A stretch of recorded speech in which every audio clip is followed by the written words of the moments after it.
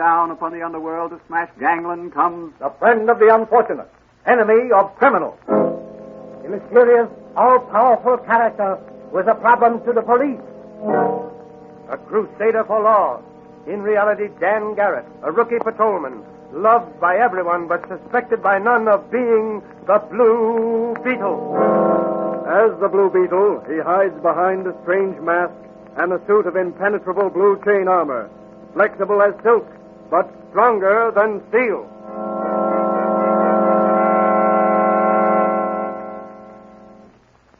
Today's episode of the Blue Beetle sends the Blue Beetle swooping down on a group of powerful underworld characters whose racket is dope.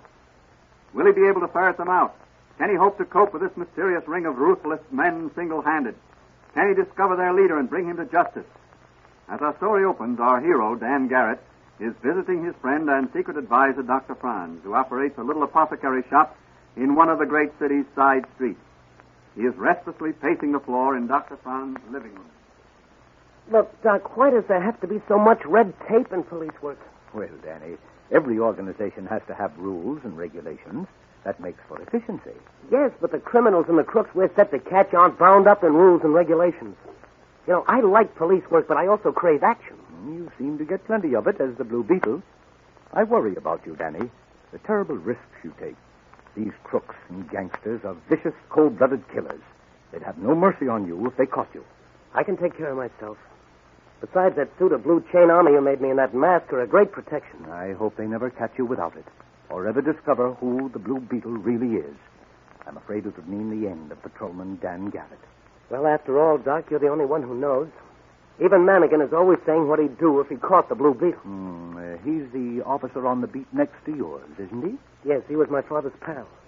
I see. He got me on the police force after my father was killed by a gangster's bullet. And doesn't he suspect at all? No, he doesn't. He's a good cop, but he's not very heavy above the ears. What's that newsboy crying?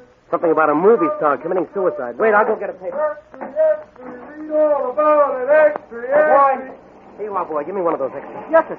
Thank you. Read all about it. Hey, look at this, Doc. Sandra Beaumont, the movie actress, committed suicide last night. The paper says she left a note on a dressing table which said, "Dope has become my master. No longer can I live without it. This is the end. Let my fate be a warning to all." What do you think of that, Doc? I think it's tragic, Danny. So do I. I'm going to do something about that dope racket right now. Well, what are you going to do? I'm going to ask the commissioner to put me on special assignment to try and uncover the leaders of that dope ring in this city. You'd better be careful, Dan. They'll stop at nothing. Well, if I can't uncover them as Patrolman Dan Garrett, I'll get them as the Blue Beetle.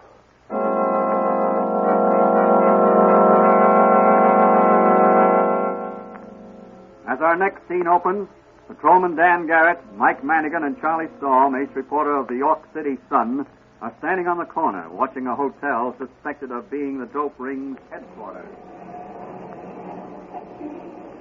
That's the place, all right. Somebody tipped off my paper. Why don't we go in and raid the place? What, just the two of us? Sure. Don't be silly. We've got no evidence. The commissioner wants evidence. That's our job. To watch everybody that goes in and comes out of that place. Me? I like action. So do I. Hey, look. Where? That shabbily dressed man there.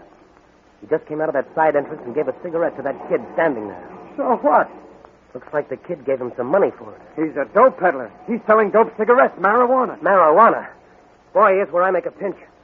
Hey, you there, I want to talk to you. Come and get me, Copper. Oh, yeah? You gotta travel fast to get away from me, brother. Go get him, Danny. I'll signal Clancy on the next beat. He'll head him off at the intersection. Look, Danny's diving for him. He's got him. Boy, that was a flying tackle. Sure what? Hey, look. That car there. There's a machine gun. Look out, Danny!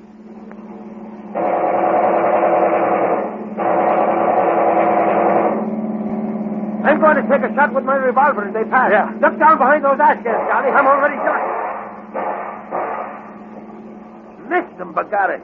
Did you get the license number of that car she passed? Yep. CB83725. It's probably a stolen car. Hey, what about Dan and the dope peddler? Those murderers get him? Looks like it. They're both stretched out in the street. You phone for the ambulance while I have a look. Okay. I'll phone my paper at the same time. Boy, what a story. Come on here. Break it up. Break it up there. Give him there. Hey, let's have a look at him. Huh. Oh, they sure got this guy. He looks like a sieve. Sure, and he'll never sell no more dope cigarettes to kids. He's dead. Yeah, he's dead. Look at the blood, will you? Yeah, look at it. This guy here looks like he's dead, too. Danny, it's Mannigan. How are you doing, Danny? What happened? Where's the dope peddler? He's dead. You tackled him, and some trigger men in a car machine gunned you both. Oh, I remember now. I saw the car coming. Are you bad hurt?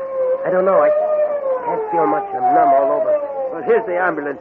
You'd get a swell ride to the hospital, Danny, and maybe a citation from the commissioner for bravery in action.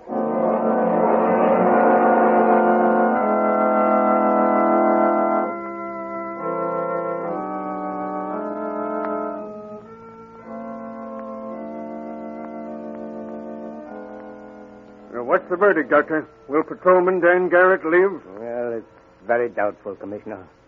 An operation is necessary to remove the bullet, but he's so weak from loss of blood that that's tough.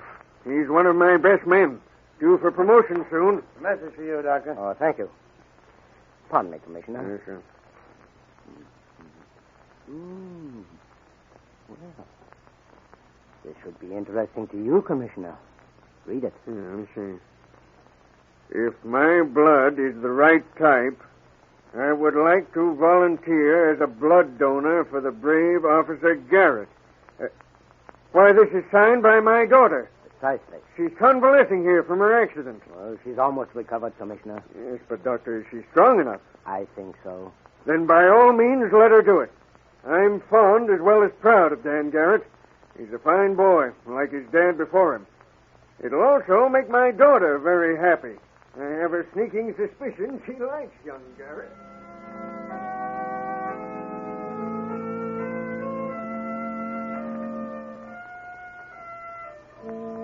The commissioner daughter Mary's blood proved to be the right type, and the transfusion was performed. Later, Danny was operated upon and a machine gun bullet removed from his abdomen. For days, he hovered between life and death. Then one night, when all was quiet, a strange man slipped by the nurse and stood beside Dan's bed.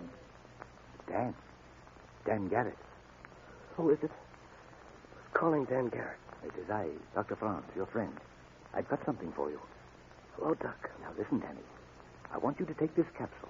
It's my secret 2X formula. It will bring you a speedy recovery. Sure? I'm positive. My formula will save your life, restore you to health in 24 hours. It will also give you greater vitality, keener eyesight, almost superhuman mentality, and it will give you abnormal strength. You will be a tough hombre when you get out of here. Well, give it to me. I've got to get out of here. There's important work to be done, and I've got to do it.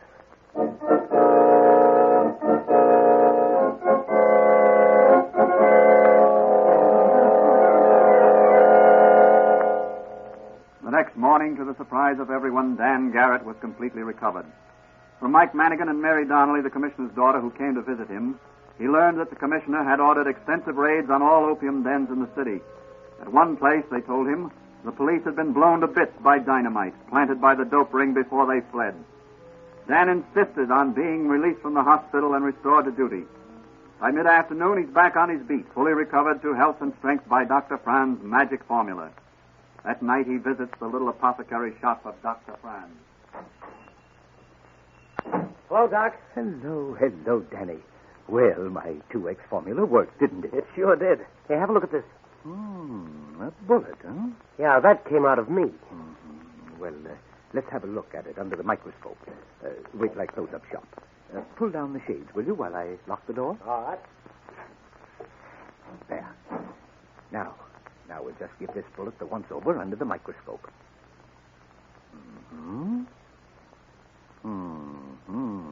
Very interesting. Very interesting indeed. What is it, Doc? Have you got something? I think so. This bullet was fired from a show-show. A show-show? What's that? Why, that's what the soldiers in the last World War called a certain type of French machine gun, because they couldn't pronounce the real name. Boy, that ought to be easy to trace. There can't be many of those in this town.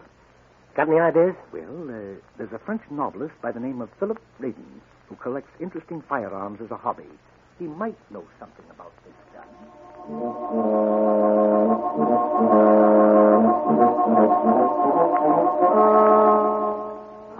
night went Dan Garrett on the trail of the murder gun.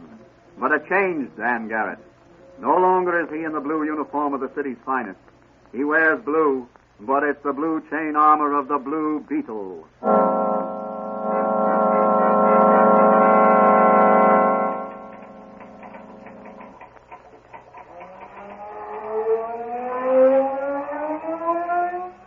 The Blue Beetle! Drop that gun, Raiden. I've got you covered. It's no use, Raiden. Your bullet can't pierce this chain armor I'm wearing. I'm sorry to be so rough, Raiden, but I wanted that gun of yours.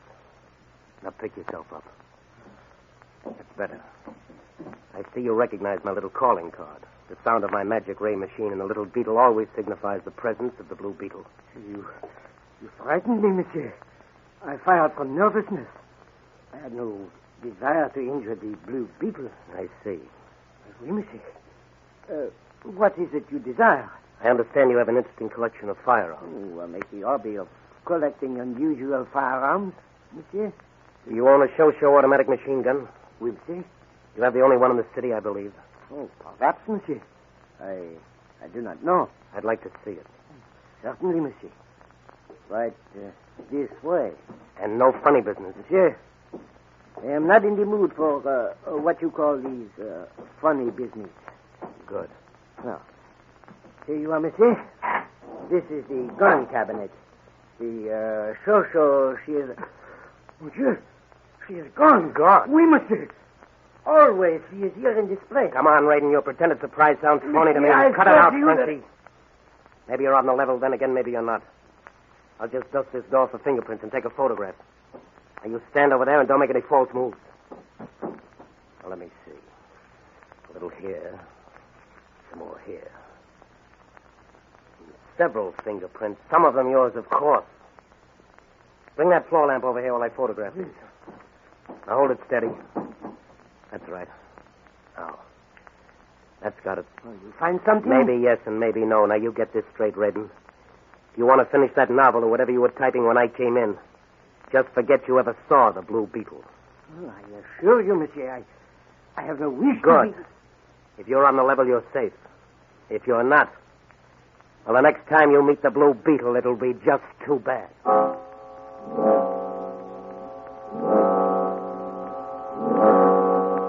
Whom will the Blue Beetle call upon next? Whose fingerprints were on the doors of the gun case? Is Radon, the French novelist, a member of the dope ring? Let's look in on police headquarters.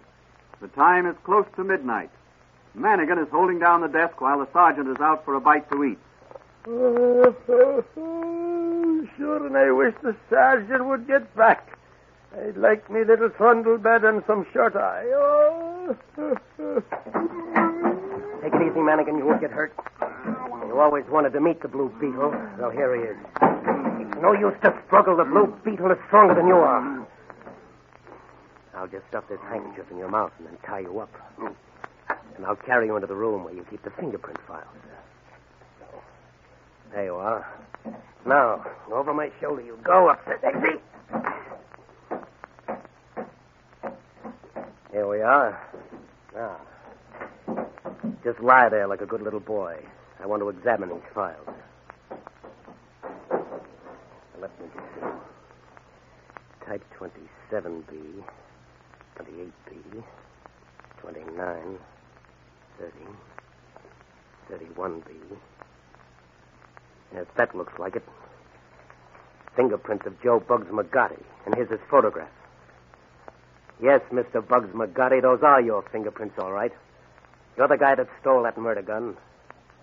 Well, Mr. Bugs McGotti, you're going to get nipped by the Blue Beetle and nipped hard. Reach for the ceiling, Mr. Blue Beetle. Ah, the beautiful daughter of the police commissioner. Don't move. I'll shoot if you do. I have no intention of moving unless it's to step within the aura of such a charming person as yourself, Miss Donnelly. What are you doing here? And why is you gagged and tied up Officer Manigan there? I'm here to obtain evidence against the opium gang your father is trying to round up. I tied up Officer Manigan there to prevent his interfering. Why didn't you enlist his aid? After all, he's working on this case. The Blue Beetle works alone. But how do I know you're working for rather than against my father? Well, if my charming captor will lower that toy revolver which she's holding in an none too steady hand, the Blue Beetle will tell her something to gladden her father's heart.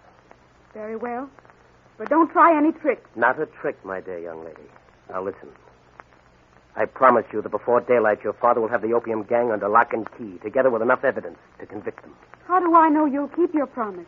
Let this seal my promise. Oh. Good night, my sweet. I'd like to linger after that kiss, but the Blue Beetle has a duty to perform. Take me with you, Blue Beetle. Let me stand by your side when you... He's gone. Maybe to die alone. No, I can't let him. I must help him. I must.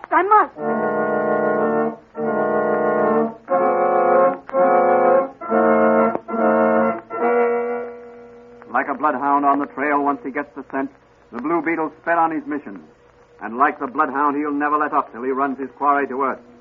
But close on his heels goes the commissioner's daughter, determined to have a part in the roundup of the nefarious gang of dope peddlers. Little did she know that close behind, as she hurried down the darkened street, a car was slowly following her.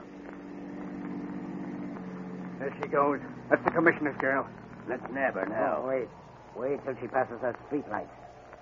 Now, out you go.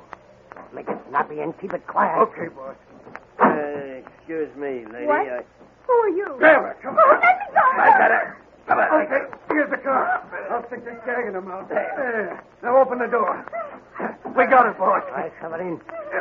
The commissioner will pay a big dough to get his darling daughter back alive.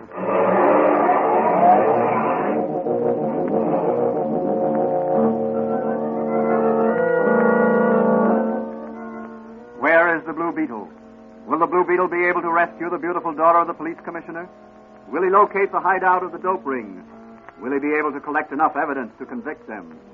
Through the silent night, down by the waterfront, two powerful cars are speeding along. The first car is full of men, hard-looking men, desperate men, killers all. But who is this lone occupant of the second car? Ah, yes, it is the Blue Beetle. That looks like the car that passed me the day I was machine gunned. I'll just follow her. It may lead me to the dope peddler's hangout. They suspect me. They've got a machine gun pointing out of the rear. There it goes. I better give them a ruffle with my synchronized machine gun before they shoot away my windshield. Super shatterproof glass is good, but I don't know how good. All right, you rat. How do you like this?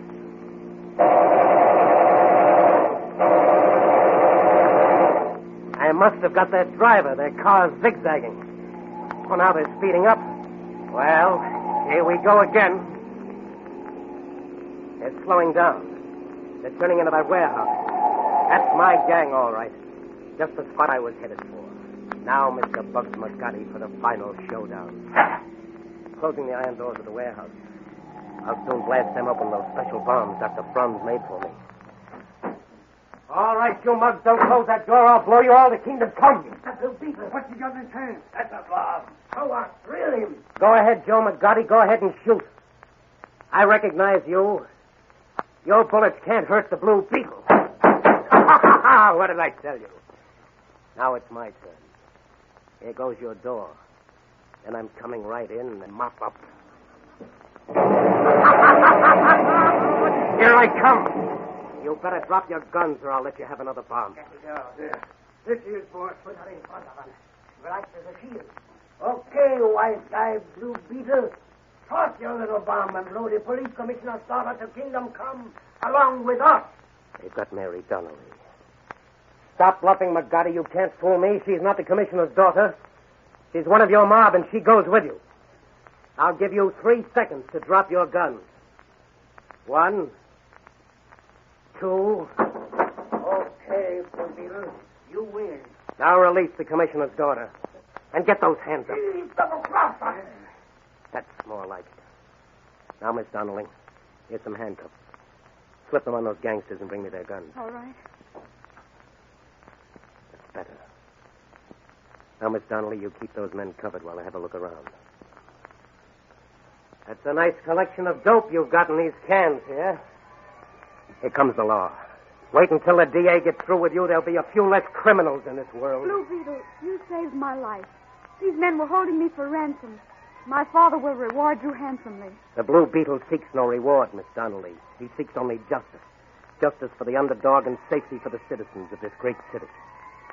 Now, you take this gun and keep those mugs covered. The police will be here any minute. I have no desire to meet them. But who are you? Please tell me. I can only tell you this.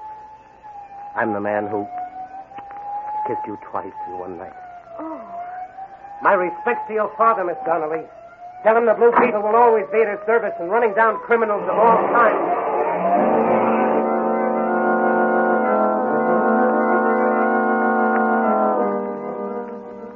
Away in his fast motor car sped the Blue Beetle, leaving the commissioner's daughter on guard over Bugs McGarty and his band of criminals.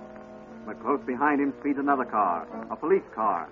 Will the Blue Beetle be overtaken and unmasked? Ahead, a stoplight is changing from green to red. Will the Blue Beetle defy the traffic regulations to avoid discovery, or will he obey the rules of safe driving?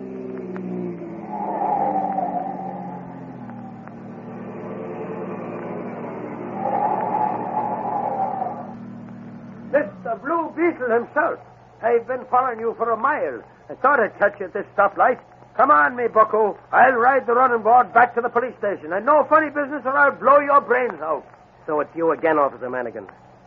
I'd love to take you for a ride. No, none of that. It's me that's taking you for a ride. I saw you drive out of that warehouse back there, so you were in with those dope peddlers. That's nice figuring, Officer Manigan. It'll be Detective Manigan after I turn you in. Now get going, Mr. Blue Beetle.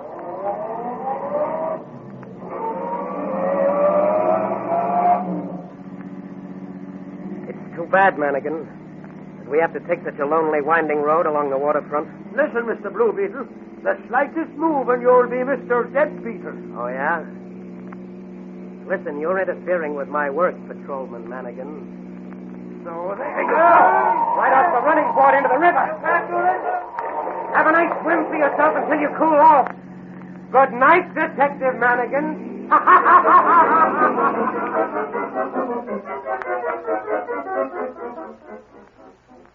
And so the mysterious and thrilling character known as the Blue Beetle, after rounding up a gang of criminals, slips away to let the police take credit for cleaning up the dope racket. The next morning, Patrolman Dan Garrett drops in for a visit with Dr. Franz. Well, Danny, I see you let the police take all the credit again. Sure. I can't let my buddies down. According to newspaper reports, your friend Manigan got tossed into the river by some of the gangsters whom he had captured single-handed. So that's his story. That ain't the way I heard it. I'll bet the Blue Beetle had something to do with it. Well, you'd win your bet. You know, when I met him this morning, he had the sniffles. And he said he caught a cold. So I asked him if he'd been in swimming without his sweater. And didn't he get wise to the swimming gag? Yeah, after a minute. He wanted to know how I knew he'd been in the water. I told him I heard it from one of the boys. Hey, Doc, have you heard the latest news? Why, no. What is it? Well, the authorities have got wind of a plot to sabotage that new Army pursuit plane that's being tested tomorrow out of the flying field. Sabotage? That's my speed. Maybe I can get him the detail to the flying field. So long, Doc. I gotta get over to headquarters.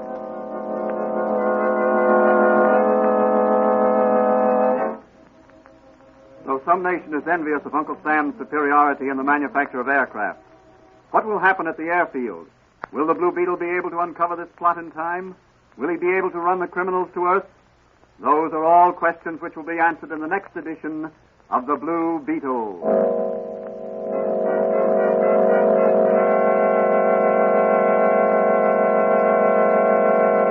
And now here's the Blue Beetle himself to say a few words.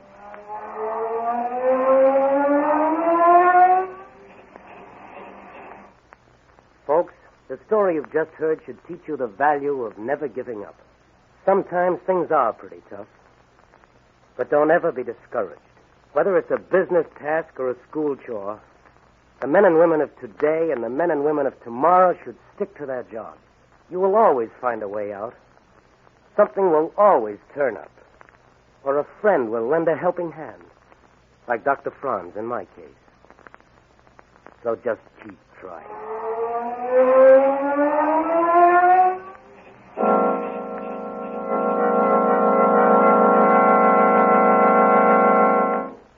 The Blue Beetle is a Cox feature appearing in Mystery Men Comics magazine. The Blue Beetle is on the air twice a week on this same station. Consult the broadcast schedule in your local newspapers, and don't forget to listen in.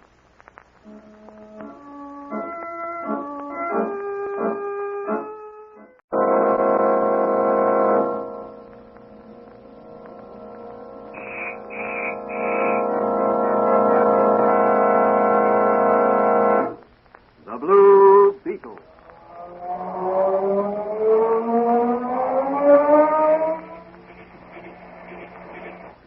Sweeping down upon the underworld to smash gangland comes The friend of the unfortunate, enemy of criminals. The mysterious, all-powerful character was a problem to the police. A crusader for law. In reality, Dan Garrett, a rookie patrolman, loved by everyone but suspected by none of being the Blue Beetle. As the Blue Beetle, he hides behind a strange mask and a suit of impenetrable blue chain armor, flexible as silk, but stronger than steel.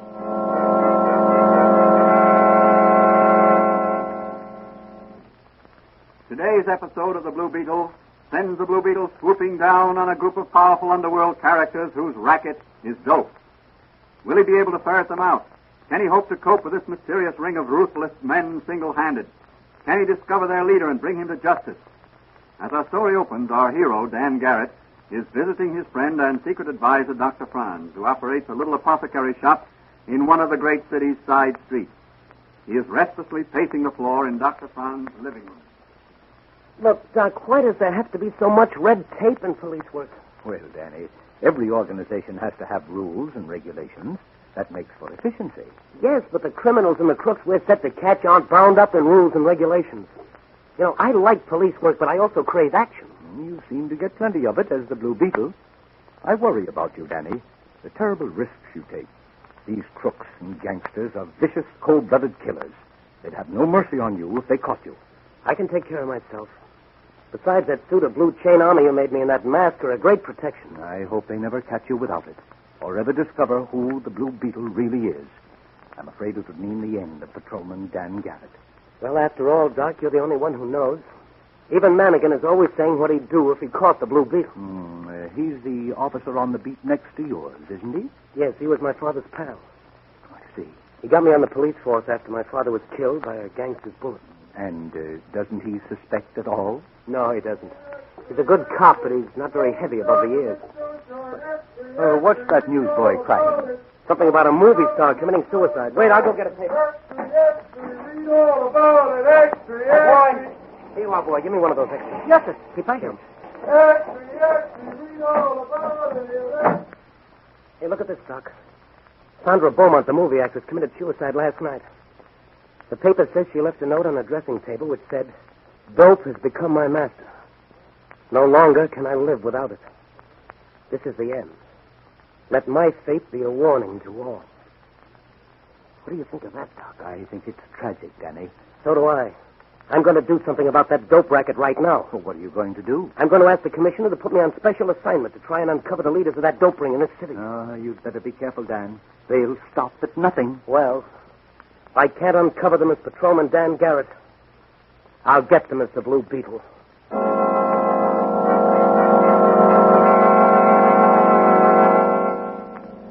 As our next scene opens, Patrolman Dan Garrett, Mike Mannigan, and Charlie Storm, ace reporter of the York City Sun, are standing on the corner watching a hotel suspected of being the dope ring's headquarters. Uh-huh. That's the place, all right. Somebody tipped off my paper. Why don't we go in and raid the place? What, just the two of us? Sure. Don't be silly. We've got no evidence. The commissioner wants evidence. That's our job. To watch everybody that goes in and comes out of that place. Me? I like action. So do I. Hey, look. Where? That shabbily dressed man there. He just came out of that side entrance and gave a cigarette to that kid standing there. So what? Looks like the kid gave him some money for it. He's a dope peddler. He's selling dope cigarettes, marijuana. Marijuana? Boy, here's where I make a pinch. Hey, you there, I want to talk to you. Come on, get me, copper. Oh, yeah? You gotta travel fast to get away from me, brother. Go get him, Danny. I'll signal Clancy on the next beat.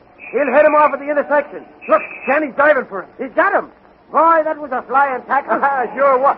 Hey, look, that car there. There's a machine gun. Look out, Danny!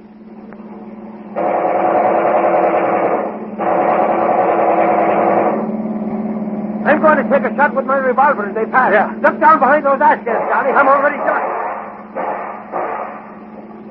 Missed him, Bagari. Did you get the license number of that car she passed? Yep. CB83725. It's probably a stolen car. Hey, what about Dan and the dope peddler? Those murderers get him? Looks like it. They're both stretched out in the street. You phone for the ambulance while I have a look. Okay. I'll phone my paper at the same time. Boy, what a story. Come on now, come on here. Break it up. Break it up there. Give them there. Hey, let's have a look at him. Huh. Oh, they sure got this guy. He looks like a sieve. Sure, and he'll never sell no more dope cigarettes to kids. He's dead. Yeah, he's dead. Look at the blood, will you? Yeah, look at it. This guy here looks like he's dead, too. Danny, it's Mannigan. How are you doing, Danny? What happened?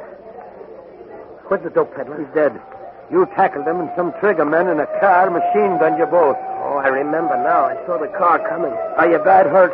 I don't know. I can't feel much. I'm numb all over. Well, here's the ambulance. You'd get a swell ride to the hospital, Danny, and maybe a citation from the commissioner for bravery in action.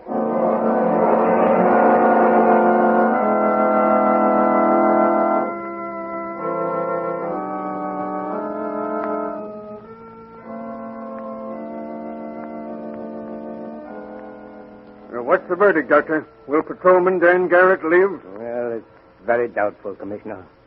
An operation is necessary to remove the bullet. But he's so weak from loss of blood. That's tough. He's one of my best men. Due for promotion soon. Message for you, Doctor. Oh, thank you. Pardon me, Commissioner. Yes, sir. Well, this should be interesting to you, Commissioner. Read it. Yeah, let me see. If my blood is the right type, I would like to volunteer as a blood donor for the brave Officer Garrett. Why, this is signed by my daughter. Precisely. She's convalescing here from her accident. Well, she's almost recovered, Commissioner. Yes, but, Doctor, is she strong enough? I think so. Then by all means, let her do it. I'm fond as well as proud of Dan Garrett. He's a fine boy, like his dad before him.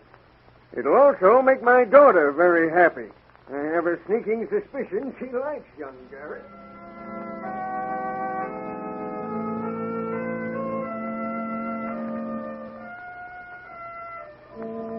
The commissioner daughter Mary's blood proved to be the right type, and the transfusion was performed.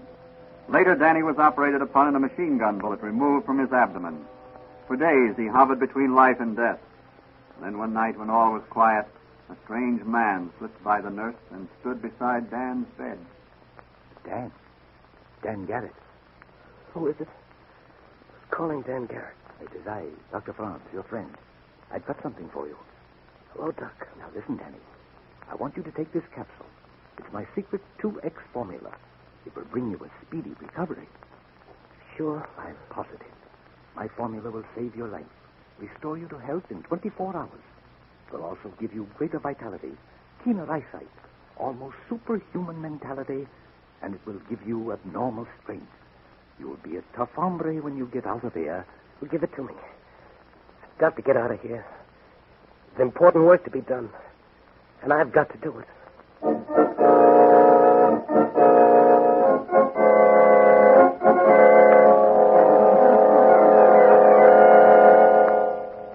The next morning, to the surprise of everyone, Dan Garrett was completely recovered. From Mike Mannigan and Mary Donnelly, the commissioner's daughter, who came to visit him, he learned that the commissioner had ordered extensive raids on all opium dens in the city. At one place, they told him, the police had been blown to bits by dynamite planted by the dope ring before they fled. Dan insisted on being released from the hospital and restored to duty. By mid-afternoon, he's back on his beat, fully recovered to health and strength by Dr. Franz's magic formula. That night, he visits the little apothecary shop of Dr. Franz. Hello, Doc. Hello, Danny. Well, my 2X formula worked, didn't it? It sure did. Hey, have a look at this. A bullet, huh? Yeah, that came out of me. Mm-hmm. Well, let's have a look at it under the microscope. Wait till I close up shop. Pull down the shades, will you, while I lock the door? All right. There. Now we'll just give this bullet the once-over under the microscope.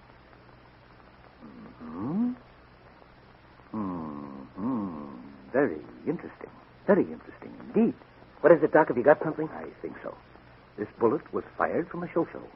A show-show? What's that? Why, that's what the soldiers in the last World War called a certain type of French machine gun, because they couldn't pronounce the real name. Boy, that ought to be easy to trace. There can't be many of those in this town. Got any ideas? Well, there's a French novelist by the name of Philip Layton who collects interesting firearms as a hobby. He might know something about this gun.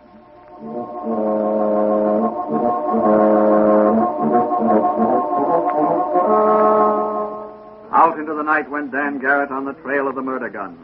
But a changed Dan Garrett. No longer is he in the blue uniform of the city's finest. He wears blue, but it's the blue chain armor of the Blue Beetle.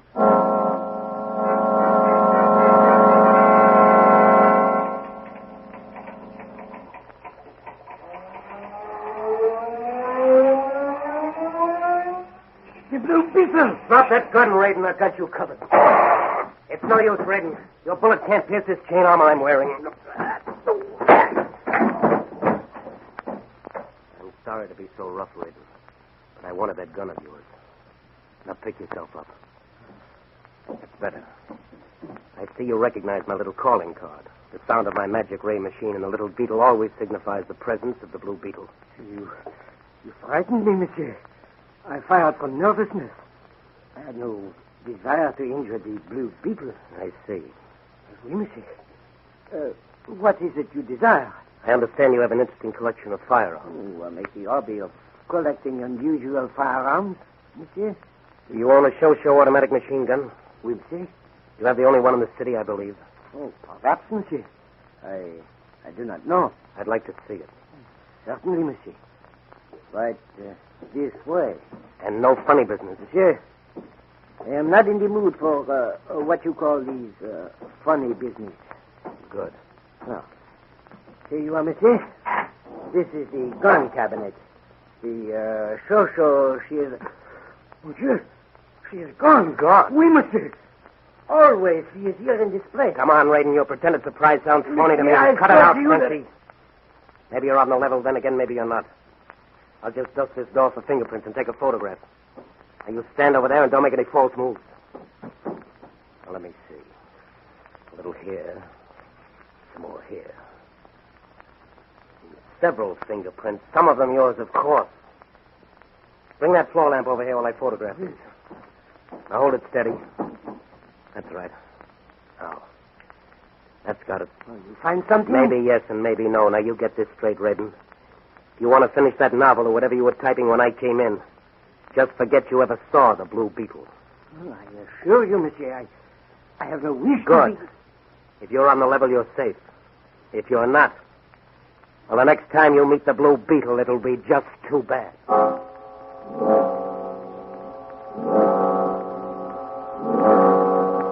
Whom will the Blue Beetle call upon next? Whose fingerprints were on the doors of the gun case? Is Radon, the French novelist, a member of the dope ring? Let's look in on police headquarters. The time is close to midnight. Manigan is holding down the desk while the sergeant is out for a bite to eat. Sure, and I wish the sergeant would get back. I'd like me little trundle bed and some shut eye. Take it easy, Manigan. You won't get hurt. You always wanted to meet the Blue Beetle. Well, here he is. It's no use to struggle. The Blue Beetle is stronger than you are. I'll just stuff this handkerchief in your mouth and then tie you up.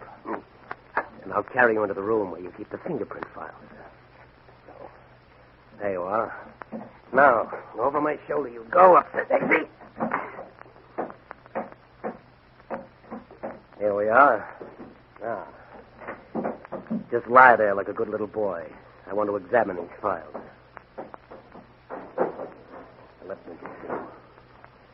Type 27B, 28B, 29, 30, 31B. Yes, that looks like it.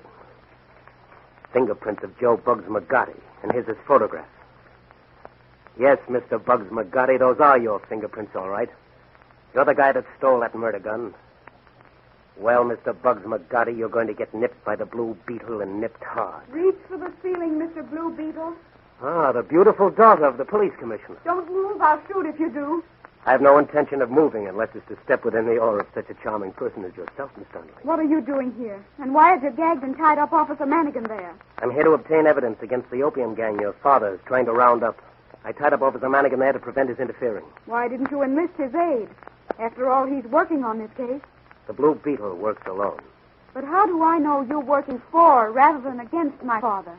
Well, if my charming captor will lower that toy revolver which she's holding in an none too steady hand, the Blue Beetle will tell her something to gladden her father's heart. Very well. But don't try any tricks. Not a trick, my dear young lady. Now listen. I promise you that before daylight your father will have the opium gang under lock and key, together with enough evidence to convict them. How do I know you'll keep your promise? Let this seal my promise. Oh.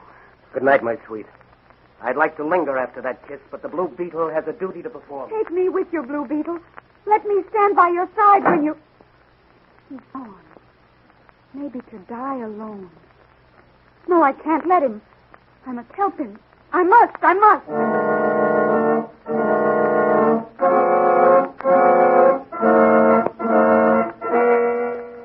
Like a bloodhound on the trail once he gets the scent, the Blue Beetle sped on his mission.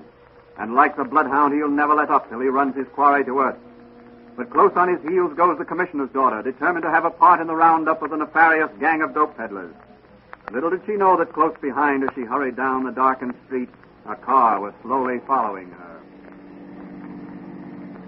There she goes. That's the commissioner's girl. Let's nab her now. Oh, wait till she passes that street light. Now, out you go. Make it snappy and keep it quiet. Okay, boss. Excuse me, lady. What? Who are you? Grab her. Come on. Let me go. I got her. Come on. Okay, here's the car. I'll stick this gag in her mouth. There. Now open the door. We got her, boss. Right, Severin. The commissioner will pay big dough to get his darling daughter back alive.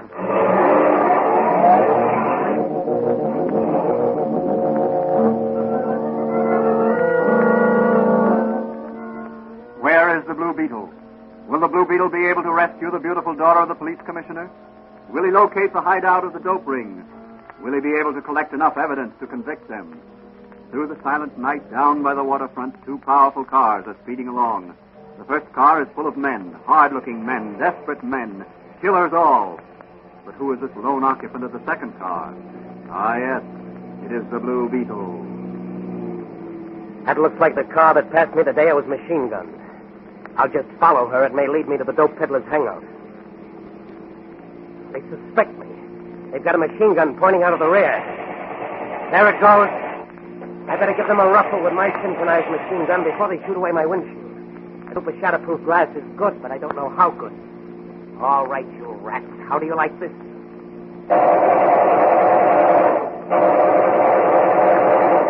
I must have got their driver. Their car's zigzagging. Oh, now they're speeding up. Well, here we go again. They're slowing down. They're turning into that warehouse. That's my gang, all right. Just the spot I was headed for. Now, Mr. Bugs McGotty, for the final showdown. Closing the iron doors of the warehouse. I'll soon blast them open those special bombs Dr. Franz made for me. All right, you mugs, don't close that door. I'll blow you all to kingdom come. What's he got in his hand? That's a bomb. Go on, drill him. Go ahead, Joe McGotty. Go ahead and shoot. I recognize you. Your bullets can't hurt the Blue Beetle. What did I tell you? Now it's my turn. Here goes your door. And I'm coming right in and mop up. Here I come. You better drop your guns or I'll let you have another bomb. Yeah. Here she is, boss. Put her in front of us. Relax as a shield. Okay, wise guy, Blue Beetle. Toss your little bomb and blow the police commissioner's daughter to kingdom come along with us. They've got Mary Donnelly. Stop bluffing, McGotty. You can't fool me. She's not the commissioner's daughter. She's one of your mob, and she goes with you.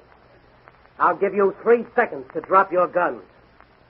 1, 2. Okay, Blue Beetle.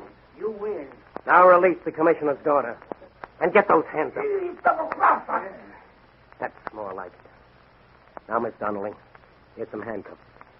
Slip them on those gangsters and bring me their guns. All right. That's better. Now, Miss Donnelly, you keep those men covered while I have a look around. That's a nice collection of dope you've got in these cans here. Here comes the law. Wait until the DA gets through with you. There'll be a few less criminals in this world. Blue Beetle, you saved my life. These men were holding me for ransom. My father will reward you handsomely. The Blue Beetle seeks no reward, Miss Donnelly. He seeks only justice. Justice for the underdog and safety for the citizens of this great city. Hey, you take this gun and keep those mugs covered. The police will be here any minute. I have no desire to meet them. But who are you? Please tell me. I can only tell you this. I'm the man who kissed you twice in one night. Oh. My respects to your father, Miss Donnelly. Tell him the Blue Beetle will always be at his service in running down criminals of all kinds.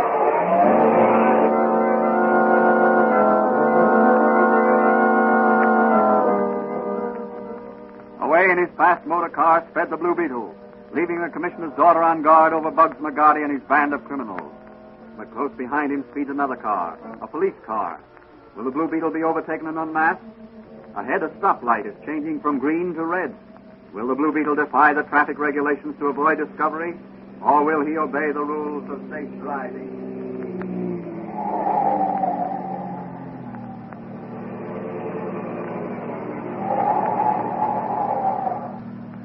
Mr. Blue Beetle himself. I've been following you for a mile. I thought I'd catch you at this stoplight. Come on, me bucko. I'll ride the running board back to the police station. And no funny business or I'll blow your brains out. So it's you again, Officer Manigan.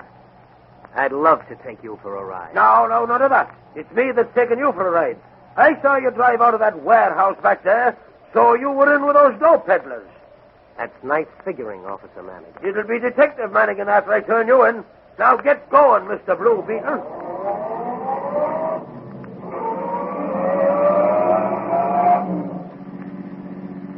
It's too bad, Manigan, that we have to take such a lonely, winding road along the waterfront. Listen, Mr. Blue Beetle. The slightest move and you'll be Mr. Dead Beetle. Oh, yeah?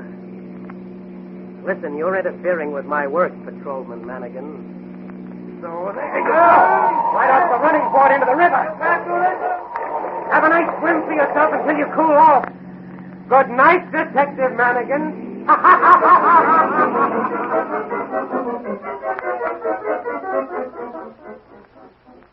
And so the mysterious and thrilling character known as the Blue Beetle, after rounding up a gang of criminals, slips away to let the police take credit for cleaning up the dope racket. The next morning, Patrolman Dan Garrett drops in for a visit with Dr. Franz. Well, Danny, I see you let the police take all the credit again. Sure. I can't let my buddies down. According to newspaper reports, your friend Manigan got tossed into the river by some of the gangsters whom he had captured single-handed. So that's his story. That ain't the way I heard it. I'll bet the Blue Beetle had something to do with it. Well, you'd win your bet. You know, when I met him this morning, he had the sniffles. And he said he caught a cold. So I asked him if he'd been in swimming without his sweater. And didn't he get wise to the swimming gag? Yeah, after a minute. He wanted to know how I knew he'd been in the water. I told him I heard it from one of the boys. Hey, Doc, have you heard the latest news? Why, no. What is it? Well, the authorities have got wind of a plot to sabotage that new Army pursuit plane that's being tested tomorrow out of the flying field. Sabotage? That's my speed. Maybe I can get him the detail to the flying field. So long, Doc. I gotta get over to headquarters.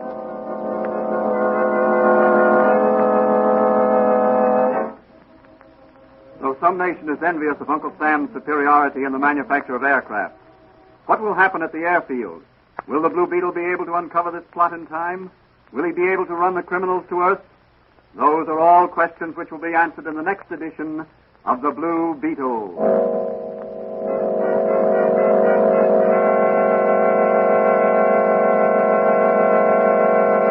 And now here's the Blue Beetle himself to say a few words.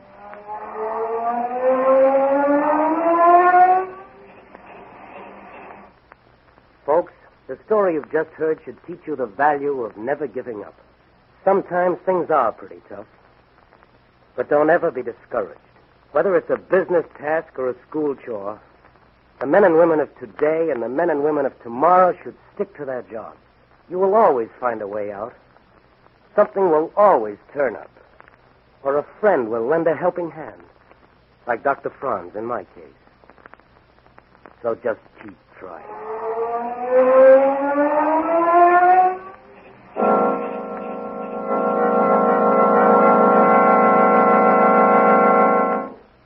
The Blue Beetle is a Cox feature appearing in Mystery Men Comics magazine.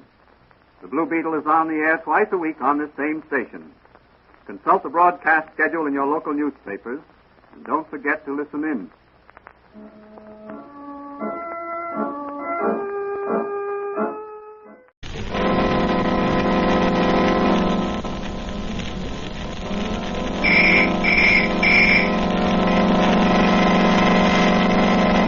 The Blue Beetle. Sweeping down upon the underworld to smash gangland comes The friend of the unfortunate, enemy of criminals. A mysterious, all-powerful character who is a problem to the police. A crusader for law. In reality, Dan Garrett, a rookie patrolman, loved by everyone but suspected by none of being the Blue Beetle. As the Blue Beetle, he hides behind a strange mask and a suit of impenetrable blue chain armor, flexible as silk, but stronger than steel.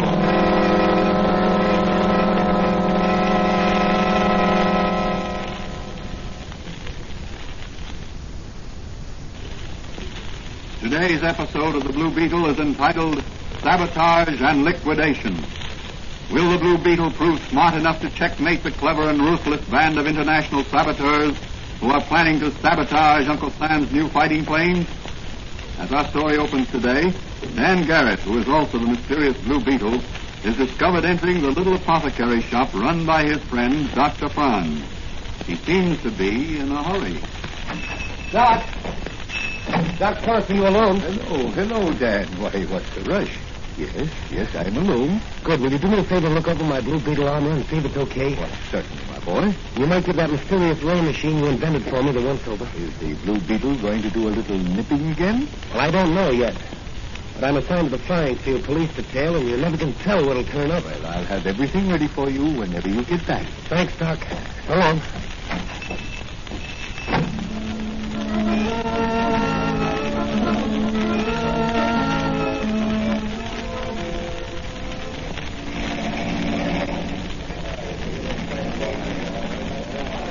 And have you noticed, Danny, me boy, that the chief gives us the best special assignments? You're right, Manigan. You know why? Maybe he likes the way we wear the uniforms. No, that ain't it. The commissioner likes you, Danny, and he's given the chief orders to give me and you the good assignments, so you'll have the advantage of my superior wisdom and experience in handling ticklish situations. Oh, so that's it. Sure. Like, for instance, this one today, out here at the flying field. They're testing out one of the new fighting planes for the United States Army. Yes, I know. They say it'll outfly and outfight any flying ship in the world. Well, now, suppose some of them foreign agents, or maybe the Blue Beetle was to Sabotage. Yeah, that's it. Suppose they was to do that, and that plane up there was disabled and crashed. Well, it would be up to us to make an investigation on the spot and keep the crowd back and look for clues and interrogate Manigan. Yes, interrogate witnesses and mechanics and people. And what about it? Well, I, being more experienced than you, I know how to take charge and... Well, it looks like you'll have the chance to do your stuff, Manigan. That plane is in trouble. Yeah, that's right. Hey, look, his motor's tearing loose. His wings are breaking in two. He's trying to do a ball and leap. He'll never make it. Hey, where are you going, Dan? That plane is going to crash. I want to save that pilot if I can. Wait, you can't do nothing. He'll be killed instantly. He's got a pancake.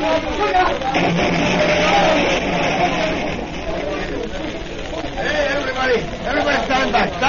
Hey, wait for me, Daddy. You'll be burned to a cinder if that plane catches fire. I'll have to take that chance. You stay and hold that crowd back, Manigan.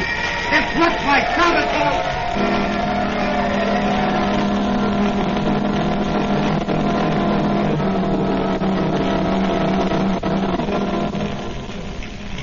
You pilots, can you hear me? Oh, it's alive, all right. Come on, buddy, put your armor on my neck. I'll lift you out here before we fry. That's boy. Hold tight.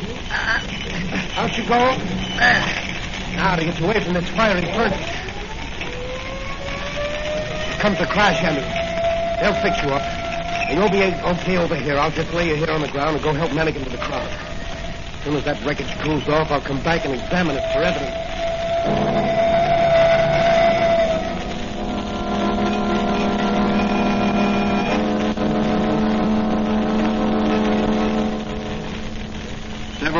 later, the heroic police officer, Dan Garrett, came back and examined the wreckage of the plane. His investigation brought to light several peculiar facts. That evening, he called upon his friend and confidant, Doc Franz, the chemist, who had a little apothecary shop in one of the city's side streets. Look at these bolts, Doc. I got them from the wreckage of that new pursuit plane. They've been tampered with, all right. So I'm halfway through. Let's put them under the microscope. All right. There we are. What do you find, Doc? Very interesting. Very interesting. What is it, Doc? They've been sawed halfway through with a Mayer hacksaw. A Mayer hacksaw? Yes. The invention of a man named Mayer. They're made of a special type of steel and saw teeth set differently from ordinary hacksaws. Therefore, they have a very distinctive mark on everything they cut. Also, the blade of the saw is so thin that it is sometimes difficult to locate the cut they make. They're usually called Hack-Mayers for short. Only one airplane company in this country uses them so far. That's so who? The Darrell Airplane Company. Then this must be an inside job. Yes, Danny, yes. It looks like it. They had the contract to make several experimental planes of different types. This pursuit plane was one, and a super bomber, which was to be tested tomorrow, was another. Okay, Doc, and thank you. I've got to change into my other costume. This is a job for the Blue Beetle. You take some terrible risks, Danny. I worry about you. Don't worry about me, Doc. That secret 2X formula you gave me at the hospital certainly picked me up. That was nothing, Danny boy, nothing. That impenetrable blue steel chain armor you made for me has saved my life many times. Yes, but someday something may go wrong and you'll be killed. Why don't you give up this Blue Beetle character and stick to regular police work? You're popular with the commissioner. Someday you might be chief of police. Doc, I've dedicated my life to helping the underdog and tracking down criminals and bringing them to justice. And no matter how great or how powerful they may be, I've got to do it in my own way. I must work alone. And you're the only one who knows who the Blue Beetle really is. I value your confidence, my boy. You're doing a grand job. Thank you, Doc. I better get going. I've got a lot of work ahead of me tonight. How do I look? Very mysterious and very terrifying. How does the magic ray work? Swell, listen.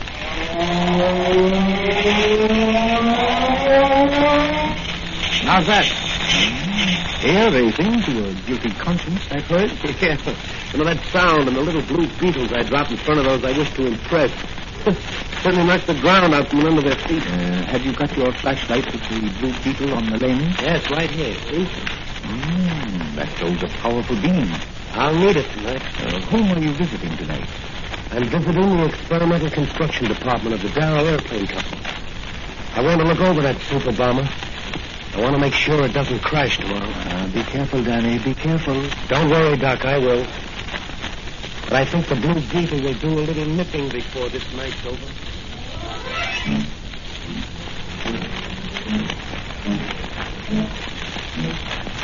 Beneath the wings of the giant bomber in the experimental construction department of the Darrell Airplane Company, a shadowy, sinister figure moves, guided only by the light of a small pocket flash. Slowly he climbs the scaffolding directly under one of the powerful motors. In his hand he holds a hacksaw. In a holster at his waist protrudes the butt of a .45 Colt revolver. Silently he mounts to his goal. That pursuit job in the cinch today. Tomorrow this bomber will crash. It sure is an easy way to make... The Blue Beetle! Oh, yeah? We'll take that, Mr. Blue Beetle! Got him. The Blue Beetle's not so invulnerable after all. Lucky I was healed or he'd have got me. I better beat it until Captain X-13 somebody's wise to us. Let the other workmen find the Blue Beetle's body here in the morning.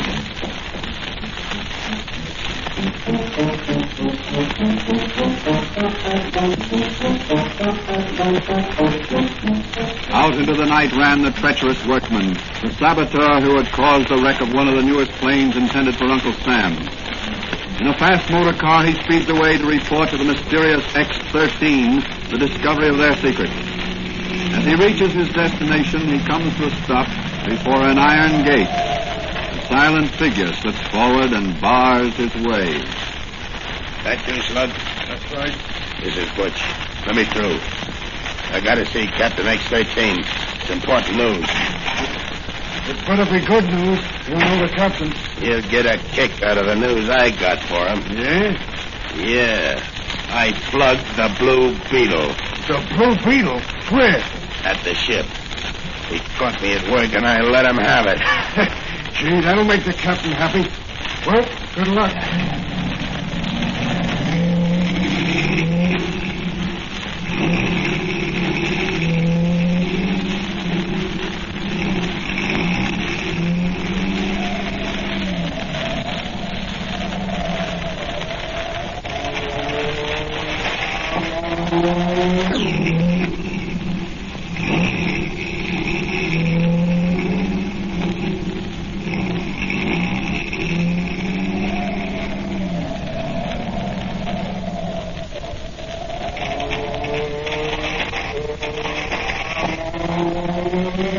The Blue Beetle. Drop that gun, Butch. You're better with a hackmayer than you are with a coat. I just sworn I got you. You fired at that flashlight, but I wasn't behind it. Well, you won't get away with it a second time. I'm gonna...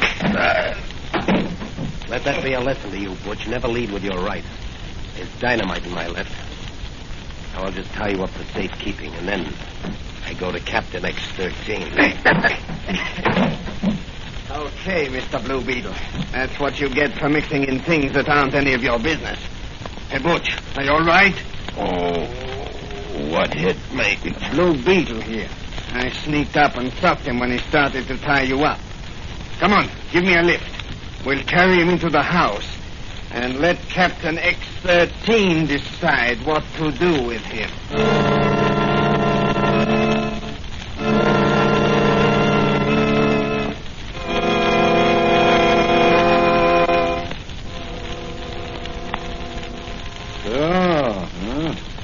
So that is the so very famous Blue Beetle you have there, eh? Yes, sir.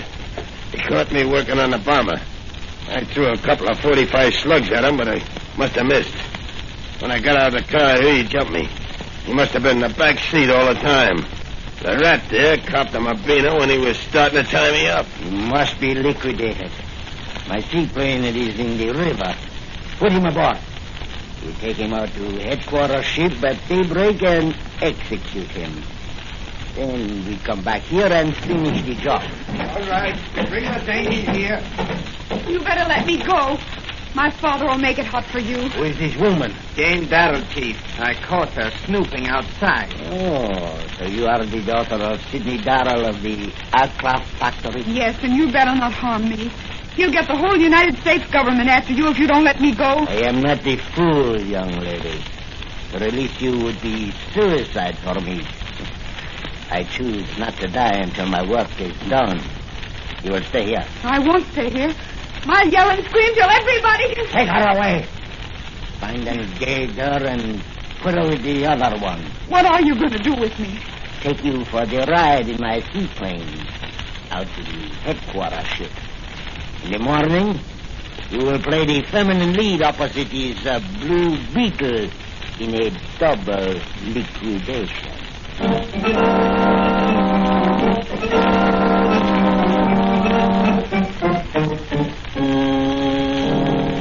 At daybreak, Captain X-13 and his crew of nefarious saboteurs and conspirators, with their two prisoners bound and gagged, take off down the river in their seaplane and head toward the sea. When the Blue Beetle regained consciousness, he managed to sever his bonds with his magic ray machine. Discovering Darrell's daughter beside him in the dark baggage compartment of the plane, he quickly removed her gag and bonds. Who are you? I'm Jane Darrell. Jane Darrell. What are you doing here? They caught me investigating their hideout, and they're going to liquidate me. That's what they think. Who are you? The Blue Beetle. The Blue Beetle? That's right. Well, then you're to be my leading man. I don't understand you. The captain said I was to be the leading lady in a double liquidation. Oh. Well, there's going to be a liquidation, but you and I won't play the leading parts. At least we won't be the liquidees. What are you going to do?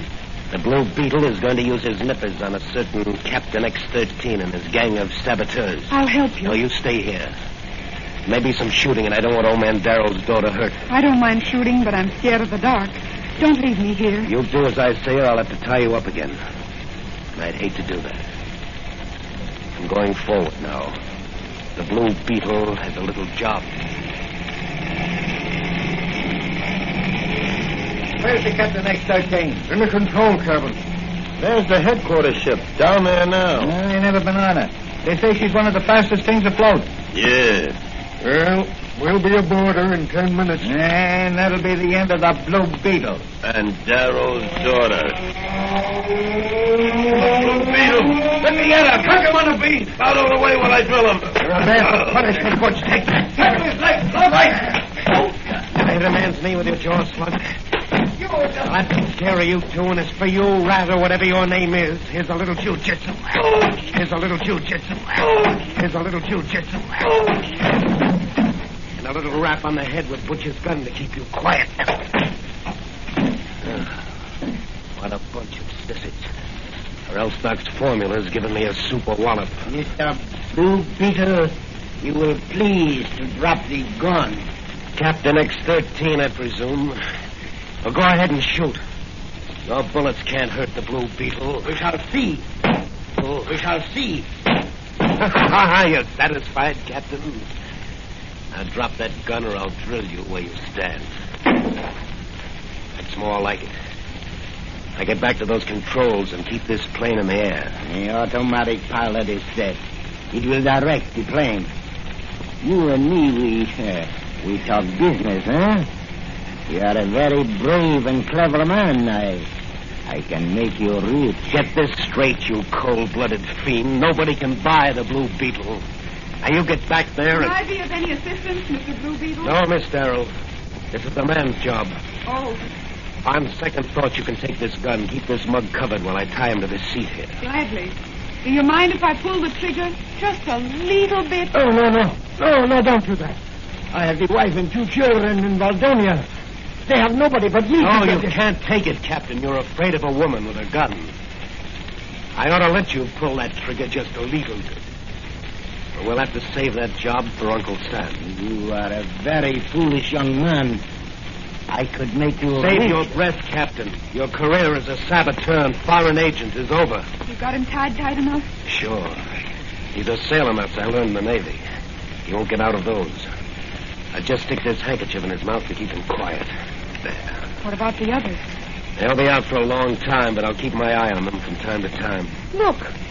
Where? Look down there. That big yacht anchored offshore. She looks peaceful enough. Don't forget the double execution planned on board for us. That's right. But look, the plane's spiraling down. The automatic pilot must be directing this plane to that ship. Can you pilot a plane? Certainly, I've got a pilot's license. My father makes them, and I fly And them. take over the controls. Come on, snap to it before we get too low. All right. What shall I do? Zoom her up to 2,000 feet. Right.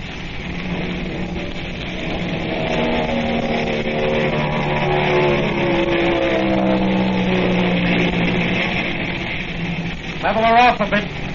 Steady now. How's that? That's swell. What are you going to do now? Put you ashore and turn those spies over to the police, and then come back. No, you don't. Not without me. I'm in this with you till we're finished. My father's honor is at stake. The Blue Beetle works alone. Not this time he doesn't. It's a dangerous business. So what? I love danger. You could be helpful. Oh, come on, tell me. What's your plan? Well, now, let me see. They expected the captain to land her down alongside, but when we zoomed up, they got suspicious. Look, what's that group of men on the forward deck doing? Well, it looks like... Yes, they are. What? They're uncovering an anti-aircraft. Come on, turn the plane around. We're going ashore. They're probably sending some men ashore. We must prevent that. How? There's no time to put me ashore now. That's right. Here's my plan. We'll just have to take a chance. We'll zoom down as if we're going to set her down alongside. That'll quiet their suspicions. Yes, go on. Then when we get to level with the deck off to one side, You straighten her out and I'll machine gun the small boat. But won't some of the others shoot back? I don't think so. They'll be too surprised. Well, let's go then.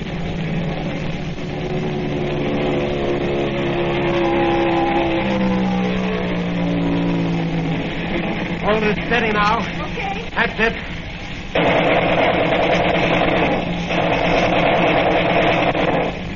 That's got him. I'll swing across the bow of the yacht. I've got an idea. What is it? I'm going to try to disable it. Here we go again.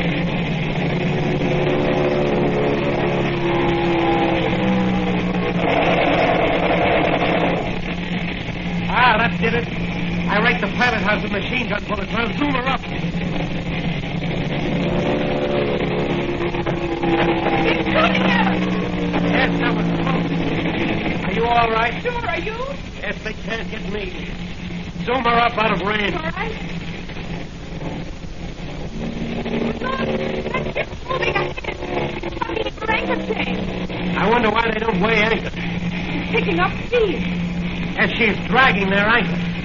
They're heading right for those rocks offshore. Something has gone haywire. She's running full speed ahead right toward those rocks. Well, shall we stick around? No, we've got to get word to the Coast Guard. We'll head it off up the coast and turn those mugs back there in the cabin over to the police. Look down below. Why, that ship is out of control, or else they're going to deliberately wreck her. And some of the men are jumping overboard. They'll drown sure as Moses in that treacherous water.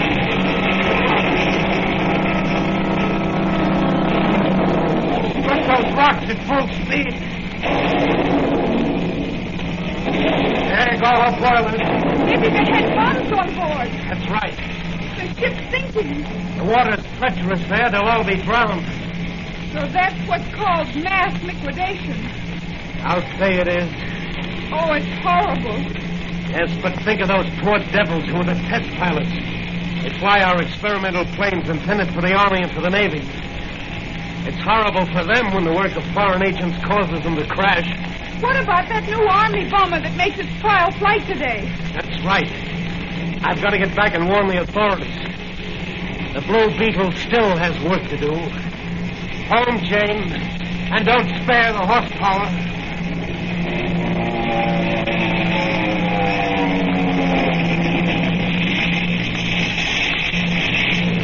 What's the matter? I don't know. He doesn't want to take gas. The oil indicator is down. Look below. Something is hanging. Maybe it's a feed pipe. That's right. Here, put on the parachute. I got one on, too. Well, what are you going to do? Take out fire insurance. If this plane catches fire, we're going to bail out. Well, what about the men back there? Captain X-13 and the bunch. It'll be just too bad for them. They'll crash and they'll burn with the plane. Wait, I think I can land her in that little lagoon. Better let me take over. Yes, I guess you better. You sit back and relax. Everything is going to be all right.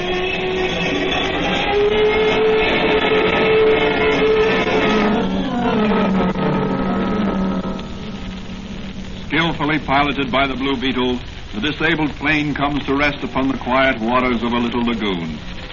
Tying up the rest of the gangsters, who were by this time regaining consciousness, and leaving Jane Darrell on guard with his automatic, the Blue Beetle went ashore to phone the authorities and then disappear. An hour later, in the apothecary shop of Dr. Franz, he is relating his experiences. The shopkeeper where I phoned the police was scared out of his wits when I entered the shop in my Blue Beetle costume. I should think she would be. But what about the girl? You think she'll be safe on board that seaplane alone with those cutthroats? Oh, yes. They were securely trussed up, and she was armed. And besides, I saw a Coast Guard cutter entering the lagoon as I disappeared into the rushes. Evidently, when you shot the captain in the pilot house, as he fell, he jammed some signal for full speed ahead, which the engineers got, and before anyone could do anything, the ship piled up on the rocks. Well, that may be for me. I left word at headquarters they could reach me here. Hello? Oh, yes. Yes, he's here. Just a minute. It's for you, Danny. Thanks, Doc. Hello? Yes. Michael Ridley. The city hospital. An operation. The stock market crashes if he dies. Yes, I've got that. A suspected plot. Yes, I'll be right over. Goodbye. I've been assigned to guard duty over Banker Ridley at the city hospital. Manigan and I. There's a plot afoot to do away with Ridley while he's on the operating table. Some racketeers want to clean up on the stock market, and his death will make that possible. Well, go ahead, Danny, go ahead. But be careful, boy. Don't worry, Doc. As the Blue Beetle, I have a feeling I'm invulnerable. So long, Doc. What will happen to Dan Garrett, the Blue Beetle, on this new case? Will he be in time to save Ridley's life? Can he prevent the stock market crash? Will he be able to run down the criminals? Those are all questions that will be answered in the next episode of The Blue Beetle.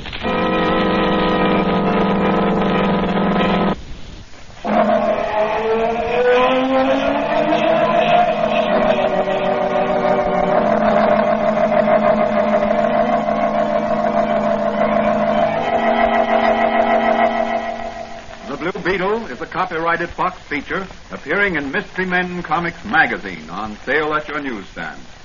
The Blue Beetle is on the air twice a week on this same station. Consult the broadcast schedule in your local newspapers. And don't forget to listen in.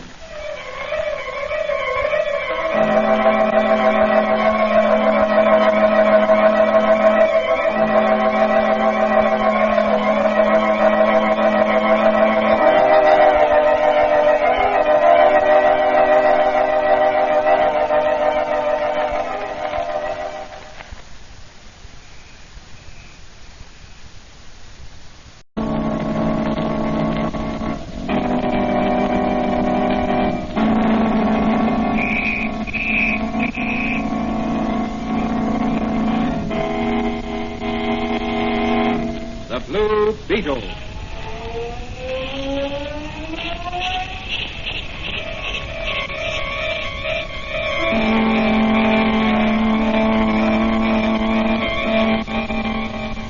Sweeping down from the underworld to smash gangland comes the friend of the unfortunate, enemy of criminals. A mysterious, all-powerful character, a problem to the police. But a crusader for law. In reality, Dan Garrett, a rookie patrolman, loved by everyone but suspected by none of being the Blue Beetle. As the Blue Beetle, he hides behind a strange mask and a suit of impenetrable blue chain armor, flexible as silk but stronger than steel.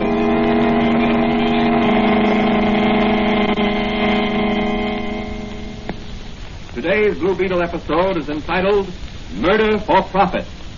James A. Ridley of Ridley & Corcoran, wealthy investment brokers, died in City Hospital under peculiar circumstances. Was his death on the operating table murder? Will his death affect the stock market? Can Dan Garrett, rookie patrolman, who is also the Blue Beetle, solve this case and run the murderers to earth? As our story opens, Dan Garrett is visiting his friend and advisor, Dr. Franz, in his little apothecary shop. But, Danny, you say the authorities suspected an attempt would be made on Ridley's life? Apparently.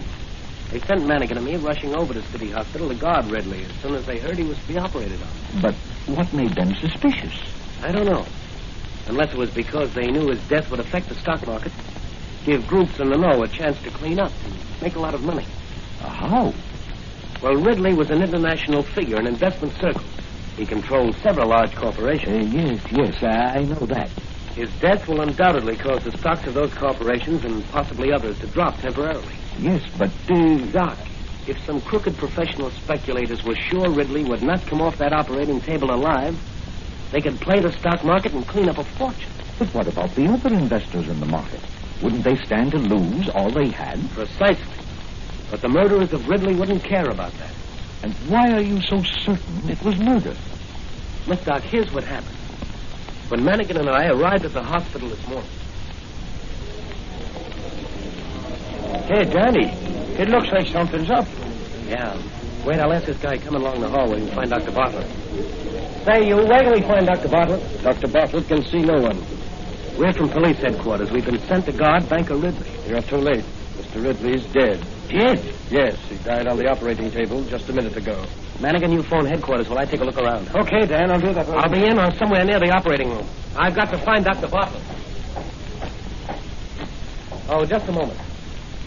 Are you Dr. Bartlett? No, I'm just an intern. Dr. Bartlett's office is 2 doors down on the right. What's that you've got in your hand? It's a scalpel.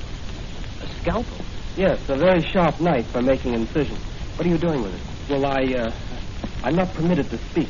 Come on, open up. I'm the law. Well, you'll have to see Dr. Bartlett. I'm seeing you right now with a bloody scalpel in your hand. Here in this room here, I want to talk to you. In you go. Now tell me what happened in the operating room. I assure you, it's against the ethics of... Ethics be hanged. Talk. Did you kill Banker Ridley? No, I tell you I had nothing to do with it. Then what are you doing with that scalpel? I picked it up after the lights went on. The lights went on. Were they off? Yes. Just after Dr. Bartlett made the incision in Mr. Ridley's throat and was about to operate on the diseased gland, the lights went out suddenly and a stench bomb exploded just inside the door. It blinded everybody and everything was confusion. When the lights finally went on, Mr. Ridley was breathing his last. An artery in his throat had been severed. Where were you standing? Across the table from Dr. Bartlett. Then you could... Yes, but I didn't. And what are you doing with that scalpel? I told you I picked it up when the lights went on. Why? I noticed it was bloody. Well, wouldn't it naturally be? Hadn't it just been used to make an incision? Not this scalpel. The one Dr. Bartlett used to make the incision had already been put back into the sterilizer. But why should you pick up this scalpel? Well, I thought there might be fingerprints on it. Fingerprints? When everybody would be wearing sterile rubber gloves? Well, I didn't stop to realize that. Your story is pretty thin. I'm going to take you down to headquarters and let some of our... From your story, I take it you suspect the intern of having killed Ridley during the confusion caused by the unexpected developments. No, I don't, really. I think someone higher up is a guilty person. Surely not Dr. Bartlett. He's one of the most famous and respected surgeons in the country. Ridley's death meant profit in millions to someone or to some group. You know the lengths to which some of our most respected citizens will sometimes go to acquire quick riches. That's true. You know, money is all right when it does good. But money is evil when it causes evil. Well, there's the first edition of the evening papers. Listen. Yes. Well, it started just as we suspected. Listen to that. Yeah. Well, Danny, what are you going to do? Patrolman Dan Garrett is off duty, but the Blue Beetle never is. I'm going into action. Can I help you? Yes, Doc, you can. What about that secret solution you made that dissolves steel? You mean my formula X4? Yes, that's it. I have some over here in this cabinet. Here you are. Now here. Here's a little fire level. But be very careful. It's powerful stuff. Thanks, Doc. What about your portable wireless telephone? I've got that in my magic ray and my flashlight. Good. You know, Doc, if I can solve this case quickly, maybe I can save a lot of little investors from losing their life savings. That's true, Danny. That's true. Well, Doc, the Blue Beetle has some nipping to do tonight. So long, Doc. I'll see you when I've cleaned up this stock market racket.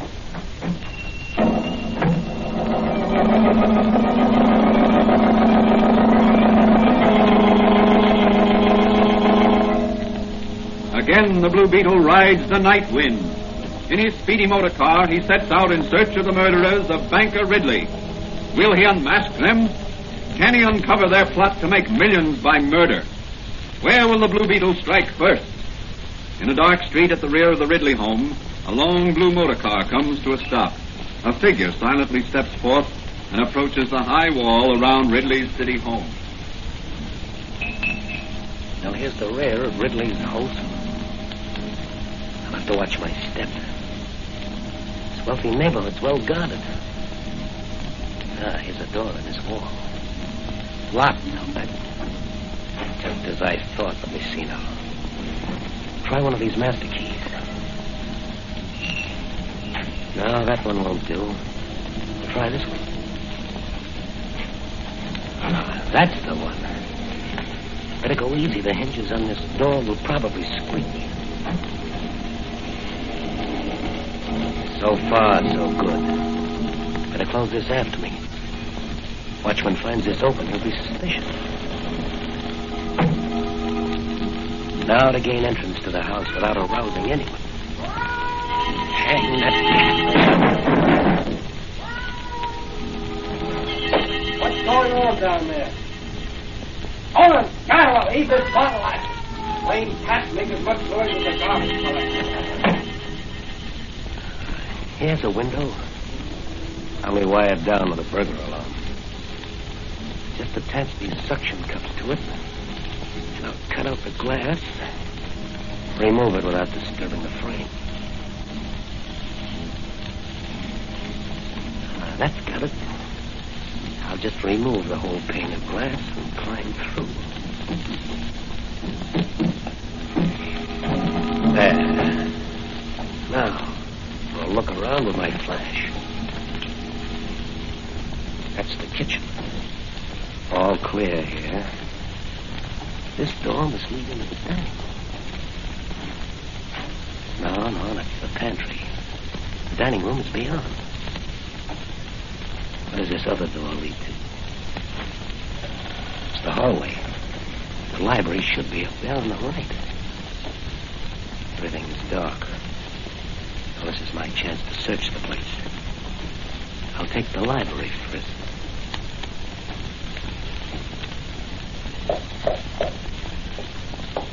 The wall is hollow.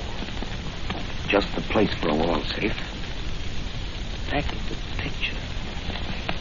See if I can move this panel. And there may be a button. Someone's coming. I'll hide behind these curtains until they go. Who's in there? Come on, or I'll shoot. Let's have a little light on the subject. Yeah. I just sworn I heard someone come in there. I was right. The picture over Father's wall safe. It's Blue Beetle. Drop that gun, Ridley. Not me. Sorry, Ridley, but I want to examine some of your father's private papers for a possible clue to his murder. He's out like a light. Well, I'll just tie you up, gag you, and then put you... Let me see. It's over there back of that couch. There. Now to open the panel. Just as I thought. A large wall safe hidden behind that panel. Now for a little Formula X4 poured on the lock.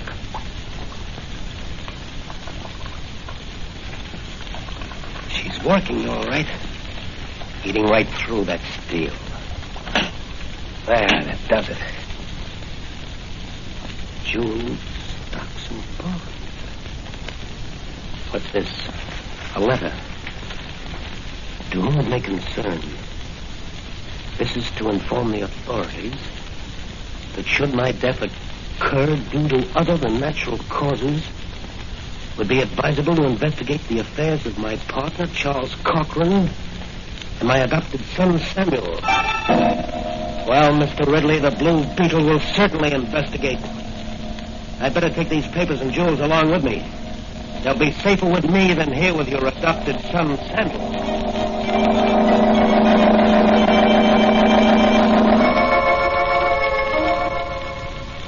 Off into the night sped the Blue Beetle on the trail of those responsible for the death of banker Ridley. Meanwhile, at police headquarters, Officer Manigan, playing a hunch, he has also decided to go to Cochran's office. In the still of the night, two cars are speeding toward the same destination. Each has a single occupant. One of the cars reaches its destination ahead of the other. A mysterious figure alights and disappears behind the building on the corner. Quickly he mounts the fire escape. A minute later, a circle of light is playing on the door of a safe. In the middle of that circle of light is a large Blue Beetle. The doctor's Formula X4 worked once before tonight. It ought to work here. Sure is powerful stuff. Now let's see what this safe contains. Stocks, bonds, and certificates. Here's a list of something. To be sold short for Samuel Ridley, Charles Cochran, and Mr. John Smythe. If and when. I wonder who this Mr. Smythe is. You'll never know, Mr. Blue Beetle. Officer Manigan. Isn't it late for you to be out alone? No, none of that. I've got you covered, and I shoot you if you make a move. You're going to the station house with me. Maybe you can explain to the DA what you're doing in this office at that safe there. I was looking for the lost cord. Cut out the wisecracks and slip these bracelets on. I'm sorry, Manigan. We both seem to be cornered. That door in back of you was blocked. What you? Never take your eyes off your man until you've got him securely handcuffed, Manigan.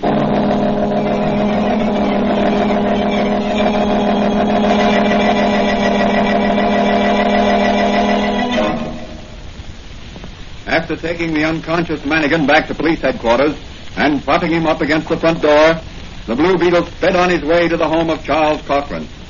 Arriving at his destination, he enters the Cochran home by means of a skeleton key.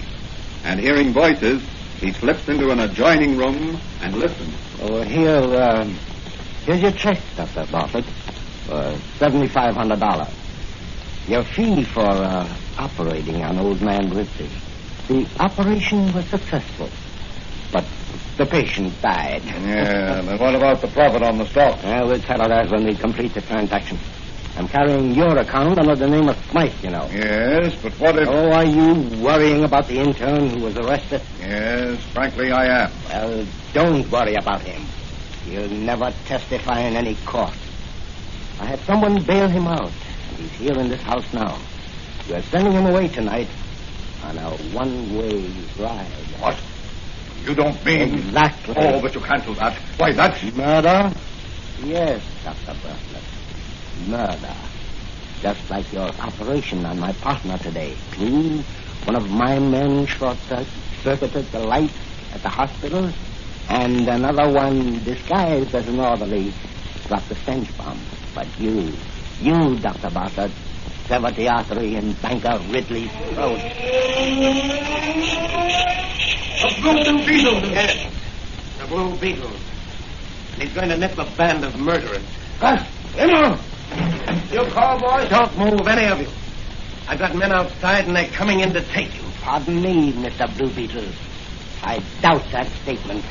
I happen to know that it is the Blue Beetle's proud boast that he works alone. Grab him, men. Stand away, Raymond. I'm going to shoot the Blue Beetle. That's what you think, Cochran. Come here, Raymond. I'm going to give you a little ride through the air. No, senor, it's a mistake. You're not talking about it. Your knife, Raymond. Into his mouth. Rip up the Blue Beetle. Right, boys. Oh. I'm the toe of my boot guts. And now you, Raymond, up you go. Oh, no, senor. And across the room, and your boss is black. Blue Beetle, get those hands up. Young Samuel Ridley. You must be Houdini to have gotten out of those bonds, or else I've forgotten my sailor knots. You've forgotten something else, Blue Beetle. I'll take whatever you took from my father's safe. Certainly, Ridley. Here you are. Good. I thought this gun would make you see reason. Foxed you, Ridley. Now, all of you, stand over there. I'm going to release the intern you're holding prisoner, and then... Good. Blue Beetle is out like a light. I'll tie him up and throw some water on Raymond there. Right, boy. I'm getting out of here. Oh, no, you're not, Dr. Bartlett. I need the famous surgeon for one more little operation. No. Don't worry, Dr. Bartlett. It won't be murder this time. But I've got a better idea. Just a little operation on the Blue Beetle's vocal cords and the muscles of his arms. What good will that do? He won't be able to speak or write when you get through with him.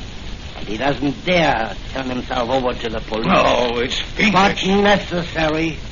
Gus. Yeah, boss. Take the Blue Beetle into the other room and put him with the intern. Then come back here. Okay, boss. See, he's heavy. Maybe he's dead, boss.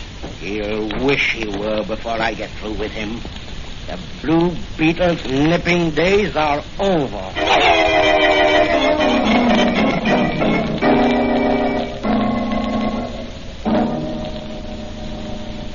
What will happen to the Blue Beetle? Will the archfiend Cochran be able to force Dr. Bartlett to maim him for life? How can the Blue Beetle get out of this spot? Not a soul knows where he is. Let's look in on Dr. Franz in his little apothecary shop. I wonder how Danny's making out. I think I'll close up shop and work a while in my laboratory. There. The shades are down. Now I I'll just bolt this door. It. Now, put out the light. There we are. Now, perhaps I can locate Danny with my new radio locator. He took his portable wireless phone with him this time, but he hasn't called me. Maybe he's in trouble.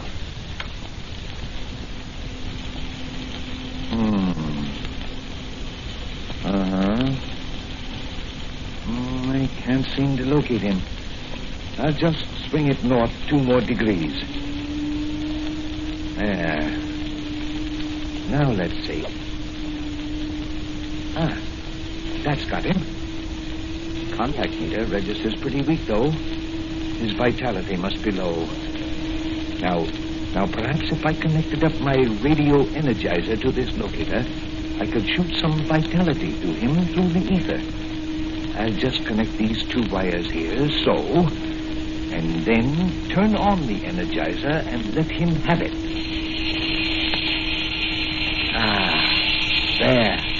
There it goes, Danny. I hope it's reaching you and giving you renewed strength. It's all I can do for you.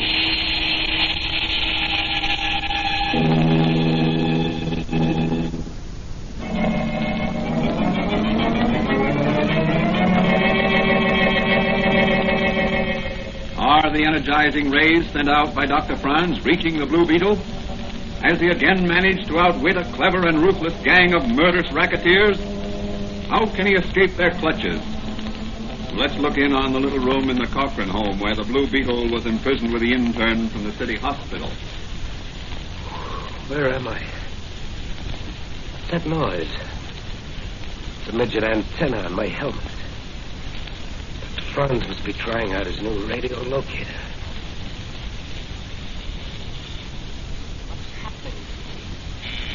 I feel as if I were being pumped full of energy. I can burst these bonds easily. Who's that over there on that cot? The hospital intern, of course. You. Can you hear me? Shake your head if you can. Oh, you can. Wait until I take that gag out of your mouth. There, that's better. Now I'll cut your bonds with my magic ray.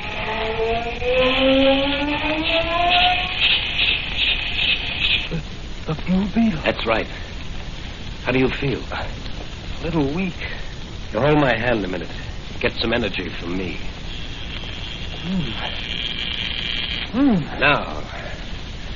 Now, do you think you could hold a gun on some men if I help you? I could hold it alone. You certainly pepped me up. How did you do it? That's a secret. Now, here is your chance to be a hero. I'll do anything I can to get out of here. Good. Have you a fountain pen? Yes. Here it is. Will you hold it like this, you see? Like a pistol. This way? That's right. It'll fool those men in the other room until we can pick up a real gun inside. Now, you follow me. We're going in and clean up those rats. What's the matter with your eyes? They're shining like searchlights. Due to a new invention of a friend of mine. Come on.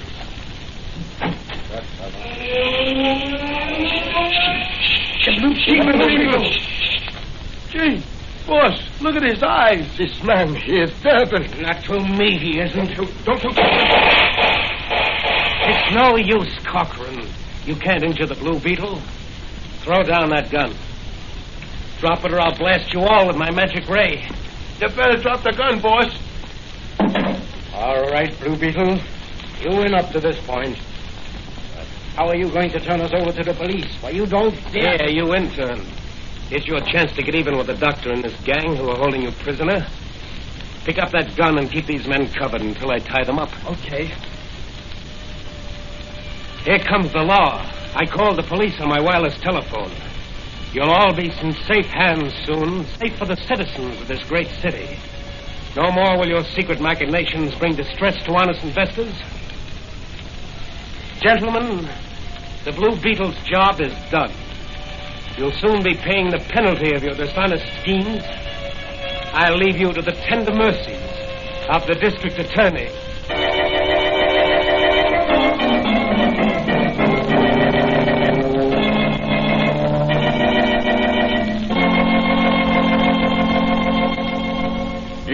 hours of the morning, Patrolman Dan Garrett, no longer the Blue Beetle, sat in Dr. Fran's living room. Danny, you did a swell job. And now you'd better get some rest. Yeah, I guess you're right, Doc. I'll see who it is. Just a minute, I'm coming. Is Patrolman Garrett here? Yes. Who wants him? The chief. Everyone's called back to duty. Why? What's happened? Some crooks have started a reign of terror, and they've threatened to blow up the city.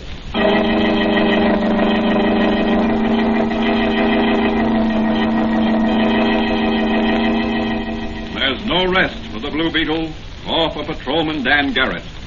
What will develop in the next chapter of Dan Garrett's life? As the Blue Beetle, will he be able to run down and apprehend the members of this Dynamite ring? Can he outsmart this deadly gang of underworld characters? These questions will be answered in the next episode of The Blue Beetle.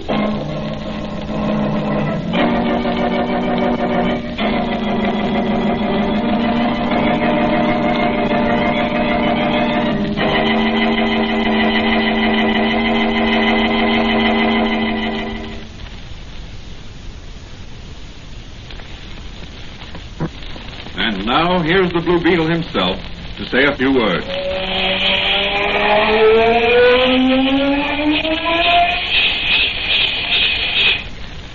Folks, the moral of this story is that the confidence of our friends often gives us new strength and new courage. And also that our confidence and friendship for others often helps them. In other words, confidence and friendship among mankind is vital. And if everyone is sincere in everyday life, they will aid others or be aided by others, just as Dr. Franz sent new vigor and vitality to me in order that I might rise and fight. So my advice to young and old is to cultivate the friendship and confidence of your fellow men. And through that friendship and confidence, find new strength and courage to face the problems of each day.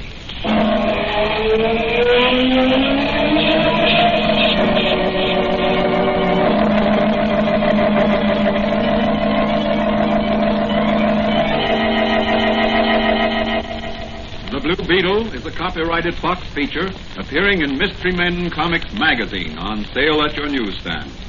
The Blue Beetle is on the air twice a week on this same station. Consult the broadcast schedule in your local newspapers. And don't forget to listen in.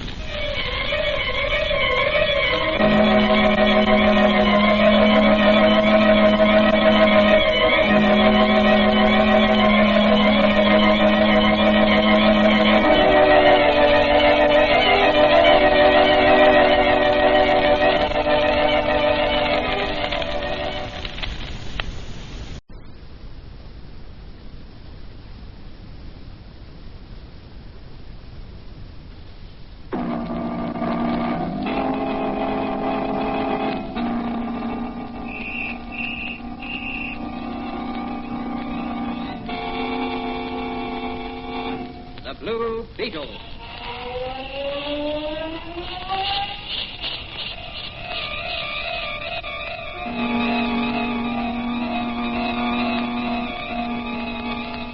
Sweeping down upon the underworld to smash gangland comes The friend of the unfortunate, enemy of criminals.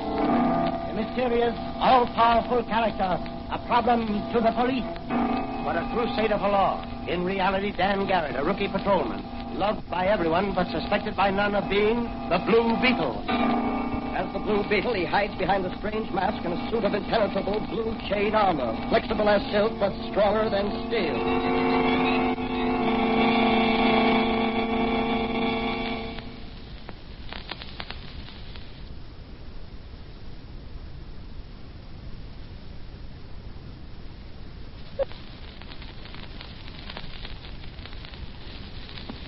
Today's episode of The Blue Beetle is entitled Blasting the Dynamite Ring.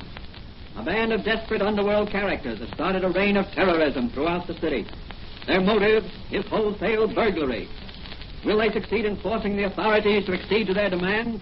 Can they successfully defy the forces of law and order? Or will the Blue Beetle checkmate their efforts and bring their leader to justice?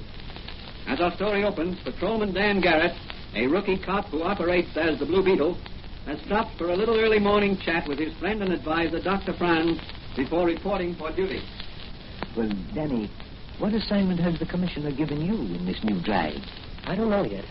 I hope it's something exciting. You'll probably get your wish. You and Mannigan always get plenty of action. What do you suppose is back of these dynamiting, Doc? 3 this week already. Very strange. Fantastic, in fact. What can these racketeers hope to gain? Blamed if I know.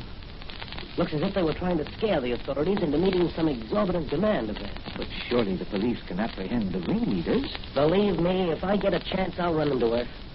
If I can't do it as Dan Garrett, I'll do it as the Blue Beetle. Oh, what's that? Sounded like an explosion over on the west side. Someone's up front in your store. I'll go see. Excuse me. Oh, hello, Doc. Is Dan Garrett here? Hello, Officer Mannigan. Yes, Danny's here. He was just... what's that, Mannigan? Me and you've been assigned to the west side to investigate them explosions. I thought I heard one just now. That's right. Come on, I got the police car outside. Let's get going. Okay. So long, Doc. Let's go, Mannigan.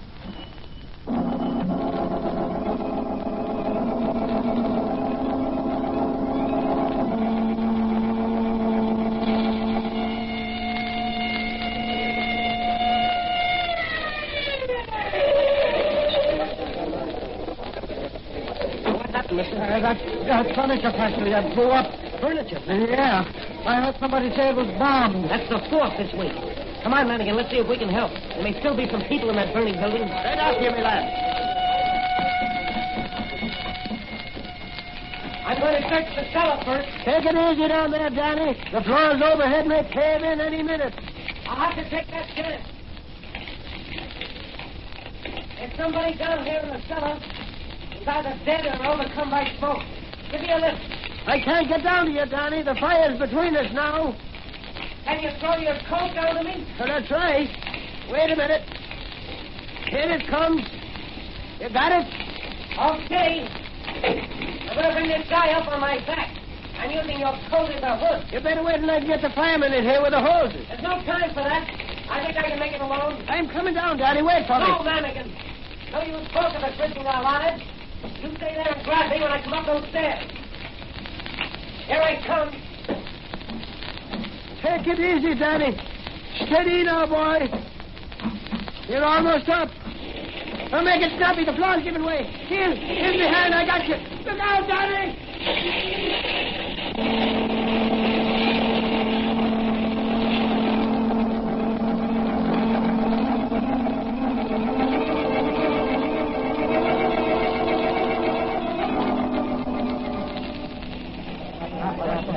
He's coming around. Yeah, he'll be all right. Look, he's opening his eye. I sure is a brave cop. Yeah. Danny, are you all right? Did I get the old man out there? Oh, you did that, by. Thank you. I didn't do nothing. You done it all. Mannigan, if you hadn't been there to give me a pull, I'd have collapsed right at the head of the... Well, now, you'll be all right after a rest and plenty of fresh air in your lungs. Here comes the ambulance for the old man you saved. Why don't you take a ride along with them? Maybe they'll give you a bed and a good meal, too, at the hospital. Well, I think I'll take the ride. That bed and meal can wait. I want to talk to that old man when he regains consciousness. He may give me a clue to that dynamiting.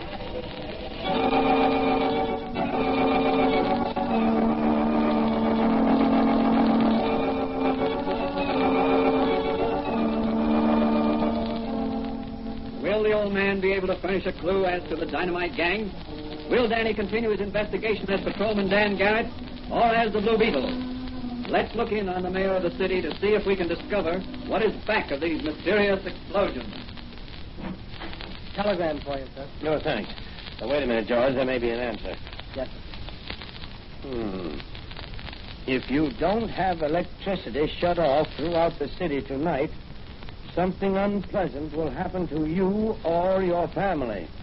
Signed, the Octopus. Say, what is this, a joke? It is. Someone has a perverted sense of humor. Why, this is preposterous. I never heard of anything so brazen. Well, what are you going to do, sir? Get me the commissioner on the phone. Yes, sir. Get the police commissioner on the phone. The mayor calling. Thank you. You better have a bodyguard, Your Honor. Not for me, but for my boy. Since his mother died, he's had nobody but me to look after him. Hello. Hello, Commissioner? His Honor the mayor calling. Here you are, sir. Hello, Commissioner. Hello, Mr. Mayor. What's on your mind? I want to read you a telegram I just received a moment ago. Where is it, George? Oh, thanks. Now, listen to this, Commissioner. If you don't have electricity shut off throughout the city tonight, something unpleasant will happen to you or your family. And it's signed, The Octopus. That's bad. Who's the Octopus? As far as we can discover, he's a power in the underworld. Our best men have been working secretly to track him down. So far, we've had no success. Well, I want you to assign one of your best men to guard my son. I've assigned Mike Flanagan on the job. He's the best I have. Good. I know him. What about you? You should have a bodyguard. Oh, never mind me. I can take care of myself. It's my son I'm worried about. Well, it'll be taken care of, Mr. Mayor. Okay, Commissioner. As soon as you issued the necessary orders, I wish you'd drop over to my office. I'd like to discuss a plan of action to checkmate the Optimus and his gang.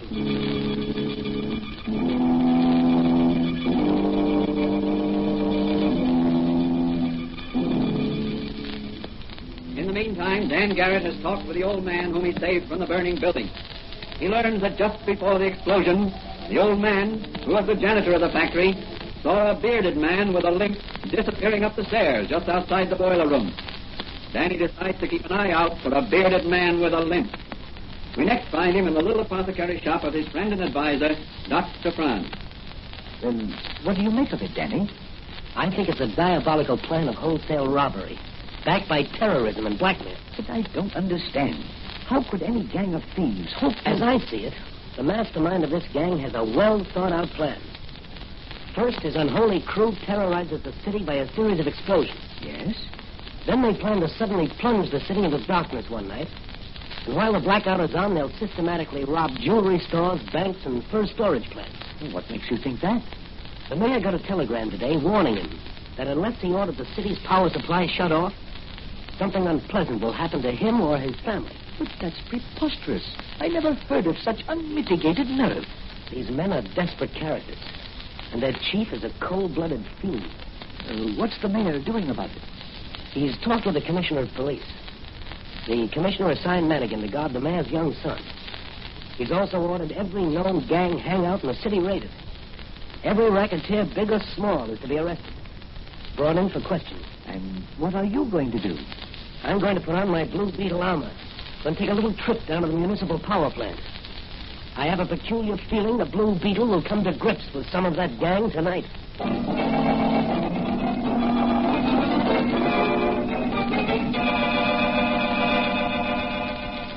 Out into the night sped the Blue Beetle in his super dynamic speedster to save the city's power plant from destruction and prevent wholesale burglary throughout the city. From another point, a fast motor car filled with dark-visaged men is speeding toward the same destination. Will they meet, or will one outfeed the other to prevent or commit a crime? As the Blue Beetle nears his destination, he sees another car pull up in front of the power plant. That's a suspicious-looking car there. Several men are getting out. Tough-looking bunch. There's one with a beard and a limp. That's my man, all right. And there's the watchman coming up to me. All right, boys. All right, now make it snappy. Right in here. And be sure to suck me hard and tie me up so I won't be suspected of being in on this. Don't worry about that, Pop. We'll fix it for you. Well, here's the dynamo room. And here's the stock. Okay.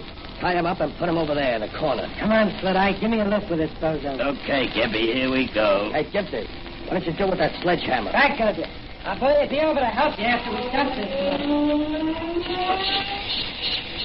The Blue Beetle. Yes, the Blue Beetle. Hey, here's the Blue Beetle. Give him a load of lead. Put down that sledge or I'll blast you. You and who else? I'll mow you down with this sledgehammer. Hold up, you guys. Or you're liable to nick me. I can handle this mud. Alone. Let me see you handle this one. Go on, empty your guns, you fools. You can't injure the Blue Beetle. Now I'm coming after you, rats back there. Come on, let's beat it, Slit-Eye. No, we gotta fight it out. You know the Octopus. This Blue Beetle's only a guy in a masquerade costume. Let's get him, Gimpy. Give me that wrench. Here we go. Give me that wrench, Slit-Eye. Here is this blue, right on the... Your aim is bad, Slit-Eye.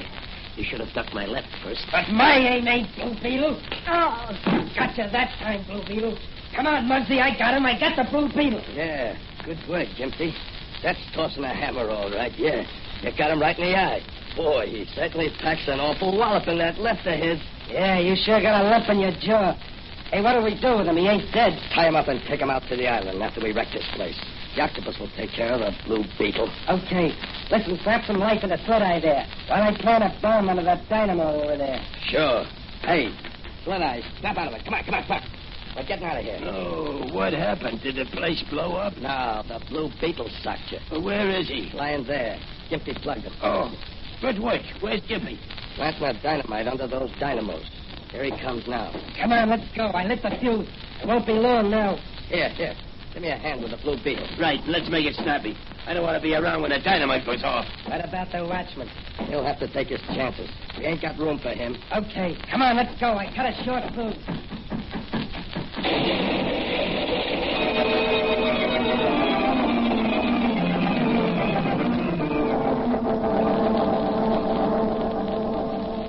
What will happen to the Blue Beetle when the octopus gets him in his power? Will that be the end of the Blue Beetle? How can the police protect the citizens of this vast city against the depredations of this ruthless band of arch criminals?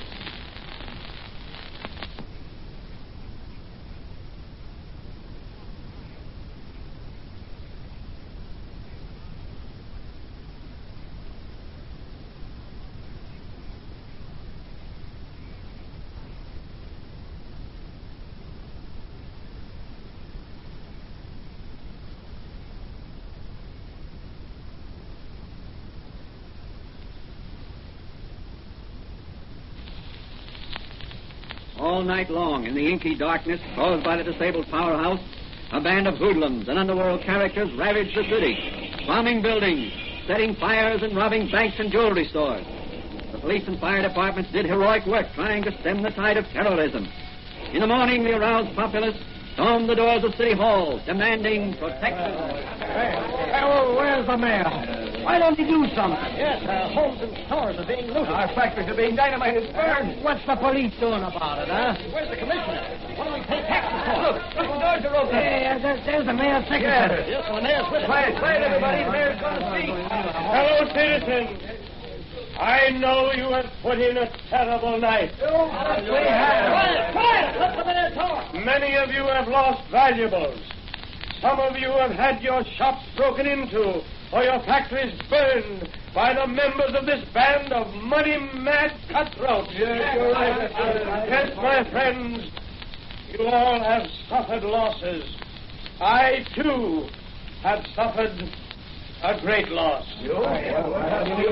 Last night, at about 9 o'clock, my young son was kidnapped. And so when I say to you, my fellow citizens, that I shall leave no stone unturned to apprehend these malefactors, I am sure you will believe me and be patient with me and the Commissioner of Police.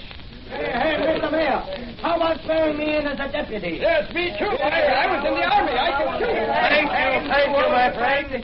But I got 2 grandsons. Thank you. I suppose there are some of you who would like to assist in this drive, and if there are, report to the Commissioner at Police Headquarters.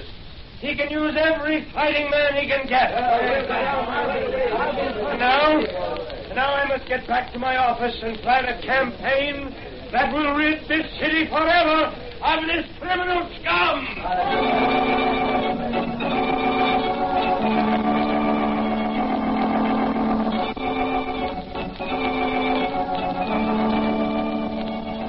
Throughout the city, the movement grew to join with the police in running down the dynamiters, arsonists, and robbers. Repairs were rushed on the power plant so that by nightfall the city might again be illuminated. Meanwhile, in an iron-walled room of a secret hiding place, on an island far beyond the city's outskirts, the Blue Beetle is slowly regaining consciousness. Oh, what a head. That hammer Gimpy threw just grazed my temple. Half an inch to the right, and there'd have been no more Blue Beetle. Hello, mister. Hello, Sonny. What are you doing here? Some men brought me. Aren't you Tom Rogers, the mayor's son? That's right. And you're the Blue Beetle. Yes, Tom, I'm the Blue Beetle. Well, then I'm not scared anymore. Of course you're not. We'll outwit these scoundrels yet. You and me together. Gee. Tom, I want you to help me. Me help the Blue Beetle? Gee. Now, look, Tom, here's my plan. I want you to... In an adjoining room, the Octopus, mastermind of this devilish scheme to systematically drain the great city of its wealth, is conferring with his henchmen. You have done very well so far. We already have $500,000 in cash and many jewels worth fabulous sums. In addition, we have 2 aces in the hole. You mean the mayor's kid and the Blue Beetle. We can get a big price for the kid, but the Blue Beetle ain't worth nothing. You forget, Gimpy. He wears a suit of impenetrable blue chain armor that is flexible as silk and stronger than steel. So what? With that armor and the magic ray, I can become the Blue Beetle. Gee, Chief, then you become invulnerable like the Blue Beetle. Exactly, Gimpy. But first, we must dispose of... Oh, that kid's crying again. Go in and make him shut up, Muncie. Okay, boss, I'll shut up. What's eating you, kid? There's a dead man over there on that cot. Don't tell me the Blue Beetle's croaked. I'll have a look. The Blue Beetle. Why, he ain't dead. No. The Blue Beetle is more alive than ever. Oh, the kid double-crossed me. Why, I'll... No, you won't. You white-livered skunk, because I'm going to... He's got a Blue Beetle. Give it to him good. The Blue Beetle just knocked out Lovejoy. Oh, yeah? Come on, we'll finish him off this time. All right, Slit Eye, come and get me. I'll get you all right with this, you... How do you like those potatoes, Slit Eye? You're next, Gimpy. You've got no hammer to throw this time. Knock him good, Blue Beetle. Boy, right on the button. Now for the octopus. Look out, Blue Beetle. Behind you. There where you are, Blue Beetle. Thought you had me, didn't you? Well, you'll never get out of here alive. This electric ray gun will burn you to a crisp in that steel armor. Stop that, mister. You can't do that to the Blue Beetle. Shut up, kid, or I'll blast you, too. Say your prayers, Blue Beetle, because... Oh, no, you're not. That was good work, Tom. We're just in time with that chair leg.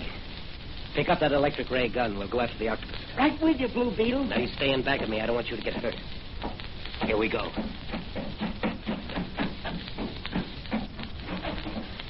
He's disappeared. There he goes. Look through the window there. See him? He's running to the dock.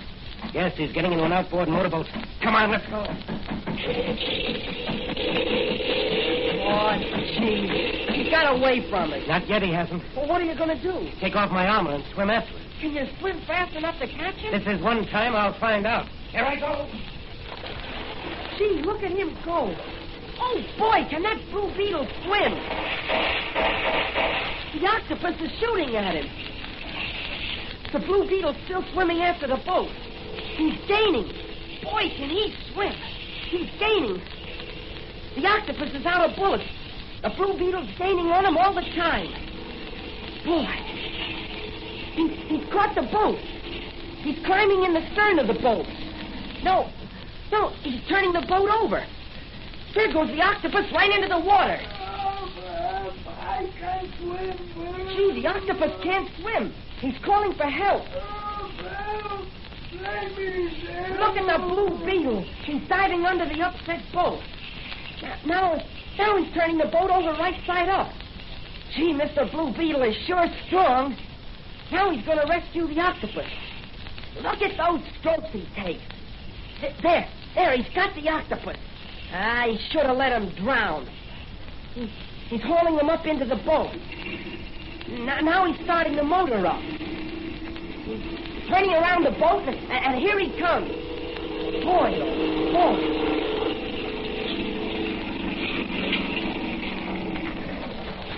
Gee, Blue Beetle, that was swell.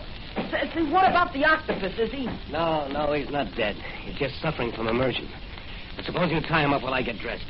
He's harmless now. I've got his gun. He certainly was yellow, wasn't he? When he ran out of bullets and you ducked him. All gangsters are yellow and they haven't got a gun. He's no exception. Well, what are you going to do now? Going to put on my blue armor, take you back to the city limits in that boat, and phone the police. But what about the gangsters in the house there? They can't get off the island. We've got the only boat, and it's too far to swim to the mainland. Mr. Blue Beetle, you've done an awful lot for me, saving me from those kidnappers and everything.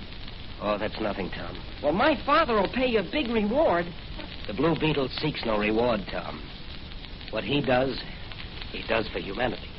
Say, would you do me one more favor?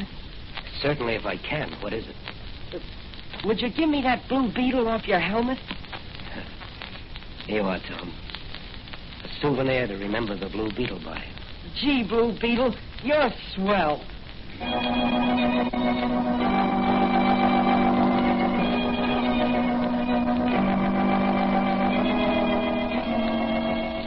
And so the Blue Beetle brought another gang of criminals to justice, turning them over to the police, but himself remaining hidden behind the disguise of the Blue Beetle. Later that day, after setting Tom, the mayor's son, ashore at the city dock and phoning the police where to find the octopus and his cohorts, he disappeared as the Blue Beetle to turn up later at Dr. Fran's little apothecary shop as Patrolman Dan Garrett. You say, Dan, the octopus was about to shoot you with this electric ray gun you brought back with you? Yes. He threatened to burn me to a crisp in my metal armor. Oh, what a fiendish idea. But very ingenious. I'd have been roasted alive without a clue as to the cause of my death if it hadn't have been for young Tom Rogers sneaking from behind and knocking Sled-Eye out with that chair leg. Yes. Well, I'd better invent a non-conductive lining for your Blue Beetle armor, just in case you run into another electric ray gun. That's a swell idea. You know, Doc, if I had the... Just a minute, Dan. Hello? Hello. This is Mannigan. Is Danny there? Yes. Just a minute. It's for you, Dan. Oh, thanks, Doc. Hello, Dan Garrett speaking. Hey, Danny. Get wanted at police headquarters immediately. Me and you have got a swell new assignment. Oh, yes? Where? Out at John Doerr's carnival. Well, what's up? Some slot machine racketeers are trying to make John Doerr install some crooked slot machines. Okay, Mannigan, I'll be right over. I've got to get going, Doc. It's a new assignment. Never a dull moment in this business. Well, you said you craved action. Yeah. Well, so long, Doc. I may be seeing you tonight.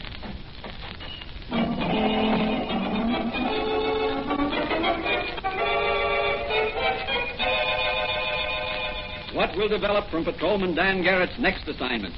Will the Blue Beetle be called into action against the crooked slot machine racketeers? Can the Blue Beetle protect amusement seekers against dishonest exploitation? These questions will be answered in the next episode of The Blue Beetle.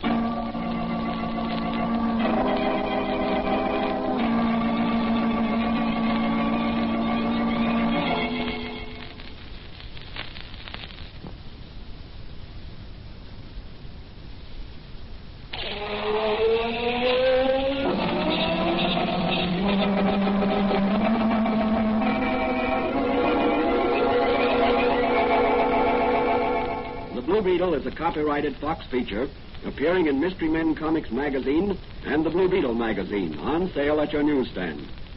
The Blue Beetle is on the air twice a week on this same station. Consult the broadcast schedule in your local newspapers. And don't forget to listen.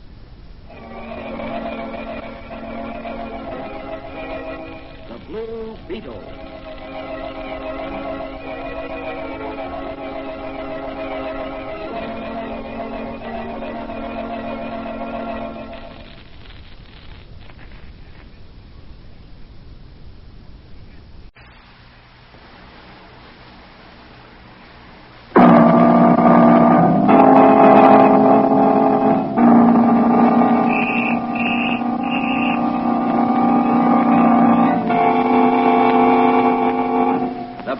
Beetle.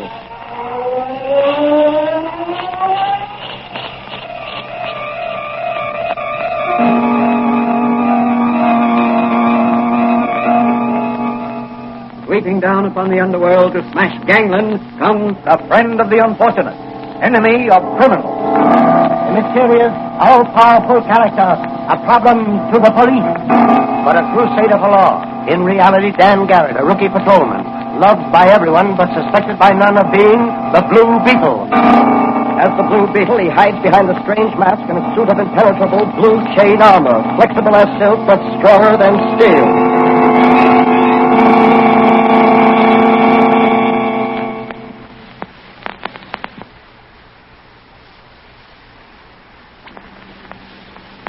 Today's episode of the Blue Beetle is entitled The Invisible Ghost. Patrolman Dan Garrett, who in secret operates as the Blue Beetle, today matches brains and brawn with a cowardly, ruthless gang of crooked slot machine racketeers. Can he spike their plans to flood the city with crooked gambling devices? Will he be able to uncover the mysterious leader who directs their activities? What is behind their endeavor to install their machines at John Doerr's carnival? As our story opens, Patrolman Dan Garrett is visiting his old friend and advisor, Dr. Franz. Danny, I've been studying up on slot machines. Yes? You find out anything interesting? Well, I'm convinced that the difference between an honest machine and a dishonest or crooked machine is very slight. In fact, I'd say the difference was purely academic. What do you mean, Doc? Of course, you realize I'm referring now to nickel and dime or quarter in the slot machines, from which your return, if any, will be a handful of coins. Yeah. That doesn't include vending machines for candy, chewing gum, cigarettes, etc. Oh, no, of course not. I'm speaking about those machines where you put a coin in the slot, push down the lever, and pictures of fruits or birds or playing cards whirl around and stop in different combinations. Yeah, I understand. Well, if certain combinations come up, a certain number of coins will be returned to you. Sometimes as many as 40 may come out. That's called a jackpot. Yeah, I know. I think some of the boys in the force play the machines in Charlie's cigar store. And how often do they hit the jackpot? I don't know. Not often, I'm sure. Precisely. Those machines are fixed in advance to release a jackpot once every 1,000, 5,000, 10,000, yes, even every 100,000 times. In other words, if you were the only one playing the machine, you would have to put in 1,000 or more coins before you'd win the jackpot. But a nickel apiece, that's $50. $50 to win $2. There must be enormous profits in those machines. Yes, there is. Now, let's suppose the machines these racketeers are trying to install are reasonably honest. Say, 1,000 to 1, which is average. Yeah. In a place like John Doerr's Carnival, each machine should average 2,000 players a day. Let's say 10 machines were installed throughout the area. Oh, that's conservative. Yes, I know, but let's be conservative. 10 machines would get a play of 20,000 players a day, and the average amount spent on such machines is about 20 cents per person. Well, that's 100,000 nickels at 1,000 to 1 ratio. The machines would pay back 100 jackpots, or about $200. Yes, but the intake would be $4,000. Precisely. Intake $4,000, outgo $200. And crooked operators will go to any lengths to make profits like that. Just a minute, Dan. I'll see who it is, okay? Hello, Doc. Is the pride of the police force here? If you mean Patrolman Dan Garrett, he's waiting for you, Madigan. Hello, Mike. Got the car outside? Yep. Are you ready, Daddy? Ready and waiting. Come on, Doc. Those crooked slot machine operators are going to get a big surprise when they run up against Officer Manigan and Patrolman Dan Garrett. Come on, Manigan. Let's go.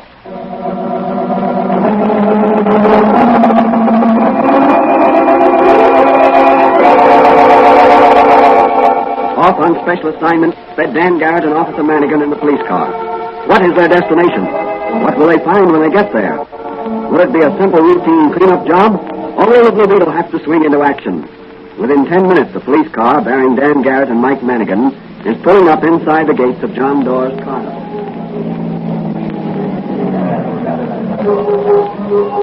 Well, here we are at the carnival, Mike. Yeah, where do we head first? Well, let's look around a bit. Okay, Daddy. Trying to hand it to me and dying with $10. Knock down the guilty down with a baseball. Giant, you're on, big boy. Maybe you should be with the Giants. Come on here, step right up. I used to play baseball with the Brooklyn Sandblockers. Why don't you try your hand at that baseball game? I think I win. Maybe I can win a Cupid doll for my youngster. Step right up here. Come on, step right up. That's right, here you are. Great baseball for a Giant. Now, give me 3 of them bars. I'll show you what real pitching is. Sure thing, Lieutenant. Here you are. 1, 2, 3. That'll be a Giant. Thanks, Lieutenant. Careful of your arm, Lieutenant Manigan. Remember, you're an old man now. Oh, yeah? Now cut out the kidding and watch this. Hey, better look out, fella. My pal here's cross-eyed. Okay, brother, I'll stand over here. All 1. No, that was just practice. Now watch this one. All 2. Nice going, Manigan. Well, the sun was in the eyes. But watch this one. Hey, are you good, Jimmy? Boy, are you good, Madigan. You hit the proprietor right in the old conch.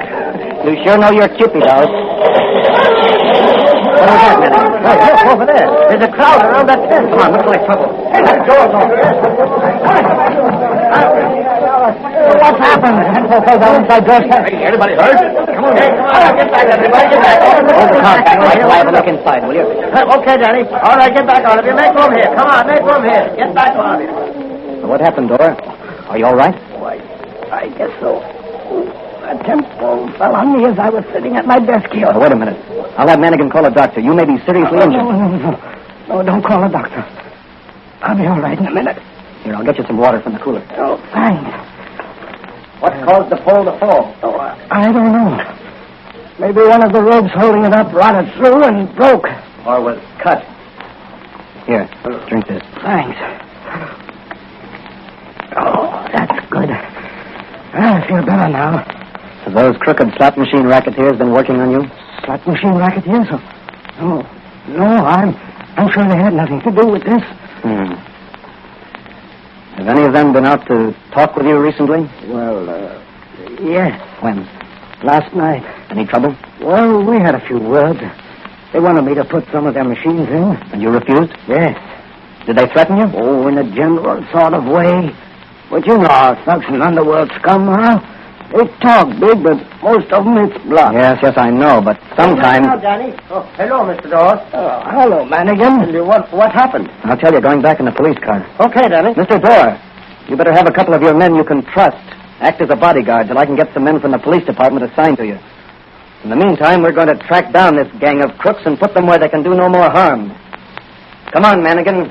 Back to headquarters.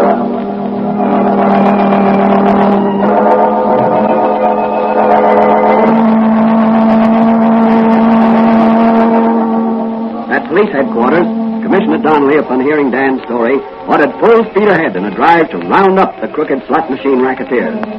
Late that night, Dan Garrett is in secret conference with Dr. Franz at his little apothecary shop.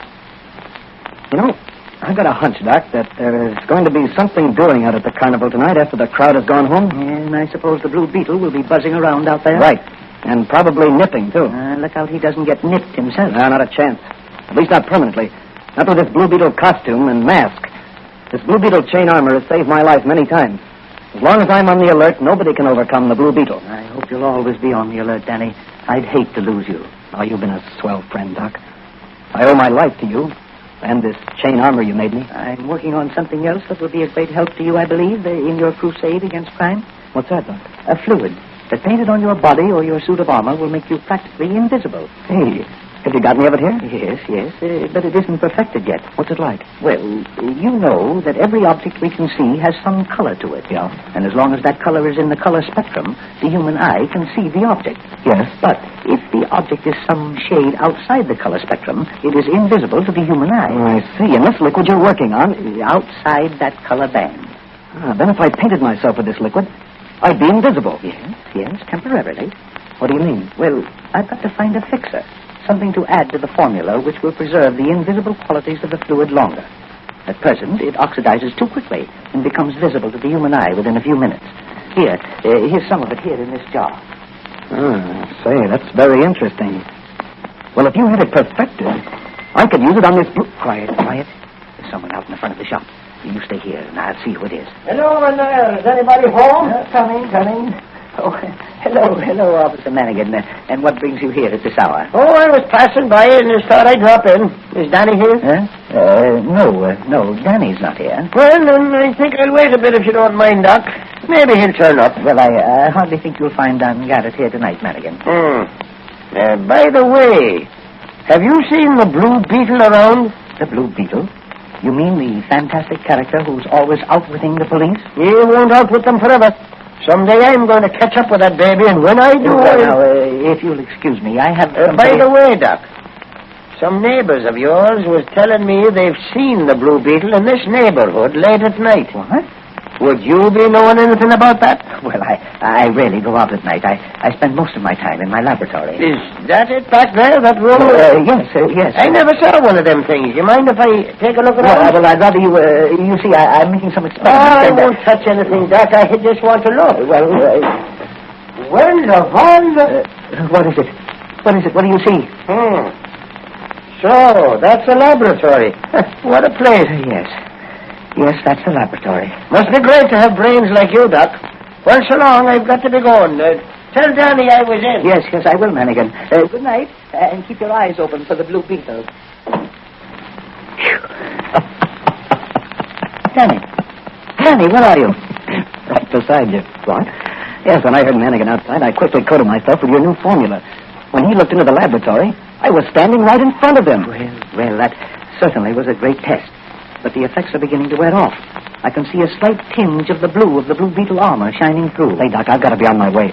I'd like to take some of this liquid along with me and use it tonight. All right, Danny, all right. But be careful. Remember, the effects fade away quickly. Thanks, Doc. Say, those racketeers will get the surprise of their lives when they hear the Blue Beetle but can't see him. You'd better hurry, Danny. It's about closing time for the carnival. Yeah. The Blue Beetle will have to really ride the night wind tonight.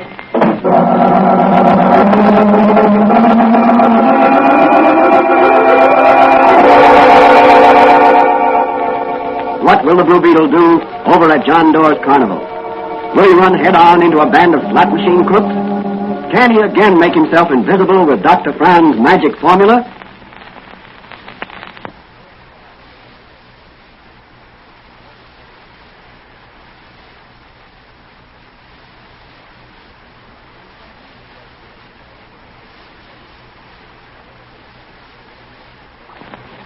On through the night speeds the Blue Beetle in his fast motor car.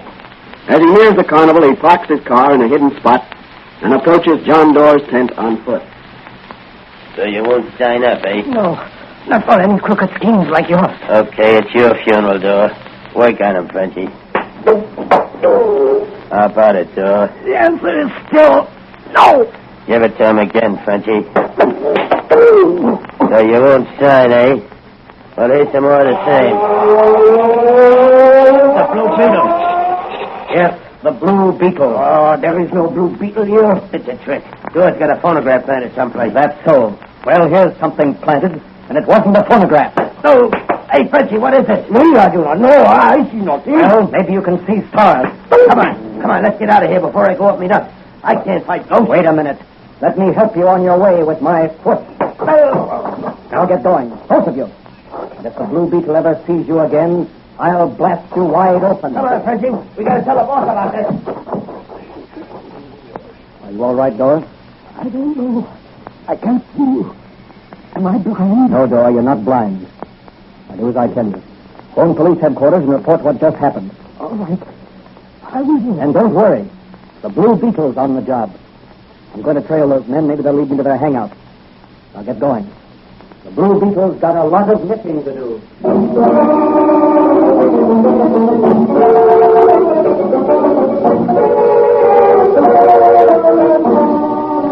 Will the Blue Beetle catch up with the thugs who are beating John Doerr? What about the invisible paint? Will it wear off before the Blue Beetle reaches his destination? What will he find when he gets there? Out of the carnival grounds dashed the Blue Beetle, just in time to see the two thugs drive off in a long sedan. Jumping into his own car, the Blue Beetle gave chase until out on the river road. Those thugs are taking the road that leads to the old haunted house. That must be the headquarters. I'll have to take a chance. My invisible paint is wearing off. I'll force them off the road, and they'll have to stop.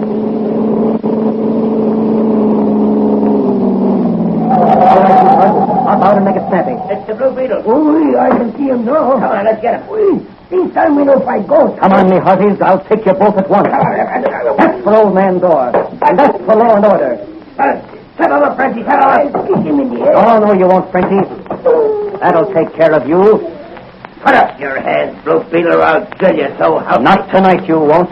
Here's a face full of knuckles for you. Well, he's done for a while. Let's see. I'd better not use my invisible paint. I may need the little that's left to use later. How can I get into that house up there? I think I'll just take one of these thugs over here and...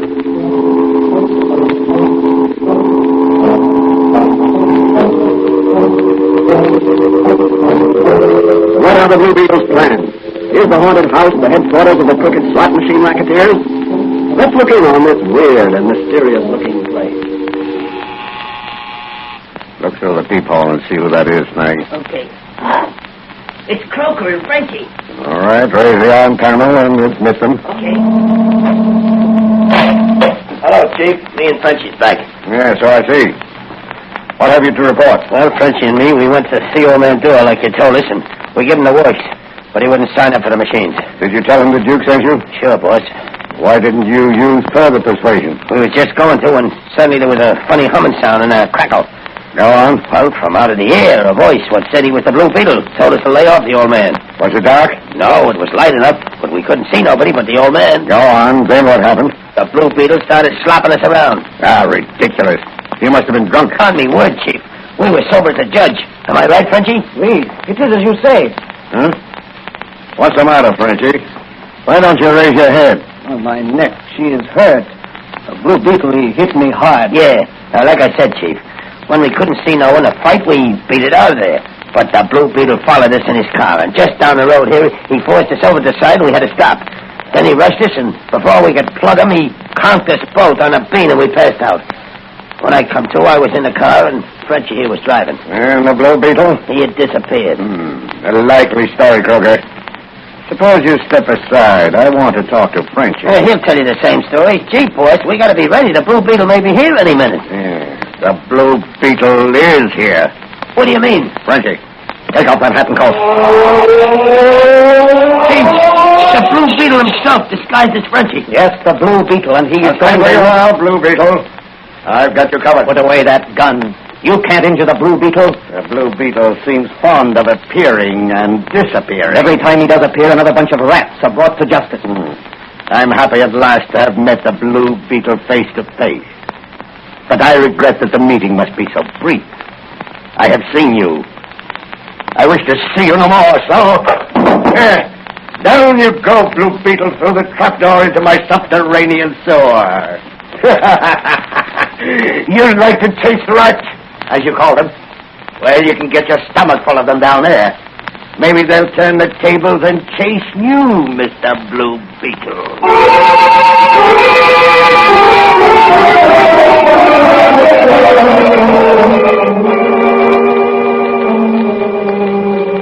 Hi.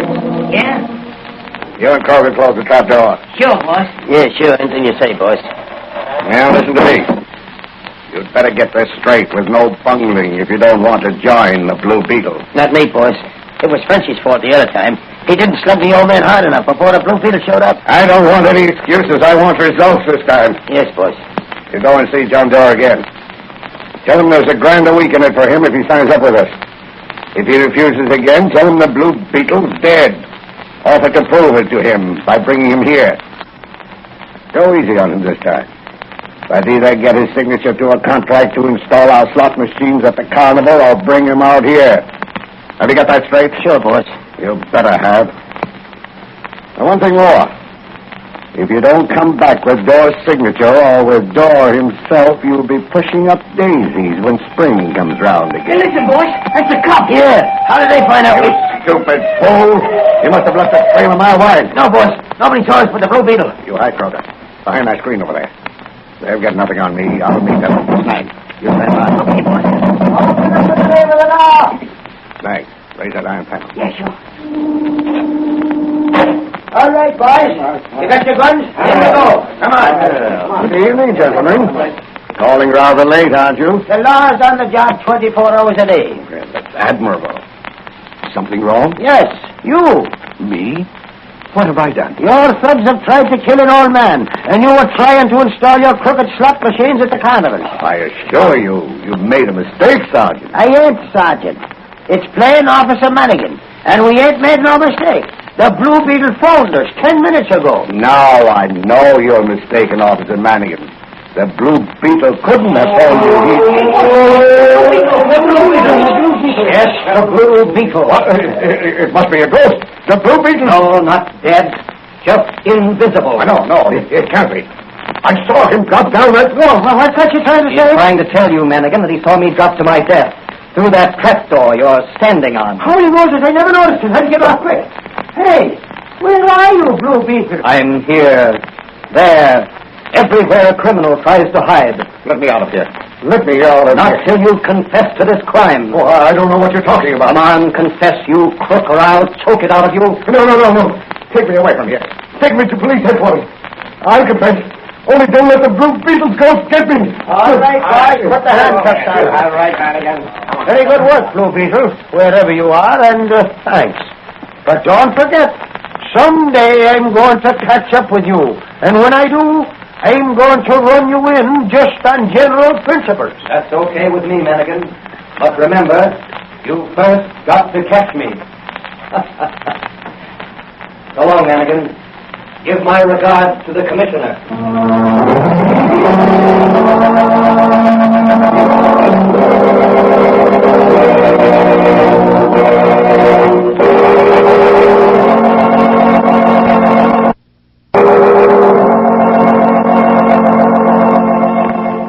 So the Blue Beetle broke up another racket that was preying on unsuspecting amusement seekers. What happened when he fell through the trap door? How did he escape from his living tomb? Let's look in on Dr. Fran's little apothecary shop, where Patrolman Dan Garrett is relaxing after a strenuous night. Oh, Danny boy, you sure have luck, don't I? You know, when I felt myself falling, I twisted myself so I landed on my feet. The twist must have thrown me to one side so that instead of landing on the concrete floor, I landed in a fairly deep stream of water that pours into the cellars of that haunted house. Remarkable. Wasn't it? What did you do then? Well, I let myself be carried along by the stream, keeping my head above water whenever I could. And how far did it carry you? Oh, about 500 feet underground. When I came up in the open, I quickly covered myself with your invisible paint, rushed back to the house, and entered with the police. Excuse me a minute. Someone's out front in the store. Oh, hello, Doc. I want some quinine. My youngster's got a touch of the flu. Dear, I'm sorry to hear that. Just a minute. Here you are. That will be 10 cents. Here's a quarter. Say, did you hear?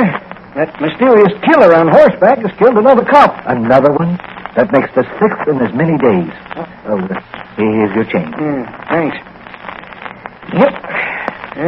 Strange the police can't seem to do nothing about it. Well, here's one policeman that's going to do something about it. And right now. Oh, so it's Patrolman Dan Garrett. Yeah. So long, Doc. If Madigan calls, I'm over at police headquarters.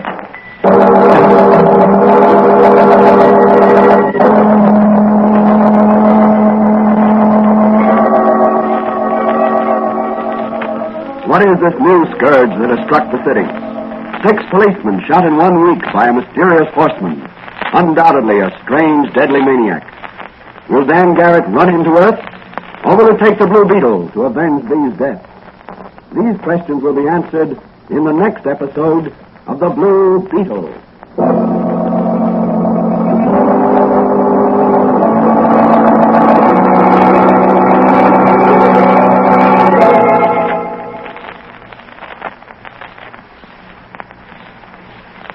And now, here's the Blue Beetle to say a few words.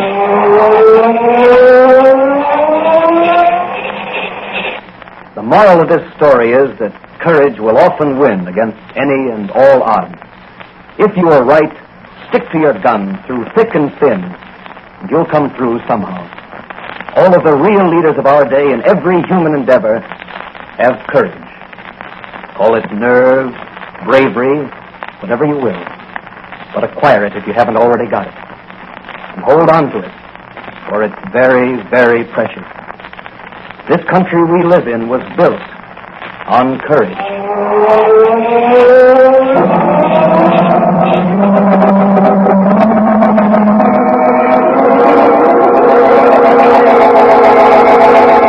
The Blue Beetle is a copyrighted Fox feature appearing in Mystery Men Comics magazine and the Blue Beetle magazine, on sale at your newsstand. The Blue Beetle is on the air twice a week on this same station. Consult the broadcast schedule in your local newspapers. And don't forget to listen in to The Blue Beetle.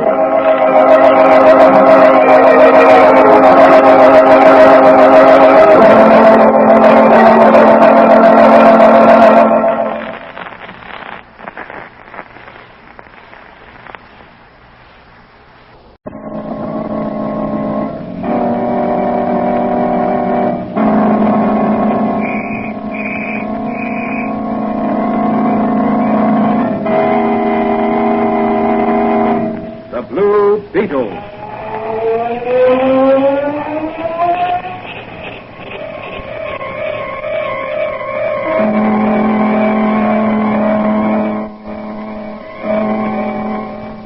Sweeping down upon the underworld to smash gangland, the friend of the unfortunate, enemy of criminals.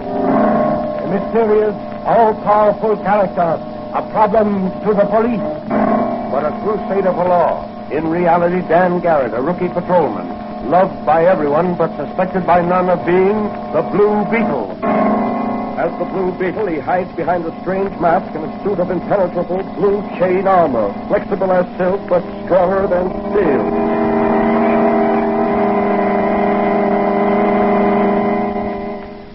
Today's episode of the Blue Beetle is entitled Death Strikes from the East. In the city's Chinatown, sons of the Orient are restless, uneasy. The police department expects war between rival tongues to break out at any moment, and is prepared. What is behind this uneasiness? Is it something that concerns only the Chinese? Or is there an Occidental hand at work, pulling the strings like a phantom puppeteer? As our story opens, Patrolman Dan Garrett, who in secret is the Blue Beetle, discusses the situation with his friend and confidant, Dr. Franz, in his little apothecary shop.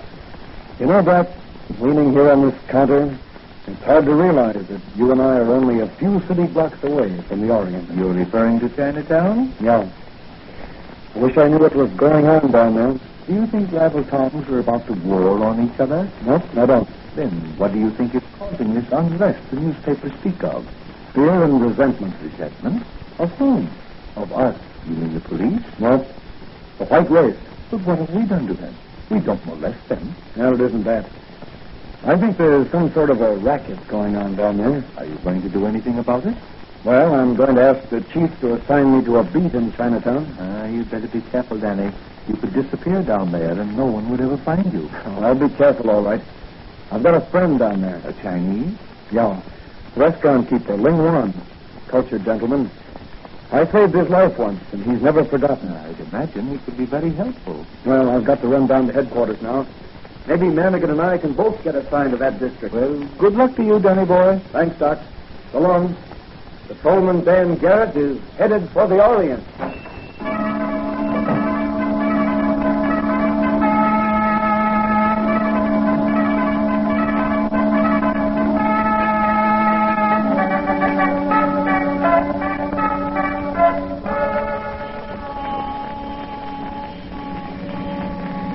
You know, Johnny, it's a wonder to me there ain't more big fires down here in Chinatown. Why, Mike? Well, everything's so congested. How's the fire engine ever going to get through here? Well, I'd be willing to bet that if I should sound the siren on this car, we'd have a clear track ahead almost immediately. Yeah, them babies can certainly scatter in a hurry. Hey, what's that now? That bug smashing up that Chinese restaurant. Come on, Manigan. That looks like Ling Wan's place. Okay. Hey, you hearing, Serpent? Lay off or I'll blast you. All right, pipe down. Where's the guy what done this? The whirlwind has struck. Who knows whither the whirlwind goeth? Hey, what kind of talk is that? Whirlwind me eye, it was a bunch of hoodlums. Rolling one. Ah, my friend, the Honorable Dan Garrett. After the whirlwind, the face of the sun appears to spread light upon a dark and dreary scene. I'm afraid the face of the sun has appeared too late to be of any help to you, Ling Wan. That which hath been is done. Yeah, but we're the law, and we want to know who done it. Oh, Ling Wan, this is my friend and brother officer, Mike Manigan. The devastation which is mine is honored by the presence of a friend of the brave and honorable Dan Garrett. Well, now, we'd like to get the facts in this case. Suppose you let me talk with Ling Wan, Manigan, while you make a report on this. I've had a hunch something like this was happening frequently here in Chinatown.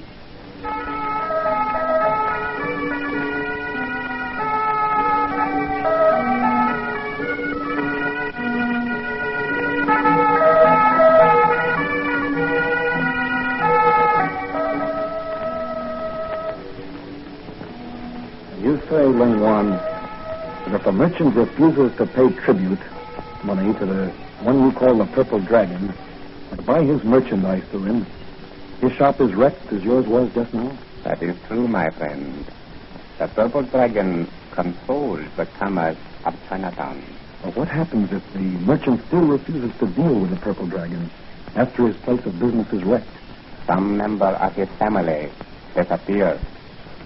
If it is an elder son, he meets the hatchet man in some dark street. If a younger son, he is found strangled.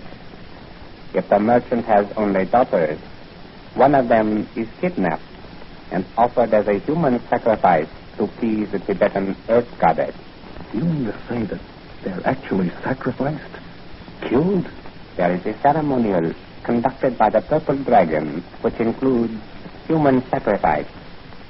Before the ceremony, however, the victim's hair is cut off and sent to her parents. If a sufficient amount of money is paid, the victim is released. Good Lord, Lingwan. Why haven't the police been informed of this? One does not seek certain death needlessly.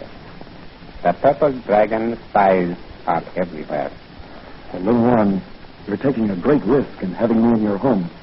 But I assure you something will be done immediately to end this state of affairs. Who is this Purple Dragon? Have you any idea? He must be a powerful Oriental. There is a growing suspicion that the Purple Dragon is not of our race, but of yours. What? A white man? I am sorry to say it, my friend, but it is so. Well, Dan Garrett is going to do something about that, and he's starting right now. I've sworn to uphold the law, to serve justice, to drive every crooked racketeer from this city. This extortion racket must be smashed.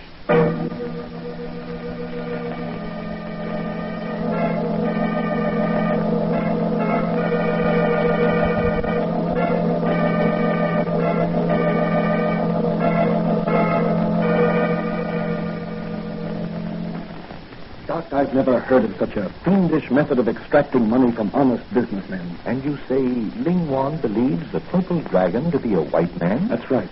He must be a very rich man. Yes, I imagine there are very few who refuse to pay tribute or to purchase their supplies through that crook. Well, so far as you know, the Purple Dragon has confined his extortion activities to Chinese merchants. Yes. I feel certain that if his operations extended beyond the confines of Chinatown, the police would have heard of it. I wonder what the extra's about. Well, just a minute, Doc. I'll buy a paper. Yes, we read all about it. Commissioner Warren's daughter kidnapped. Here you are, boy. Yes, sir. Thank you. X, we read all about it. Well, what do you know about this, Doc? Well, what is it, Danny? Commissioner Warren's daughter was kidnapped last night as she left a dance at the casino. Commissioner Warren? Yes, the Commissioner of Markets. I wonder what's back of that. The kidnappers can't expect to get much money out of Warren. He's not wealthy. No, and he's one of our most efficient officials. Say, you don't think... Well, what is it, Danny? I'm going over to Commissioner Warren's house and make a little investigation. Hey, what's that? Someone just threw a stone through the store window. Oh, here it is. There's a note tied to it. Well, what does it say, Danny? It says, devastating tornado descend upon honorable place of business. If Inquisitive Patrolman Garrett extends nose into Chinatown. And it's signed the Purple Dragon. Let me see that note. Yeah. Apparently written with a brush, such as Chinese use. Yes. But it wasn't written by a Chinese. What do you mean? The Chinese writing is distinctive. The technique of Chinese brush writing is such that even if the Chinese were writing in English, the brush marks would be distinctively Chinese. This note was written by a man who at one time might have lettered addresses on shipping cases. A shipping clerk, I would say. Well, that's very interesting, Doc. And the Purple Dragon, or whoever writes his notes for him, is a white man. Well, Doc, this note spikes my guns. I can't endanger you and your business. Oh, don't be silly, Daddy. Don't be silly. Your duty comes first. I can take care of things here. And just let somebody start something. There are things in my laboratory back there that will make them wish they'd stayed away. Well, I've got to be going, Doc. Take care now and don't worry. I'm not going to Chinatown. My next call is in the opposite direction.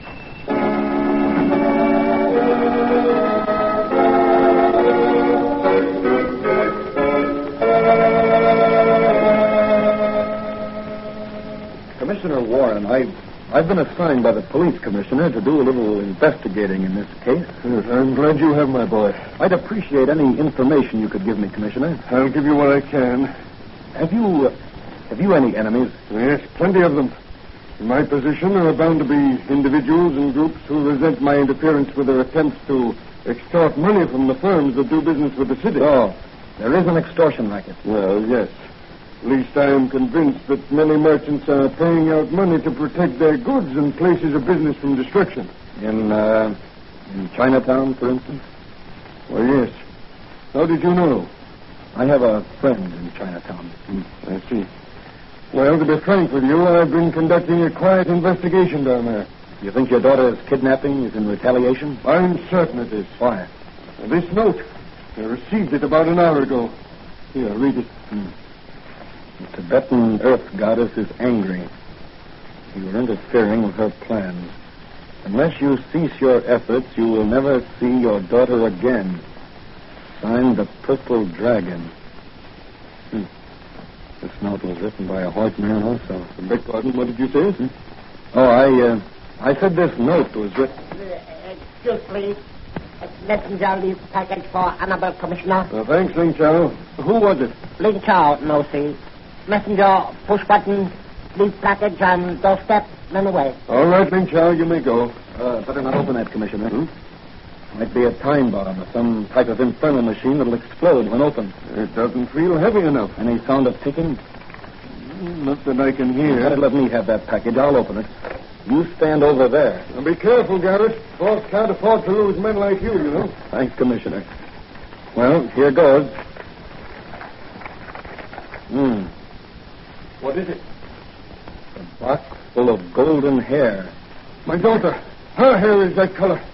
You don't think that... Oh, no, she's not dead yet, but something will have to be done quickly, and I'm going to do it. What are you going to do, Dan? I've got a hunch, and I'm going to play it. What can I do to help?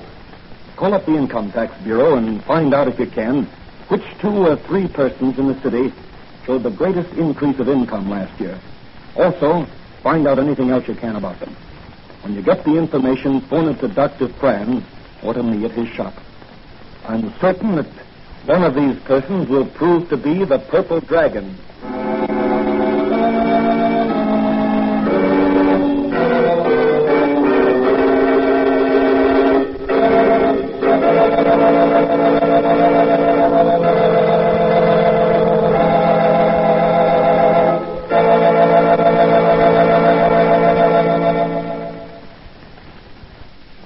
What does Dan Garrett plan to do next?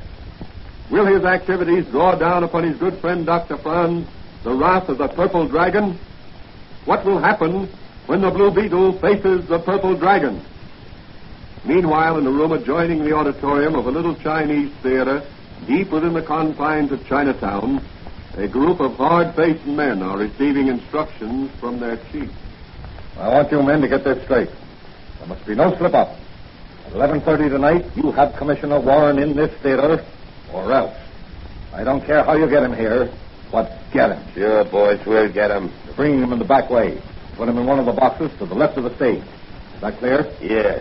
You 2 men stay with him. Tell him if he makes a move to escape, he'll never see his daughter alive again. You got that straight? Yeah, we got it straight. Well, and you leave the rest to the Purple Dragon.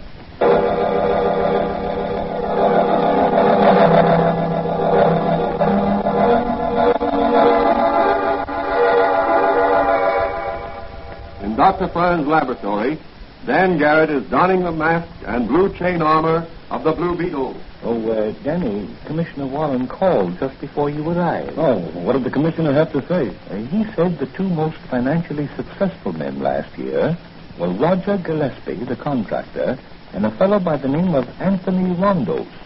Gillespie seems to have made a fortune during the building boom last year, and Rondos apparently made a great success of the importing business. Rondos is our man, I'm sure of it. Where does he live, did Warren say? Yes, he recently bought Ridley home. I know that place. Yes, Danny, I know. I remember you visited the house secretly one night while you were making an investigation of Banker Ridley's strange death on the operating table. That's the place. Well, that'll be the Blue Beetle's first call tonight. So long, Doc. Yes,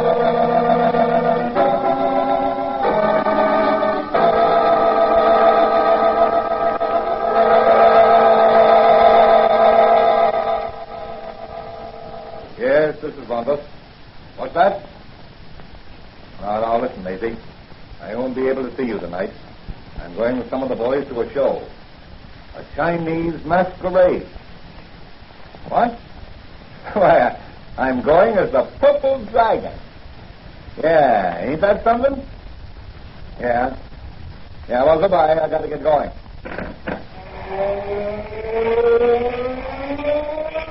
The Blue Beetle. Yes, Mr. Purple Dragon, alias Tony Rondos, extortionist and blackmailer, the Blue Beetle. Oh, you're wise to my racket, yes, and I'm going to end your racket tonight. That's what you think. But no one is going to end my racket tonight or any other night. I'll not bother to shoot. Your bullets can't pierce this chain armor I'm wearing. The Blue Beetle is... Oh, my throat. Good work, Wang Pao. Pull the silken cord tighter around the Blue Beetle's neck. That's enough. He's gone under. Let him drop. Is the Blue Beetle dead? I don't know, but tie him up and throw him in the vault downstairs. Oh, here. Here's $100. Buy yourself a new opium pipe. I'm going down to Chinatown. I'll deal with the Blue Beetle later.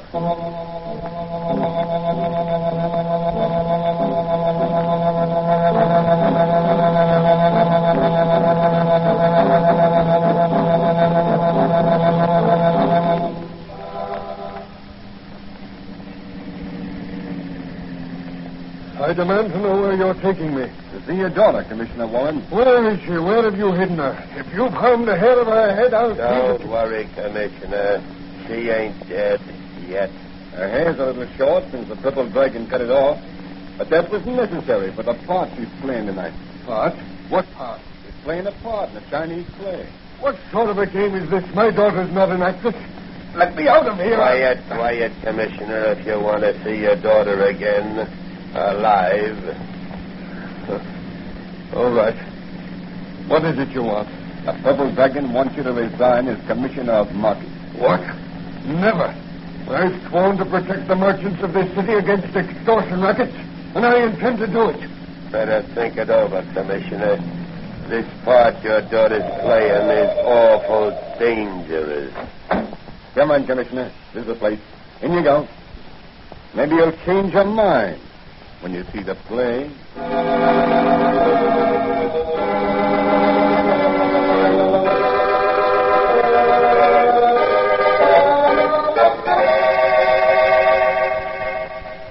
Meanwhile, in his laboratory, Dr. Franz is working on some of his interesting experiments.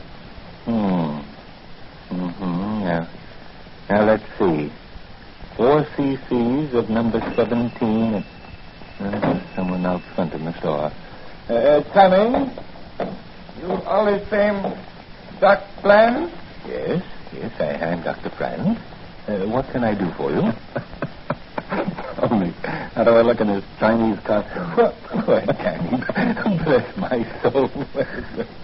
You know, for a minute I thought Confucius himself had entered my shop.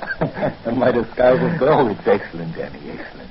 But why is the Blue Beetle dressed as a Chinese coolie? Well, the Blue Beetle is attending a theater party in the old Chinese theater tonight as an uninvited guest. And I think that when the party is over, the Purple Dragon and his extortion racket will be a thing of the past. Anything I can do to help?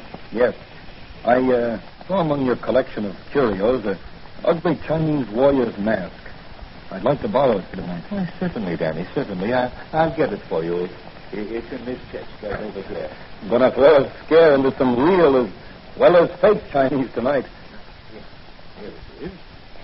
There. Hey, what an ugly mask. Here, let me put it on. There we are. Now, how do I look? Oh, terrifying. That's good. Well, the stage is set and the audience is waiting. Good night, Doc.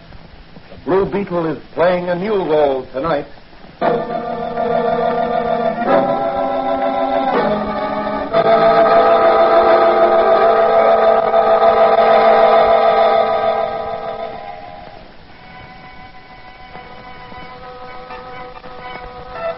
In a dimly lit auditorium, a hushed group of Chinese merchants await the performance they have been ordered to attend.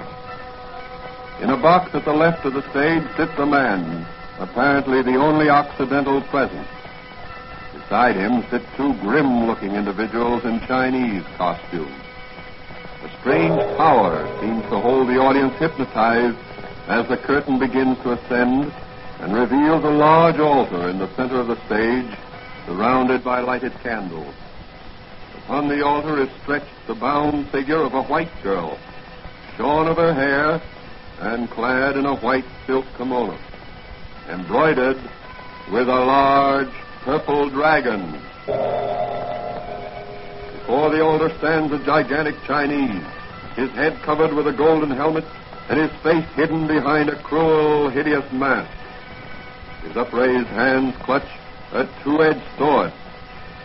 Back of him are grouped a dozen tense, muffled Chinese, likewise masked. Suddenly, mighty Tibetan goddess angry, the white infidel has defied her will, so Tibetan goddess must be appeased. Human sacrifice must be made upon the altar. No, that's my daughter. Tibetan goddess speak again. Her voice says, death to white maiden. No, I'll do anything. What is it you demand? White infidel interfere with priest of Tibetan of goddess. He encouraged Chinese merchants to withhold tribute. I, priest of a dragon, demand you resign from high office. No, I won't resign. This is a racket. You and your gang of cut out the fingers. 3 times of goddess has spoken. Her verdict is death to white maiden.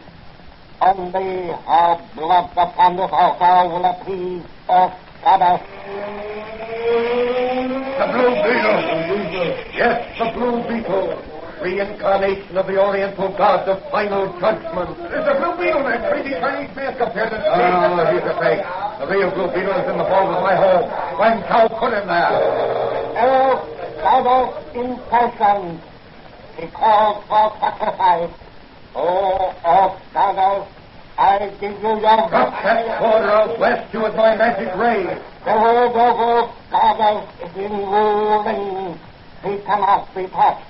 Ruling gives us goddess of sacrifice.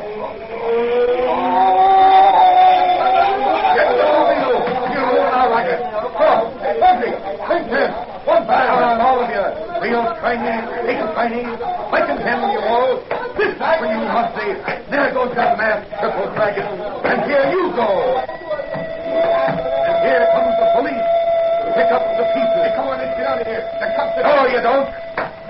There'll be room for you in the wagon. Look out, Blue Beetle, that Chinese, the sword. That will take care of you. These Chinese devils are soft. Thanks, Commissioner, for the warning. Hey, you merchants in the audience. Here's your chance to clean up your own racket. Go to it, China. Clean out the rats that have been infesting your facility. No more will the purple dragon take the sword of human sacrifice over your head. He has been unmasked by the Blue Beetle. The Blue Beetle's work is done.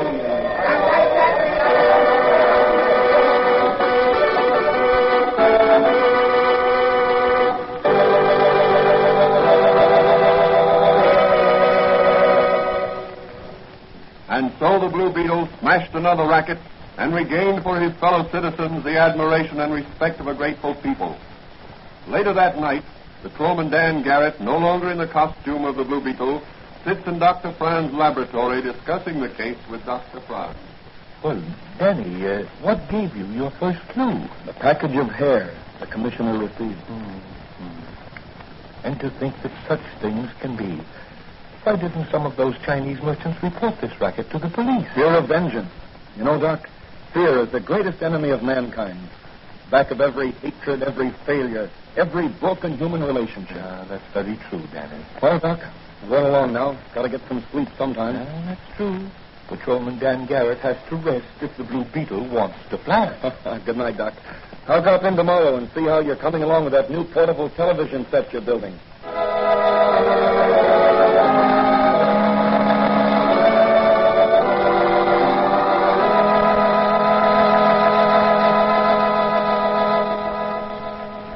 So Dr. Franz is working on a portable television set. Will it be successful? How can the Blue Beetle use it to run down criminals? What will be the Blue Beetle's next case? These questions will be answered in the next episode of The Blue Beetle.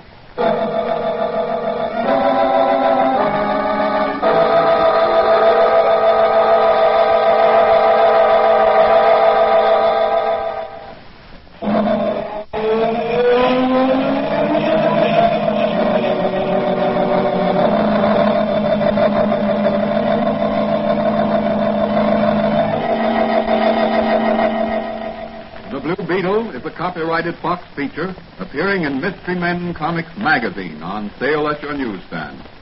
The Blue Beetle is on the air twice a week on this same station. Consult the broadcast schedule in your local newspapers. And don't forget to listen in.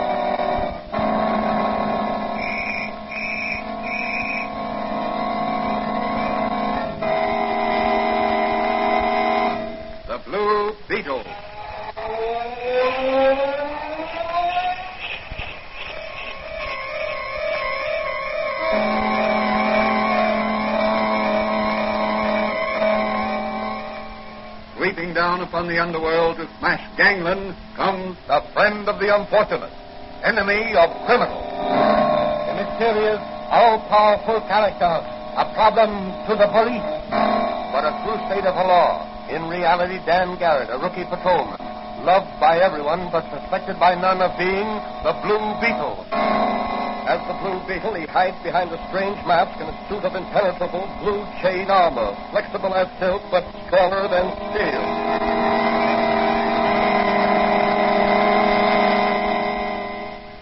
Today's episode of The Blue Beetle is entitled The Sea Serpent. Rumors have reached the city that a sea serpent has been ravaging the nearby coast.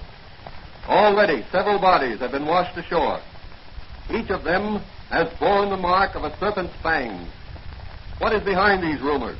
Are they true? Is there really a sea serpent ravaging the coast? Or is there a definite plan on foot to frighten people away from the shore resort? As our story opens, Dr. Franz is listening to the radio while dusting the shelves of his little apothecary shop and awaiting the usual morning call of his young friend, Patrolman Dan Garrett, who in secret is really the Blue Beetle.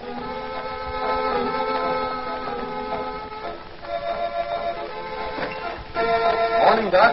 Oh, hello, Danny. Hey, what's that, a radio? Don't tell me you're going to modernize this quaint little shop of yours. No, it's not that bad. I just thought I'd like to have a little music once in a while. The customers also like to get the baseball scores and the news. Fine. What are you and Mike Manigan doing these days? Any special assignment? No, it's been a little quiet since we chased those racketeers out of Chinatown. What do you think about this sea serpent scare? I don't really know what to think. Are there such things as sea serpents, Doc? Well, the term sea serpent has been associated with huge dragon-like creatures we read about. But as a matter of fact, a serpent can be any size. According to reports, the bodies of these bathers who were bitten showed signs of having been poisoned. That's strange. We interrupt our regular program to bring you a special news bulletin. Breaker City. The body of another bather was brought ashore by lifeguards this afternoon. The bather, a man about 50, showed signs of distress while swimming about 300 feet offshore. His cries for help were immediately answered by lifeguards who rushed to his rescue. However, when brought to shore, he failed to respond to efforts at respiration and died on his way to the hospital. Doctors who examined the man reported finding marks upon the man's leg resembling snake bites. They contend that the man did not drown, but died from the effects of poison. Late news dispatches will be given over this station as received. We continue now with our regularly scheduled program. Very strange. Yes, in fact, I'd say the whole thing looks very fishy to me, if you'll excuse the pun. Well, what are you going to do about it? Well, our territory doesn't extend beyond the city limits. But I'm going to ask the commissioner to let Officer Manigan and me take a run down to Breaker City and see what we can uncover. That's a good idea, Danny. The sea air will do you good. If I go, I'll drop in to see you when I get back. Are you wearing the poison detector ring I gave you, Danny? Wouldn't be without it. You may find it useful on this case. Remember, the stone turns from green to yellow in the presence of poison. I know. Well, so long, Doc. If I catch a sea serpent, I'll stuff him and bring him back to you.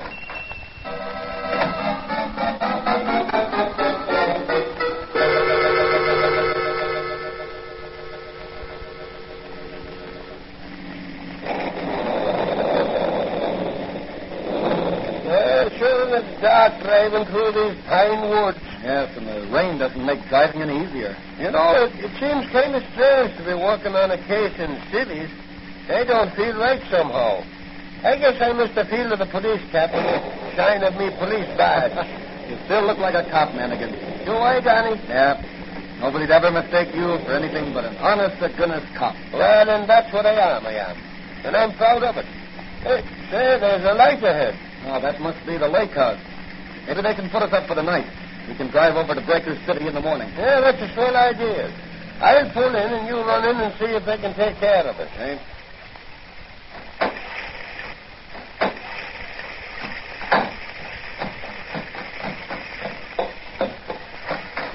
Good evening. Kind of wet outside, isn't it? Yes. Well, weather for duck. Yeah, traveling far? My friend and I are on our way to Breaker City. We saw your lights and decided to stop off for the night. Are you the clerk? I'm the owner. Own several hotels around the lake here. I beg your pardon. Got any accommodations? Sorry, but we're all filled up. Business must be good. Or has the rain forced the tourists inside? Yeah, it isn't the rain.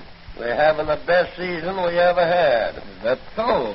I thought the summer resorts were complaining about poor business. Not here at Pine Manor Lake. Well, I guess we'll have to keep going. It isn't far to Breaker City. You'll find plenty of accommodation there. Well, if you're filled up, they'll be too. I hardly think so. They're not doing so well this season. This sea serpent scare seems to be keeping people away from the seashore.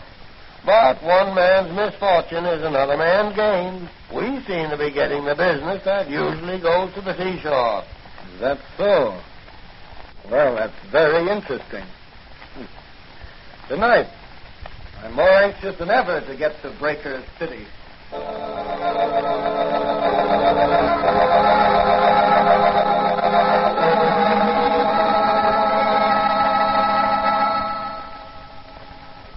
Say, Danny, this is a swell room they gave us overlooking the ocean and only $4 double. Yes, we must be the only guest in the hotel. The lobby is as dead as a museum after closing hours. How about a bite to eat before we turn in? That's a good idea. Let's go in the coffee shop here. Sir? Gentlemen? What'll it be? Some Java, a piece of apple pie a la mode, and a slice of cheese. Okay. Yours, mister? Well, my friend here is dieting, but I'm hungry. Bring me a glass of hot milk and a toasted roll. For such a husky lad, you're a small eater, Danny. But what I eat makes muscle. Hey, look through that window out there on the boardwalk. Isn't that Joan Mason of the Chronicle? Yeah. Yeah, she's coming this way. And there's a man following her. Hey, Danny, come on. Take your hands off that girl. Dan Garrett. Beat it, Wayne Dare. I'll croak you. You and who else? Drop that gun. Oh, yeah? Well, how do you like this? After him, Daddy. I can't run. He got me in the leg. Is it bad? No, just a flesh wound. I'd better stay here and look after you and Miss Mason. Oh, Danny, I was never so glad to see anyone in my life. Are you all right? Yes, but what about Officer Manigan here? He can't walk. I'll be all right if Danny will lend me a shoulder to lean on. Oh, come on, Mike. We'll get you into the hotel and call a doctor. In the morning, we'll send you back to the city, a wounded hero. Okay. But right now, I want that piece of apple pie a la mode with cheese and the cup of java.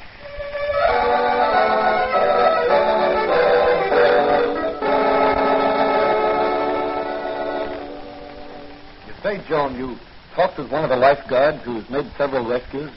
Yes, I told him I was investigating the sea serpent story for the Chronicle. What did he say? He said that in each case he'd seen, something that looked like a serpent's tail lash out of the water just before the victim cried for help. Well, have you found anyone else who claims to have seen the sea serpent? No, I haven't. That's strange. Yes, isn't it? Where did you pick up this man who was following you? In a restaurant on the boardwalk.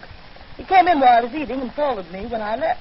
Well, this sea serpent scare is either a practical joker's plan gone haywire, or it's a well-thought-out scheme to ruin the season for Breaker City. Doesn't look like a joke to me. Mr. Downs, the owner of this hotel, is ready to commit suicide. He's losing thousands of dollars every day. Well, you better get some sleep. I'll see you in the morning. What about Manigan? Oh, I'll put him on the train and ship him back to the city. The doc said his wound wasn't serious, but he won't be much help to us here. How about meeting me out on the pier? They're pulling in the nets at sunrise, and they may catch a sea serpent. I'll be there with some salt for his tail.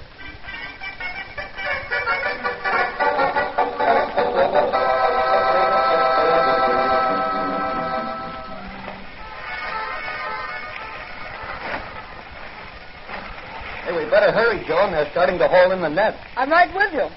Oh, there's Mr. Downs. I want you to meet him. Good morning, Mr. Downs. Oh, hello, Miss Mason. This is Dan Garrett. Beautiful day, sir. Maybe to some people, but not to me. You seem down in the mouth. You'd be down in the mouth if everything you'd strive for was gradually slipping away from you. I understand you're financially interested in Breaker City. I own the Sunset Hotel, for one thing. This sea serpent business is making it tough for you. Tough is not the word. I'm on a special assignment from the New York City Police Department investigating this case. Oh, are you? Well, I certainly hope you can clear up this mystery. It's costing us hotel and concession owners thousands of dollars a day to keep open. And there's no business except day excursionists. Well, I'll certainly do what I can. Suppose you and Miss Mason come with me. I want you to meet Professor Meredith. He's an authority on fish and such things, and he's in charge here. I'd like to meet him. All right, boys. You can begin hauling in the net. Oh, Professor Meredith. Oh, good morning, Mr. Downs. Good morning. I'd like to have you meet Miss Mason of the Chronicle, Mr. Garrett of the York City Police. Oh, I'm happy to meet you both. Thank you. By the way, who's that man standing over there? The one with the dark hair. Oh, that's Fred Nash, one of the lifeguards. Yeah, and he's the man. Yes, I thought I'd seen him before. I beg pardon? I was just telling Miss Mason how long it'll be before you pull up the net. Oh, they're pulling them up now. In just a moment, we'll discover if our haul contains the sea serpent. All right, then. Bring the net over to here. And keep the sides up. We don't want to lose any fish. Okay. That's got it. Now lower it a bit. Well, that's quite a haul. Plenty of variety, Professor. Aren't those sharks there? Yes, small ones. There's several skate, weak fish, and camelback. There's one there that looks like a balloon. Oh, that's a blowfish. Well, there's a sea serpent. Only a near, Miss Mason. But a big one. Well, I guess we'll have to try again. What's the use, Meredith? You won't find anything. We might as well admit we're licked and close up. I'd give a lot to know just what's out there. Well, I'm going to find out if it's still there. Well, what are you going to do? I'm going to find out if these waters are safe to bathe in. Mr. Downs, you're not thinking... Yes, I am. I'm going into that water. If the sea serpent is there and wants human flesh, he can have mine. That's madness. What have I got to lose? I have no family. Everything I have is invested in this beach. If I can bathe here, so can everybody else. I'm going to get it over with. Stop him. He's gone crazy with water. Hey, you lifeguards, grab him. Oh, there he goes, right off the pier. I'm going after him. No, Dad. There's other lifeguards. They'll get him. Keep your eyes on them, everybody. I'm going in, too. No, Daddy, no. Let go of me, Jones. I'm going out in that rowboat under the pier. Look, Mr. Downs is swimming away from the car. He's a strong swimmer. Whatever made him do it? This thing has preyed on his mind for a long time. Look, one of the guards is calling for help. One of you men run for a doctor and phone the lifeguard station for a pulmotor. Look! Mr. Downs has grabbed the lifeguard and... Something's happened to Downs. He's let go of the lifeguard and it's sinking. Hurry, get to the boat! Oh! The Serpent's got Mr. Downs. He's got him. I know it. I know it.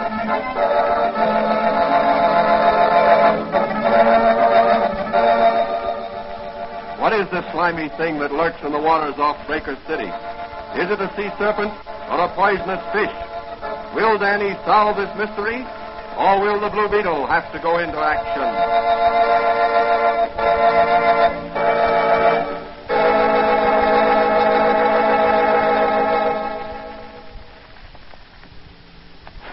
Time later at the Breaker City Hospital, Dan Garrett and Joan Mason are waiting outside one of the private rooms for Professor Meredith.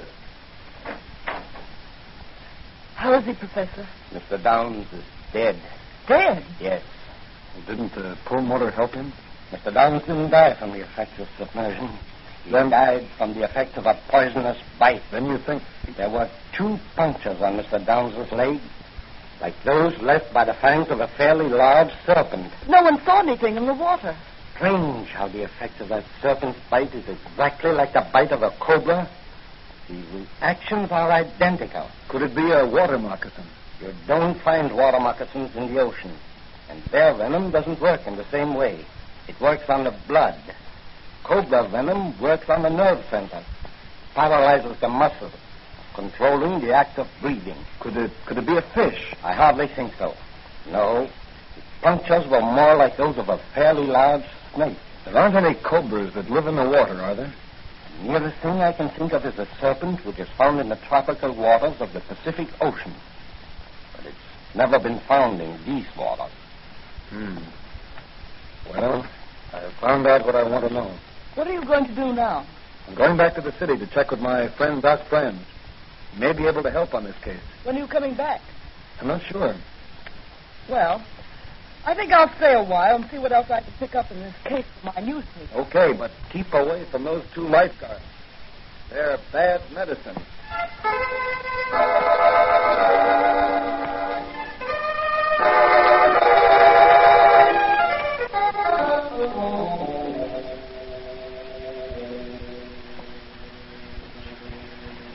So you suspect the 2 lifeguards of being implicated in these deaths? Yes, I do. I'm convinced of it. What makes you so sure? All the time I was rowing the boat with the 2 lifeguards and Mr. Downs back to shore, the stone in the poison detector ring was bright yellow. But perhaps the poison in Mr. Downs' body. No. You see, after they took him away, the stone was still yellow. What about the man who tried to abduct Miss Mason and shot Lanigan? Didn't you say he resembled one of the guards? He was one of the lifeguards, but I didn't let on I recognized him. I didn't want to spoil my chances of getting enough evidence to convict him in this larger case by showing my hand in the case of simple assault. Very wise, very wise. Well, what are you going to do now? Put on my Blue Beetle armor and mask and... I'll answer it. Hello? Patrolman Dan Garrett? Yes. Yes, he's here. It's for you, Danny. Long distance. Long distance. Probably Joan Mason. Hello? Oh, hello, Professor Meredith. What? Joan Mason has disappeared? But she hasn't checked out of the hotel? Well, I can't get down there myself, but I'll see that several of our best men are sent down right away. Thanks for calling. Goodbye. What's the trouble, Danny? It looks as if someone had kidnapped Joan Mason. Help me with my Blue Beetle costume, will you, Doc? Why, certainly, Danny, certainly. Where are you going? I'm driving down to Breaker City. But you just told Professor Meredith you weren't coming down. That's right. Dan Garrett isn't. But the Blue Beetle is.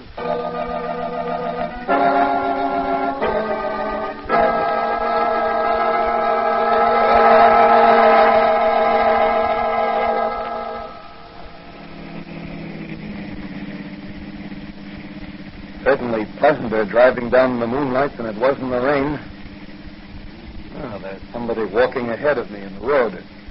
He's got a long stick and a flashlight. Probably been fishing by moonlight. Want a lift? Oh, thanks, mister. Gee, you going to a masquerade in that costume?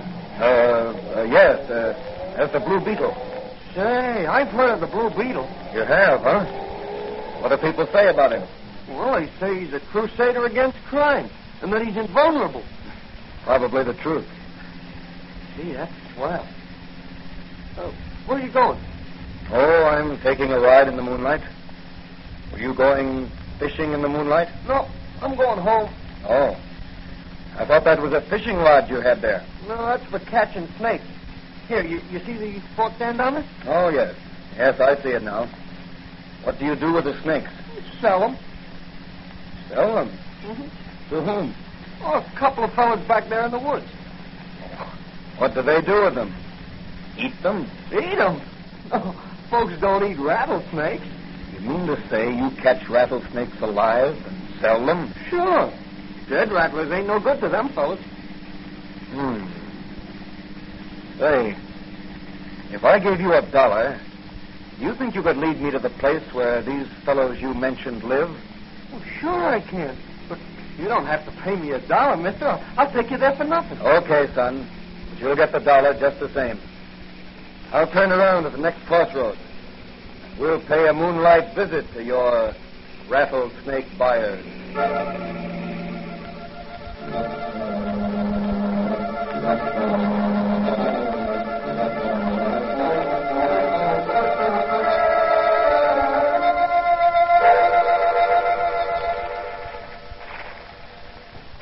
So, Miss Mason, it's very unfortunate for you that you got as far as you did with your investigation. I'm sure your newspaper will miss your valuable services. What are you going to do with me? Make sure you won't disclose the information you have to anyone. You can't get away with this. Oh, you are in error, Miss Mason. We have gotten away with it in the past. We will again. The vacation business has been detoured to Pine Manor Lake. It will still follow that detour after your body is found floating in the ocean, a victim of a poisonous sea serpent. You wouldn't dare. Wouldn't dare? Fred, Joe. Yeah, boss? Suppose we leave Miss Mason with the Rajah there for a while we step outside. Her education has been neglected. She has never met a 6-foot cobra. No! You can't do that. You can't. Raise the lid of his cage and let him... The Blue Beetle. Yes, the Blue Beetle.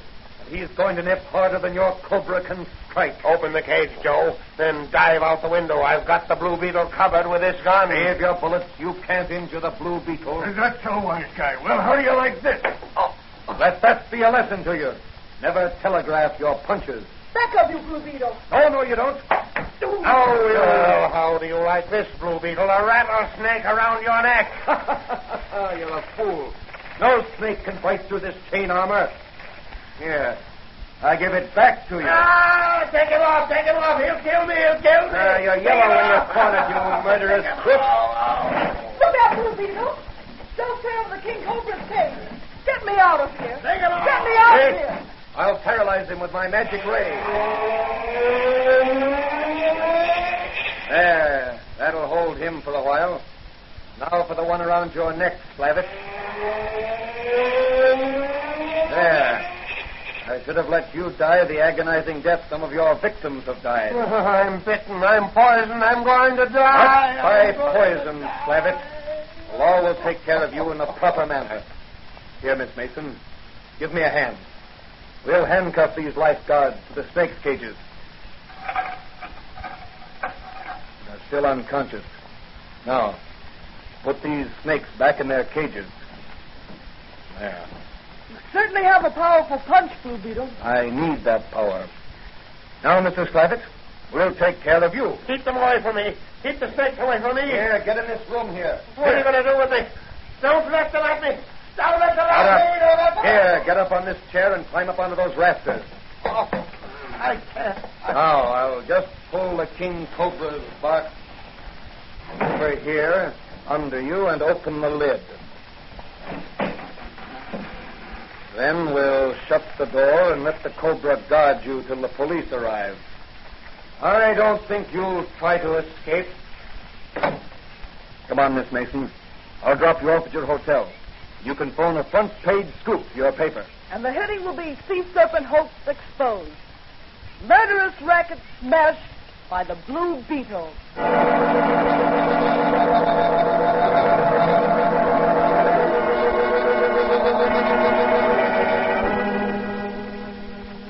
But, Danny, how did the lifeguards operate?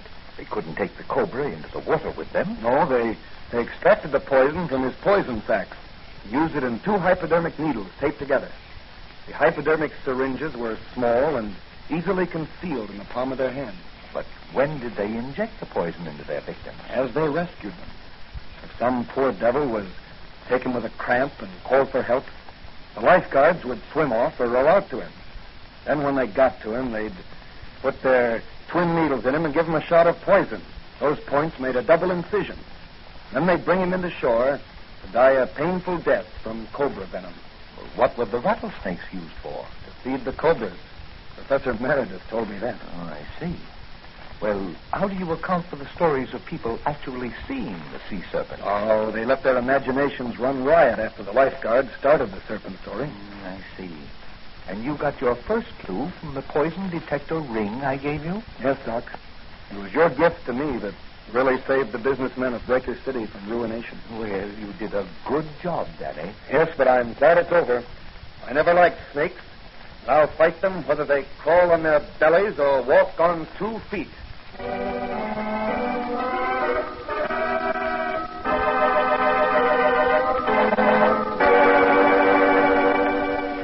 And so another fiendish racket was smashed by the Blue Beetle.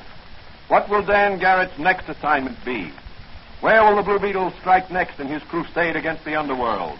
These questions will be answered in the next episode of the Blue Beetle.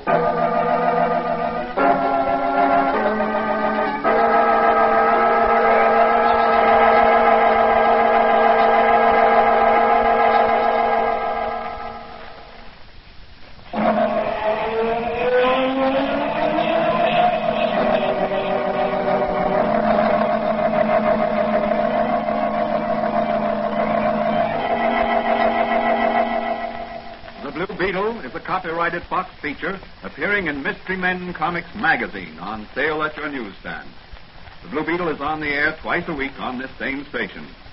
Consult the broadcast schedule in your local newspapers. And don't forget to listen in.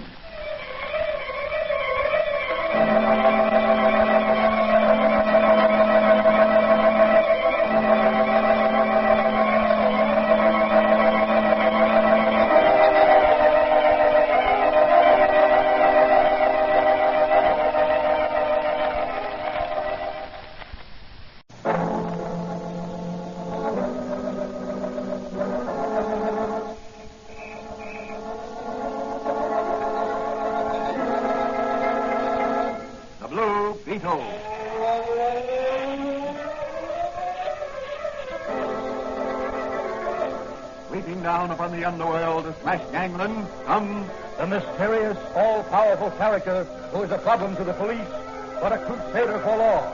In reality, Dan Garrett, a rookie patrolman, loved by everyone, but suspected by none of being the Blue Beetle. As the Blue Beetle, he hides behind a strange mask and a suit of impenetrable blue chain armor, flexible as silk, but stronger than steel.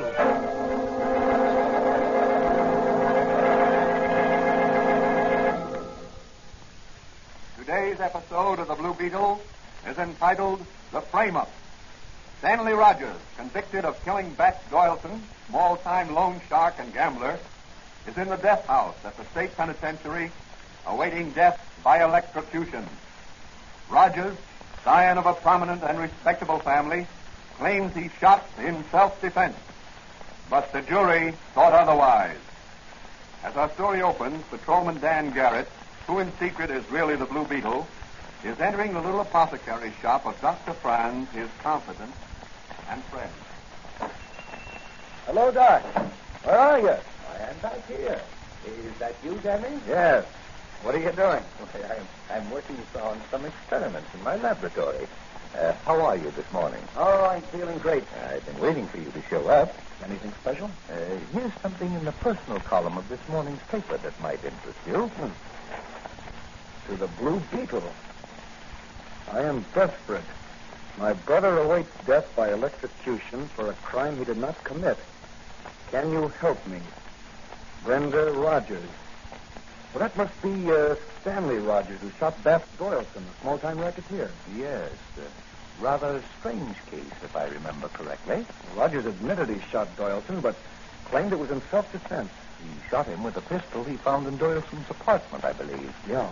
Wasn't it brought out in the trial that Rogers owed Doyleson a large sum of money? Yes, he borrowed from him on several occasions to cover his gambling losses. Where did Rogers meet Doyleson? He was introduced to Rogers by a girl, chance acquaintance at a gambling club. Oh, it's too bad. Rogers comes of a good family. I can't understand his getting mixed up in such a thing. Well, he was a little wild at college. Too much money to spend. Orphaned at an early age, wasn't he? Yeah. He was really raised by an older sister who spoiled him. Well, he's certainly in a spot now. Yes, he is. What are you going to do about that notice in the newspaper? Well, I'm going to pay a visit to young Rogers in the death house. Never talk with him. As Dan Garrett or as the Blue Beetle? As the Blue Beetle. But how are you going? I'd like to use some of your invisible paint, Doc, so that I can get to Rogers without anyone knowing it. It'll be dangerous if you're caught. I haven't been able to perfect the liquid yet. Well, it'll serve my purpose. I won't be with Rogers very long. Well, be careful, Danny boy. I will. Don't worry, Doc. Well, I got to get down to headquarters now. If I can, I'll be back later to change into my Blue Beetle chain armor and mask. I'll be here to help you at any time you want me, Danny. Thanks, Doc. So long. I'm going to read up a little on the Rogers case.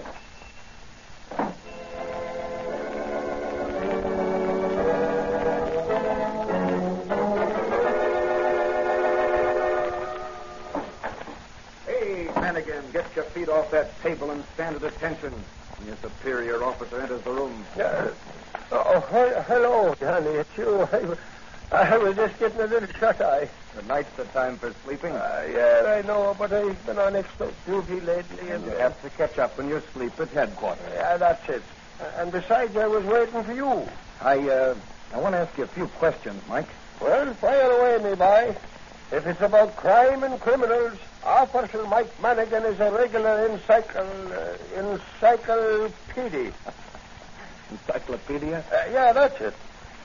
What do you know about Bat Doyleson? Oh, him. He was a small-time loan shark before the Rogers boy bumped him off. Do you think Rogers' killing of Doyleson was premeditated? No, I don't. Neither do I. This Doyleson guy was a bad egg. Now, where could I find out more about him? Well, maybe Charlie Storm of the Sun could help you out. Oh, that's a good idea. I'll give him a ring. Say, Dan, why are you so interested in this Rogers case? Huh? Oh, I'm interested in the loan shark racket, and I want to find out all I can about those connected with it. Hello, son? Give me Charlie Storm, please. And maybe the commissioner would assign us both to it if we asked him. Later, perhaps, Mike. At present, Oh, hello, Charlie. This is Dan Garrett. Say, what do you know about Bat Doyleson? Yeah? Yeah, Maroney? Top man, huh? Really? That high? Say, that's very interesting, Charlie. I think I'll get busy and really dig into this loan shark business.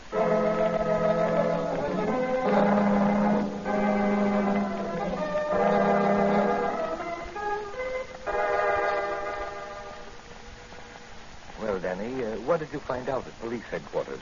I phoned Charlie Storm of the Sun. He should be able to give you valuable information. He told me that a man named Maroney was the top man in the loan shark racket. Was Doyleson associated with him? No.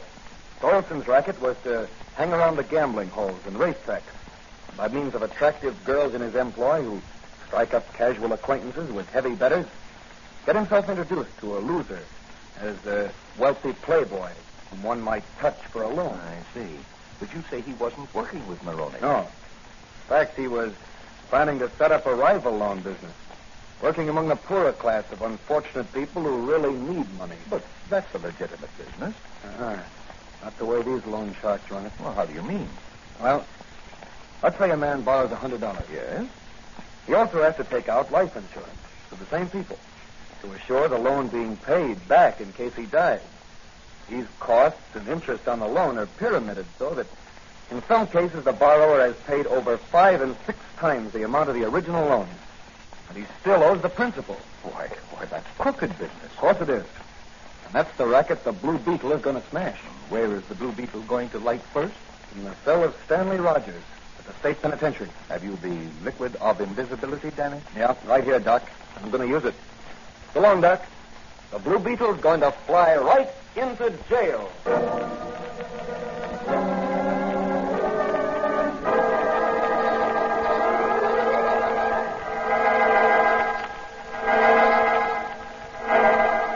Meanwhile, in the electrocution chamber at the state penitentiary, some officials are testing the lethal equipment. How about the electrodes, Sam? Clean as a knife blade, Warden. And the straps? All in order, sir. Have you tried the switches? I was just about to do that, sir. All right. Shoot some juice through and check your dial. Yes, sir, in just a moment. I'll give her 1,800 volts and 10 jump it to 2,000. All right. What's your dial indicate, Sam?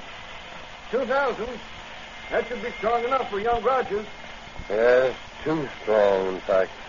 But the court has ordered his execution, and it is our duty to carry out their order. Want any more? Nope. Shut everything off. That's all for today. I'm going to my office.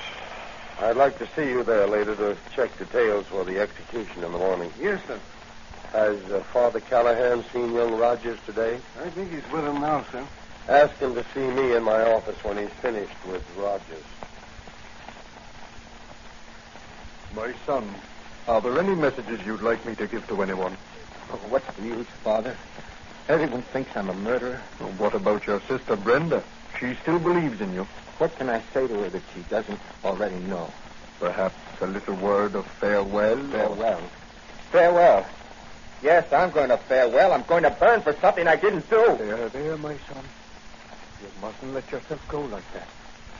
Try to face things bravely, secure in the knowledge that there is another life after death. But I'm not ready for death yet, Father. I want my life now. Why can't somebody do something for me? I'm innocent. I'm innocent, I tell you. Everything possible to do has been done, my son. No word from the governor, Father. I'm sorry, my son. Perhaps later tonight. Your lawyer has been in touch with his secretary. We are all doing everything we can. Thank you, Father. I'm sorry I acted as I did. Please leave me now. I'd like to be alone. Very well. Good night, my son. Good night, Father. Oh, God, will you come with me, please? I'd like to speak with you a minute. Sure thing, Father. Right with you. What was that humming? Was that the sound of... That was the sound of the Blue Beetle's magic ray. The Blue Beetle? Yes, the Blue Beetle. But I can't see any. I am invisible. What are you doing here? I've come to help you. Who sent you? Your sister. My sister? But how did she... Never mind how she got in touch with me. Now listen to what I have to say. Speak softly so the guard won't hear you. This invisibility of mine may not last long. All right. Now, tell me what happened the night you shot Doyleson. I didn't shoot him.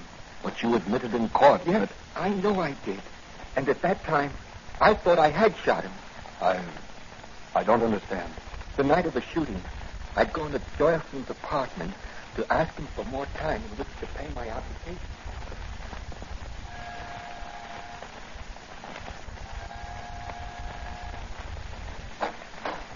Oh, hello, Rogers. Come to pay your notes? Well, I'd like to talk it over with you. Come in. Oh, you know Maroney here? Yes, I met him at the Golden Pheasant Club. Hello, Rogers. Hello, Mr. Maroney. Well, I'll leave you two together. We've got private business to talk about. Oh, look, Maroney, why don't you step into the bedroom there and wait till I finish with Rogers? Won't take long, and you and I can finish our business. Okay, but make it snappy. I ain't done all. Now, what have you got to say, Rogers? Well, I can't tell you what I owe you now. If you'll wait till I get the principal of my father's estate next year, I'll pay you double. I can't wait that long. When I lend money, I got to get it back to lend to somebody else. That's how I make a living. But I thought... Don't be silly. Now, listen. Every dollar I lend brings me back $5 or even $10 interest. The guys that borrow from me pay me back. Or else. But I can't pay you back now. Well, then tomorrow morning your boss is going to know about this. You can't do that. I'd lose my job at the bank. The disgrace would kill my sister. Hey, there's an idea. Your sister's got what it takes. She's a swell-looking gal. I could use her in my business. What do you mean? I could use her at the gambling joint. She could lead the customers on, persuade them to gamble heavily. They lose money, need to borrow, and she introduces them to me. That's what happened to me. Sure. That's the way the old Army game works. Why, you dirty, slimy rat. My sister wouldn't wipe her feet on you. Well, maybe after I've told her the jam you're in, she might consider my proposition. That is, if she loves you. Maybe she'd be worth more to me. You wouldn't dare approach her with any... Go on, beat it, kid. I got other business tonight. I won't leave this room, do you promise that? Beat it, I say, or I'll bounce something off your head. Go on. You bounce nothing off my head. This will stop you. Put down that gun, Rogers. You can't get away.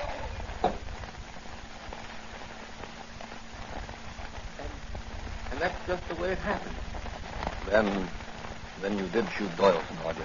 I thought I did at the time, Blue Beetle. In the excitement, I imagined I pulled the trigger. But since then, as I think back, I know I didn't pull the trigger of that gun. Did you take the gun to Doyleson's place with you? No.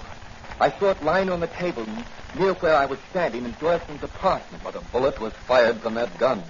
Maroney testified. Wait a minute. Maroney. Say, that gives me an idea. You think you can save me from... Oh, I don't want to die. I didn't shoot Doyleson. I didn't. Take it easy, Rogers. Look, call the guard and ask him to get the warden here in a hurry. Tell him you want to make a statement. But what good will that... When the guard unlocks the cell door to let the warden in, I'll slip out.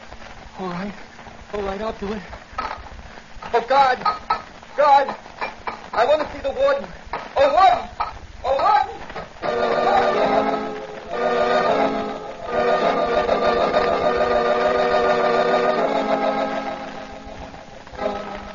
What has the Blue Beetle in mind? Who is Maroney? And what has he to do with this case?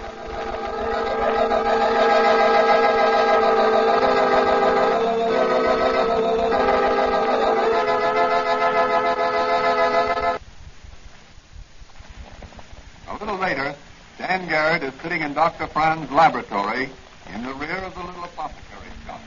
But, Danny, what makes you think Maroney shot Doyleson? I don't know. Just a hunch, I guess. But apparently only one shot was fired. According to Maroney's testimony at the trial, it came from the gun that Rogers held. That's Maroney's testimony. He had just as much of a motive as Rogers for wanting Doyleson out of the way. You mean his rival lone racket? Precisely. Doyleson was muscling in on his territory, as I told you. And Maroney was there that night to threaten Doyleson, I'm sure of it. But Rogers admitted on the stand that he pointed the gun at Doyleson, fired it, and Doyleson dropped with a bullet through the heart. But did the bullet that killed Doyleson come from the gun held by Rogers? Well, that I don't know. I'm going to call the ballistics department right now. Check with our expert, Pat Sullivan. Go ahead, Danny. There's the phone right there. Thanks. And another thing. Rogers must have been an expert marksman to have shot Doyleson through the heart. The distance was about 20 feet, wasn't it? According to testimony. Hello? Hello, police department. This is Patrolman Dan Garrett. Say, give me ballistics. Hello, Sullivan? Garrett. Do you remember the Rogers Doyleson case? Well, tell me something. Was any examination made of the bullet extracted from Doyleson's body to establish the fact that it was shot from a murder gun? Is that so? Yes, I understand. Say, could you get hold of the gun and the bullet and check them? Oh, thanks a lot. Goodbye. What did he have to say? The bullet was never checked against the gun. Well, that's strange. Yes, it is. But Sullivan's going to check them now, isn't he? Yes, and the Blue Beetle is going to check on Mr. Maroney. Anything special you'd like to take with you? Yes, Doc. What about the midget portable television set you were working on? Well, it isn't ready yet. Well, how about the midget portable sound recording device? Oh, that's ready. I'll get it for you. Thanks, Doc. I'll need it tonight. Here you are, Danny. Now, Just slip it under your Blue Beetle armor. Okay. And where will the Blue Beetle fly tonight? To call upon Mr. Maroney first, and then upon the governor of the state.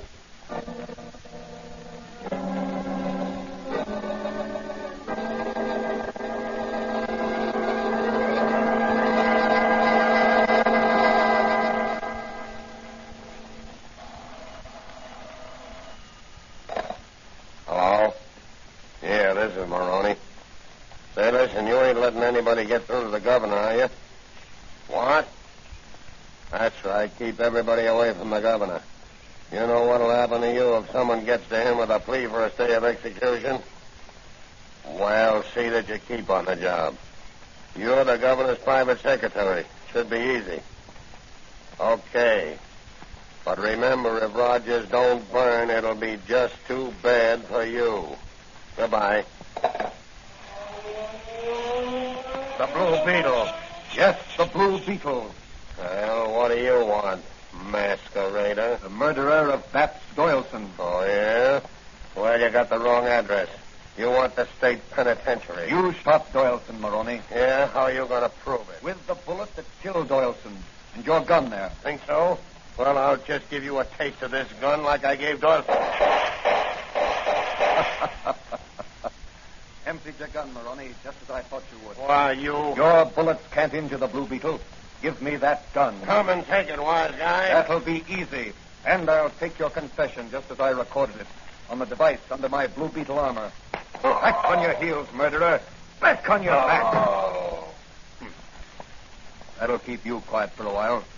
I'll just tie you up and take this gun. The cops are already on their way over here. There's a hot seat waiting for you, Maroney.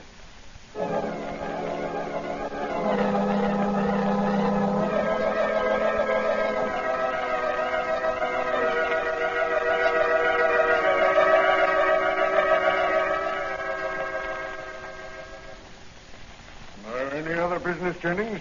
No, Your Excellency. It's nearly morning, sir. Why don't you get some rest? I think I will. You know, it's strange no one has approached me with a petition for clemency in this Rogers case. Well, Your Excellency, it was a case of deliberate murder. Well, what's the sound? The Blue Beetle. Blue Beetle? Yes, Your Excellency, and yes to you also, you gangster-controlled private secretary. I'll call the police, Your Excellency. This is an impudent... Stay where you are, Jennings. I want you and the governor to hear something. But I've no time for things like this. I've got to get some rest. Besides, this is highly irregular. Yes, but an innocent man's life is at stake. In 20 minutes, Stanley Rogers may be dead. Unless you sign a stay of execution, Your Excellency. But there's no reason, no new evidence. Here's new evidence, Your Excellency, right here, in this little black box, this portable recording device. Listen. Hello? Yeah, this is Maroney. Say, listen, you ain't letting anybody get through to the governor, are you? What? That's right. Keep everybody away from the governor. You know what'll happen to you if someone gets to him with a plea for a stay of execution. What's this? Well, see that you keep on the job.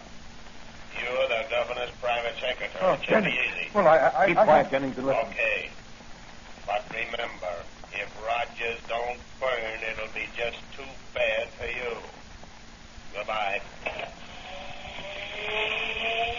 The Blue Beetle. Yes, the Blue Beetle. Well, what do you want, masquerader? Murderer of Bats Doyleson. Oh, yeah? Well, you've got the wrong address. You want the state penitentiary. You shot Doyleson, Maroney. Yeah? How are you going to prove it? With the bullet that killed Doyleson and your gun there. Think so? Well, I'll just give you a taste of this gun like I gave Doyleson.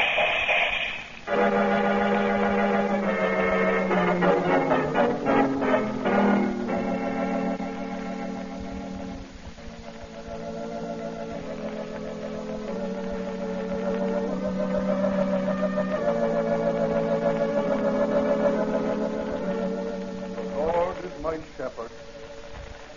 I shall not want.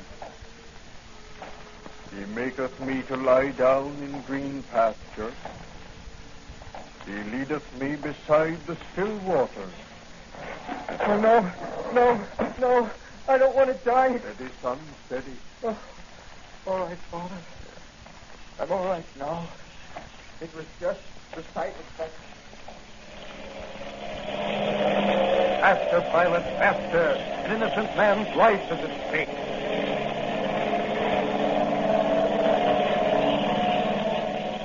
He leadeth me in the paths of righteousness for his name's sake. Sit here, my son. Adjust the straps. Yea, though I walk through the valley of the shadow of death, Faster, driver, faster. An innocent man's life is at stake. I shall fear no evil, for thou art with me. Thy rod and thy staff, 10 seconds. they comfort me. The Blue Beetle! Yes, the Blue Beetle, with the reprieve from the governor. What sort of a ghastly joke is this? This is no joke, Warden. The Blue Beetle comes as the messenger of justice. Here, take this paper. You'll find it's a bona fide stay of execution, signed by the governor of this state. But I don't understand. You're about to electrocute the wrong man, Warden. Stanley Rogers is innocent. The real murderer is on his way here, under police escort. I hope you'll have the guest chamber ready for him. Good night, gentlemen. The Blue Beetle's job is done.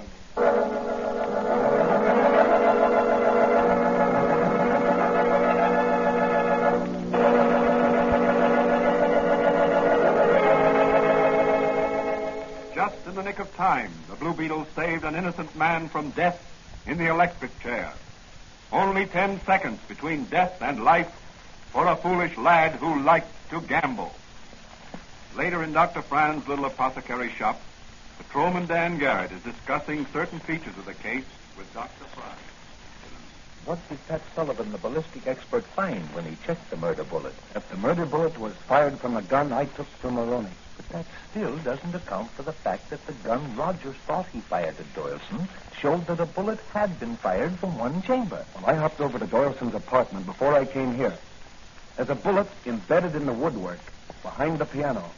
I phoned the inspector, and he's sending someone over to investigate and make photographs. Then you Maroney fired that bullet into the wall out of the gun Rogers dropped after he ran from the apartment. I see. Maroney must have shot Doyleson with his gun from the door of the bedroom as Rogers was pointing his gun at Doyleson. That's correct. And in the emotional stress of the moment, Rogers believed he himself actually fired the shot. Yes, Maroney realized that and framed Rogers. Oh, shameful, shameful. And to think that the governor's secretary was involved in this. Well, he was in fear of his life. He didn't dare cross up Maroney. Well, Danny, you've done a fine night's work. You'd better get some rest. Yes, Doc. I can use it. Well, so long. I'll see you later. Dan Garrett is going to put the Blue Beetle to bed.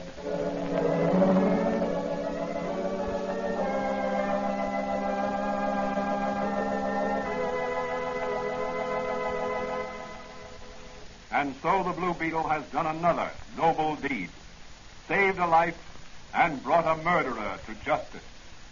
What will his next adventure be in his crusade against crime?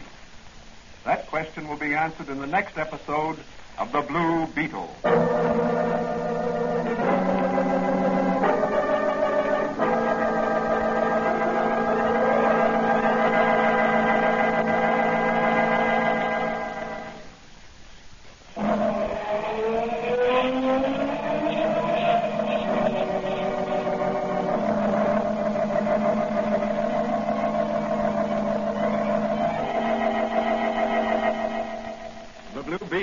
Copyrighted Fox feature appearing in Mystery Men Comics magazine on sale at your newsstand. The Blue Beetle is on the air twice a week on this same station. Consult the broadcast schedule in your local newspapers. And don't forget to listen in.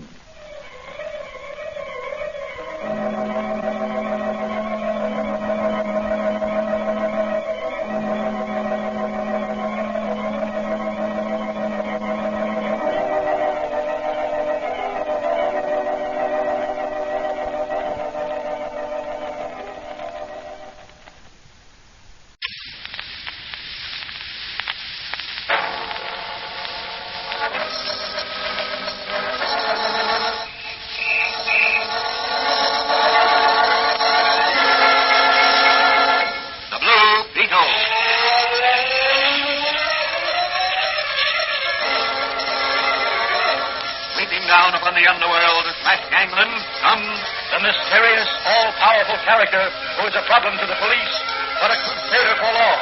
In reality, Dan Garrett, a rookie patrolman, loved by everyone, but suspected by none of being the Blue Beetle. As the Blue Beetle, he hides behind a strange mask and a suit of impenetrable blue chain armor, flexible as silk, but stronger than steel.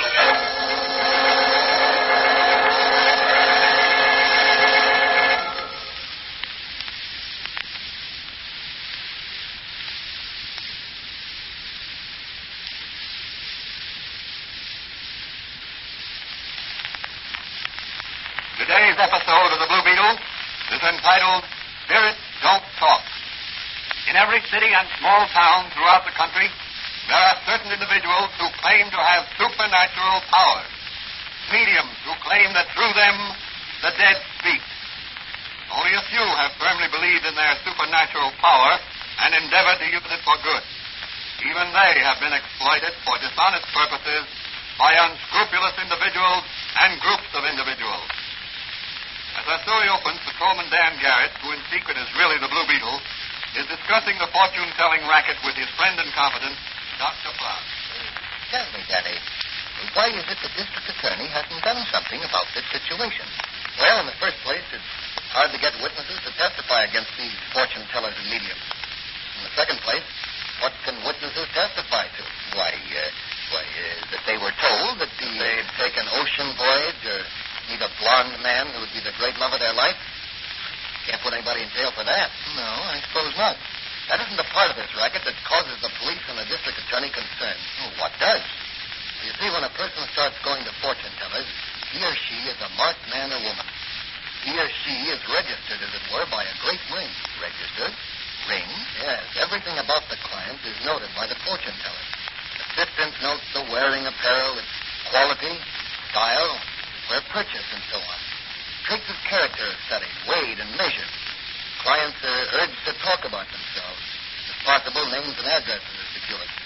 All this information goes into a central bureau to be tabulated and cross-indexed for future reference. Well, bless my soul. I had no idea such an elaborate system existed. Sure, there's a regular ring that controls the racket. But what about spiritualism and mediums? Are these so-called mediums part of this racket? Most of them. They constitute the most dangerous part of the racket. Now, how do you mean? Well, when they get hold of a client, some susceptible individual who believes it's possible to talk to the loved ones who've died, they work on that individual's mind, influence that individual to commit acts he or she would never think of committing if left alone. What's the connection between fortune tellers and mediums? The fortune tellers pick out easy marks. And if considered worthwhile material to work on, they're inveigled into visiting a spiritualist or urged to sit in on a seance. My. People are so gullible. Yes, they are. They have to be protected from themselves. Somebody's in the store. I'll be back in a minute. Probably Mike Manigan. If it is, send him back. Hello, Doc. Is Danny the daredevil dude patrolling the street? Yes, Danny's back in the laboratory. Probably cooking up a witch's brew of some sort. You mind if I go in? Oh, no. Go right back, Officer Manigan. Hello, Mike. Hello, Danny. Are you ready to visit the mediums? Ready and waiting. Hey, you look very smart in your civvies. Yeah, I think your advice is good. They'll never suspect we're cops in these clothes. How about that? My wind-blown barb and your red face. You don't look like bookkeepers. Where are you two boys going? To a seance. You mean seance, Doctor? Yes. We're going to talk with the dead. Who's the medium? Well, he calls himself Professor Windrip. Where's the seance being held? Windrip's house out on Elm Street. You know that old place that sits back from the street? Yes, I know it. People used to say it was haunted. That's the place. Well, come on, Patrolman Garrett. Pardon me, Mr. Garrett. You go ahead, Mike. I want to ask Doc something. I'll be with you in a minute. Okay, I'll wait out front for you. Say, Doc, can I borrow your X-ray camera with a special infrared lens? Oh, certainly, Danny. I'll get it for you. What can I carry it in? Oh, here. It's quite flat. Here. Put it in this briefcase. Oh, thanks, Doc. I'll see you later. If the spirits don't get me.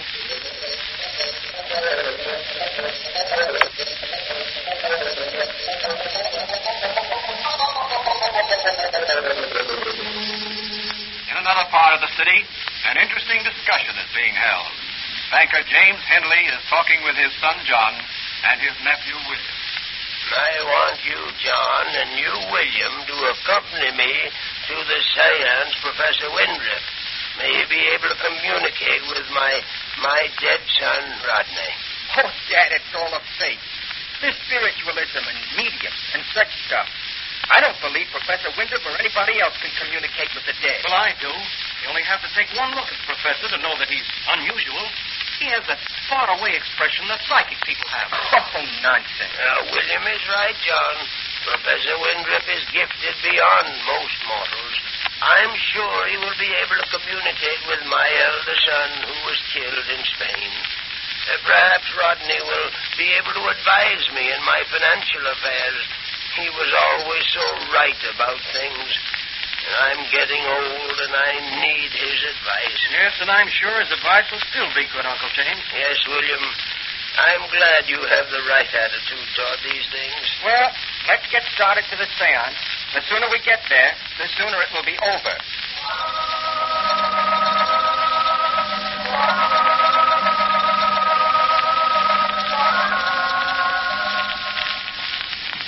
Who's going to be out at Windrip's place, Daddy? Not sure. Charlie Storm and his son told me that Banker Henley's a frequenter of Windrip's seances. How are we going to get in there?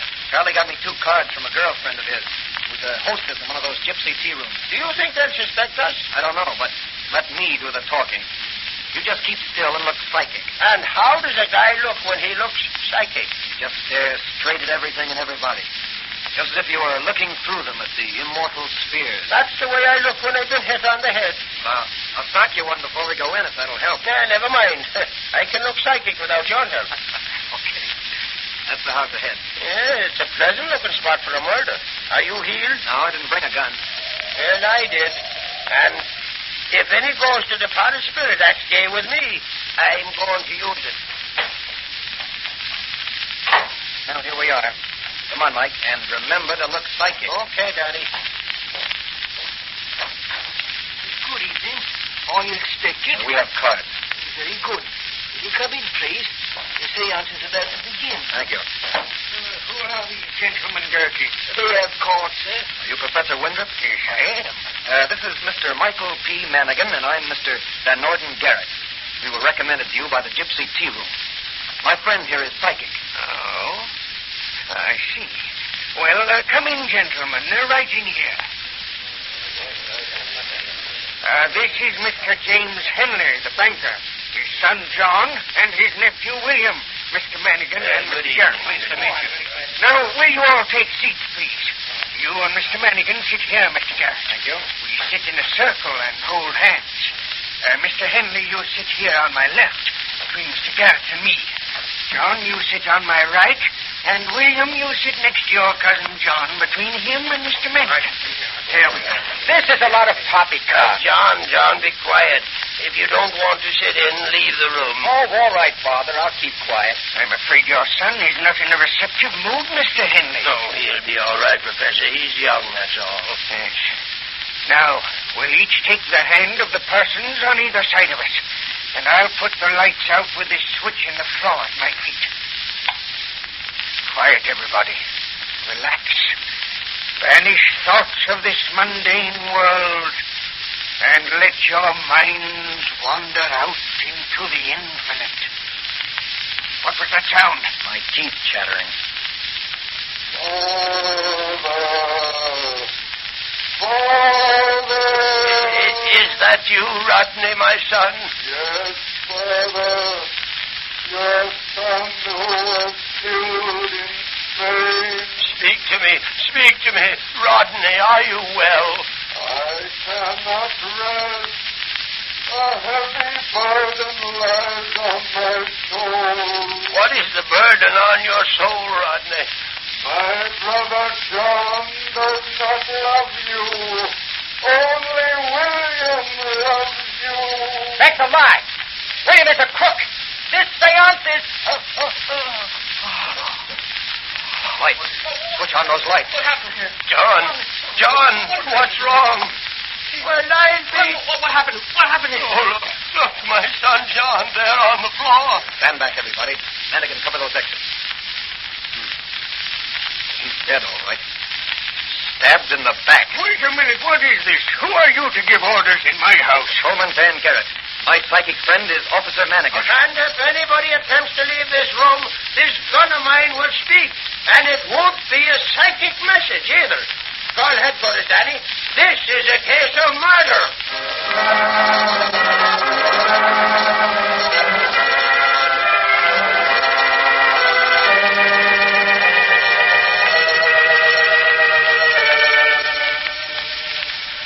An hour later, back at the little apothecary shop of Dr. Franz, Dan Garrett and Dr. Franz are examining two photographs which have just been developed. Now, Doc, this is the first one I snapped with the X-ray camera. It shows the interior of the room where the seance was held. What's that dark spot there on the wall? Where? It looks like a loudspeaker behind a large painting. That's probably where the voice came from that old man Henley thought was the voice of his dead son, Rodney. Yeah, he was the old man's favorite son. He volunteered to fight in Spain and was killed in battle. Let's see the other photograph. Yeah, right. I took this one just as John said. This is a lie. It shows the group seated in a circle. Look there. It's the murderer. His hand is clutching the dagger, raised to strike. It even shows the cotton he wrapped around the hilt to avoid leaving fingerprints. This photograph alone will convict the murderer of John Henley. Are you going to phone police headquarters to hold him? If they hold him, we may not be able to run the higher-ups in the racket there. Then you think the murderer of John Henley was not the top man? Oh, no. He was just part of the ring. The brains of the racket are higher up. But they should have realized that John Henley's death would bring down the police on their necks. Somebody made a miscue there. I don't think the ring planned John's death. What do you think their plan was? Simply to use the dead son Rodney's fake voice to work on the old man and influence him, to let his nephew William advise him. And in time, persuade him to make William his heir. But why? William is probably being used by this gang of racketeers. The old man should die, leaving his vast fortune to William, and William would be blackmailed into coming across with a large sum of money to the racketeers. What devilish things evil minds can think up. Yes. Oh, by the way, Doc, put those negatives in a safe place. They'll be safe with me, Danny. All right. Well, the Blue Beetle is going into action on this gang of crooked buzzards. Well, what are you going to do? The Blue Beetle is paying several visits tonight. Before another day dawns, the spiritualist racket will be smashed.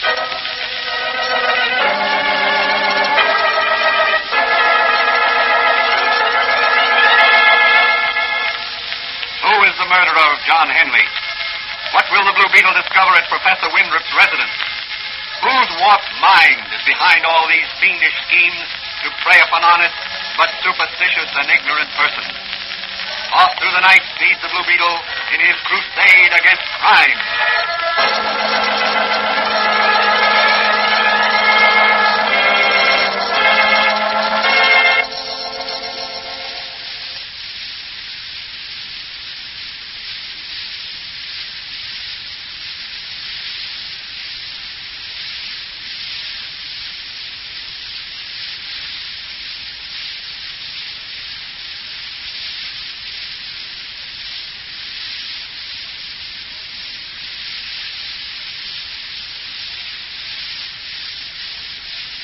Another part of the city, a man is issuing orders to his subordinates. A dark, sinister-looking man whose tight-lipped smile has no mirth in it. His business is creating spirits. Spirits of those who have departed. Joe, that last batch of cloth you bought me was certainly cheap. My old nightshirt makes better ectoplasm than that junk. Yeah, but you see, boss... Never mind the alibis. Trade it in and get something finished. Sarge. Yes, sir. You still recording famous voices off the air? Yes, sir. Okay. Be my secretary and get a list of the 400 best families. Yes, sir. Call them one at a time. See if you can sell them the idea of having each voice in the family recorded as a memento for their relatives after they pass on. Make copies of each. We can use them in our seance. I'll do it right away, sir. Good. As you go out, tell Sweeney and maintenance to order 2 dozen more loudspeaker sets through my radio stores. 50 dozen crystal balls and 75 cases of playing cards. Right away, sir. Did you send for me, Chief? Yes. Now, look, my apple-cheeked little trigger man. Professor Windrip phoned me that he has reason to suspect that some photographs were taken at his seance tonight by Patrolman Dan Garrett. The negatives may still be in his possession, or they may be in the possession of Dr. Franz that runs that little apothecary shop. I want those photographs. Okay, Chief, I'll get them. If you meet with resistance, let your conscience be your guide. I got you, Chief. My trigger finger's awful nervous tonight. It must be the weather. The professor calling, LG. Show him in. Oh, hello, LG. This is certainly a terrible state of affairs. When did the cops release you? Just now. Someone bailed us all out, and I came right to you. I'll bet you left a trail a mile wide. No. I changed trains 3 times in the subway. Walked through Ralph's department store, and then took a taxi here. Good. Well, what do you advise me to do? My business is ruined. Your business? You should have thought of that before you killed John Henley. I killed him. You mean William? I mean you. William wouldn't have the nerve. But William hated his cousin. He was sitting right next to him. And so were you. What makes you think so? A little bird told me. I've got spies down at police headquarters. They heard the questioning of your people by the police. Oh. Yes. Oh. They said you were playing up to old man Henley. Well, Now, say, you aren't figuring on trying to double-cross me on this, are you? Why, no, LG, I assure you. You'd better not if you'll know what's good for you. Now, what about those 2 policemen, Mannigan and Garrett? They'll be taken care of. When the case comes up for trial, they won't be there to testify. Yes, but the photographs. I'm sure I heard the click of a camera during the seance. It was almost dark, wasn't it? Pitch black. Okay. You don't have to worry. I'll leave everything to me. What do you think I'd better do now? Go out to your place and play dumb. I'll be out there later, as soon as I've had a talk with William Henley. He'll probably spend a few days on his uncle's yacht. In the meantime, I've got my men guarding everybody concerned. I imagine the Blue Beetle will stick his nose into this, and if he does, it'll be just too bad for Mr. Blue Beetle.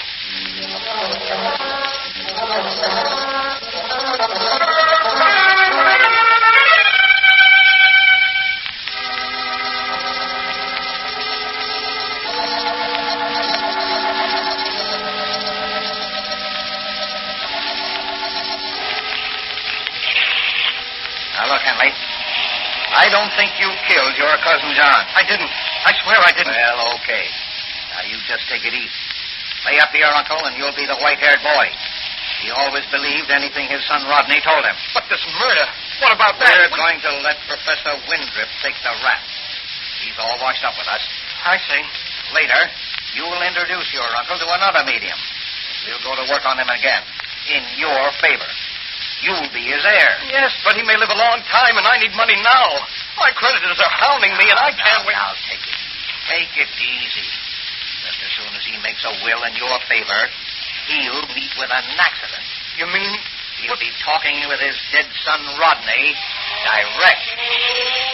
Very clever scheme, but it won't work. The Blue Beetle. Yep, the Blue Beetle, and he's going to nip. Can I let him have it, LG? Go ahead. Go ahead, shoot. Your bullets can't injure the Blue Beetle, but this belaying pin will. Good work, Gus, good work. You throw a mean belaying pin. Sounds like a light. What'll I do with him? Tie him up. Weight his body with an anchor and toss him overboard. Okay, LG. Well, Mr. Blue Beetle, you're gone for a night swim. And you ain't coming back. Say, aren't you a bit ruthless, LG? In my racket, you have to be. Now, you be a good boy, and we'll all be rich. Well, what are you going to do now? I'm going ashore. Professor Windrip is going to have a caller and get a big surprise.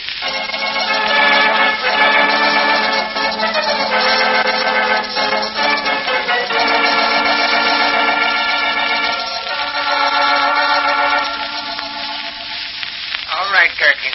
I'm going to get some sleep. This has been a very trying evening. Yes, sir. Very good, sir. Did you dismantle and hide the phonograph equipment and records? Yes, sir. Everything's been taken care of. Will you be sleeping late in the morning, sir? Yes, Gherkin. Call me about noon. Very good, sir. Good heavens. Who can that be at this time of night? Well, I'll see, sir. It may be Mr. L.G., as you call him. Good evening, sir. The master's just retiring. Well, he'll see me. Oh. Oh, there you are. Oh, yes. What have you found out, LG? The Blue Beetle paid a visit to Henley's yacht while I was talking with William Henley. Well, how did you get rid of him? He's bathing in the Sound with a 50-pound anchor tied to his feet. Great heavens. Yes, he was in the way. Just as you're in my way, Professor Windrip. What do you mean? You're all through, Professor. You almost cleared our racket. I can't wait for the law to take its course. Besides, you might spill the beans. Oh, no. I'm taking no chances. I'm going to close your mouth right... Drop that gun, LG, or I'll blast you with my magic ray. A Blue Beetle. Yes, a Blue Beetle. You must be a strong swimmer, Blue Beetle. I am. I learned a few tricks from Houdini. Otherwise, I'd be lying at the bottom of the Sound. Get him, Gherkin. Get him from behind. Oh, no, you don't. Not this time, Gherkin. The Blue Beetle's on the alert. And here's one for you, Professor Windrip. Murderers.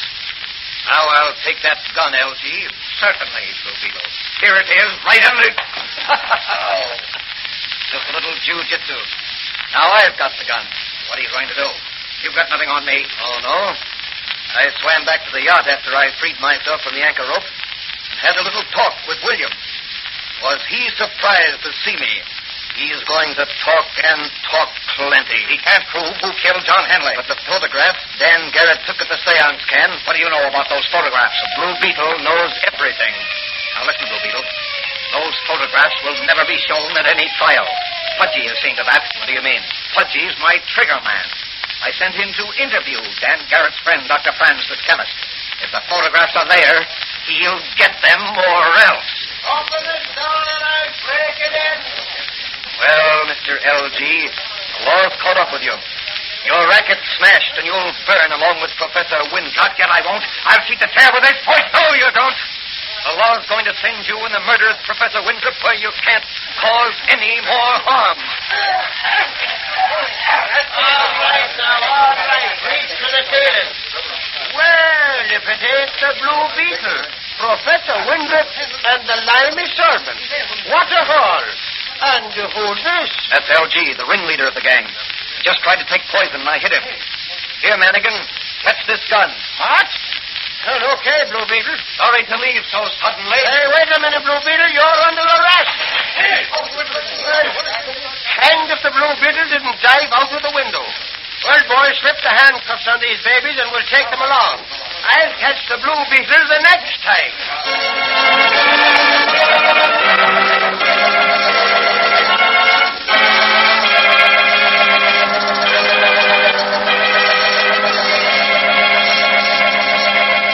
And so the Blue Beetle caught and turned over to the police several racketeers. But what about Doc Franz and the photographs? What has happened to them? Has Pudgy carried out the orders of his chief, the infamous LG? Let's hurry back to the little apothecary shop of Dr. Franz. Doc Franz, where are you? Hello, Danny. Why, what's your hurry? Are you all right? Never felt better in my life. But the gunman. Did Pudgy... Rosy-cheeked, rather confident gentleman called earlier tonight. I was in my laboratory at the time. Yeah, well, what happened? He mentioned something about some photographs. He was rather insistent that I give them to him. Well, did he... Yes. He pointed a gun at me. What did you do? Squirted a syringe full of concentrated ammonia in his eyes. Good. Where is he now? I tied him up to keep him from playing with my chemicals in there. Ah, that's great. And the photographs, you say? Everything's under control.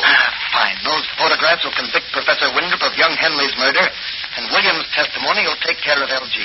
What does LG stand for, Danny? According to William, LG stands for live ghost, the man behind the spirit. Well, if you'll excuse me, Doc, I'm going to turn in. The Blue Beetle's had a very busy night.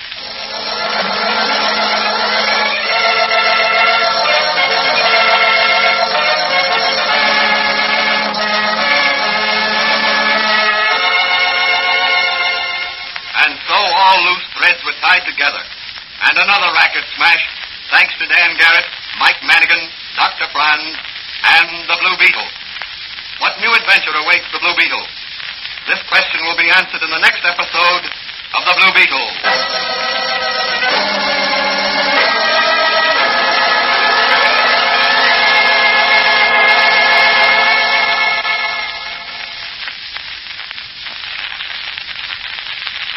And now, here's the Blue Beetle himself to say a few words.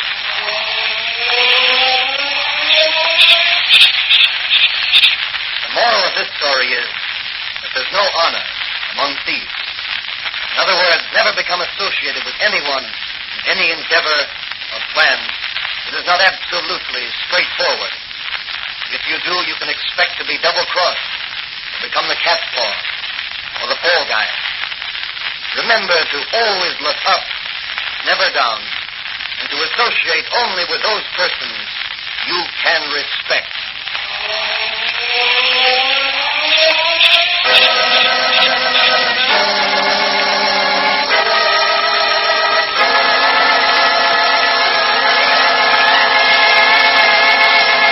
The Blue Beetle is a copyrighted Fox feature appearing in Mystery Men Comics magazine and the Blue Beetle magazine. The Blue Beetle is on the air twice a week on this same station. Consult the broadcast schedule in your local newspapers. Don't forget to listen in to the Blue Beetle.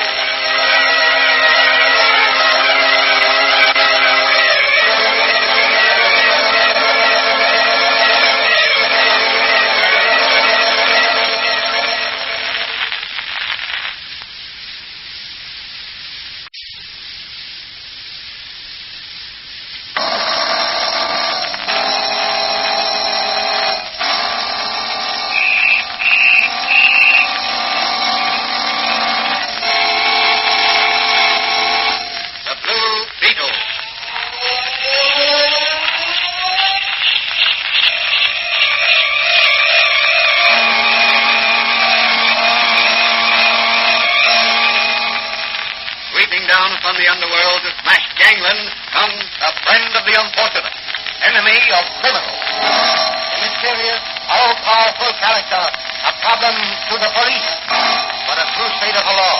In reality, Dan Garrett, a rookie patrolman, loved by everyone but suspected by none of being the Blue Beetle. As the Blue Beetle, he hides behind a strange mask and a suit of impenetrable blue chain armor, flexible as silk but stronger than steel.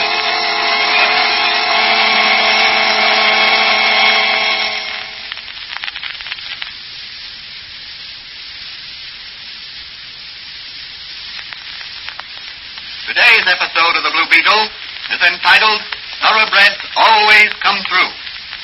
Horse racing is called the sport of kings, but common people enjoy it also. Enormous sums of money are bet each year on horse races. Enormous sums of money are won and lost each year on horse races. And where enormous sums of money are involved, clever crooks will be ever scheming to divert some of that money into their dishonest hands.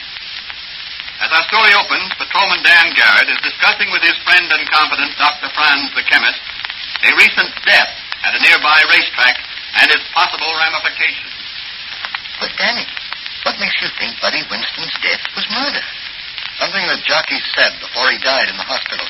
What was that? He said, "Say goodbye to the real White Star for me. He's a thoroughbred." White Star was the name of the horse he'd been riding for some time? Yes. He's owned by the B&T stables. Buddy rode for them. Is White Star a thoroughbred? If he is, he hasn't raced like one. He's been running down at Greenwood, but so far he hasn't won a race this season. In fact, he hasn't even been in the money. Everyone calls him a dog. Being in the money means coming in first, second, third, or fourth, doesn't it? That's right. And now he's being brought up here to Parkingham Racetrack. Yeah. But tell me, Danny, why did Buddy Winston's last words make you feel he was murdered? His body was found in that wild stallion under Mike's stall. Apparently, he'd been kicked in the head by the stallion. Yes, but what was he doing in the stallion's stall? He had no business there. That horse belonged to the Williams stables. Oh, well, this horse race business is beyond me. Some horses run around in a circle, and one of them wins, and a few people win some money, and a lot of people lose some money. Well, that's just about right, Doc. And what are you going to do about Buddy Winston's death? First, get Mike Madigan and run out to the racetrack and look around. The big race is on today, isn't it? Yeah, and White Star is entered. Well, what chance has he? Many of the horses in the race are top-flight thoroughbreds, aren't they? According to the newspapers. Well, Danny, if there's something crooked going on, I know you will find it out and be in there investigating. You bet. It's my duty to uphold the law and bring every crook to justice. Be careful, Danny. Be careful, and good luck, boy. Good luck. Thanks, Doc. So long. I'm going to find out what makes White Star twinkle.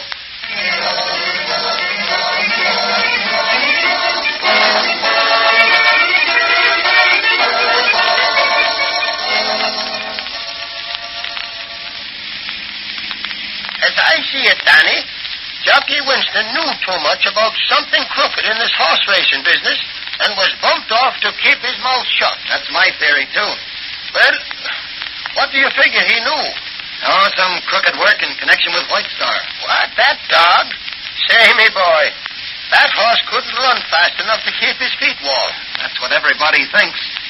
But I've got a hunch he's booked to win this race today. Oh, don't make me laugh, Danny. He ain't been in the money this season, and against Thoroughbreds like Sassafras and Blue Beetle and San Simeon. He looked like he's running backwards. Just the same. I've got a hunch he'll win. Yes, but take my advice. Don't back that hunch with a real money bet. Don't worry, I don't play the races. I like to see horses run, but I don't bet on them. Well, here we are. You go get the tickets while I pass the car. Okay, Mike. On the right for clubhouse tickets. Left-hand line for grandstand. Keep moving. Have your money ready here. 2 for the grandstand, please. You don't need no tickets, officer. Gate man will pass you in. Oh, thanks, but I'm off duty. I prefer to buy tickets. Okay, $5 for 2. That's right. Hey, Danny, did you get the tickets? Yeah, here we are. Let's go this way. Hey, how about a cold drink, Danny? No, thanks, Mike. I'm going to stroll around this paddock and see what gossip I can pick up. Okay, I'll hold a seat for you up in, section C. Fourth row up. That'll be near the finish line. All right, Mike. I'll be back before the big race.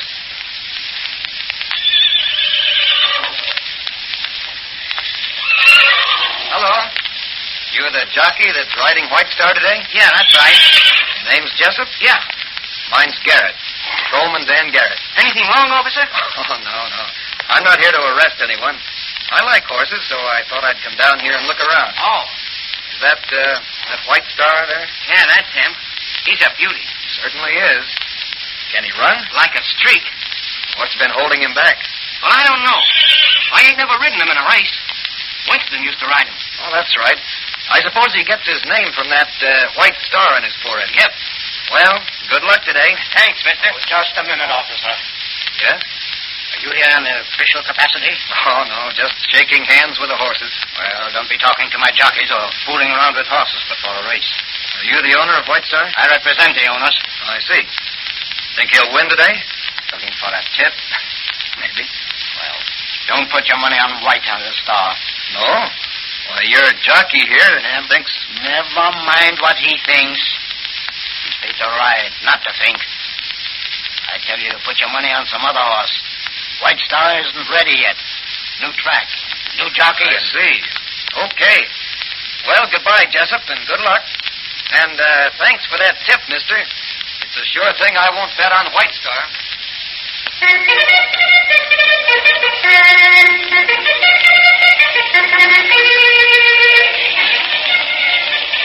Well, there's Louis Fred, number 1. She's a nice-looking filly. No filly will win this race. Sassafras for my money. Yeah? What about White Star? That dog, don't make me laugh. San Simeon likes the distance. Anything can happen in a mile and an eighth. Yeah? I'm taking a long shot. $2.50 to 1 on White Star ain't peanuts. If you win. In an 8-horse race like this one, he ain't got a chance. He cuts up so much at the post, he may even be left. Look, they're at the post. Louis Red sure looks good. San Simeon's nervous.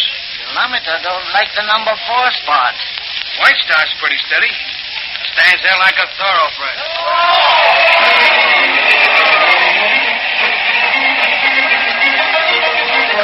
Come on, Louis Red, come on. That's a fast out in front. What's that horse coming through next to the rail? Number 7.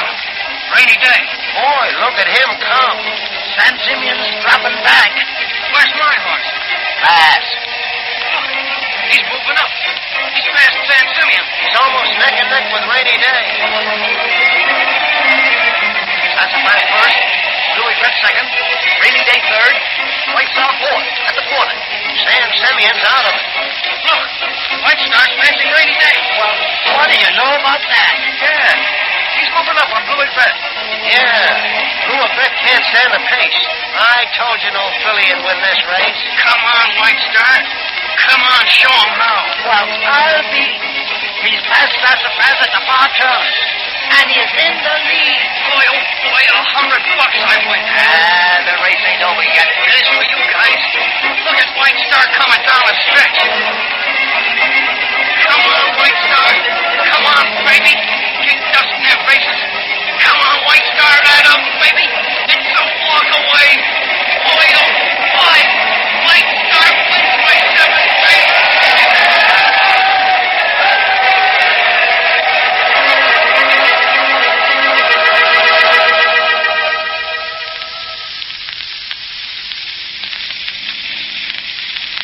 Well, Danny, what did you think of the race?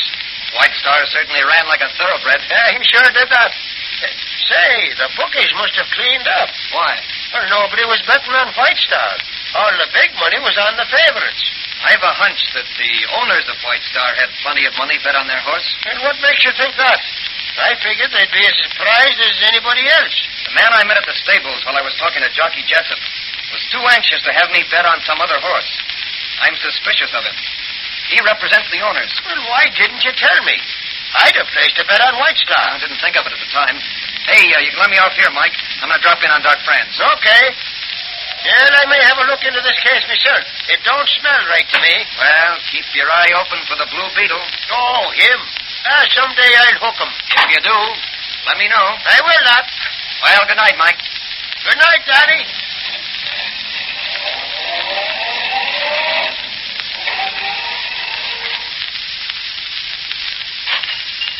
Hello, Danny. And how were the races? Oh, great. Some fine horses running. I heard some of it over the radio. White Star was a great surprise. Yes, and I can't quite figure it out. Something's wrong somewhere. Why? Well, a horse as good as White Star couldn't run as poorly as he has in the past. You can't disguise class. Wait a minute. Disguise. That's it. You got something, Danny? Almost. Say, I wonder if... No, it's fantastic. Excuse me, Danny. Yes? Oh, yes. Yes, he's here. Just a minute. It's for you, Danny. A young lady's voice. Oh, thanks. Hello? Yeah? Who? Millie Jessup. Oh, the jockey's sister. Yes. What? Oh, I see. When did it happen? Yes, I certainly will. Where? Yes, I'll be there in 15 minutes. Goodbye. Something important, Danny? Yes, Doc. That was Jessup's sister on the phone. You know, the jockey who rode White Star. I met him today. He's been arrested on some trumped-up charge. He remembered me and asked her to call me. Afraid to call me himself. Do you think it has anything to do with the race this afternoon? I'm sure of it. Well, so long, Doc. I'm going down to headquarters. The Blue Beetle may fly tonight, so I'll be back later for the Blue Beetle chain armor and mask. I'll be here and have everything ready, Danny. Thanks, Doc. Goodbye.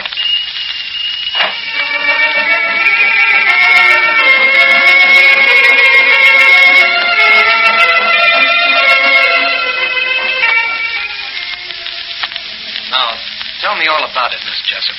Well, just after the race today, when Eddie, my brother, was changing his clothes, he overheard a conversation that led him to believe that White Star was going to be shipped to another track tonight. But White Star's supposed to race in the Alice Whiteman Memorial Stakes here next Saturday. That's right.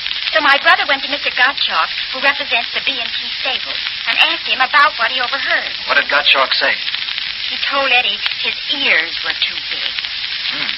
A little later, somebody went to the racetrack stewards and claimed that they'd been robbed of some diamond cufflinks. A search was made, and they were found in Eddie's locker. But I know he didn't do it, Mr. Garrett. I'm positive he did it. Eddie isn't that kind of a boy. Oh, now, Miss Jessup, don't get excited. I'm sure this is a frame-up to get your brother out of the way for a while. He was afraid to talk to you himself, so he asked me to. Well, that was wise. There's crooked work going on somewhere, and I'm going to find out what it is. What are you going to do? Talk it over with someone who will clear up this racehorse mystery. And if it's a crooked racket, he'll smash it in quick order.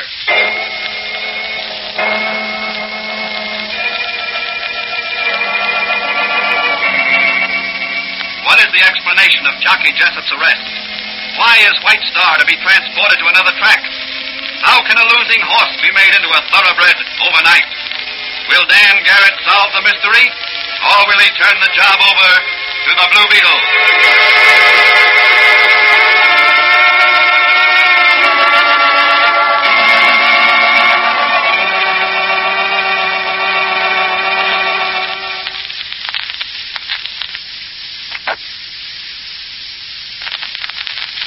another part of the city, interesting instructions are being given over the telephone. Oh, look, Spinelli. You're clever with the paintbrush.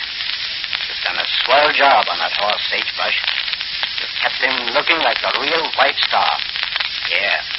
They were bred to have the same conformation. He may not be able to run like him, but he sure looks like him. What? Yeah, I know it was difficult. But you're getting paid plenty.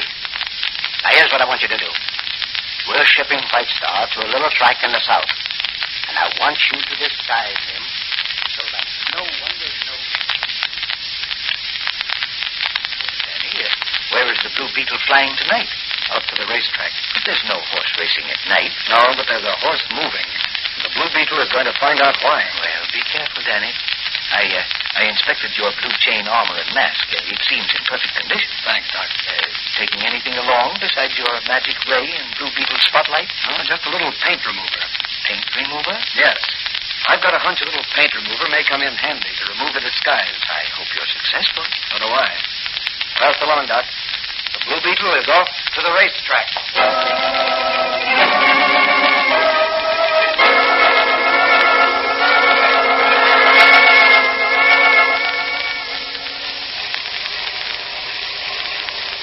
Hey, Mitch, pull a horse van in here and park. Okay.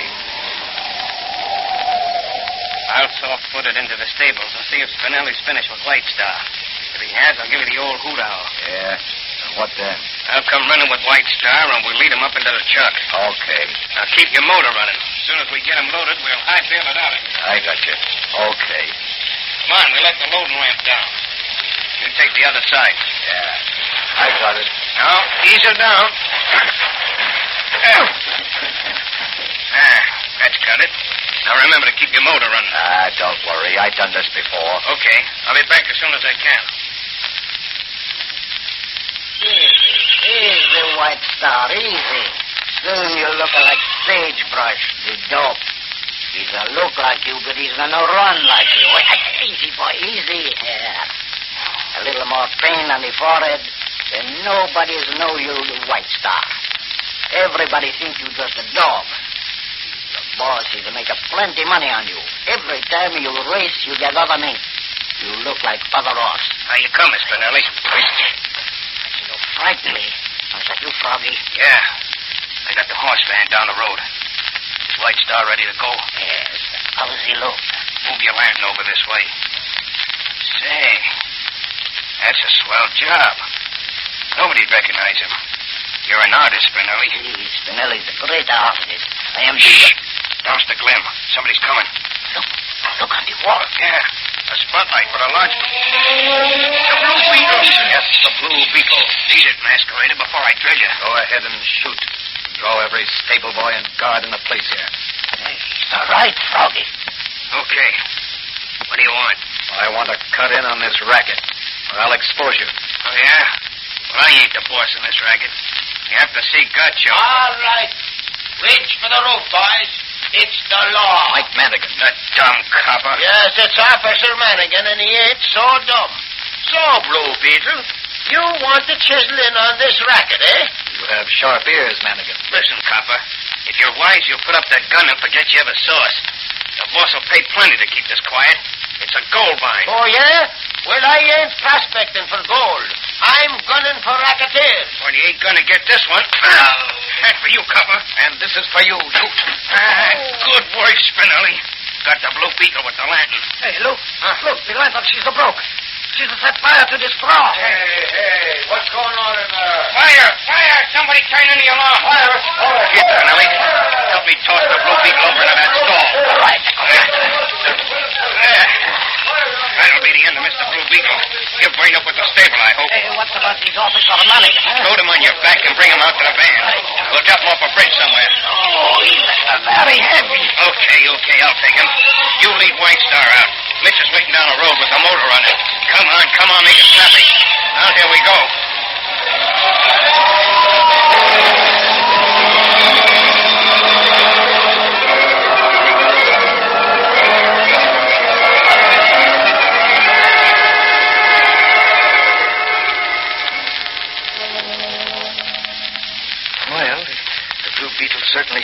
escaped that time.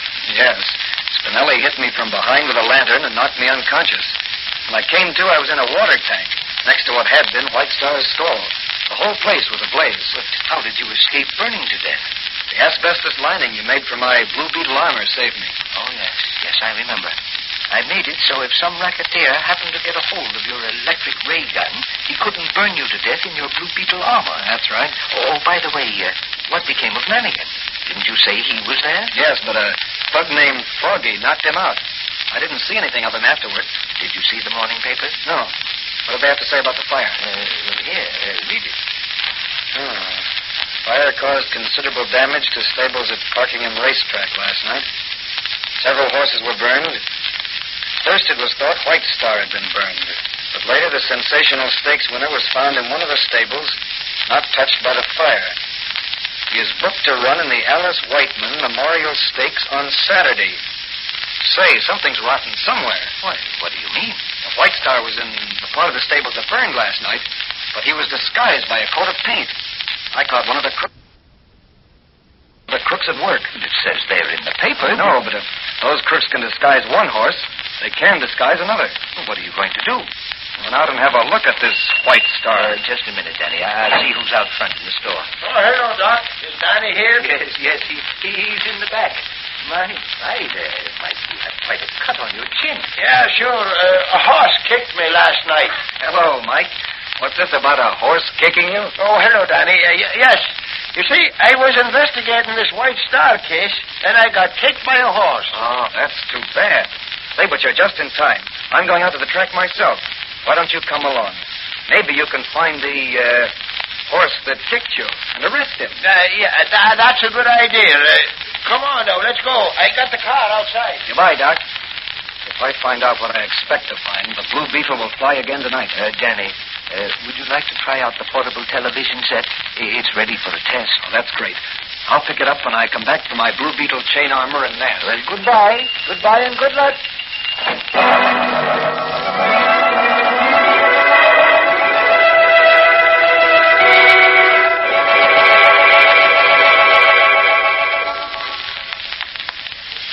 All arrangements have been made, gentlemen.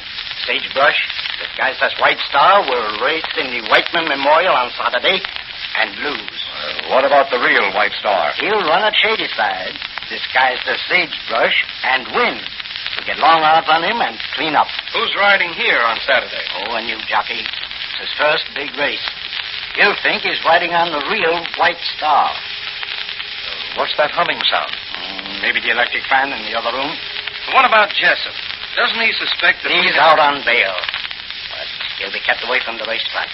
If he opens his mouth about anything, he'll get what we gave Winston. Well, I hope your scheme works. We've invested plenty, and we expect to realize on our investment. Don't worry, gentlemen. Your investment is safe. You've already cleaned up plenty on yesterday's race. You'll make a fortune if you let me run things. What about the policeman and the Blue Beetle that discovered Spinelli and Froggy, as you call him, at work? They've been disposed of. Their mouths have been closed forever. What's that noise? The Blue Beetle. Yes, come to life. Yes. Too bad Buddy Winston can't be brought back to life. Murderers. I'll make a sword of you, you Blue Beetle. Go ahead and shoot, Gottschalk.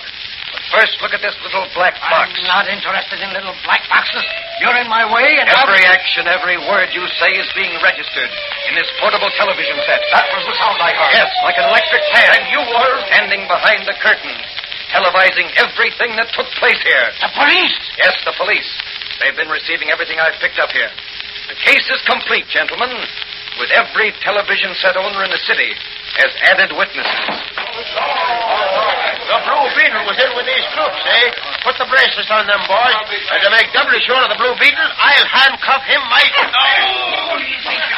Sorry to hurt you, Manigan, but the Blue Beetle has to keep his hands free. Goodbye, gentlemen. It'll be a long time before you see another horse race.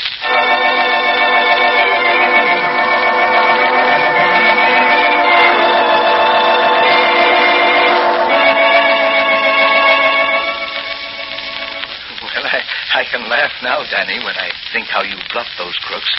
But at the time, I was worried. Yes.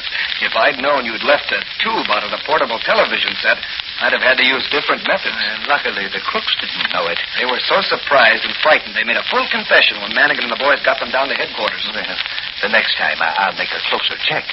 I'd have never forgiven myself if harm had come to you. Oh, forget it, Doc. You're the best friend a fellow could have. I don't know what I'd have done without your help. Oh, you'd have come through successfully just the same. Remember, Thoroughbreds always come through.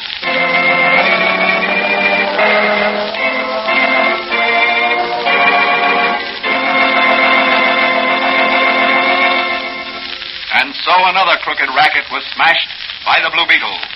What new assignments will the Blue Beetle set for himself in his crusade against crime? This question will be answered in the next episode of The Blue Beetle.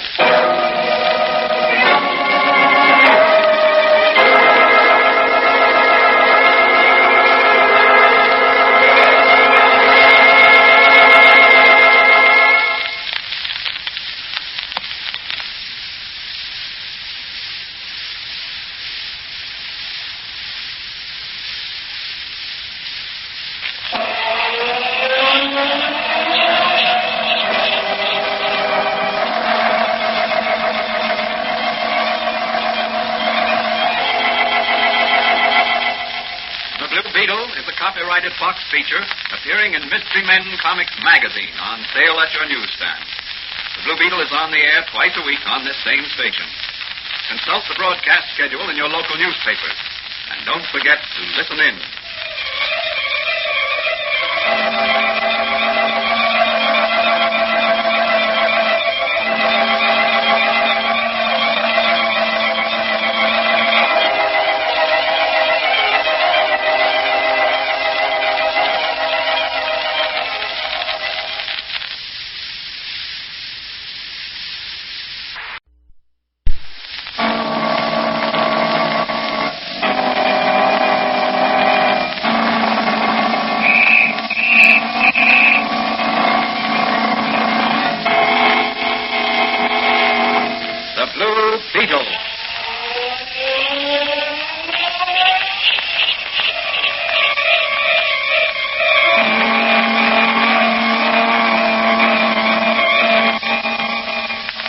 Down from the underworld to smash gangland comes the friend of the unfortunate, enemy of criminals.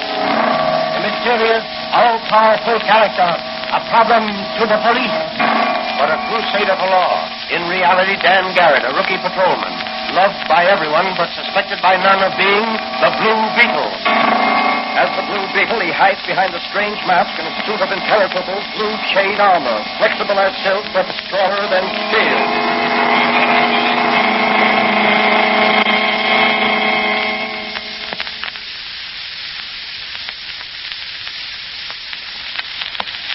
Today's episode of The Blue Beetle is entitled Smashing the Arson Ring. Numerous fires of suspicious nature have stirred the civil authorities to a point where a concerted drive is underway to discover who and what is back of this unprecedented wave of mysterious conflagrations. Has the city's fire inspection department become obsolete? Is the increase of destructive fires in abandoned factories and old law tenements due to coincidence? Or is an organized campaign of wholesale arson being engineered by a mastermind? As our story opens, Patrolman Dan Garrett, who in secret is really the Blue Beetle, discusses the situation with his friend and confidant, Dr. Franz, the chemist. And, Danny, do you really believe that there's a ring of professional arsonists who are setting these fires? I'm positive. You know, we've had a long dry spell. There's such a thing as spontaneous combustion. I know that. Then on what do you base your suspicions? The fact that in each case the burned building had been vacant for a long time, or had been operating on a losing basis and was heavily insured. Like those old tenements on River Street. But surely the owners would be taking a terrible risk of discovery if they set them on fire. Not if I hired professional arsonists. They're pretty clever, you know. Yes, but look at the property loss. And in some cases, loss of life. The property losses in each case I've found are all covered by fire insurance. A loss of life, such as in that last tenement fire, is another thing. That's equivalent to wholesale murder. You're right, Danny. And if someone deliberately set those fires, that person should pay the extreme penalty. They will. If I can get the evidence I need to convict them. Well, what do you intend doing? I'm asking the chief to put me on special duty to investigate these mysterious fires. With Officer Madigan? Yes, if Mike wants to work on them with me. Well, he will, all right. He likes excitement as much as you do. I know. I can't stand inactivity as long as there are criminals to run down. I'll only be happy when I'm on their trail. Well, I do hope you'll always be as successful in the future as you have been in the past. Oh, there go the fire engines. That's my exit cue. So long, Doc. From now on, Dan Garrett, the smoke eater.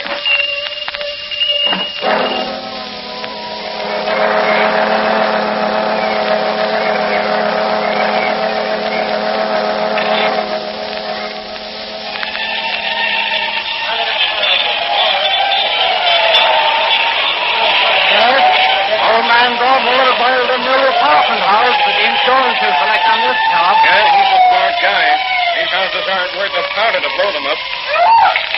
Look, there's a girl up there. At the south far window. Yeah, she's going to jump. She'll be killed if she does. Hey, don't jump. Look, there's the cop warning her not to jump.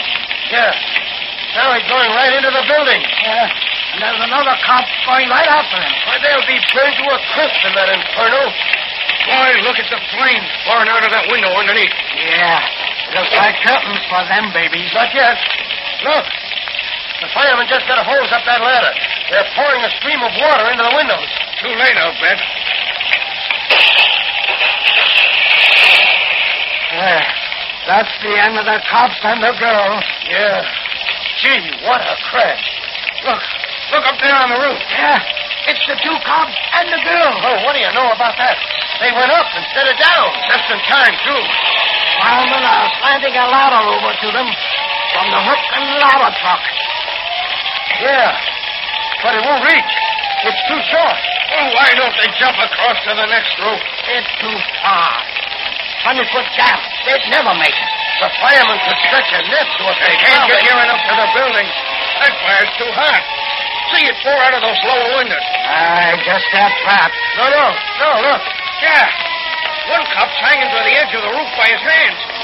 Now the other one's crawling over him. What are they going to do? The second cop's hanging from the first cop's feet. Look, he can almost reach the ladder. Look, there's a fireman going up the ladder.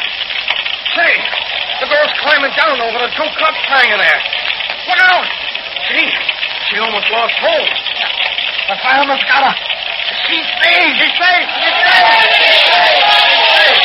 Yeah, but say, looks like she fainted. How them two cops gonna get down? I don't know. They're still hanging up there. Firemen are backing the hook and ladder truck a bit. Now the end of the ladder is right under him. Watch him. There he goes. He dropped. He made it. Now there's only the cop hanging to the roof. He can't make it, though. Who is he? Looks like Patrolman Dan Garrett. The other cop was Madigan, his pal. And that's Garrett, all right. Yeah. But how's he going to get out of this jam? Oh, look. The fire's licking up to him now. He's trying to climb back onto the roof. There he goes. He made it. How's he going to get down from there? Search me. Boy, I wouldn't like to be in his place. Hey, he's disappeared. No, he ain't. There he is. He's got a long pole. What's he going to do? Pole walled across to the other roof. Gosh, I hope he makes it. There he goes. Oh, boy. He ought to get a medal for this day's work.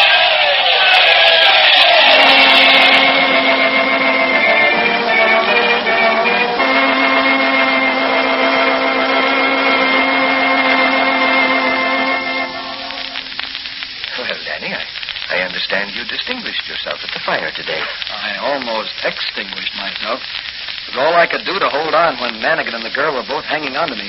He's no lightweight. I'm proud of you, my boy. That took nerve. You've got to have nerve to make good on the police force. I know, but you covered yourself with glory. The important thing is, I got some valuable information. Yes? From whom? The girl I rescued, Elsie Williams. Yes? I talked to her at the drugstore where the fireman took her when she fainted. She worked for Gordon.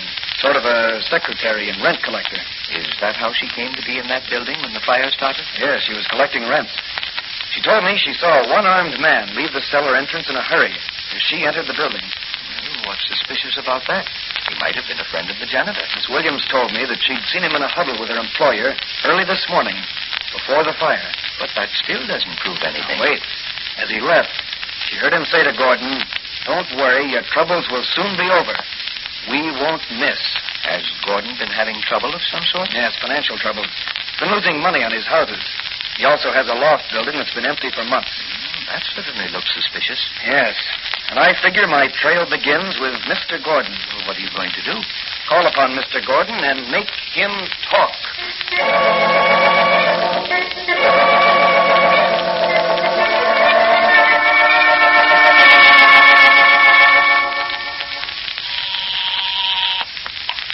Yes? Patrolman Dan Garrett to see you. Oh, what's he want? I'm busy. He says it's very important to you. Oh, well, I'll see him. Patrolman Dan Garrett, Mr. Gordon. Oh, come in, officer. Oh, what's on your mind? Very busy this afternoon. Fire this morning and everything. Very upsetting. Heavy financial loss. To you or to the insurance company? What's that? I asked you to whom the fire was a heavy financial loss. To you or the insurance company? Now, look here. Just because you wear that uniform, don't think that you can be impertinent to the taxpayers. I'll report you Just a minute, Mr. Gordon. I'm here on official business. Your buildings were heavily insured. You stand to gain rather than lose by this fire today. The fire chief reports evidence of incendiarism. What do you mean? How can you report such a thing? I'll have his badge. Look, Mr. Gordon, I'm here to help you if I can. You tell me who the ringleaders are in this arson racket, and I'll do what I can to get you off lightly when your case comes up in court. Court? Who said anything about court? I did. You're going to be arrested shortly on suspicion of being party to a conspiracy to defraud the fire insurance company. No, you can't do that yet. No. Why don't you break down? Give me the information I'm after. Huh? What do you want to know? Who was the one-armed man who was seen to leave the building just before the fire? One-armed man? Why, I don't know anyone.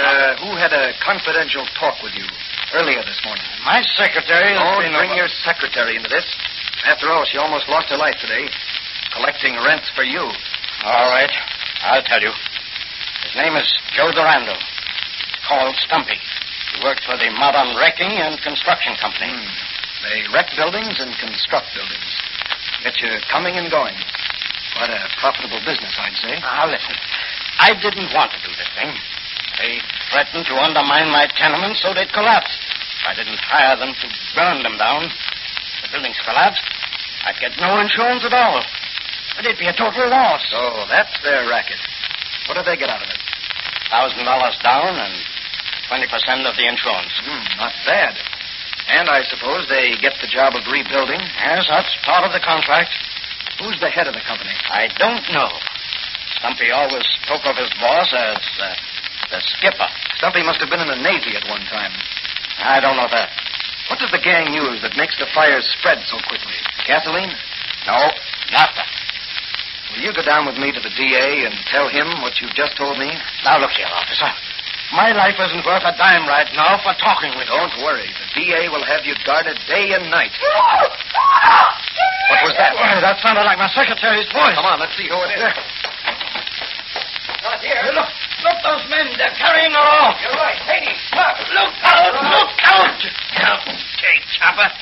I'll fix you for sticking your nose into what don't concern you. Come on, Gordon. Take a walk with me. Oh, no. Come on. I've got this gun in your back, so don't open your trap. You and me is going for a little ride. The skipper wants to see you.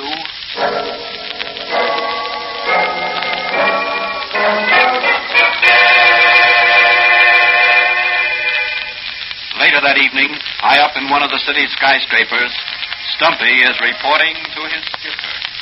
You see, it was like this, Skipper. Yes? I seen the copper go into Gordon's office, and I figured maybe Gordon's secretary had spilled the beans to Garrett after he rescued her. Uh-huh. So I called some of the boys. Oh. Then when the copper stayed in with Gordon so long, well, I figured the heat was being turned on. So I decided to pick up Gordon as well as a girl. You took a terrible risk by kidnapping them in broad daylight. Well, what else could I do, Skipper? The heat was on. Where are they now? I got them tied up on one of your barges down at the end of River Street. You bring them out to my yacht about midnight. We'll see how much they've spilled to the police. Okay, Skipper. And keep away from waterfront saloons. If you get drunk tonight, you're all through. Sure, Skipper. You can trust me. I won't take not even one drink. You'd better not if you know what's good for you. I've got a couple of jobs for you tomorrow, and I want you sober. And you can trust me, Skipper. I know where my bread and butter comes from. All right. Remember that, if you want to be able to continue eating bread and butter.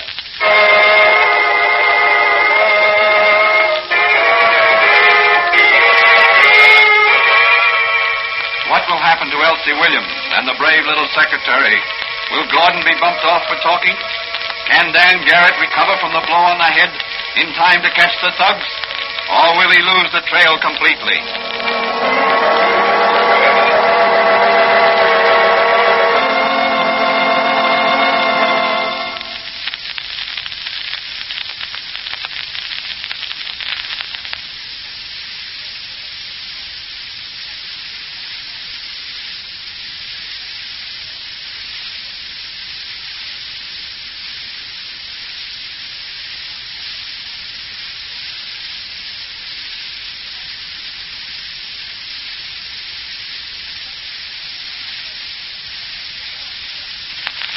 Meanwhile, at Dr. Franz's little apothecary shop, patrolman Dan Garrett is talking with Dr. Franz while donning his Blue Beetle chain armor and mask. Doc, I've got a hunch. Has that sailor costume you brought along something to do with your hunch? Yes. I'm going to put it on over my Blue Beetle costume. Oh, what's the idea? Well, I'm convinced that the Arson trail leads down to the waterfront. That's an interesting thought. A fire trail leading to water. Yes, but nevertheless, that's the way I see it. Well, what gives you the idea the trail leads in that direction? Stumpy's reference to his boss as skipper, which may mean that Stumpy's been a sailor, or that the head of the arson ring may have headquarters on a ship of some kind. Oh, I see. Also, I learned from Gordon today that naphtha is being used to saturate the buildings before setting them afire. Naphtha is used extensively around ships to remove grease and paint and rust. Well, what are you going to do? Disguise myself as a sailor and see if I can pick up Stumpy's trail in one of the waterfront cafes. That would be dangerous, Danny. I love danger, Doc. When it's in the line of duty, or part of my crusade against crime. Well, you'd better let me change your face a bit with some makeup. I'd act a little tipsy if I were you.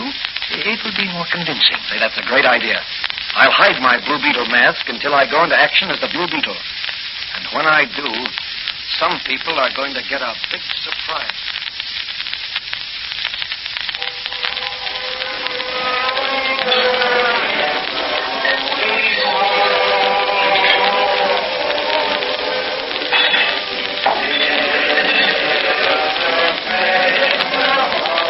What's the matter, sailor? Lost your sweetheart? Looking for my friend Stumpy. Lost my pal Stumpy. You know Stumpy? Sure, I know Stumpy. Gotta find Stumpy. What do you want with him? He's gotta give me a job. He's my pal. Said if I ever wanted a job ashore, he'd steer me into a good job. Well, I ain't seen him. Maybe you could find him down at the end of River Street. End of River Street? What's Stumpy doing down there? Sometimes he sleeps on one of the modern wrecking and construction company's barges. Oh, that's swell. Promised me a job, he did. I'll go find him and buy him a drink. Oh, Stumpy! Stumpy! Stumpy!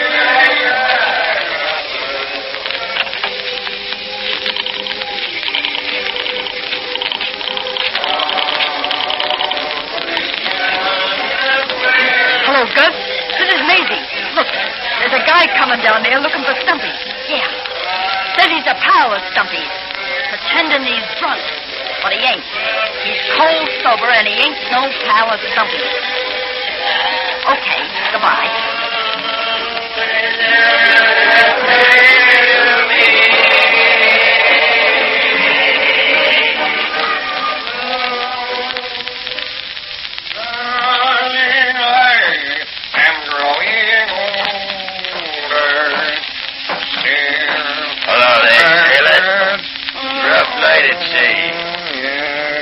Find my pal Stumpy.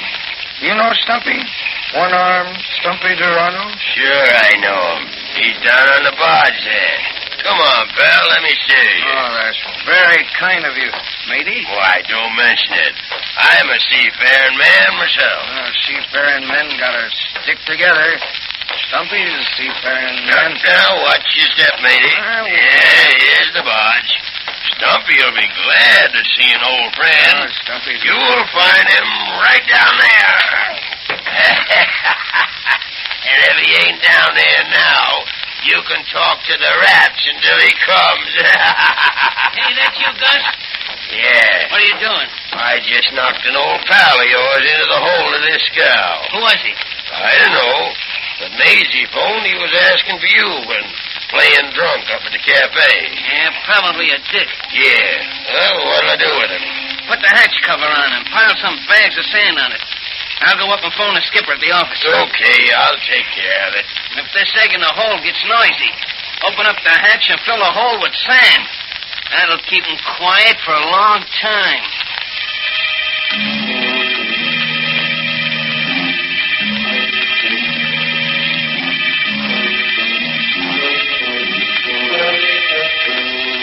What will happen to the Blue Beetle now? Can he escape from the rat-infested tomb? Or will he be smothered to death by sand? In the meantime, several telephones are busy. Yes, Mr. Mayor. Yes, you're right. Something should be done about these costly fires. What? Yes, sir. Yes, indeed. I'll be glad to serve on the Citizens Committee. Thanks. Anything for the good of the city. Oh, by the way, Mr. Mayor, I'd like to have you and your wife spend the weekend on my yacht sometime. Oh, no, not at all. It'll be a pleasure. Yes, all right. Well, just let me know when. Goodbye. Stumpy on the other phone, sir. Hello? Yes? What? That sounds suspicious. It may be that patrolman Dan Garrett playing detective. What? Yeah, it's a good idea, Stumpy. Tell Gus to open up the sand elevator and fill the hole. Yes, sink her if necessary. We're insured. I'll meet you out at the yacht in a half hour. Bring Gordon and the girl. If we find out that they've squealed, you'll know what to do. Goodbye.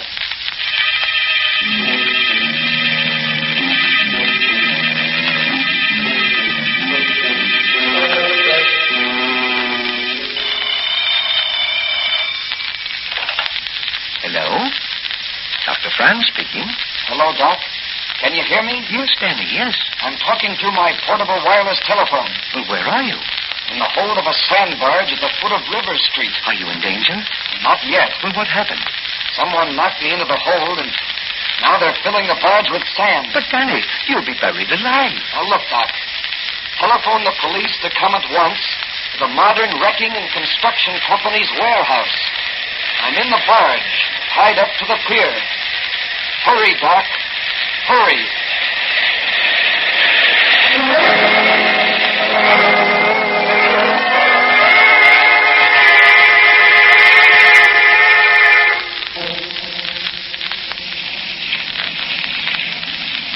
Where are you taking us?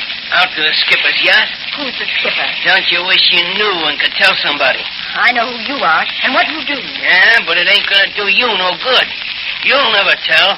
What do you mean? The skipper ain't taking no chances on you or your boss there squealing.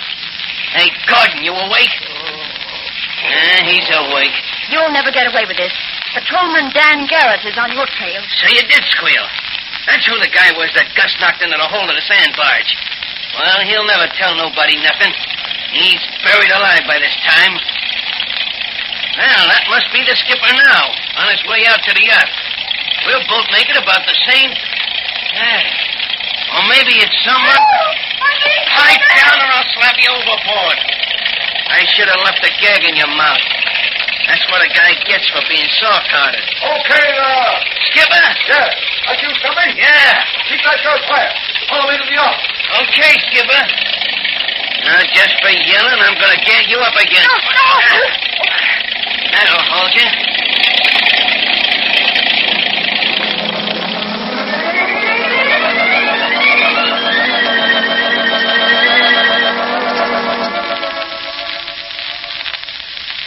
I much, Miss Williams and Mr. Gordon, that you saw fit to express yourselves to the authorities to the extent you have. In my business, long tongues mean short lives. What are you going to do with us? My lawyers... Your lawyers will assist in settling your estate, Mr. Gordon. Only your heirs will benefit by your long tongue. No, you can't mean that. That's my meaning very quickly, Mr. Gordon. We're all going for a little sea voyage, but you and Miss Williams aren't coming back. The Blue Beetle. Yes, the Blue Beetle. Drop that gun, Stumpy. You might injure the young lady. Why, you... Folly! On your hold, you murderous arsonist. It won't save you. Your racket is smashed. Your cloak of respectability will no longer shield you. Listen, you guys in the doorway. Don't let this guy bluff you. Grab it. Don't move, any of you. Or I'll blast you with my ray gun. The police will never take me alive. Stop him. Stop the skipper. He's going to jump overboard. I'll live by fire, and I'll die by water.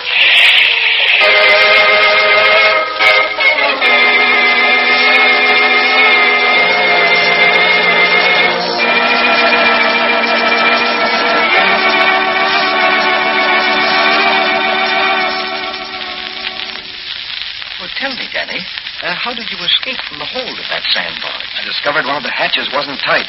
So as the hole filled with sand, I climbed up in the sand, raised the hatch, and crawled out. That was a narrow escape. Yes.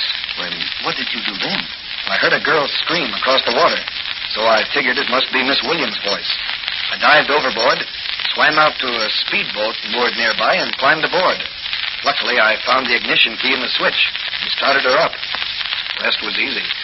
Drove the boat out to within a quarter mile of the yacht Typhoon, dived over, and swam out to her.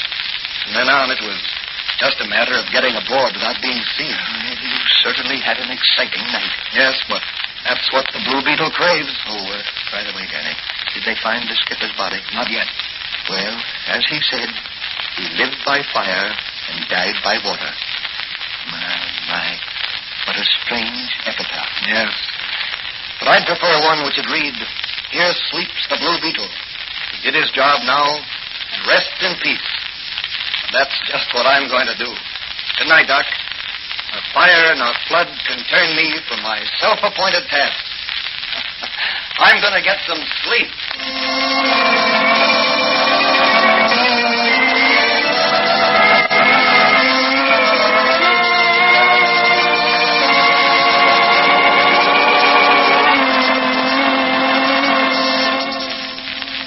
So the Blue Beetle smashed another crooked racket and chalked up another victory for his crusade against crime. Further adventures of Patrolman Dan Garrett will be presented in the next episode of The Blue Beetle.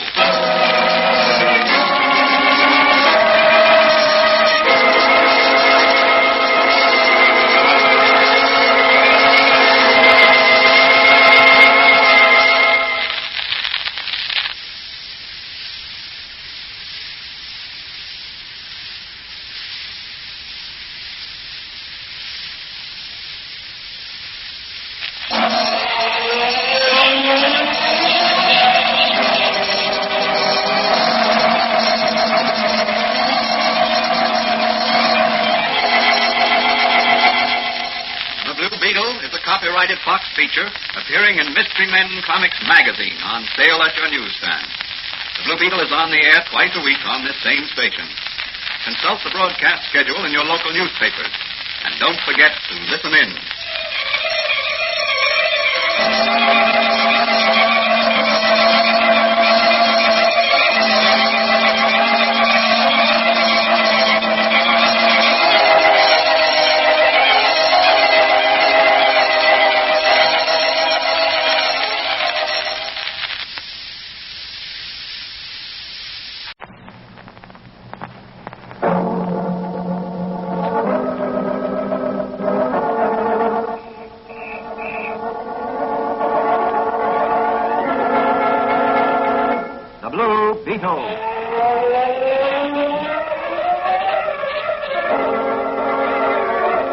Sweeping down upon the underworld to smash gangland comes the mysterious, all-powerful character who is a problem to the police, but a crusader for law.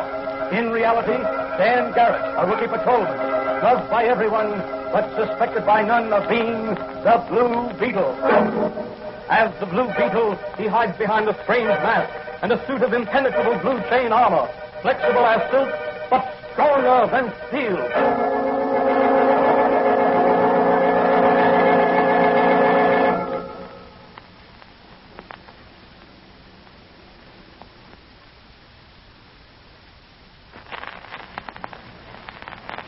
Today's episode of the Blue Beetle is entitled Rounding Up the Payroll Bandits. The police department of York City, facing a general shakeup because of pressure from prosperous and influential businessmen who have suffered financial loss from a series of payroll robberies, has taken a vow not to rest until the last payroll bandit is behind bars. As our story opens, Patrolman Dan Garrett, who secretly operates as the Blue Beetle, is discussing the matter with his friend and confidant, Dr. Franz, the chemist. Police commissioner has offered a week's leave of absence and a promotion to the man who rounds up these payroll bandits. Where are you going to spend your leave of absence, Danny? I wish the commissioner had as much faith in my ability as you have, Doc. Oh, I think he has, Danny. You certainly emulate the Northwest Mounties. You always get your man. Yes, but as the Blue Beetle, not as Patrolman Dan Garrett. Too bad you couldn't run down a few criminals as Dan Garrett and get a promotion. I'm not interested in promotion, Doc. I prefer to work secretly as the Blue Beetle. I know. Well, that's your life ambition. You're old enough to know your own mind. What's the morning paper say about the Wesson payroll robbery? Oh, just a moment. It's right here on the front page. Yes, here it is. Wesson Company payroll robbery believed by police to be inside job. Police Commissioner Donnelly issued statement to the press as follows. After thorough investigation of several recent payroll robberies, we are convinced that in each case the job was engineered from inside. I agree with the commissioner that it's an inside job, but I also believe there's a mastermind planning each robbery in advance. The fact that each robbery has been so perfectly planned and executed? Mm-hmm. Oh, someone out in front in the store. I'll see who it is. Good morning, Dr. Brown. Oh, good morning. Good morning, Mr. Jarvis. Beautiful day, isn't it? Yes, lovely. The trees are so green and the flowers in the park so bright and colorful. Well, I haven't been out in the park so far this spring. You should go, Doctor. It would do you good to get out in the sun. This apothecary shop is rather dark, isn't it? Yes, it is, rather. But I spend a lot of time in my laboratory. Ah, yes. You're a very capable chemist, I've heard. Have developed some rather interesting and effective formulas. Well, I'm constantly experimenting. Yes, and so am I. You work with chemicals. I work with men.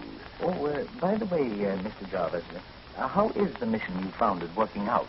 Splendidly. The Reverend Morehouse is doing a remarkable job of rehabilitating the derelicts who wander in. I understand you get jobs for them. Help them to get on their feet if they show any aptitude at all. Yes, I have helped some of them. That's what we're here for, to help one another. Well, I just dropped in for a bag of gumdrops. Always like to have some gumdrops in my pocket. The children, you know. Yes. Youngsters are fond of them, aren't they?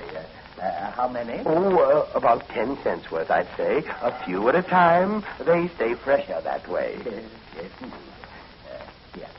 Here you are. Thank you. And here's your money. I'm sorry I've taken up so much of your time. Goodbye, Doctor. Good day, Mr. Jarvis.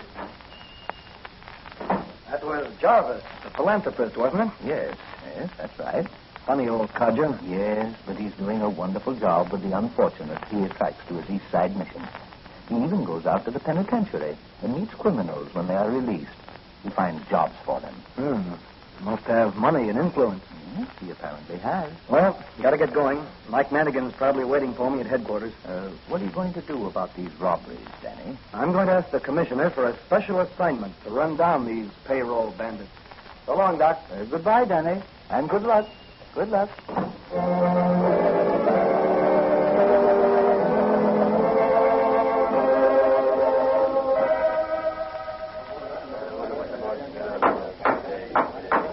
Will come to order.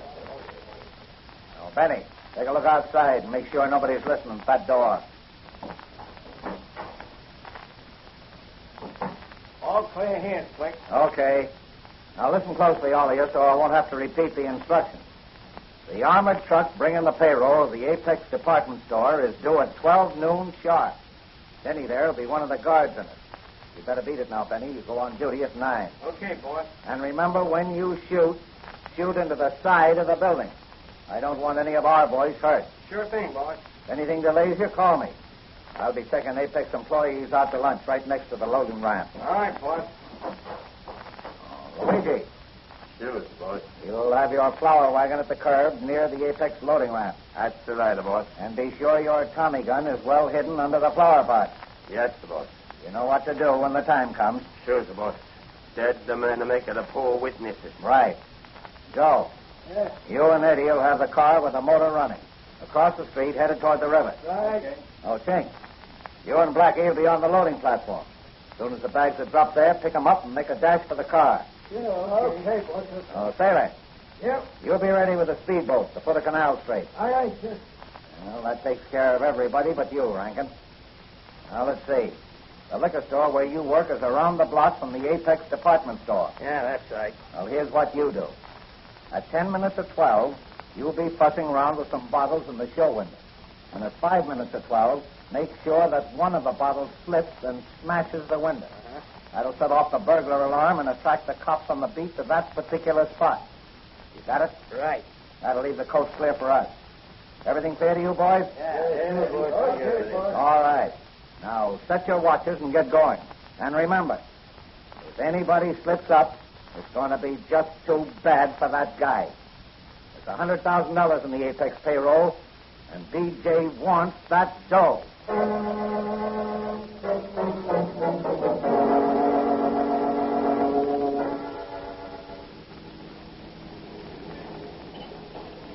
Do you see that armored truck ahead of us, Danny? Yes, Mike. I'd like to own the money they're carrying. Maybe the truck's empty. No, they're carrying the Apex payroll. Oh, how do you know? Because Apex pays off today. Hey, perhaps we ought to follow it, just in case. Yeah, that'd be a feather in our cap if we could capture the payroll bandits right in the act. Yes, but that wouldn't get the man higher up. The mastermind of the racket. I don't believe there's any mastermind. I do. These robberies are too well planned. Well, just the same, I'd like to be in on the job when the law catches up with them. The truck's pulling into the Apex loading platform. Why don't you pull in here, Mike? I want to go in that cigar store and phone Charlie Storm at the Sun for some information. Okay, you go phone. I'll cruise around the block and pick you up. What time is it, Mike? It's 5 minutes to 12. I can probably catch him before he goes to lunch. Okay, Danny. I'll be around in 5 minutes.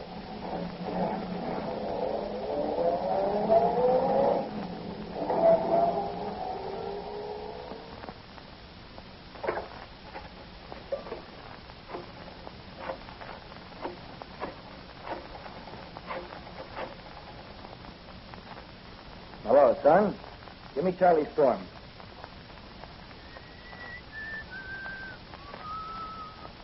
Hello, Charlie. This is Dan. Dan Garrett. Yeah. Say, what do you know about a philanthropist by the name of... Never mind, Charlie. I'll call you later. Goodbye. What's the matter? Hey, what happened? Well, it looks like another payroll robbery. Apex department store. Wonder where Manigan is. Look, officer. That car. There's some of them now. Yeah, that man clinging to running board with the black bag. He's one of the bandits. I'll take a shot at him. Careful, don't see you. Don't hit with any of them. Look at that. Just got him, officer. Good shooting. Yeah, he picked that man right off the running board. Look, he's lying in the street there. Come on, let's go. Stand back, everybody. Give me room. Got him through the run. Get some water, somebody. Is there a doctor here? Yes, I'm the doctor. You got a stimulant there? Yes. Here it is. Well, give him some. It may revive him.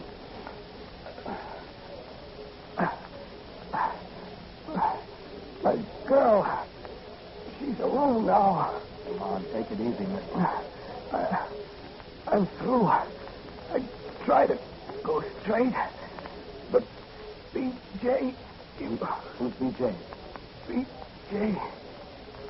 Benjamin. Well, he's gone, officer. This man is dead.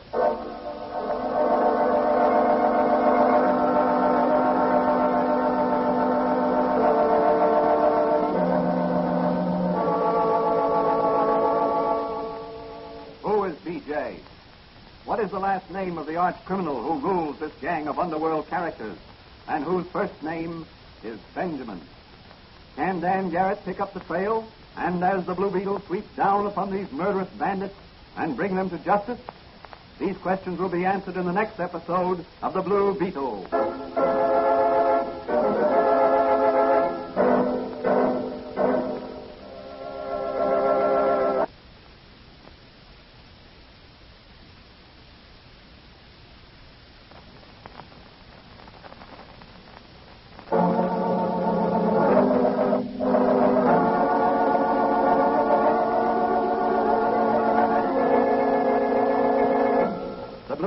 A copyrighted Fox feature appearing in Mystery Men Comics magazine and the Blue Beetle magazine. The Blue Beetle is on the air twice a week on this same station. Consult the broadcast schedule in your local newspaper. And don't forget to listen in to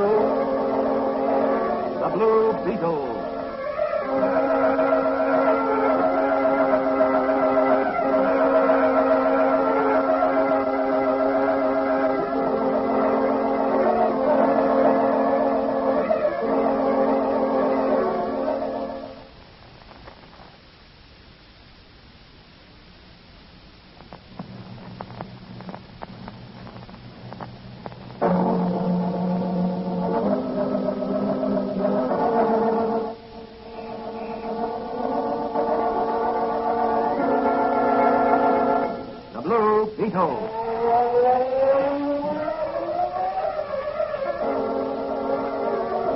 Sweeping down upon the underworld to smash gangland comes the mysterious, all-powerful character who is a problem to the police, but a crusader for law.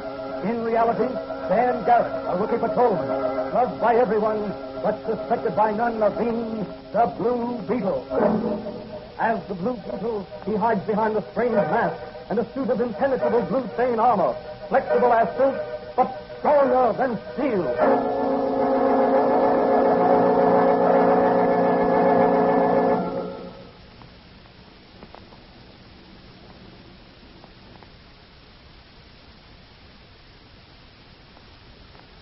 Today's episode of The Blue Beetle is the second part of the story entitled Rounding Up the Payroll Bandits.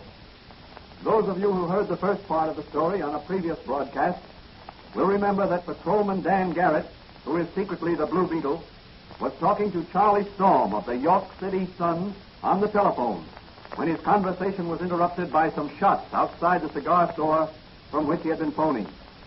Rushing out of the store, he shot one of the payroll bandits. The bandit's dying words were, "I'm through. I tried to go straight, but DJ," and that was all, except his final gasp, "DJ is Benjamin," and then he expired. As our story opens today, Dan Garrett is in the little apothecary shop of his friend and confidant, Dr. Franz, discussing the case with him. What makes you so suspicious of Mr. Jarvis, the philanthropist, Danny? His first name is Benjamin, isn't it? Yes, but that may only be a coincidence. After all, he's a respected man in the community. He established the East Side Mission for down and outers. I know, but I've got a hunch he doesn't do it from philanthropic motives. His voice is too oily, too pleasant. Well, you're probably more sensitive to such things than I am. Perhaps. Whoever planned that robbery certainly planned well. You were the only policeman on the job, weren't you? Yes, and I'd have been with Manigan if I hadn't dropped in to phone Charlie Storm. How much did the robbers get away with? About $50,000. It was about that same amount in the bag you saved by shooting one of the robbers. Yes. Someone in the store. I'll see you. Is Patrolman Dan Garrett here? Yes, I'm Dan Garrett. You shot my father, didn't you? Your father? He was one of the payroll bandits. Oh, I see. You're Blackie Blackburn's daughter. Yes, and you killed him. But it was in line of duty. Your father Yes, was... I know. But I'm all alone now, and you've got to protect me. I'm so scared. They'll do something to me. Who'll do something to you? The gang my father was in with. Slick Thomas and DJ. DJ? Who is DJ? Well, I'm not sure, but I believe that he... Oh, goodness, she's fainted, Doctor. Yes. Just a minute. I'll get something. Here. Now let me hold this ammonia salt under her nose. There. What happened? Where am I? You're all right, my dear. All right. You just fainted, that's all. Oh, yes. I guess it was the excitement and the fear of those men. They got my father into trouble. He was trying to go straight, but they wouldn't let him. Suppose you try to keep calm and tell me all about it. You're safe here. Well, when my father got out of the penitentiary, I went up to meet him. But there was someone else there, with a car. A man Father called B.J. Did you meet B.J.? No, but I saw him. What did this B.J. look like? Oh, he was about 60, I'd say. Rather portly, iron gray hair. Doc, that sounds very much like your philanthropist friend, Benjamin Jarvis. But it proves nothing. That's true, but there's enough smoke to make me think there's a fire somewhere. Look, Miss Blackburn, you run along home. Oh, but I have no home now that my father... Have you any folks, Miss Blackburn? Call me Julie. Well, very well. Julie, where's your mother? I don't know where my mother is. She left Father years ago. You see, I really haven't anybody. Dr. Frank, why couldn't I stay here and keep house for you? Well, I'm afraid that wouldn't work out. The proprieties and... Oh, look out! Okay, just ahead. They're covering you too, Doc. We come for the girl. You won't get the girl, but you'll get this. You asked for it, copper. That'll keep you quiet, copper. Shut up, kid, or I'll rot you on the beam, too. Back up to the wall, Doc. I don't want to mess up your place, but we came for the girl, and we're going to get... If you think you can get away with such high-handed business as this, you're mistaken. Oh, yeah? Try and stop it. Hey, Penny, get up. Come on, get up, get up. Let's scram with the dame. What happened? The copper spots you, and I beam you with my gat. He's out like a light. Come on. What do we do? Take the girl and scram. Let's take them all. B.J. will decide what to do with them. Okay. You tie up the cop while I tie up the girl. You take your hands off me or I'll scream. I won't. Really? That girl. Dead too. He's got something in his hand. Yes, the chemical's so strong that if I hit you with this ampule, it will break, and the contents will burn you to a cinder in 10 seconds. Ah, he's bluffing. No, he ain't. Doc France knows his business, I heard. Think fast, gentlemen. Better drop those guns or Okay, I'll... okay. Now, gentlemen, back against the wall. Yeah. While I phone to Benjamin Jarvis and tell B.J. I have 2 of his rescued souls here in my apothecary shop. Oh, no. No, Doc. No. Turn us over to the police, Doc, but don't tell B.J. He'd bump us off. Just what I wanted to find out. Julie, Yes, Dr. Frank. telephone the police department and tell them to send the patrol wagon over here for a pair of B.J.'s studs.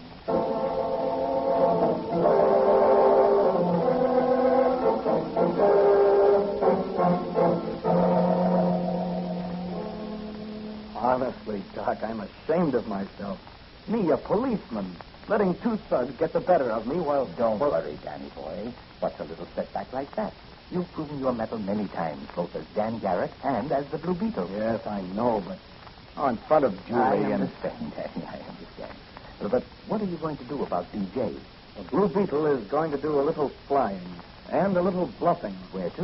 The East Side Mission. We still haven't any proof that this B.J. and the philanthropist Benjamin Jarvis are the same individual. I have a hunch. When Benjamin Jarvis is confronted by the Blue Beetle, he'll let something slip that can be used as evidence. But what about witnesses? I'd like to borrow that portable sound recording device of yours. Oh, I have a better suggestion. What's that, Doc? Call me on your portable wireless phone just before you make your appearance, and I'll record everything here. Oh, that's a great idea. Well, the Blue Beetle's going to church, but he won't hear a sermon. He may provide a text for one. Yes, a true one. Be sure your sins will find you out.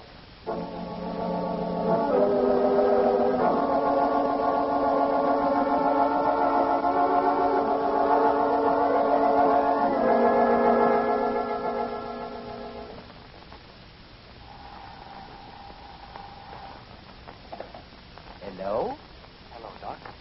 I'm at the back door of the mission. Can you hear me? Yes, Danny. Perfectly. All set with your recording machine? Yes, I started it the minute the phone rang. It's all connected up. Good. I'm all ready. I'm leaving the switch open on my portable wireless telephone. You should get everything that happens from now on. Go ahead, Danny, but be careful. Don't worry, Doc. Here I go. My sons, we are honored tonight by having with us the great-hearted soul who made this mission possible. A man who has fed you and clothed you. A man who has found you work when you were jobless, picked you up when you were fallen, helped you to regain your place in society. I'm sure you'll be glad to hear from your benefactor and friend, Benjamin Jarvis. Oh, but first, let us sing one verse of Hymn 27, Rescue the perishing.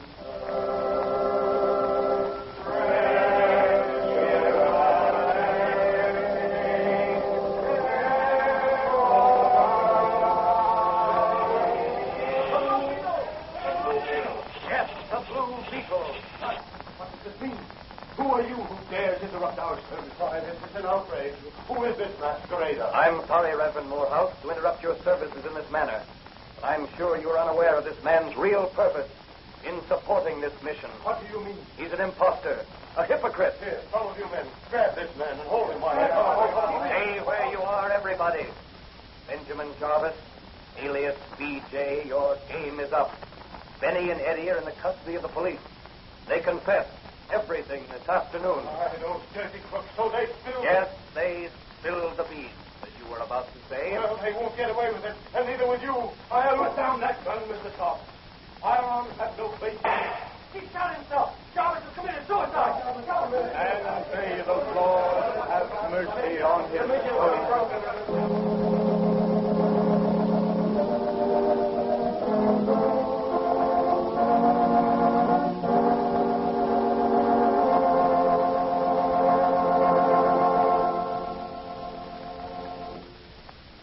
Well, Danny, you were right. Yes, luckily. What about those other men that Jarvis placed in positions of trust throughout the city to help him in his nefarious schemes? Reverend Morehouse has their names. He'll talk with them and try to really put them on the right track again. He's confident he can make them go straight. You see, Jarvis threatened to send them back to jail if they didn't do what he wanted them to do. He'd have framed them. Yes, he was a bad man. But he's gone now. And his payroll racket is smashed. Yes, thanks to you and the Blue Beetle.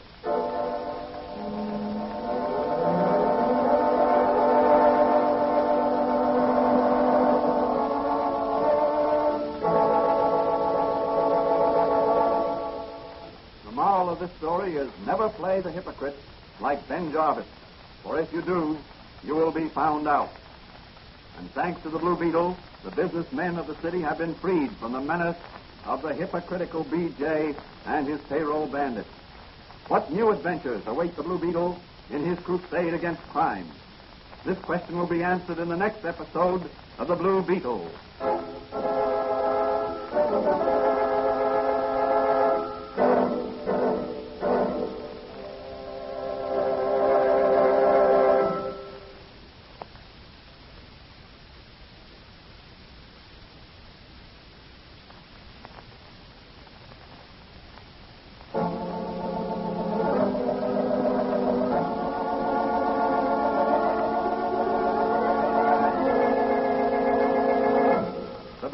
Is a copyrighted Fox feature appearing in Mystery Men Comics magazine and the Blue Beetle magazine. The Blue Beetle is on the air twice a week on this same station. Consult the broadcast schedule in your local newspaper. And don't forget to listen in to the Blue Beetle.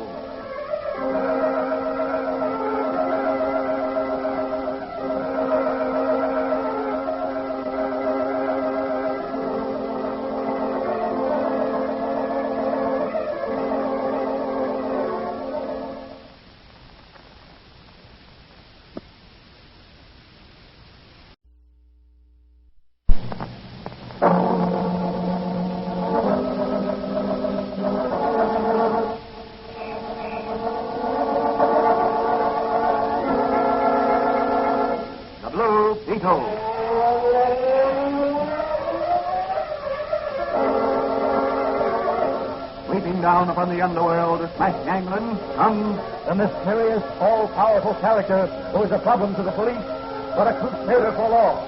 In reality, Dan Garrett, a rookie patrolman, loved by everyone, but suspected by none of being the Blue Beetle. As the Blue Beetle, he hides behind a strange mask and a suit of impenetrable blue chain armor, flexible as silk, but stronger than steel.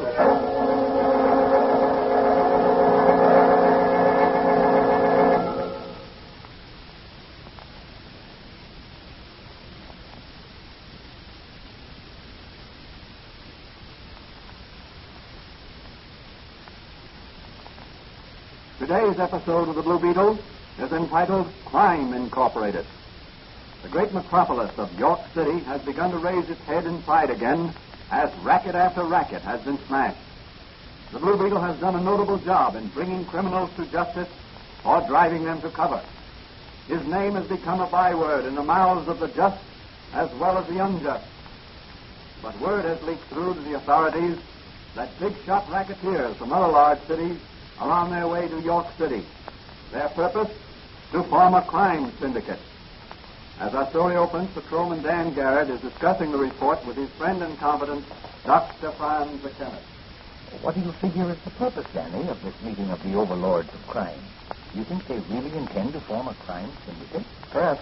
Well, what can their object be? Oh, greater organization, exchange of ideas and personnel, better and more efficient use of specialists in crime. Right. It sounds just like organizing a legitimate business. Yeah. But can't the authorities do something about this crime syndicate? I've just been thinking. If I could somehow get into one of their meetings, I might get some evidence. But how could you do that? I could disguise myself, visit one of their known hangouts, and scrape up an acquaintance with one of the big shots. That would be mighty dangerous, Danny. Danger's my middle name, Doc. I'll answer it, Danny. Hello? Yes?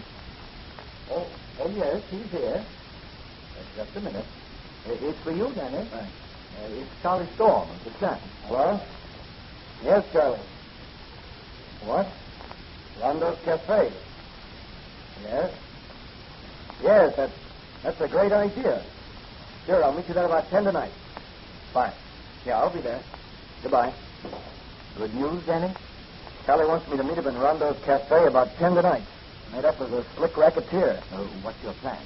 I'll tell you later, Doc. I'm going over to my place and change my clothes. So long.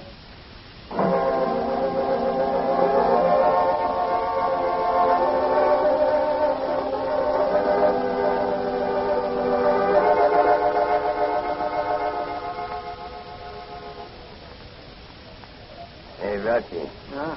I wonder what Frankie Capetta's got up his sleeve. Asking us to come on here for a meeting. I don't know. He's a slick one, though.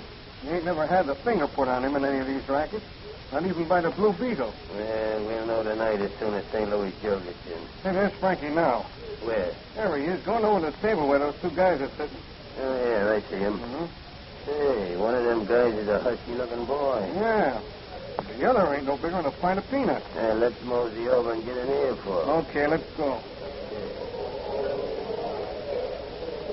What's the matter, big boy? You're not drinking. I'm in training. For what? Wrestling. If you're a wrestler, I'm the king of Siam. Well, I was a wrestler before they put me in stir. When did you get out? A while back. How come they got you? You look too smart for that. Just a rap for a pal. He had TB and his mother was old. So I took the rap for him. Is this the guy here? No. Charlie here works in a bank. He's a teller. What have you been doing since you got out? I was doing some odd jobs for Mr. Jarvis till the law caught up with him and he killed himself. Now he ain't got nothing. Hello, Frankie. Oh, hello, Rod.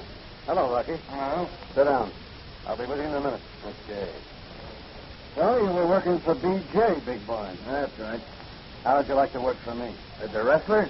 Well, yes, sort of. Are you a promoter? Yeah, in a way. Yeah, you certainly promoted a lot of things in your day, Frankie. Yeah, made a success of it. What would I have to do? Wear a masquerade costume. Wrestlers don't wear... Mine do. Now, look. I'll bet you could tie the ordinary citizen up in knots, couldn't you?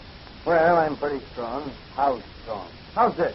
I'll pick up one of your friends here in this hand and the other one in this, and knock their heads together like this.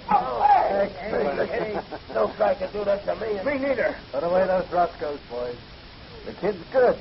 Just what we want. What's your name? Strangler Van Orden. Well, Strangler, are you agile?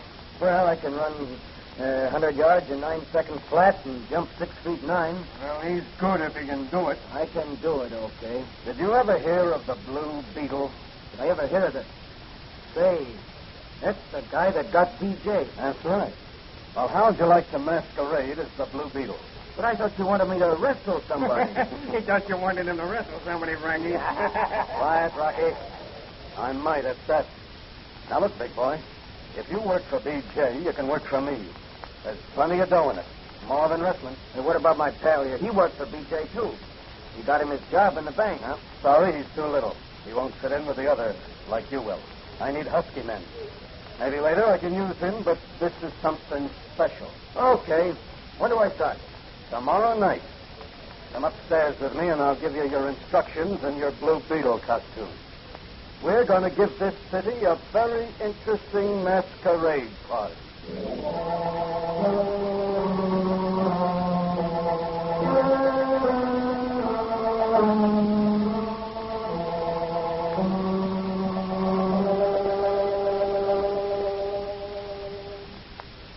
that's the Blue Beetle costume you're supposed to wear in your new job. Yep. Pretty good imitation, isn't it? Not bad. Metal chain armor, all right, but it isn't flexible as silk. And I doubt if it's stronger than steel, like your real Blue Beetle armor. No, and the midget antenna on the helmet's a fake. I wonder what Professor's idea is. Did he give you any hint last night? No, just said he was going to give the city a real masquerade party. Told me to report at this address and ask for Slick. Well, who's Slick? I don't know yet. But I believe he's Capetto's agent. Well, what about this big meeting of the crime lords? It's supposed to mean the incorporation of a nationwide crime syndicate. Well, that's tonight. I'm supposed to meet the kingpins at that time to pass inspection. I've met two of them already. Well, which costume are you going to wear? The real Blue Beetle costume, of course. Well, I'll have all your equipment ready for you. What's that about the Blue Beetle? Oh, wait a minute. I'll get a paper. Read all about it, paper, mister. Yes. Yeah, mister. Looks like the Blue Beetle's a real crook after all, huh? That's so? According to this headline, you're right. Here you are, son. Thanks, mister. Extra, read all about it. What is it, Danny? According to this newspaper, I just robbed the First National Bank. But that's impossible. It says here the First National Bank was robbed shortly after closing this afternoon. A gang of masked men with sawed-off shotguns, led by the Blue Beetle, overpowered the guards and escaped with over $100,000 in cash and negotiable bonds. It was believed the robbery was engineered from inside. Somebody's trying to discredit you, Danny. Yeah. Someone out front in the apothecary shop. I'll see who it is. Oh, hello, Doc. Oh, hello. Hello, Danny. Say, have you heard the latest news? About the Blue Beetle? Yeah, he's kidnapped the police commissioner's daughter. What? Yeah, about an hour ago. Every man on the force has been ordered out on patrol duty. Hey, what's that? Huh? Oh, well, that's a Blue Beetle costume, Manigan. Don't tell me, Danny, that you're the Blue Beetle. Danny's playing a dangerous game, Manigan. He's been hired by Frankie Capetto to masquerade as the Blue Beetle. That's the costume he's supposed to wear. Oh, boy. Oh, you had me heart sick and me breath for a minute. It'd be like arresting me own brother, Danny, if I had to take you in as the Blue Beetle. Don't worry, Manigan. I don't think you'll ever take me as the real Blue Beetle. I'll take it. Hello? Yes. Who? Oh, yes, he's here. Just a minute. Danny, it's for you. Thanks, Doc. Hello? Oh, hello, Charlie. What's that? Bomb the mayor's office? Say, what is this? Yeah? Oh, he is. Yeah, well, I'll have to take that chance. Yeah, thanks for warning me, Charlie. Goodbye.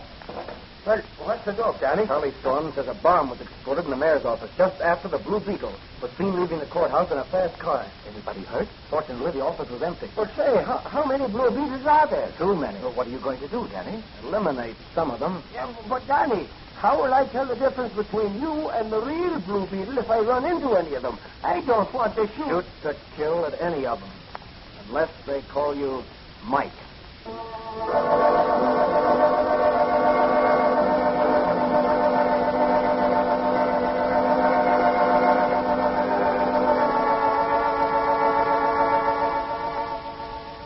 What a situation for the real Blue Beetle to face. 3 crooked Blue Beetles already, and probably more to come. Will the real Blue Beetle be unmasked and his identity disclosed to everybody? Can he hope to overcome the machinations of the overlords of the Underworld? These questions will be answered in the next episode of The Blue Beetle.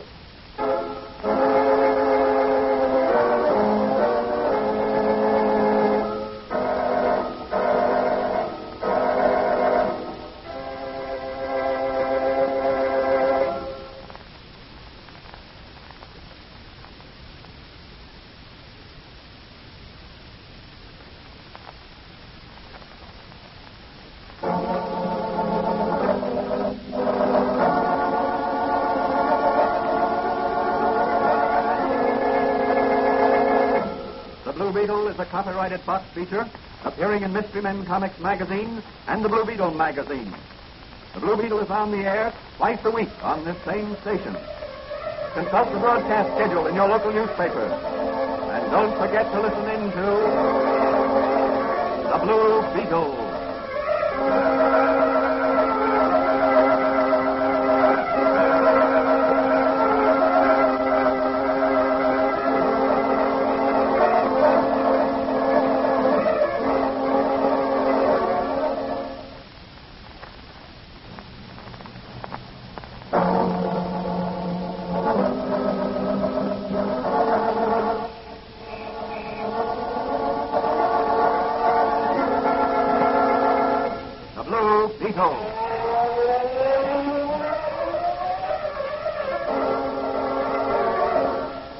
Upon the Underworld slash gangland comes the mysterious, all-powerful character who is a problem to the police, but a crusader for law.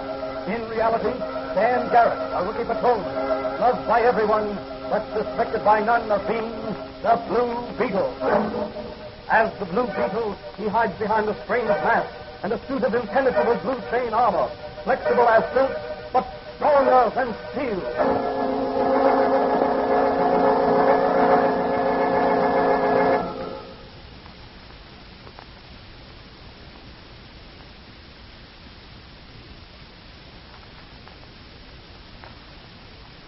Today's episode of the Blue Beetle is the second part of a story entitled Crime Incorporated. In the first part of this story, crime overlords of various cities have gathered in York City to organize crime on a nationwide basis. Patrolman Dan Garrett, through a clever disguise, has convinced Frankie Capetto, the ringleader of the gang, that he would be an asset to the crime ring. Hired by Capetto, he has been given a Blue Beetle costume in order to report to a man named Slick. Meanwhile, Underworld characters masquerading in Blue Beetle costumes have committed several crimes throughout the city. The First National Bank has been robbed. Commissioner Donnelly's daughter has been kidnapped, and the mayor's office has been bombed. As our story opens, a meeting of Crime Incorporated is in session. Well, boys, the first part of our plan is underway. The city officials are scared. Our next move is to terrorize the citizens themselves. How? The guy I hired last night, Strangler Van Norden, he calls himself, says he's a wrestler. He's husky enough to be one. Yeah, but he ain't fooling me. He's got brains. What are you going to use it for? Hold up. Can he shoot? I don't know, and I don't care. He won't use a gun. Well, how do you expect He'll just come up in back of a guy in the dark, give him the old hugger-mugger with his arm around his neck, rob him, and let him drop. That's swell. No noise or nothing. That's right.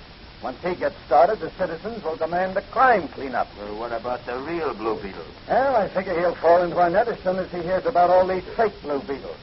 Once we get him out of the way, we're all set. We'll organize this town, then move on to other big cities. Now, each of you specialists will head your own racket, but the take will be pooled. Every so often, the syndicate will declare a dividend. That's a swell idea. Great. I hope it works. Yeah? All the Blue Beetles are here. What about Strangler Van Norden? In the outer office. Hold the others and send in Van Norden. Okay. Well, listen, Frankie. Yeah? No one by the name of Van Norden ever worked for B.J. You're sure? Positive. Okay, send in this Strangler and we'll unmask him. What's the lowdown? This wrestler's a fake. You mean he's a dick? I don't know, but we'll soon find out. Here's the Strangler. Oh, come in, Van Norden. You've met some of these gentlemen before? Yes, I have. Say, you look swell in your Blue Beetle costume. Thanks. It's a very good fit, too. By the way, just what sort of work did you do for the late B.J.? Well, Never mind. I won't pry into your past. I'll let somebody else do that. Yeah, Frankie? Come in and bring the other Blue Beetles with you. Okay. Mr. Strangler Van Norden, I want you to meet B.J.'s former chief of staff, Slick Thomas. He says you never worked for B.J. Oh, come in, boys. Hey, Slick. Yes, Frankie? Strip the mask from the Strangler's face. Okay. Grab him, boys. No, you don't. There's one Blue Beetle left. Two Blue Beetles left. And now for... Look out when I plug him. Wait a minute. Not here. Slick. Unmask him. There. Well, lousy. Hey, you know him? Sure. Who is he? The copper, Dan Garrett. Dan Garrett. A copper. Hey, what do you think, Capetto? Let me plug him. Now, put up your gun. We don't want any shooting around here. What'll I do with him, Frankie? Examine his costume. Oh, how about the midget antenna in his helmet? Just a minute. It's a fake. It ain't connected with anything. Search him. You find anything? Nothing. No magic ray or flashlight or master keys? Nothing, Mikey. Then he isn't the real Blue Beetle. Just a dumb copper. No, not so dumb. What do I do with it? Throw some water on him. We'll take him out to Hangman's Island where we've got the girl. Hey, it's a cop. I should have stayed on guard. Hey, how do we get out of here? We'll blast our way out. Hey, quick. This way, everybody. Through this panel. There's a secret stairway to the roof. Okay, here we go. But first, here's one for the copper on the floor there. This next costume will be a white robe and a harp.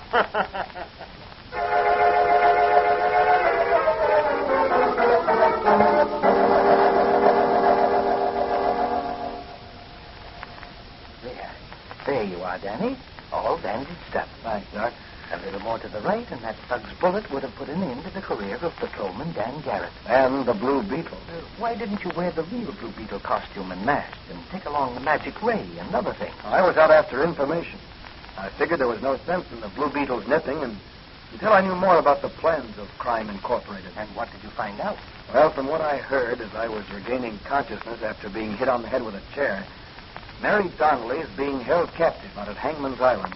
When are you going out there? Right away. But you're wounded. Oh, a little thing like that won't stop the real Blue Beetle. It's only a flesh wound. But you're going as the real Blue Beetle this time, I hope. You bet. And I'd like to take along that electric ray pistol if it's ready. It's all ready, Danny. Fine, Doc. Now, as soon as I get into my Blue Beetle costume, I'm off to Hangman's Island. Tonight, the Blue Beetle will sting as well as nip.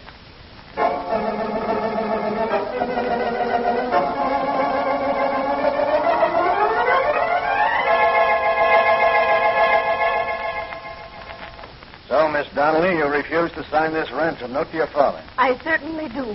And I'm afraid he'll never see you again. You can't frighten me. You'd never dare harm me. My father You've would... been reading the wrong kind of literature, Miss Donnelly.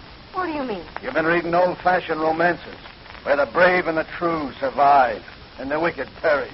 My father will have every policeman on the force out searching for me. But you'll never be found alive. You let me out of here. Let me out of here or I'll scratch your eyes out.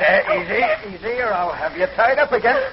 You'll be sorry for this. Now, why don't you sign this note, huh?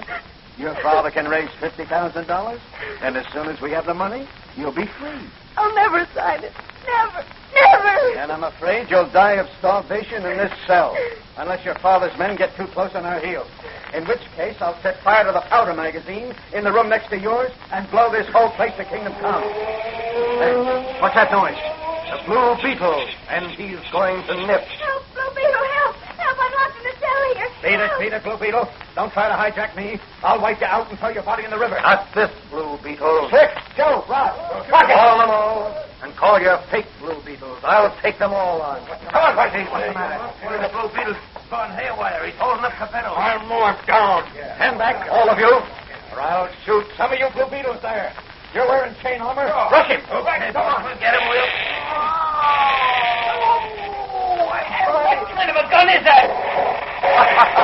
I'll be shooting blanks at him. Now I'll shoot, Rocky, and it won't be blank. Now, stand back, all of you. Capetto, give me the key to Miss Donnelly's cell. Try and get it.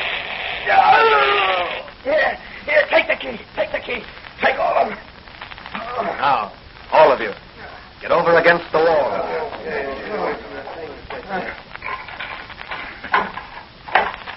Are you all right, Miss Donnelly? Just about. Thank heavens you came when you did. That fiend there was going to blow me up. Blow you up?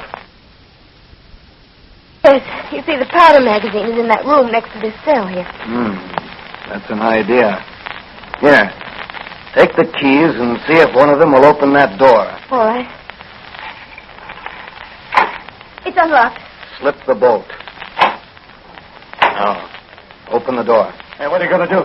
Blow up this hideout. Quiet. Or I'll blast you again with my gun.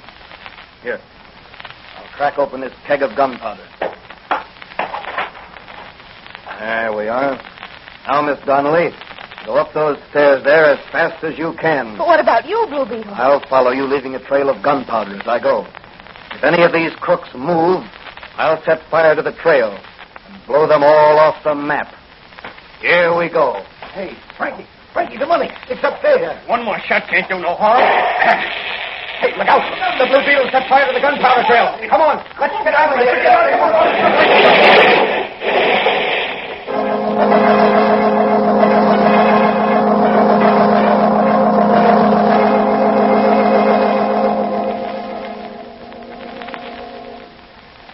Well, Danny, the Blue Beetle certainly wiped out one rat nest. Yes, and a lot of fake Blue Beetles with it.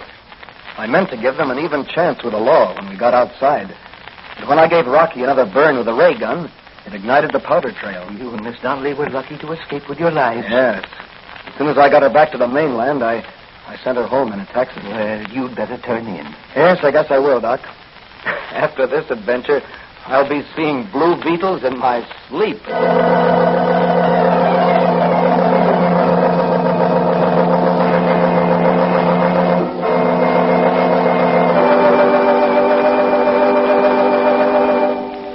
And so the real Blue Beetle cleaned up a lot of fake Blue Beetles and smashed a nationwide crime ring before it had a chance to incorporate.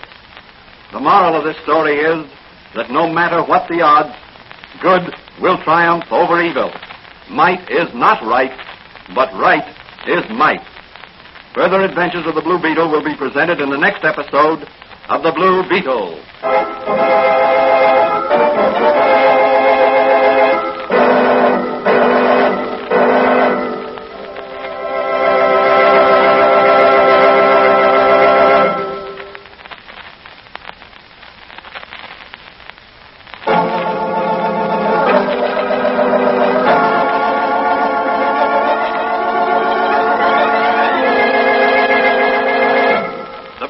Is a copyrighted Fox feature appearing in Mystery Men Comics magazine and the Blue Beetle magazine.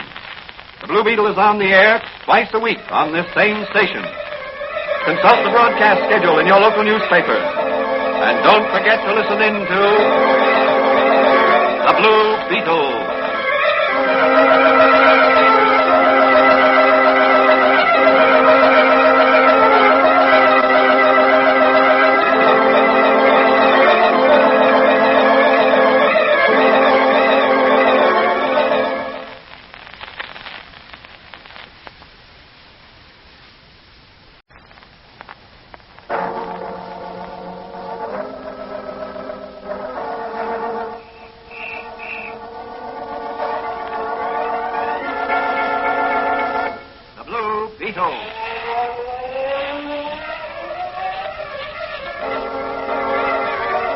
Sweeping down upon the underworld, smash gangland, comes the mysterious, all-powerful character who is a problem to the police, but a crusader for law.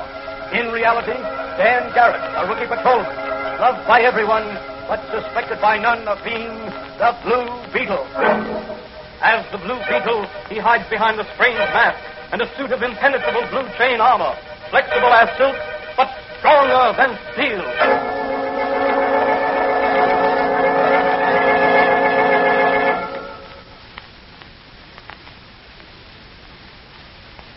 Today's episode of the Fox feature, The Blue Beetle, is entitled Saved by a Hair. In all large cities, and even in smaller communities, there are unfortunates who are trying to live down a single misstep. Having served time in jail for some crime, generally a first offense, they have been paroled, released from jail with part of their sentence unserved, given a chance to try again to make useful citizens of themselves. Parolees, they are called. One misstep while on parole, and they may be returned to jail to serve out the full term of the sentence. Clever but heartless underworld characters have found the parolee a source of illicit income, and as a result, a widespread system of blackmail has sprung up. As our story opens, Patrolman Dan Garrett, who in reality is the Blue Beetle, is discussing the matter with his friend and confidant, Dr. Brown. You see, Doc, a fellow's up against it when these underworld vultures begin to hover over him. Why, how do you mean, Danny? Well, let's take the case of Jim Horton. He got mixed up with a bunch of young hoodlums in the neighborhood where he lived and got caught one night running away from the scene of a store robbery. Was he one of the robbers? He claimed not, but the court found him guilty and got 5 years. Oh, yes. I remember the case now. Well, some friends and the parish priest got up a petition and presented it to the parole board. As a result, he was paroled with 4 years yet to serve. And what happened? His friends got him a pretty good job. But as soon as he got to work, the Underworld got busy and tried to persuade him to come in with them and make some real money. Told him he'd never succeed honestly because of his prison record. Did he go in with them? No, he refused. Said he preferred to go straight. Wise decision. Ordinarily, yes. But the gang wouldn't let him go straight. They wanted him to give them inside information about the place where he worked. They threatened to frame him and have his parole canceled so he'd be sent back to jail.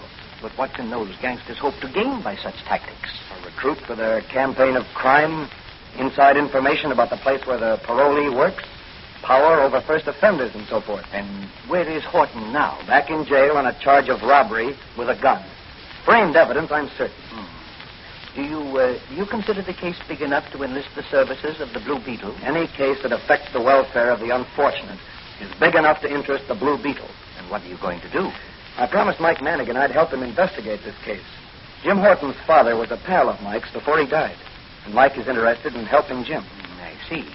Well, if there's anything I can do to help Danny, you know I'll be glad to do it. Oh, thanks, Doc. Well, I'll see you later. I'm going to meet Manigan down at police headquarters. Will you be back later to change into your Blue Beetle chain armor and mask if anything develops? I've got it all here in this briefcase, so I can make a quick change on the job. Well, be careful, Danny boy. I will, Doc. So long.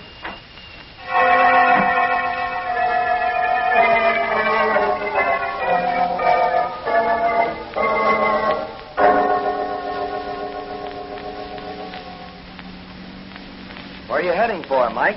The old Empire warehouses on Dock Street. What's down there? And I got a mysterious phone call from Joe Riley to meet him down there. He's been working on the Helen Downey kidnapping case. Oh, yes. She's the daughter of the parole commissioner, isn't she? That's right. What's he found? And he didn't say. He just told me to meet him in front of the... Hey, look at that car coming. Say, here's where we make a pinch for speeding. Look out, Mike. Machine gun. Wait, what the... Manigan. Somebody fell or was pushed out of that speeding car. Pull over to the curb, Mike. Yeah. And them guys were shooting at us. Did they get you, Mike? No. How about you, Danny? Not a scratch, but it was close. You hop out and take a look at the body, Danny, while I see if I can trail that other car. Never mind that car now, Mike. I've got the license number. Go phone for an ambulance while I look at this poor fellow. Okay. I'll be back in a minute. There's a drugstore on the corner.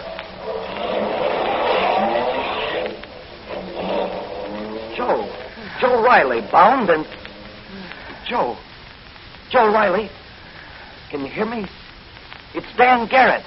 Hello, Dan. Hello, Joe.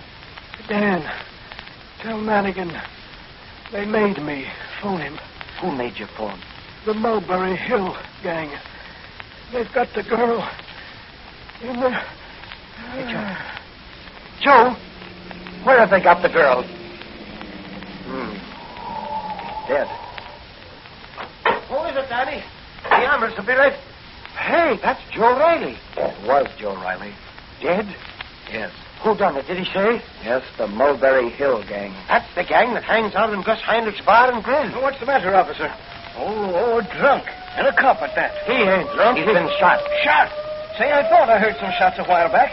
You see, here comes the ambulance, Mike. Stand back there, mister. Give him all the air he can get. Well, then he ain't dead. He's hurt badly. What's the matter? Somebody hurt, I guess. Yeah, looks like a cop. Yeah. Stand back now, all of you. Make way there. Over here with that stretcher. Oh, easy with him, boys. He's pretty weak from loss of blood. But, Dan, I thought you said... Don't let on, Mike.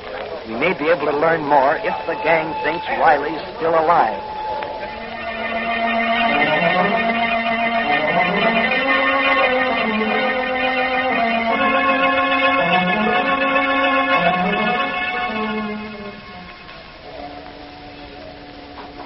Well, what's yours, buddy? Ginger ale. And what? And nothing. Just plain ginger ale. Dan Garrett's a policeman, Ed. Policemen don't drink. Oh, yeah? Since when? Hello, Drummond. I see you're in civilian clothes, Garrett. Is this your night off? No, it's my uniform's night off. Clever guy, Garrett. You should be on the radio. You think so? Yes. Oh, say, I hear Joe Riley in your precinct got bumped off tonight. Your information must have come from the wrong source. Riley's still alive, and he's talking. Really? Well, it's nice to have seen you. I'll be getting along. And by the way, Drummond. Yeah? How do you keep your hair so black and glossy? You're no spring chicken. It's a special diet I have. Spelled D-Y-E-I-T. Oh, boy, you sure are quick on the pickup. You're in the wrong business. Not for the kind of pickups I like to make. Well, if you pick up the culprits who shot Riley, recommend me as their lawyer. Anytime a crook needs a lawyer, you usually get the business, Drummond.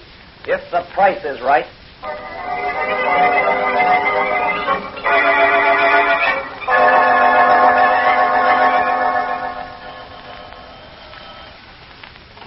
Hello? Yeah, this is Heinrich. Oh, hello, Drummond. What's that? Riley ain't dead. What? Dan Garrett? The cop? Oh, sure I will. I'll get some of the boys down there right away, and we'll take the girls to a new hideout. Sure, right away.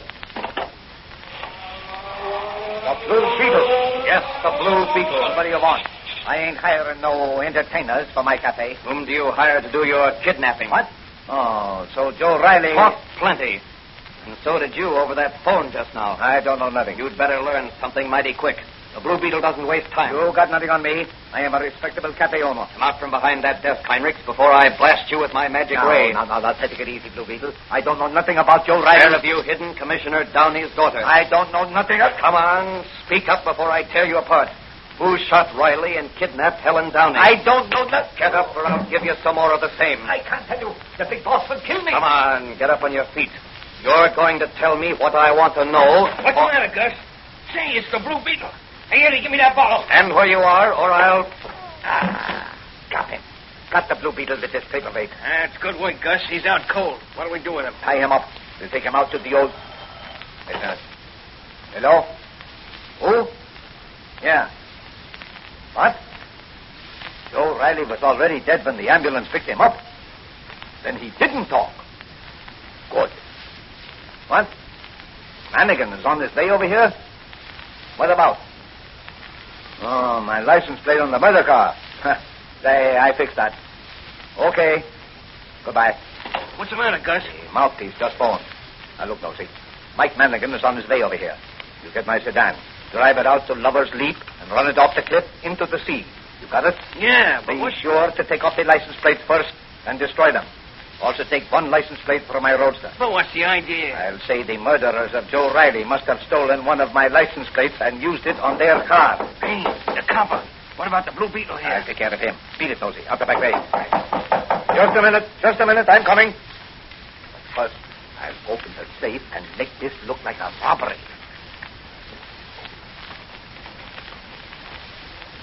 Oh, it's you, Officer Mannigan. Come in. I want to glad talk you to came. you, Heinrich.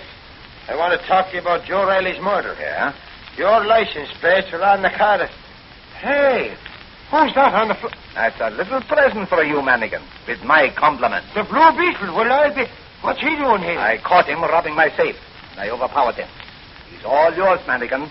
A suitable reward for a brave and capable guardian of the law.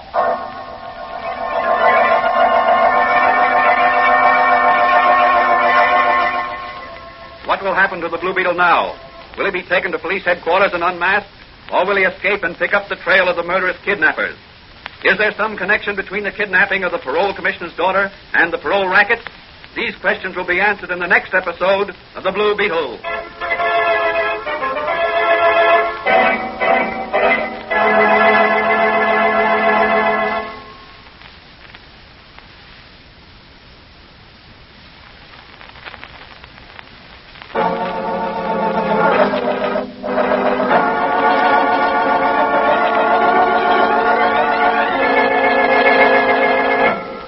Beetle is a copyrighted Fox feature appearing in Mystery Men Comics magazine and the Blue Beetle magazine. The Blue Beetle is on the air twice a week on this same station. Consult the broadcast schedule in your local newspapers. And don't forget to listen in to The Blue Beetle.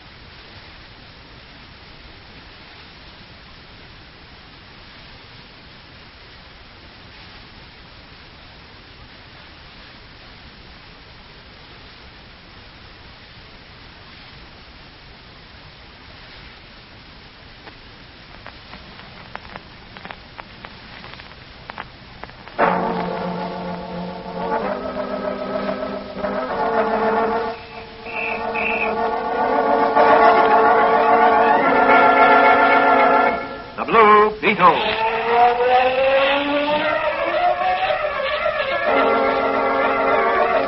Sweeping down upon the underworld to smash gangland comes The mysterious, all-powerful character who is a problem to the police, but a crusader for law. In reality, Dan Garrett, a rookie patrolman, loved by everyone, but suspected by none of being the Blue Beetle. As the Blue Beetle, he hides behind a strange mask and a suit of impenetrable blue chain armor, flexible as silk, but stronger than steel.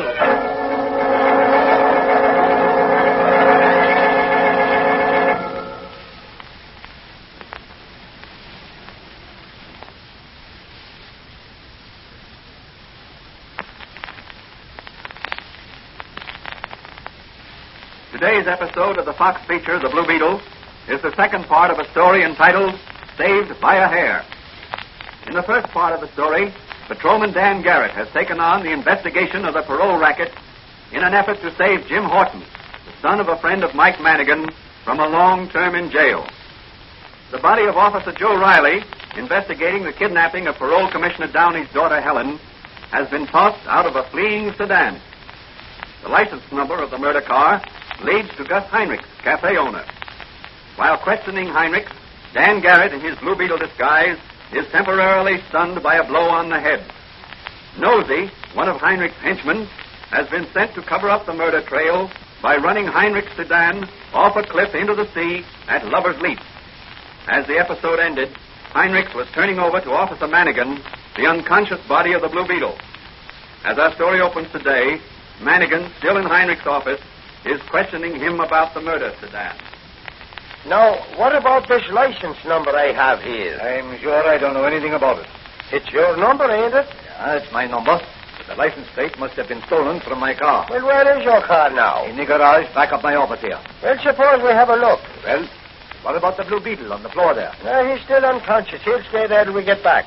I've handcuffed him to the radiator pipe. All right, then this way. I have a passageway connecting with my private garage. Well, go ahead, I'll follow you, but no monkey business. So I'm unconscious, am I?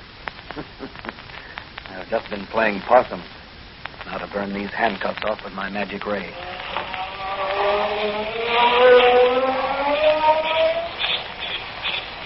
There.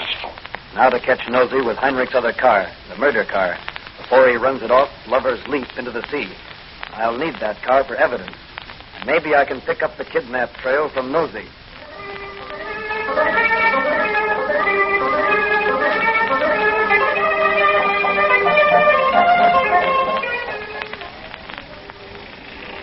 Well, that looks like the murder car ahead. Only one man in it. It must be Nosy. Yes, he's turned off on the road to Lover's Leap. I'll have to step on it. Here we go. Now, this motorcycle can certainly travel.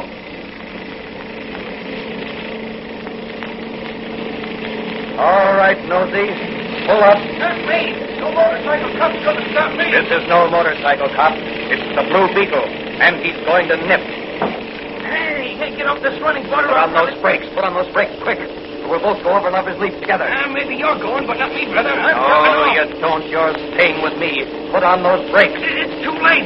We're headed right for the cliff. Let me out of here. Let me You're going where I go, Nosy. I hope you can swim, because here we go. Oh.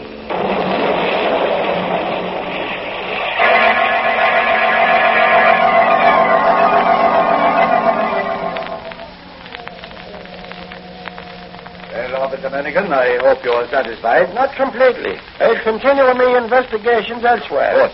And don't forget to pick up the Blue Beetle in my office. Oh, I'll pick him up all right. It'll sure be a feather in my cap. Well, here we are at my office. You tell the DA I'm at his service to testify against the Blue Beetle any time. Where is the Blue Beetle? He's lying right there. Yeah, but he ain't now. And here's me handcuffs going right through. This is serious. We've got to catch that thief. Yes, but how? He's a slippery one, that Blue Beetle. That's your job, Manigan. Better get busy, or I'll report you to the commissioner for negligence. No wonder our city is overrun with crooks. What we need is better police protection.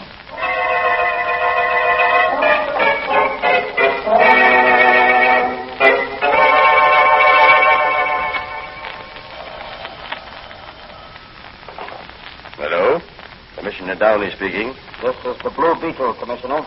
The Blue Beetle? Yes. I think I've located your daughter. You have? Where is she? She's being held prisoner at the old sawmill. How do you know? I rescued one of the kidnapped gang from drowning, and the car he was driving went over the cliff at Lover's Leap. He confessed to me. Fine work. I'll have the police on the trail right away. Just a minute, Commissioner. Don't do that, please. Well, what is this, a joke? If it is, I'll have every police officer in the city on your trail. Now, wait.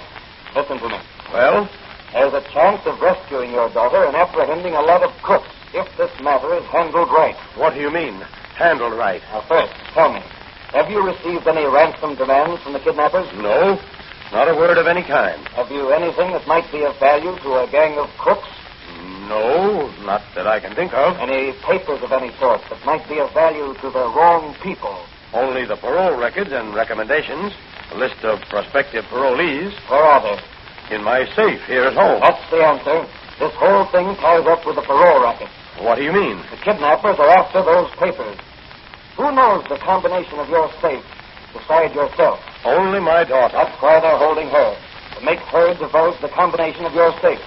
They plan to steal those papers and blackmail every man that's out on parole or who may be later released on parole. Why, I never heard of such a fantastic plan. I'll call the police commissioner and Listen, Commissioner Downey. If you do that, you'll scare these rats underground. Well, what do you advise, Blue Beetle? Set no guards around your house at all. Move to a hotel right away. But I'll leave everything to me, Commissioner.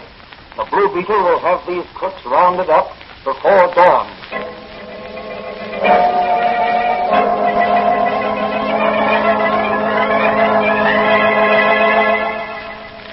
Now, look, Miss Downey.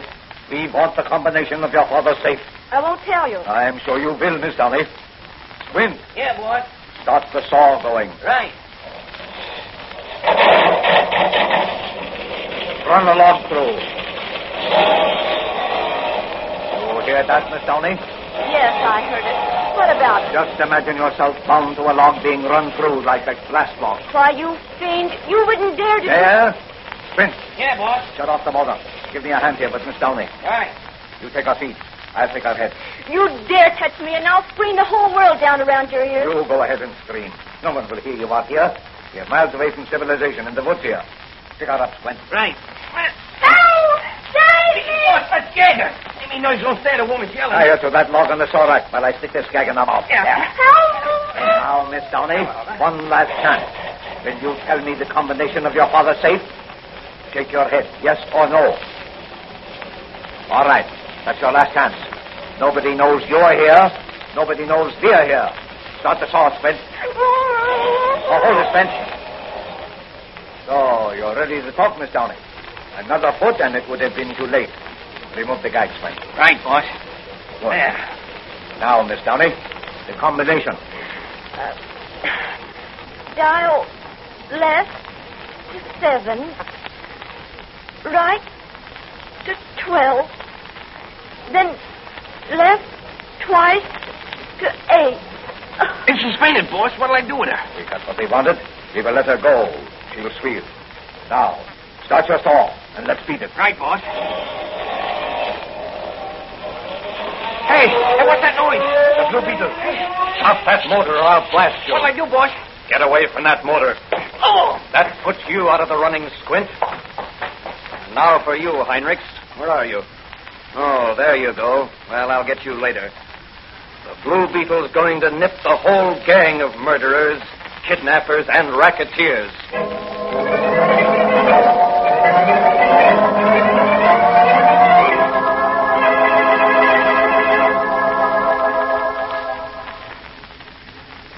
Left 7. Right 12. Then left twice to 8. There. And now? The last scene of the play, Heinrich. The Blue Beetle? Yes, and he's going to nip. Not this time, Blue Beetle. Drummond, the mouthpiece, Gangland's famous old man counselor at law, who dyes his hair to keep him young-looking. I may be old, but I know my business. The law's never caught up with me yet, and they never will. I'm too clever for them. You're not dealing with the law now. You're facing the Blue Beetle. But the Blue Beetle will never nip again. Put down that gun, Drummond. Not till I've wiped out you and Heinrich. Not me, Drummond. I didn't squeal. No, but you were trying to double-cross me. So here's one for you, Heinrich. And one for you, Blue Beetle. Drummond, your hair. It's turning white. White? My beautiful black hair turning white? That's for you, Drummond. Never turn your eyes from your opponent if you want to win your point. You vain old man. Your hair was your undoing and my salvation. Here comes the law for you, you crooks. They'll put you where you can't prey on poor unfortunates like Jim Horton. Your parole racket is smashed. The Blue Beetle's job is done.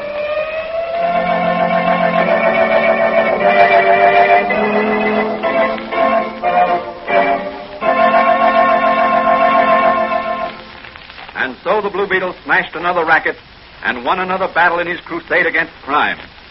The moral of this story is that neither experience nor intelligence is proof against right and good. History proves that, in the long run, right always triumphs. Further adventures of the Blue Beetle will be dramatized in the next episode of the Blue Beetle.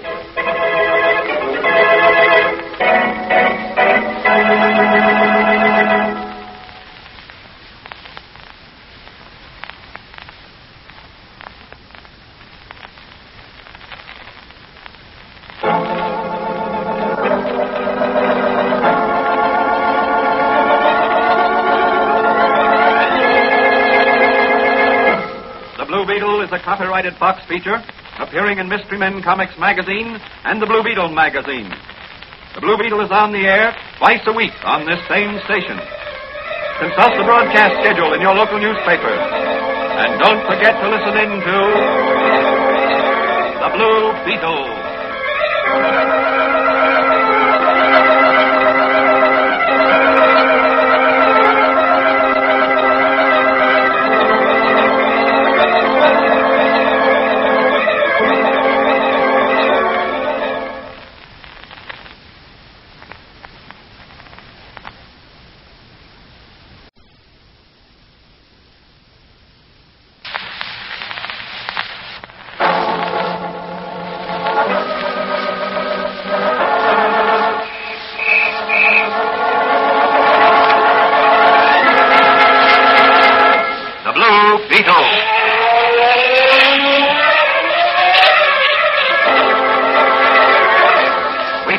From the Underworld to smash gangland comes the mysterious, all-powerful character who is a problem to the police, but a crusader for law.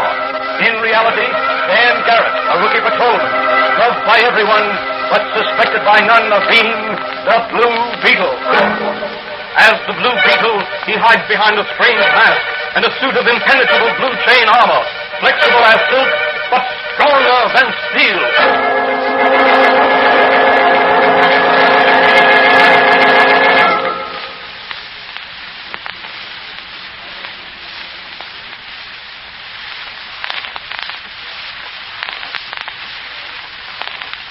Today's episode of the Fox feature, The Blue Beetle, is entitled Finesse in Diamonds. The wealthy and beautiful wife of Benjamin Bannister, the oil magnate, claims to have been robbed of the famous Bannister diamond necklace, along with other jewelry of lesser value. A peculiar fact of the case is that there appears to have been two robberies. The first, as she was leaving the Starlight Club, a famous dance rendezvous, and another at some unknown time. Apprehension of thugs who stripped the diamond necklace from her throat just outside the Starlight Club disclosed the fact that the necklace they stole was a fake. But the real necklace is still missing. As our story opens, Patrolman Dan Garrett, who is really the Blue Beetle, is discussing the case with his friend and confidant, Dr. Franz, the chemist.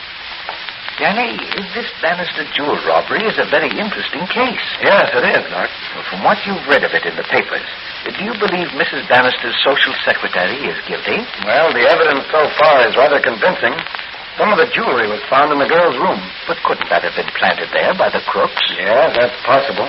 Mrs. Bannister doesn't directly accuse her social secretary, Lucy Ridgway, according to this newspaper. But the real necklace is still missing. Yes. Mrs. Bannister claims Lucy Ridgway brought the necklace to her from the safe and fastened it about her neck just before she left for the Starlight Club. That must have been the fake necklace. Yes. But that still doesn't prove anything against Lucy Ridgway. According to Mrs. Bannister, she and the Ridgway girl are the only ones who know the combination of the wall safe, except Mr. Bannister, who was out west somewhere on business. The diamond necklace was insured for $500,000, wasn't it? Yes. Are you going to work on this case, Danny? Oh, I don't think so, Doc. The Acme Insurance Company has its own investigators, the best in the country. And besides, it's out of the Blue Beetle's line. No unfortunate individuals are involved. There's the phone. Excuse me, Danny. Hello? Oh, hello, Charlie. Yes, he's here. Just a moment. It's for you, Danny. Charlie Storm of the Sun. Thanks, Doc. Hello, Charlie. What's on your mind? What? Really? Your girl's sister? Oh, I didn't know that. What? Yeah, sure. Sure, you bet I will, Charlie. Sure, goodbye. Sounds like the Blue Beetle will be sharpening his nippers soon. Yes, Charlie Storm just told me Lucy Ridgway is his girl's sister, and he wants me to see what I can do to help her out of this jam. Well, what are you going to do? Have a talk with the Ridgway girl, and then get Manigan and drive down to the Bannister place and interview Mrs. Bannister. The commissioner will assign me to the case. I think he'll do that all right. If he doesn't, I'll have to operate entirely as the Blue Beetle. I'm not ready to do that until I can get certain information. Well, good luck to you, Danny. Thanks, Doc. I'll be back later. I'll have your Blue Beetle chain armor and mask and equipment ready when you need them. That's fine. Well, so long. It looks as if I was going to be up to my neck in diamonds, but they won't be around my neck.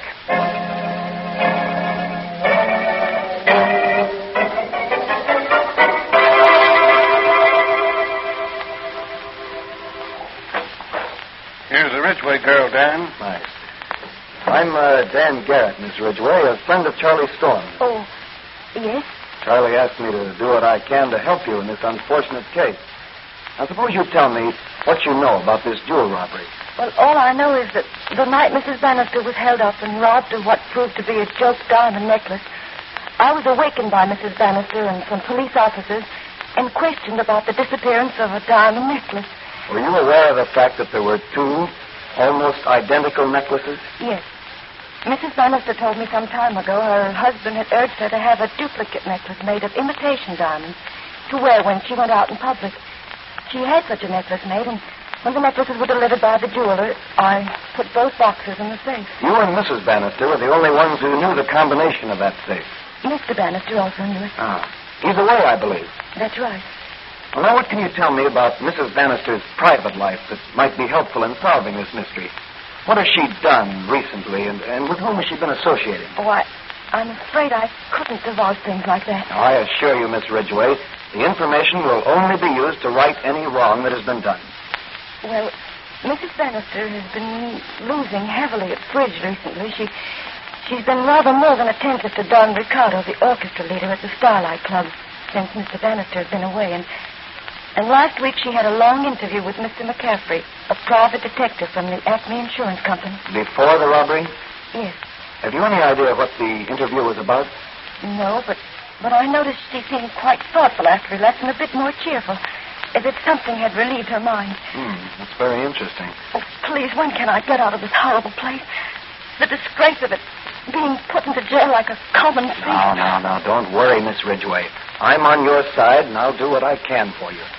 But I think that for the present, you're safer in than out of jail.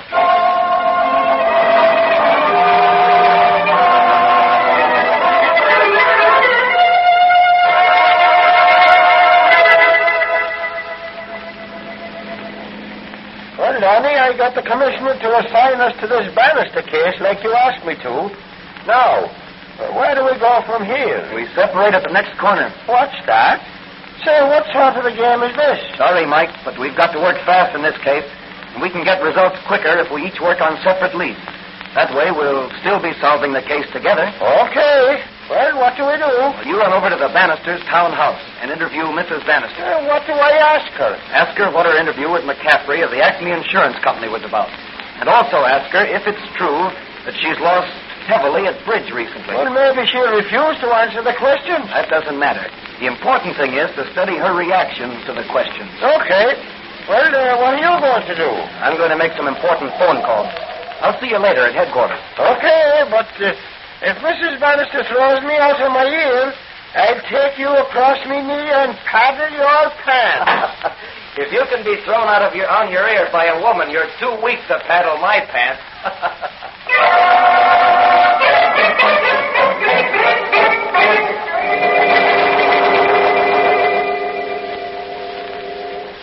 Well, everything's ready for you, Danny. Oh, thanks, Doc. I'll only take the magic ray and the Blue Beetle flashlight with me tonight. I've got a lot of ground to cover, and I want to travel light. Where's the Blue Beetle heading for tonight? The Strathaven Arms apartments. Who's your host? Don Ricardo, the orchestra leader. According to the information I got over the phone from Charlie Storm. Is Ricardo in on this robbery? I don't know, but I'm going to find out.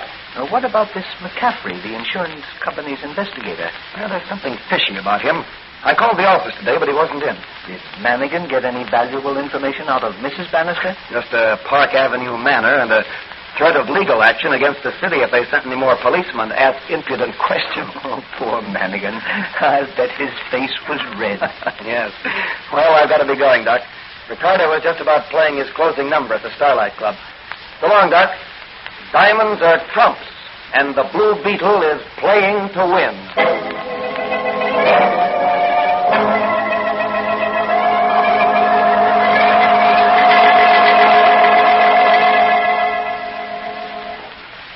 Let's quit playing cards and have another look at the necklace. Well, there it is. Oh, boy, they sure are pretty mess of sparklers. Yes. We should realize quite a sum of money on them. Is it not so, Mac? About $100,000. Huh? Is that all? Sure. The necklace has to be broken up. The diamonds sold separately. Oh, I see. Well, then there's a part of the insurance your company pays over to the Bannister name. Hey, Mac? That's right. We'll get 20% of that. Well, that's another $100,000. With my share, I can go home to South America and marry my sweet senorita. Say, where's the fence? You said he was coming over tonight and make us a bid on these sparklers. He'll be here in a minute. That's probably him now. Open the door, Ricardo. All right. The Blue Beetle. Who is it, this Blue Beetle? I do not know him. Oh, he's a masquerader. He runs down criminals. I'm afraid you're on the wrong track, Blue Beetle. There are no criminals here. Well, what is it you want? I'd like to talk with you alone, Ricardo. Oh, but what about? As you see, we are playing cards.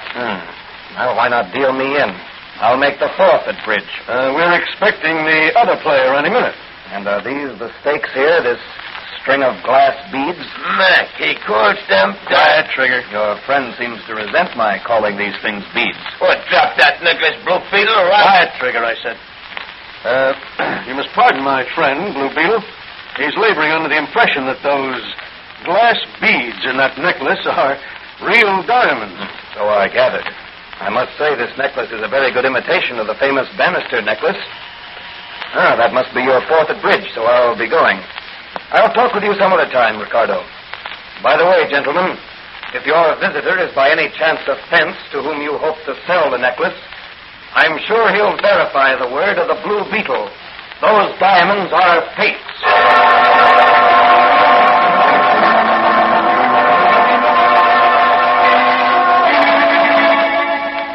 Were the diamonds in the possession of Ricardo, Mac, and Trigger fakes? And if they were fakes, who has the real diamond necklace?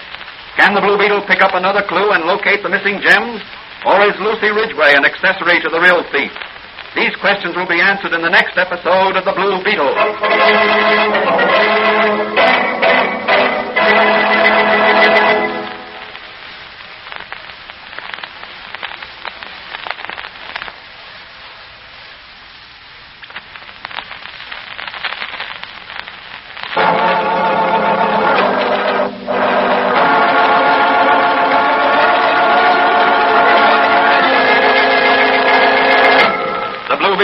Copyrighted Fox feature appearing in Mystery Men Comics magazine and the Blue Beetle magazine.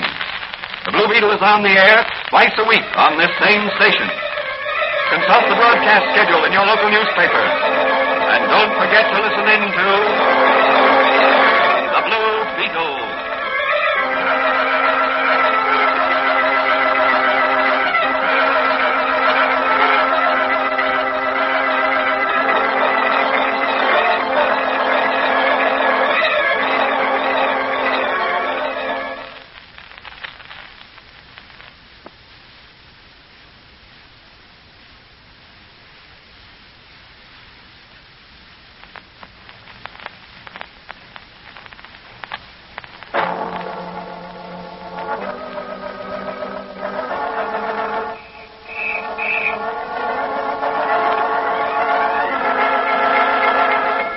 Blue Beetle.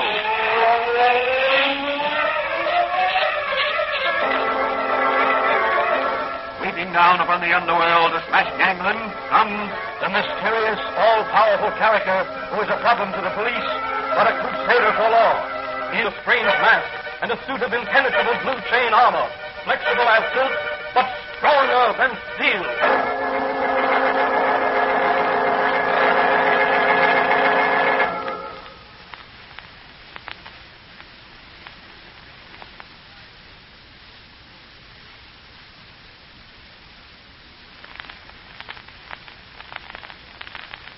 Today's episode of the Fox feature, The Blue Beetle, is part 2 of the story entitled Finesse in Diamonds.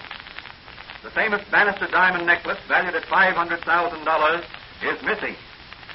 Lucy Ridgway, Mrs. Bannister's social secretary, is in jail, accused of being implicated in the theft.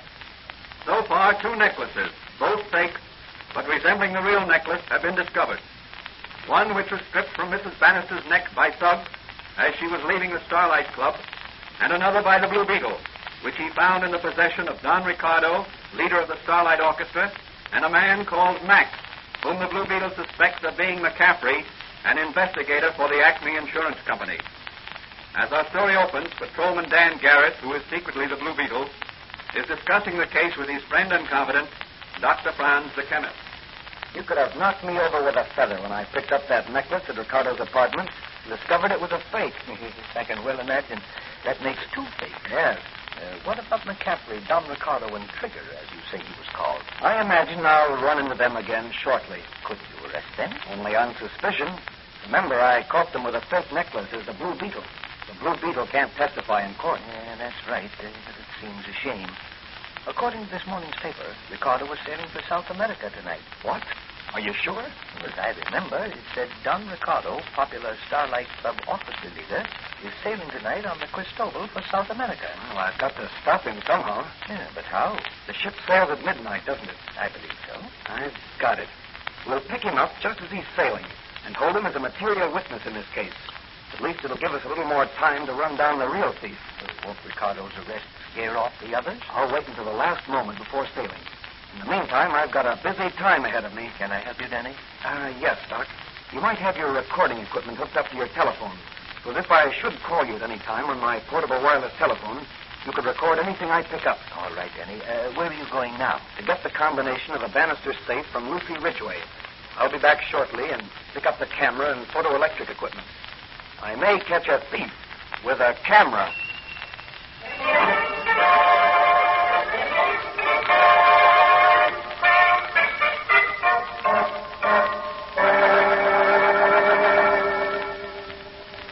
If you think you can double-cross me, Mrs. Bannister, and get away with it, you're mistaken. But you yourself suggested the plan for hiding the necklace so I could collect insurance and pay off my gambling debt. Yes, but the necklace you left in the safe was a fake. A fake? What do you mean? Just that. I took that necklace from the safe myself. The fence examined the necklace and declared it a fake. What's a fake? A man who disposes of stolen goods. But you said nothing about disposing of the jewels. You said they were to be hidden for a while until I could raise the money to refund the burglary insurance payments later when the jewels were found. Don't be a fool, Mrs. Bannister. Where could you ever hope to raise money to pay back the insurance? My husband, he would divorce you if he knew the facts in the case.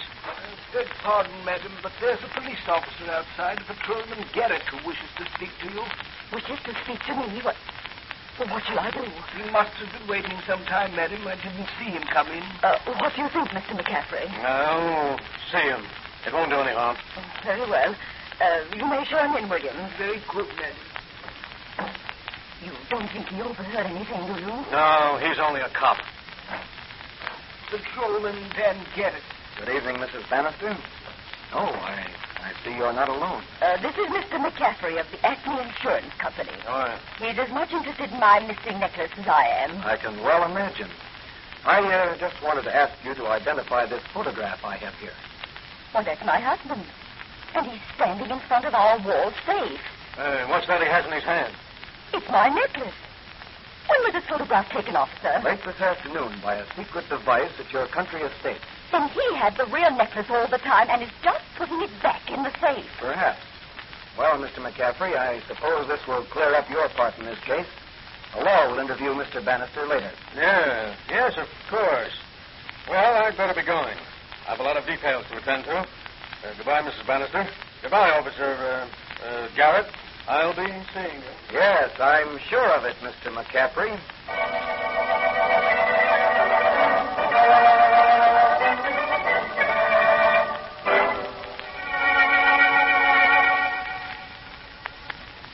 Did you record the Bannister-McCaffrey conversation early this evening, Doc? Yes, Danny. It wasn't very loud, but it's intelligible. Good.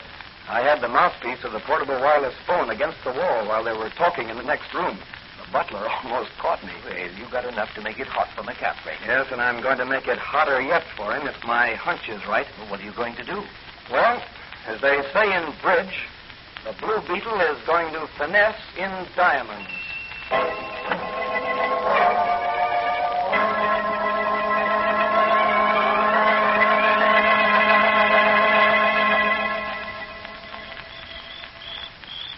Now, Trigger, you keep watch outside while I go in and rifle the safe. I've still got the combination Mrs. Bannister gave me. Okay, Meg. If you hear anybody coming, give me the hoot owl call. Sure, Mac, I got you. I'll pick up the real necklace this time, and we'll join Ricardo and beat it for Rio on the Cristobal tonight. I've always wanted to go to South America. Well, you're practically on your way. Now, keep your eyes and your ears open. This is the library. There's the wall safe. This is going to be easy. What's that? Yeah, these old houses are certainly spooky. Well, now for the safe. Right to 12. Left twice to 6. Then right to 10. There, that's got it. Somebody coming. That's Trigger's call. Well, here's the real necklace, and now to make our getaway. The Blue Beetle. Yes, the Blue Beetle. Your game is up, McCaffrey. You double-crossing insurance investigator. So you know. Yeah, the Blue Beetle knows everything. Hand over that necklace. Try and get it. That's just what I intend to do. Trigger! Hold your gun, man. I'll take him on, too. That's for justice. And that's for Lucy Ridgway. And that's for law and order. That's for the Blue Beetle. He's out cold. Hey, Mac, come on, let's grab him. Hey, come on, get up. The cops will be here any minute. Help me up, Doc. Okay. You got the necklace? Yeah. It's on the floor. Where's the Blue Beetle? Over there on the floor. I comped him. Yeah, good work. Give me the necklace and let's go. We've just got time enough to make the boat. So long, Blue Beetle. I'll tell Ricardo you couldn't join us for a hand of bridge.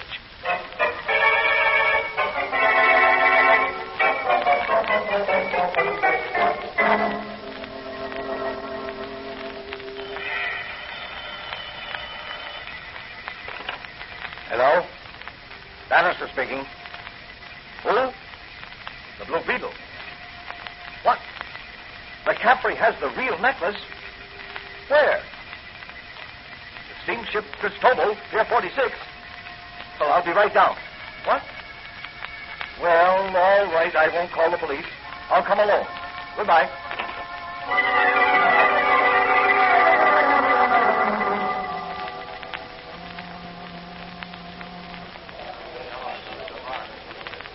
Well, 1 minute to go and we'll be on our way to South America. 1 minute? That's a very long time here. Don't worry, boys. Look, those men down there.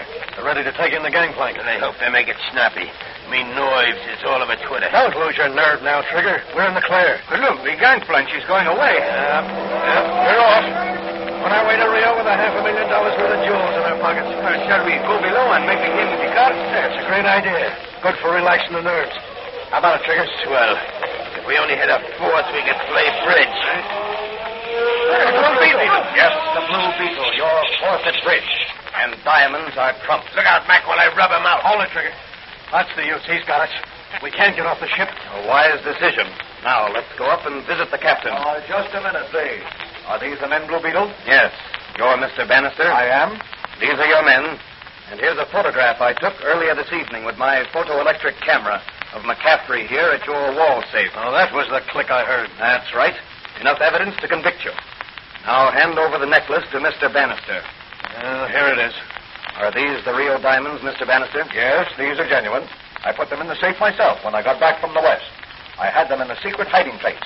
I had a duplicate made, and apparently Mrs. Bannister had one made also. Then we'll turn these men over to the captain, who'll send them ashore with us under guard in the pilot boat. You can prosecute them. I don't wish to prosecute. I have the real necklace. My wife has confessed, and I have forgiven her. I wish to avoid scandal and forget this case as quickly as possible. Will you see that Lucy Ridgway is released from jail and her name cleared? It shall be done immediately, and I'll see to it that she will lose nothing by her unfortunate experience. That's great. Well, the Blue Beetle's job is done. You crooks are getting off easy. Take the Blue Beetle's advice and stay away from York City.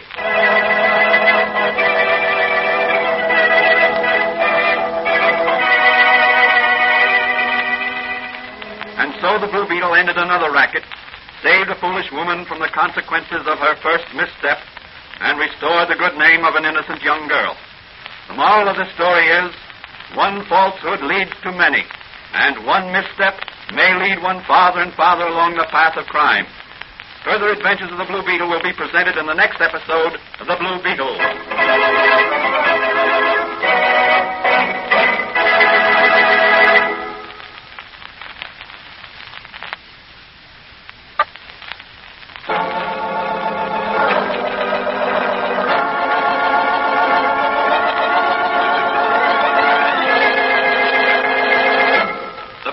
Is a copyrighted Fox feature appearing in Mystery Men Comics magazine and the Blue Beetle magazine.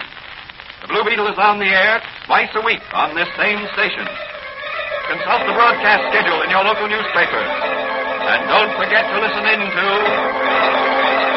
The Blue Beetle.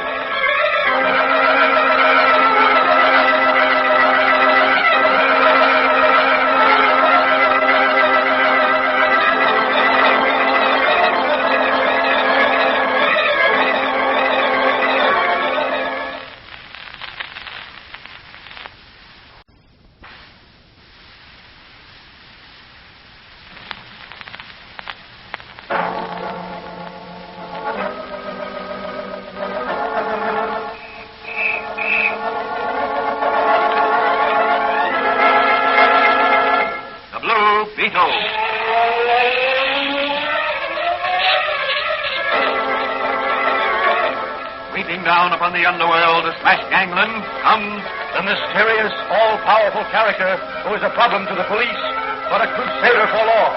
In reality, Dan Garrett, a rookie patrolman, loved by everyone, but suspected by none of being the Blue Beetle.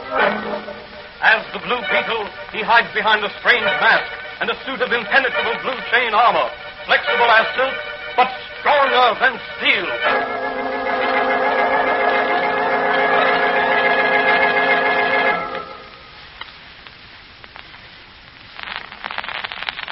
Today's episode of the Fox feature, The Blue Beetle, is entitled Sabotage Incorporated. Throughout the country, foreign spies and saboteurs are busy trying to prevent the shipment of war munitions to countries with whom their native country is at war. Near York City is located Explosives Incorporated, one of the largest manufacturers of munitions in the country. Every night, trainloads of munitions leave their factory for some secret destination. As our story opens, Officer Manigan and Patrolman Dan Garrett, who is really the Blue Beetle, are investigating a mysterious telephone call from Wentworth B. Charles, president of Explosives Incorporated, who lives at the Monaco apartment. Well, here we are at Charles' apartment. Push the button, Danny.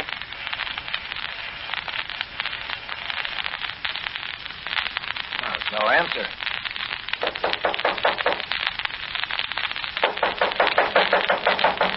Well, let's break in the door. Now, we'd better call the superintendent. He'll have a pass key. Is something wrong, officer? Who are you? I'm the superintendent of this building. Oh, well, we got a mysterious telephone call from Mr. Charles, which he didn't finish. It was of such a nature that we felt it necessary to make an investigation. He doesn't answer his bell or our knocking. Well, I have a pass key here. I'll unlock the door for you. Something's holding the door shut. Hey, come on, then. We'll break it in. No, wait. I'll telephone the owner of the apartment house.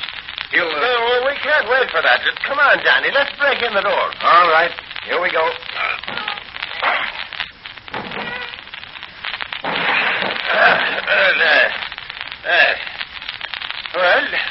There's nobody here. Look in the bedroom there. Okay, I'll have a look. I hope nothing happened to Mr. Charles. He's one of our best tenants. Hey, Johnny. Look. Here's Mr. Charles and his... What is it, Mike? Is he dead? I think so. Look. There. Over his heart. A wound. Yeah. Right through his pajamas. 22 bullets, I'd bet. No, it's a stab wound. That's Mr. Charles, all right. Is he dead? Yes. Who could have done it? That's what the police would like to know. And that's what we have to find out. Well, I don't see any weapons. Look for an ice pick or a thin stiletto. Okay, I'll have a look around the apartment. Hadn't I better telephone the owner of the building? Not yet, and don't leave the apartment. Yes, but whose apartment adjoins this on the bedroom side? Professor Vladimir Deniski's. What's his business? I believe he lectures on anthropology. Does he live alone? He has a male secretary who lives with him, I believe. Who lives on the other side, next to the living room? Oh, that apartment is vacant. Did Mr. Charles live alone? Yes. Apparently, Mr. Charles was killed while he was phoning. The receiver is still off the hook there, and his body is lying in front of the telephone table. Yes, it looks that way. Well, say, I can't find any sign of a dagger or ice pick anywhere. There's an electric icebox in the kitchen, so I don't think Mr. Charles would be needing an ice pick himself. What about the windows? They're all locked. Any fire escape? Nope. It's a 14-story drop to the street on all sides. How many floors above this, Superintendent? 15. Any other entrances to this apartment? Only a service door in the kitchen. Yeah, I looked at that. It's locked and boarded from the inside, and there's no knob on the outside of the door. Well, Mike, you'd better phone the coroner. I'll just have a look around the apartment. Then I'd like to question the professor and his secretary. Maybe they can throw some light on this case.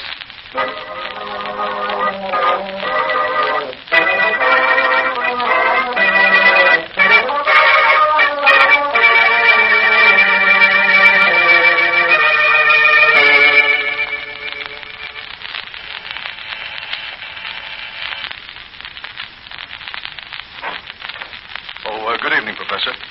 Good evening. What can I do for you? This officer would like to ask you some questions. There's been some trouble next door, and the police are interested in getting some information. Won't you come in, please? Thanks. Now, what is it you would like to know, officer? I am sure I cannot be of any assistance to you. Did you hear any commotion or unusual noise tonight in Mr. Charles' apartment? No, nothing. In fact, I've been so busy with my studies that I doubt if I would have heard any noise coming from anywhere. When I am doing my research work, I concentrate very deeply. Do you have any children, Professor? Me? No, officer. I am not married. That gun there, do you use that in your research? Oh, that belongs to my secretary. He is off tonight. He bought it for his little boy. It is an air rifle, hardly strong enough to... Do what? I mean, it has the appearance of a real gun, but it would be no good for hunting game other than small birds, I assure you. Here, have a look. Yes, I can see you're right. I presume a BB shot from this air rifle would hardly have enough force behind it to kill a man. Kill a man? Has someone been killed? Yes, Professor. Mr. Charles, your next-door neighbor, was murdered less than an hour ago.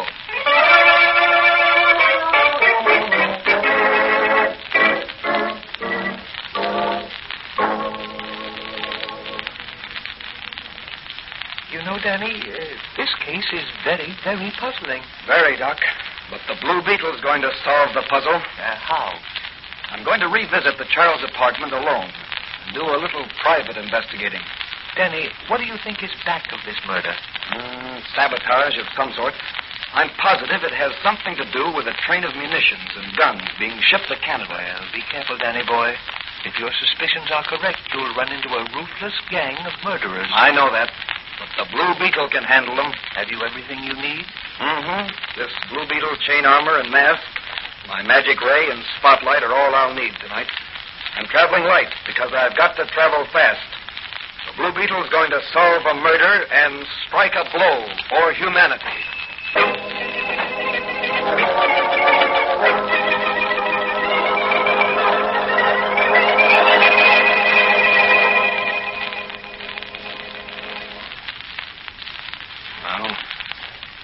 Mr. Charles' bedroom. The body's been removed, but nothing else has been disturbed in the bedroom here. That picture on the wall there, facing the spot where Charles was sitting when he was killed. It doesn't hang straight. I'll have a look. You understand what I mean, Vicky? A hole in the wall back of the picture. Just large enough for a rifle barrel and to hear conversation. Now, here. Here is the railroad map, Vicky. Yes, I see. The munitions train will approach a bridge to Canada over the gorge along this track here. Yeah. Now, our major plan is to blow up the bridge as the munitions train is passing over. But if for some reason our men are unable to place the charge of explosives under the bridge, our alternate plan is to wreck the train and block the entrance and the entire road, as well as destroy the munitions aboard the train. Well, how will we know in advance which plan to follow? I'm expecting a call any minute from our leaders at Rosno, near the border. Then as soon as you get word, I'll be on my way. Yes. Your job is to take care of any guards at the American side of the bridge. Yes, I understand. This'll take care of them. Oh, the air pistol that shoots glass pellets filled with suffocating gas, huh? Yes. It makes very little noise. Whoever is shot with it remains unconscious for a long, long time. Oh, good. Now, there are two trains tuned up and waiting out of the right they appear. You take one of them. All right. And you're sure no one suspects our plot? Positive. I liquidated Charles before he could telephone the police. What about money? Here.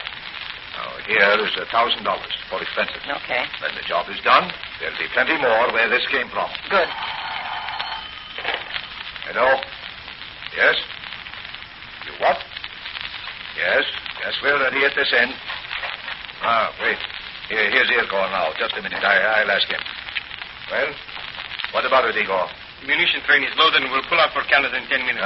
Hello. Rinaldo. Igor informs me that the train will pull out in 10 minutes. Yes, all right. Everything is moving smoothly. We'll be with you soon. Goodbye. What's that? I can't imagine what that could be. That's the Blue Beetle. Yes, the Blue Beetle, and he's going to nip. You have an ingenious method of entering, Mr. Blue Beetle. Did you by any chance fly to my window? And just what do you want? I overheard your whole plot from the next apartment and crawled along the ledge outside the window. Then he knows everything. And I'm going to turn you over to the police. All of you. Get away from that phone, Professor, or I'll burn you with my magic ray. Oh, no, you won't, Blue Beetle, because you won't be able to. Put down that gun. Vicky! There. That'll fix Mr. Blue Beetle. Let us get out of here. That gas is making me sick. And what about the Blue Beetle? We'll tie him up and take him down to the freight yard and put him aboard the munition train. The Blue Beetle will have a rude awakening sometime in the early morning hours.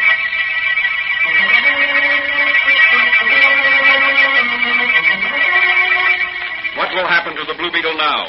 How soon will he recover from the effects of the suffocating gas? Can he save the shipment of munitions to Canada from destruction? Which plan will the saboteurs put into effect? These questions will be answered in the next episode of The Blue Beetle.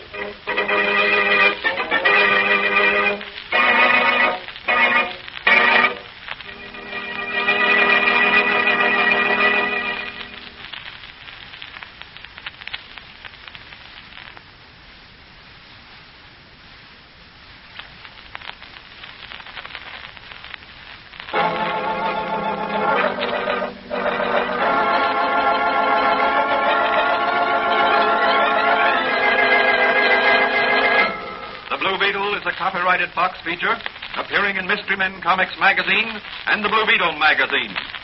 The Blue Beetle is on the air twice a week on this same station. Consult the broadcast schedule in your local newspapers. And don't forget to listen in to The Blue Beetle.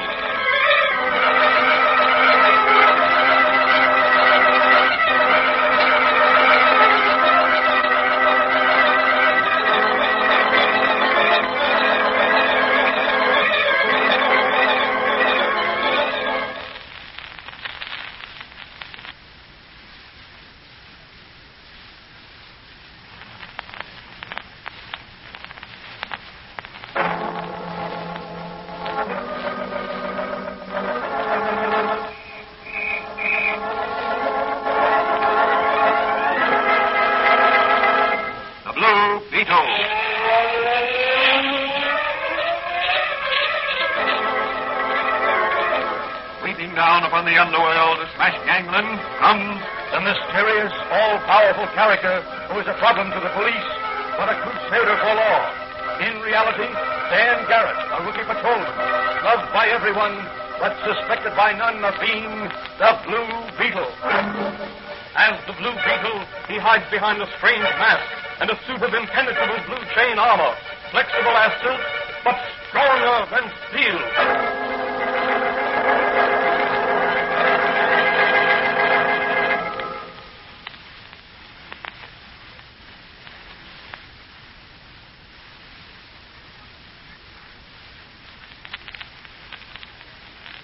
Today's episode of the Fox feature, The Blue Beetle, is the second part of a story entitled Sabotage Incorporated.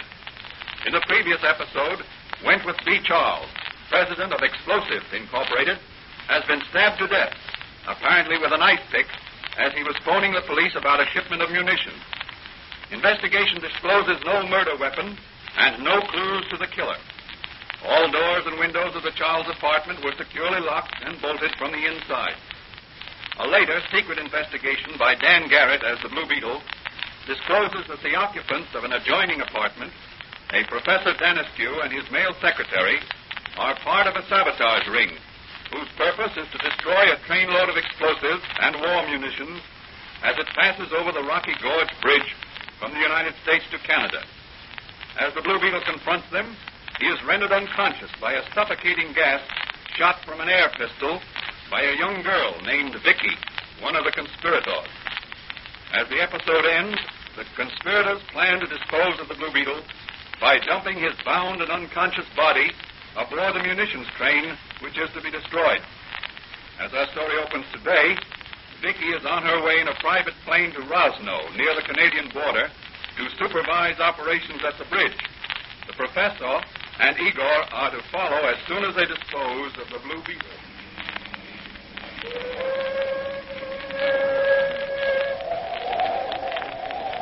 Well, Professor, here we are at the freight yard. Yes, and if I'm not mistaken, that's the train with a load of guns and explosives aboard. Yes, it's moving. Yeah, we'll have to hurry. Give me a hand with the Blue Beetle here. Yes. All right. There you go. Oh, he's heavy. Yeah, it's his chain armor. Oh. Now, here comes an empty dump car. Yes. We throw him in. 1, 2, 3. There he is. Farewell, Blue Beetle. You may reach heaven when the train blows up, but you won't stay long.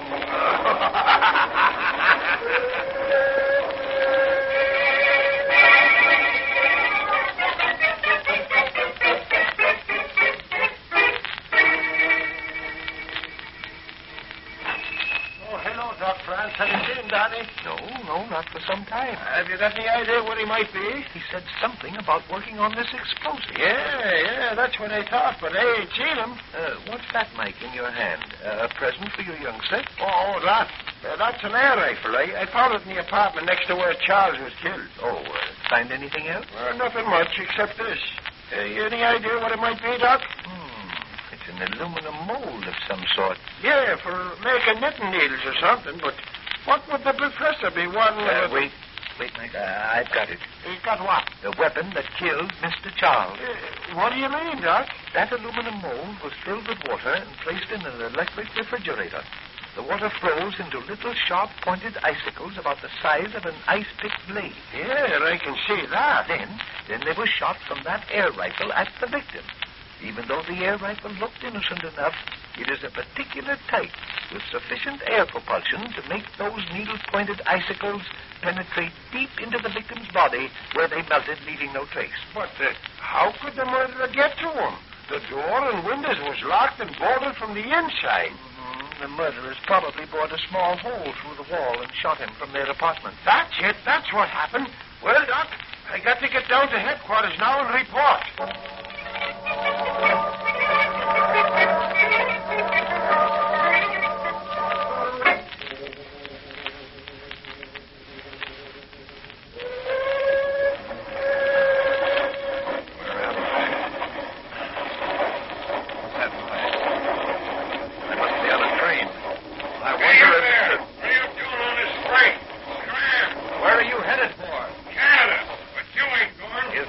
Loaded with munitions? What's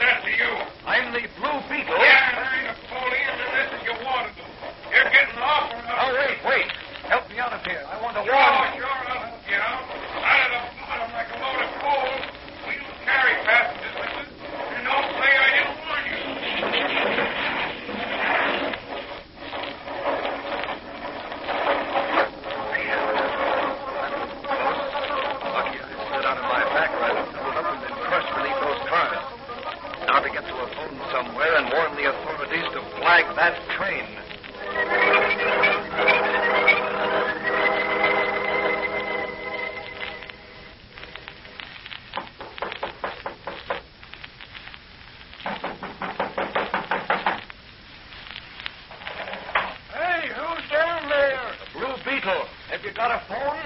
The Blue what? And we ain't got a phone. Where's the nearest telephone? 5 miles down the road. Jed Hawkins' place. Thanks. But he ain't home. Where can I get a car? The trolleys don't run out this far. You get a bus in the morning. Afraid I can't wait. How far is the border? About 20 miles. I've got to get there in a hurry. Who are you running away from? Not running away. I'm trying to prevent a crime. Well, I could drive you out to Rosno in the morning. Where's the nearest airport? Rosno. 10 miles. Drive me to the airport tonight, and you'll be a hero in the morning. So will you be if you live through my driving. I'll be down soon as I get my boots on and my store teeth in.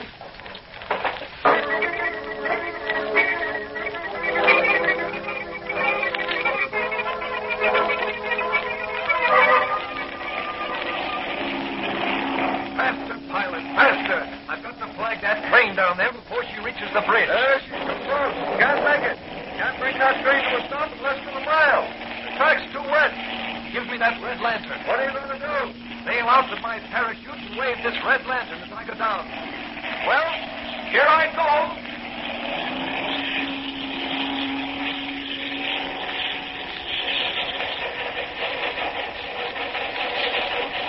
Well, we're almost to the bridge, Sam. Yeah, 5 more miles and our job will be done. And glad I'll be.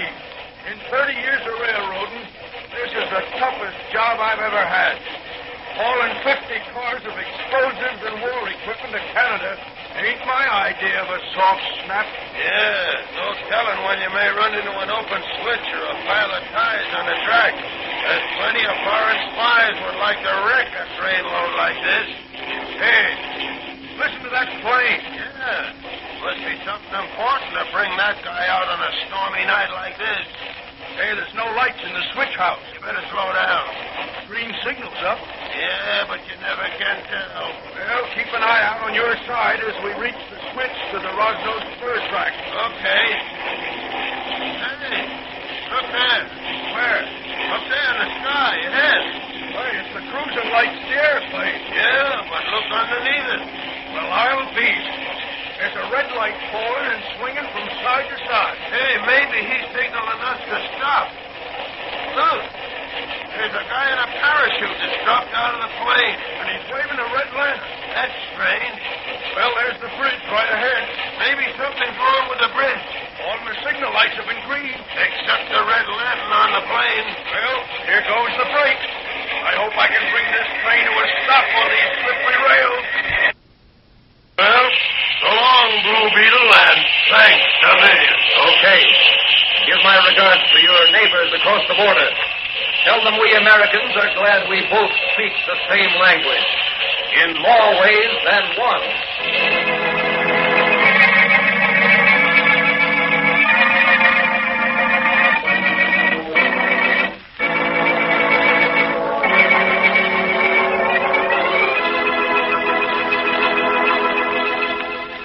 And so the Blue Beetle prevented a frightful tragedy and through sheer nerve outwitted a clever band of foreign saboteurs and murderers. The moral of this story is that there never will be the perfect crime. Crimes like the murder of Mr. Charles, no matter how strangely and cleverly done, will always be found out and the guilty punished. Further adventures of the Blue Beetle will be presented in the next episode of the Blue Beetle.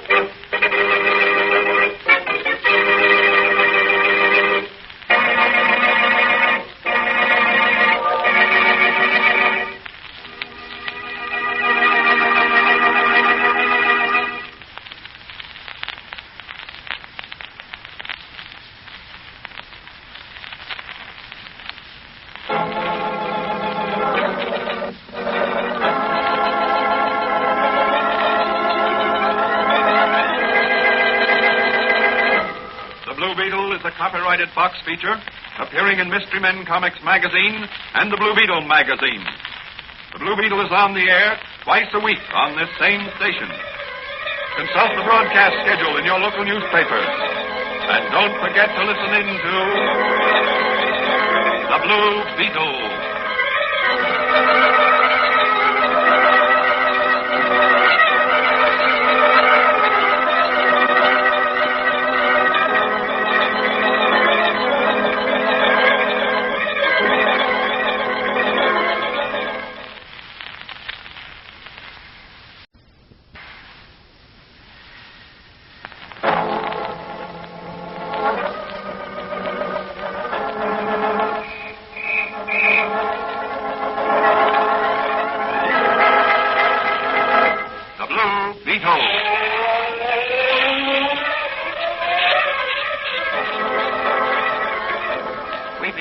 from the Underworld to smash gangland comes the mysterious, all-powerful character who is a problem to the police, but a crusader for law. In reality, Dan Garrett, a rookie patrolman, loved by everyone, but suspected by none of being the Blue Beetle. As the Blue Beetle, he hides behind a strange mask and a suit of impenetrable blue chain armor, flexible as silk, but stronger than steel.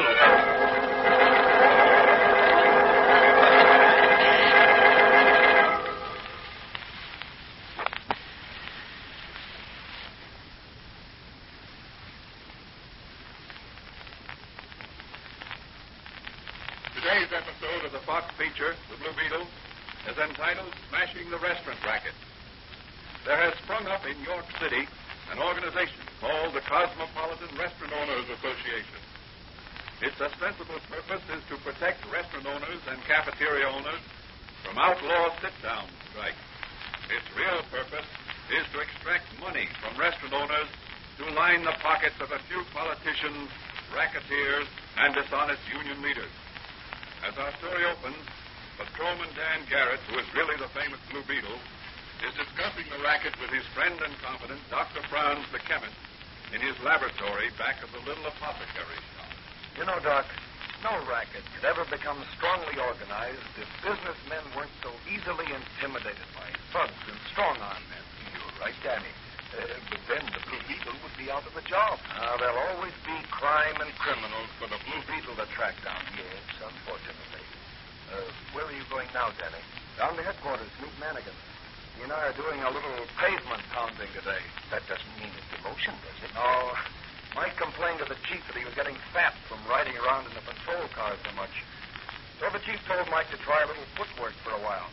I said I'd take a trip with him. Well, I'll bet he, too, will be into some new case before long. No doubt. Well, so long, Doc. I'll see you later.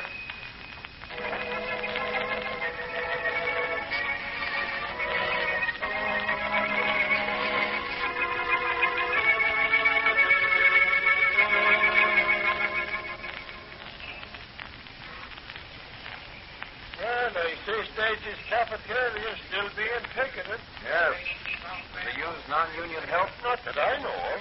His head counterman belongs to Local 65. He's a friend of mine. I'm going to question that picket. Hey, buddy. Doesn't Stacy hire union employees? Yeah, but Local 56 don't recognize their local. Well, what's the matter with their local? Nothing, I guess, but our president says we got to get our men in Stacy's or else. Aren't both locals recognized by the AFL or the CIO? I don't know. All I know is I get $3 a day to walk up and down in front of Stacy's with the sign and say, "Don't patronize Stacy's cafeteria." Is Stacy a member of the Cosmopolitan Restaurant Owners Association? Huh? You heard me. Listen, officer, I ain't supposed to know nothing about that. I got a family to support, and I need my job. You're an accessory to a crime. You know that, don't you? Well, what do you mean? He means this Cosmopolitan Association is a crooked racket, and you're aiding them. Listen, officer, there's a lot of us ain't in favor of some of the things that's done, but we ain't arguing with our bread and butter. All right, give it to him, boys. Hey, you guys, what do you think you're doing? Cover, I'll let you have it. As who? Come on, Mike. Let's round them up. There goes another one. Here and here, sucking a nose for the leader. I got him. Yeah? Well, how do you like this? Oh! Drop that gun or I'll break your arm. Hold him, Danny. You almost got me. I'll take care of the others.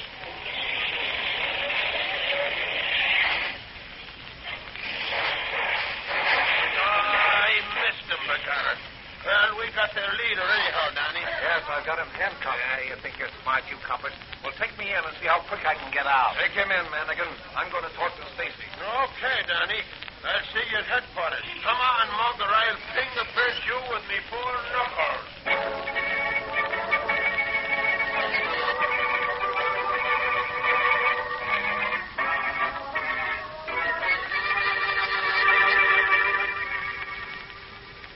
Well, officer, you arrived rather late. The damage has been done. Yes, Mr. Stacy, the damage has been done. It was done when the first restaurant owner signed up as a member of the CROA. I don't know what you mean. You're not a member of the Cosmopolitan Restaurant Owners Association, are you? No, and I won't join. He can't make me. Who's he? Who what? Oh, never mind. I'm not talking. Well, I admire your courage in refusing to join that crooked association. But you should carry your courage further. Tell the DA what you know. Yes, and have my home bombed. Maybe my wife and children killed. But the law will protect you. Yeah. It protected me today, didn't it? Look there. Look. Look at my restaurant. You windows broken, some customers upset, yes. We captured the leader of the front. He's on his way down to headquarters now. And he'll be out on bail as quick as he gets there. You mark my words. That may be true. But we're going to smash this racket eventually. So why don't you and some of the other restaurant owners tell who's behind this racket? Not me, brother. Why don't you try to get into one of the workers' union meetings? Not all of the rank and file are loyal to their crooked leaders. You might learn a lot about how the racket works. Say, that's a great idea. I'll do it. Thanks for the suggestion. Don't thank me. You get some of the higher-ups, the politicians on the run. Then we'll talk, but not before. This may be a free country, but too many of the wrong kind of people are free.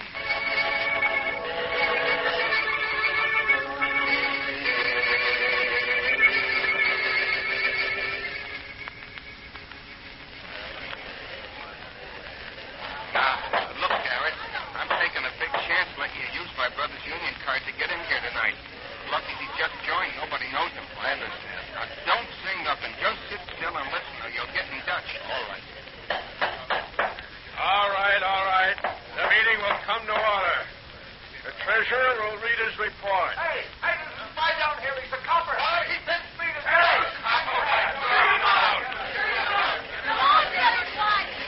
You better beat it quick. Come on, you'll get me in trouble. Come on, this way. Make it stop him before it's too late. There he goes.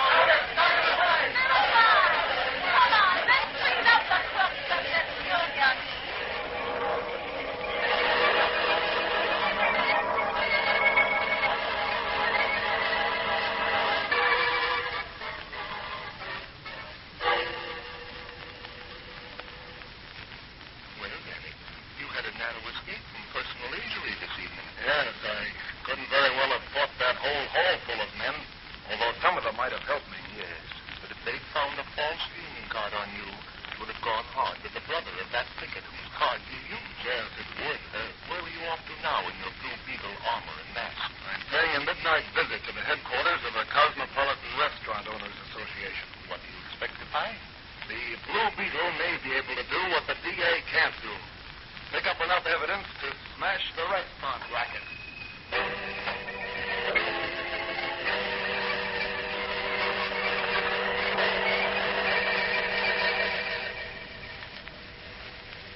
Now, look, Stacy. Why don't you get wise and join our association? It'll only cost you $1,000 every 6 months, and all your troubles will be over. No more strikes, no more picketing, no wrecking crews calling on you. You'll get protection. We'll see to it. Am I right, boys? Yeah, sure. That's right. Well, what do you say, Stacy? I say no. Both Locals 56 and 65 are supposed to be fighting for jurisdiction in the restaurant business. Yet you're united in running the Cosmopolitan Protective Association. It's a racket pure and simple. All right, Stacy, if that's your answer. But your family's going to be awful sorry you refused to safeguard their welfare. Okay, Lasker. Open the door and let Mr. Stacy walk out into a lot of trouble. That's right, the Blue Beetle. What brings you here, Blue Beetle? I thought you only chased crooks and criminals. This is a meeting of respectable businessmen. I see one respectable businessman who can't be bluffed or frightened, but the rest of you are crooks. Oh, yeah? Well, Mr. Blue Beetle, you or the DA can't prove that, so you'd better bow out. Yes? Yes, Chief. Okay, right away, Chief. Okay. Well, that's a big boss fight. Yeah? He wants to see in his private office right away. Okay, Lasker. Sorry, Mr. Blue Beetle, but you'll have to excuse me. Private business. Stay where you are, all of you, or I'll blast you with my magic ray. All right, Blue Beetle. Now what? I've always wanted to meet the big boss, as you call him, and now's my chance. Okay, Mr. Wise Guy. Right in that room there. But watch your step. The big boss don't see people except by appointment. He'll be awful sore. Blue Beetle never makes appointments in advance. Look out, Blue Beetle. Keep the pass.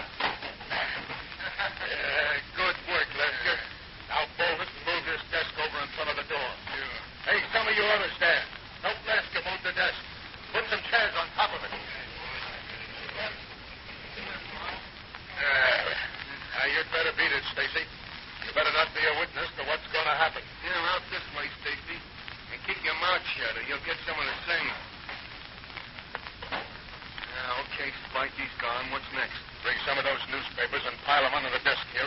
fire to him. Hey, but this whole building will burn. It'll go up in flames like a haystack. Sure, and the Blue Beetle with it. Okay. There you are, Spike. And here she goes. Yeah, that's got it. Now, Mr. Blue Beetle, slide out of that one. You'll find the weather rather warm for July in that cloakroom. Come on, boys. Let's get going. We'll have to go out through the secret passage. The cops might blame us for this fire.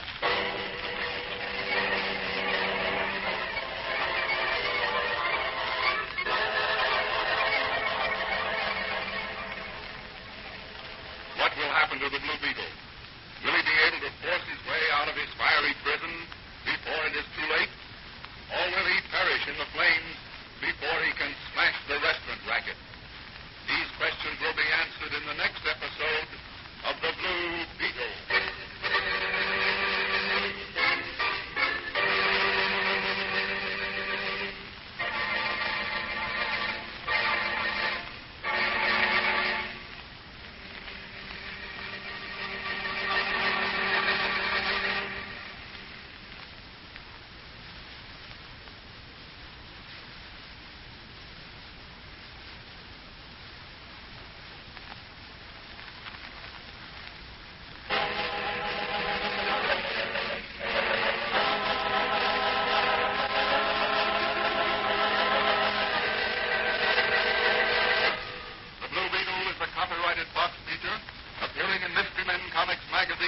And the Blue Beetle magazine. The Blue Beetle is on the air twice a week on this same station. Consult the broadcast schedule in your local newspaper. And don't forget to listen in to the Blue Beetle.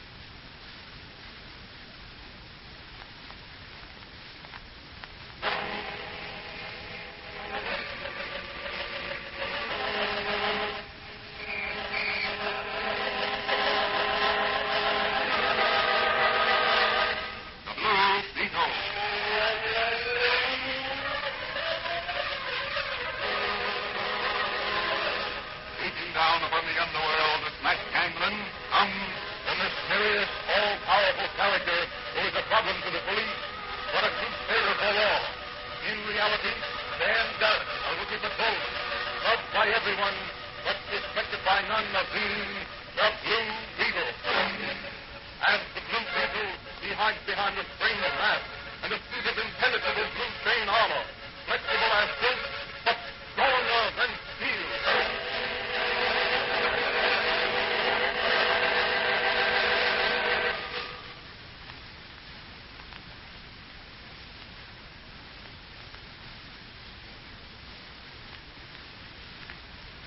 Today's episode of the Fox feature, The Blue Beetle, is the second half of a story entitled Smashing the Restaurant Racket. In the previous episode, Patrolman Dan Garrett learns that the Cosmopolitan Restaurant Owners Association, which has been formed ostensibly by restaurant owners to protect themselves against outlaw strikes, is in reality an organization formed by a group of crooks to extract money from the restaurant owners. In search of evidence and the individual who is the power behind the racket, Dan Garrett, as the Blue Beetle, visits the Cosmopolitan headquarters and encounters two supposedly rival union heads who are working together. By means of a trick, the Blue Beetle is imprisoned in a clothes closet, and as the episode ended, the racketeers were fleeing after setting fire to the building. As our story opens today, the Blue Beetle, having freed himself and also rescued Joan Mason of the Chronicle, whom he found imprisoned in another room, has carried her to the roof of an adjoining building. She is just regaining consciousness. Oh! Where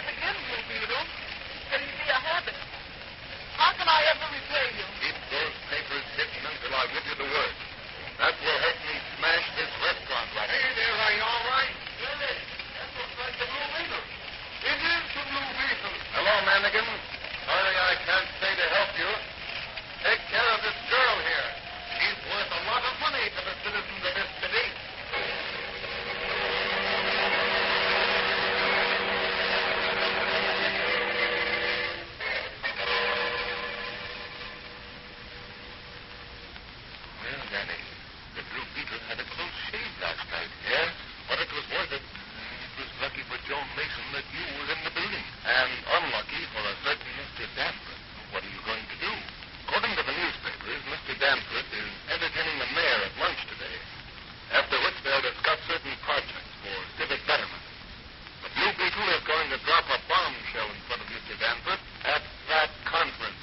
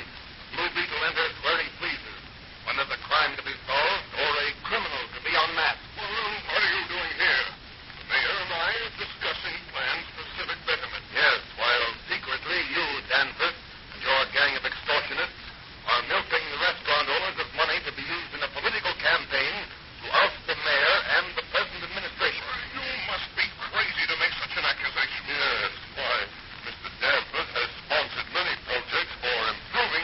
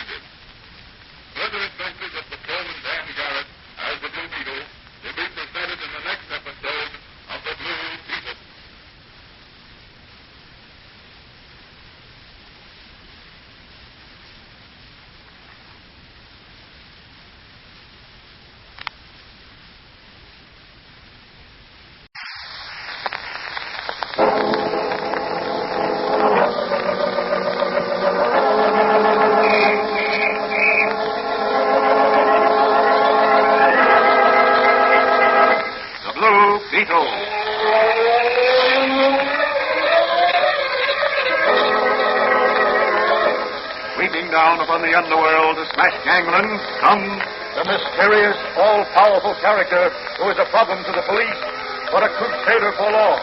In reality, Dan Garrett, a rookie patrolman, loved by everyone, but suspected by none of being the Blue Beetle. As the Blue Beetle, he hides behind a strange mask and a suit of impenetrable blue chain armor, flexible as silk, but stronger than steel.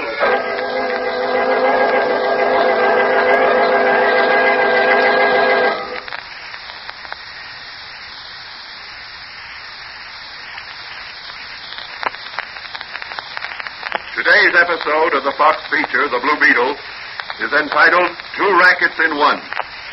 Like all rackets, the trucking racket and the poultry racket are made possible by the connivance of dishonest politicians with underworld crooks. At present, York City is faced with two wars, a trucking war and a poultry war. Tribute is levied against all out-of-town trucking concerns who wish to deliver goods in York City by a group of racketeers calling themselves the Modern Truckers Protective Association. Also, all trucking concerns are warned particularly against hauling poultry to or from certain poultry dealers who are not members of the Metropolitan Poultry Dealers Protective Association, another racket. As our story opens, Dan Garrett, who is really the Blue Beetle, is cruising around with Officer Mike Manigan in the police car.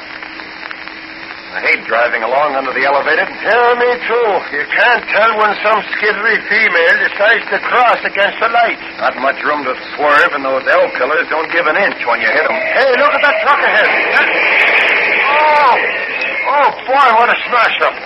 Park the car, Danny, while I run ahead and see if anybody's hurt. Right, Mike. I'll be right with you. Come on now. Here, stand back now. Stand back.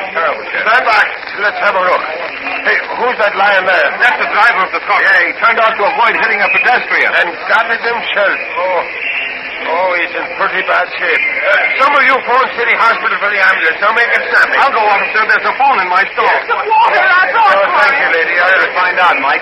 Well, the driver here turned his truck to avoid hitting a pedestrian and lost control, I guess. And his truck turned over on him. Oh, the poor devil. He got it bad, I'm thinking. The truck belongs to the Intercity Trucking Company. Yeah. They're one of the trucking companies who refused to join the MCTA. Yeah, that's right. What became of the pedestrian? Well, I don't know. Did any of you people see the person whose stupidity and haste caused this accident? Yeah, I saw him. He was standing on the corner for some time. And when he saw that truck coming, he started running across the street. He stopped suddenly. And when he saw the truck crash, well, he ran away. Which way did he run? Across the street the way he started? No, the opposite direction. Well, what do you think, Johnny? This wreck was planned, and I think I know who planned it.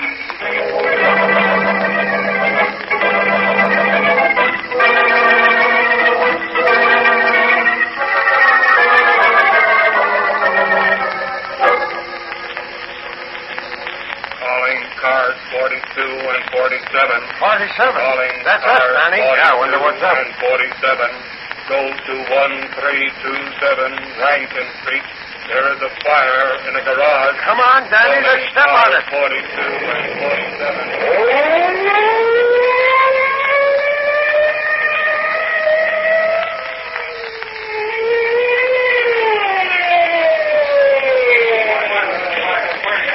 Looks as if the Modern Truckers Protective Association was out for blood this time. And why, Danny? That garage is where the Intercity Trucking Company parks its trucks.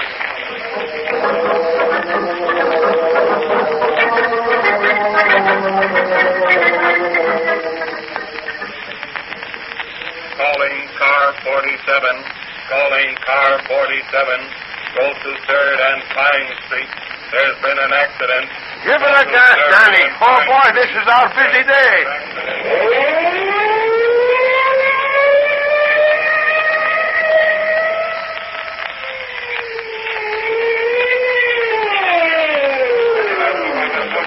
I never saw anything like it. His car went zigzag from one side of the street to the other like the driver was drunk. And then it came right up on the sidewalk and crashed into the store here. What caused him to crash? Well, I really don't know, officer. Where did you first notice him? Up the street a piece. Dick Martin has his coffee pot. He was eating a mess of mushrooms. Mushrooms? In a coffee pot lunchroom? Yeah, I thought it was funny. Nick don't serve us no mushrooms. Did Nick seem to know this man? Yeah. This guy says to Nick, Nick, you sure know how to cook mushrooms? And Nick says, I cook them special for you, Mr. Goodman. Every Tuesday, I make special for you myself, these mushrooms. And this guy here says, sure there ain't no toadstools among them? You know, toadstools is poison. So I've heard. Yeah. And then when I came out, this guy was getting in his car. And like I said, pulled out in front of me. So now look at him. The poor devil is dead. Yes, Mike. This looks like a case of murder.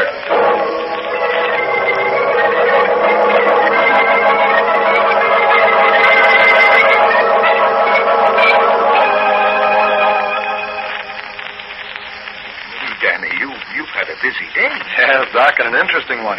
What did you find out at the hospital? They performed an autopsy on Goodman and found evidence of food poisoning. Who was he? He was head of the S&M Poultry Company. That's one of the companies who've been fighting the poultry racket, isn't it? That's right. And where does Nick Martinez, the restaurant man, come into the picture? Now, what motive would he have for plotting the death of one of his customers? That's what the Blue Beetle is going to find out tonight. How? Nick's brother, Julio, is a wealthy importer of fancy groceries and foodstuffs. He has a sort of a dude ranch out beyond the city limit. What's that newsboy calling? I don't know, Doc. I'll see in just a moment. Get your latest steak there. Read all about it. Here you go, boy. Give me one of those. Yes, sir. Here you are. Thank you. What's the paper say, Danny? Banker Williamson, president of the Drovers and Provision Dealers Bank, was killed by a bomb which blew up his car when he stepped on the starter. My. And he was one of our finest citizens, an honest, straightforward businessman. Now, who could have wanted him out of the way? I don't know. But Julio Martinez, Nick's brother, is one of the directors of the bank. And he may know. Well, what are you going to do? The Blue Beetle is going to ask Mr. Julio Martinez a few questions and waste no time about it. So long, Doc. Don't wait up for me. And don't worry. The Blue Beetle may be out till dawn.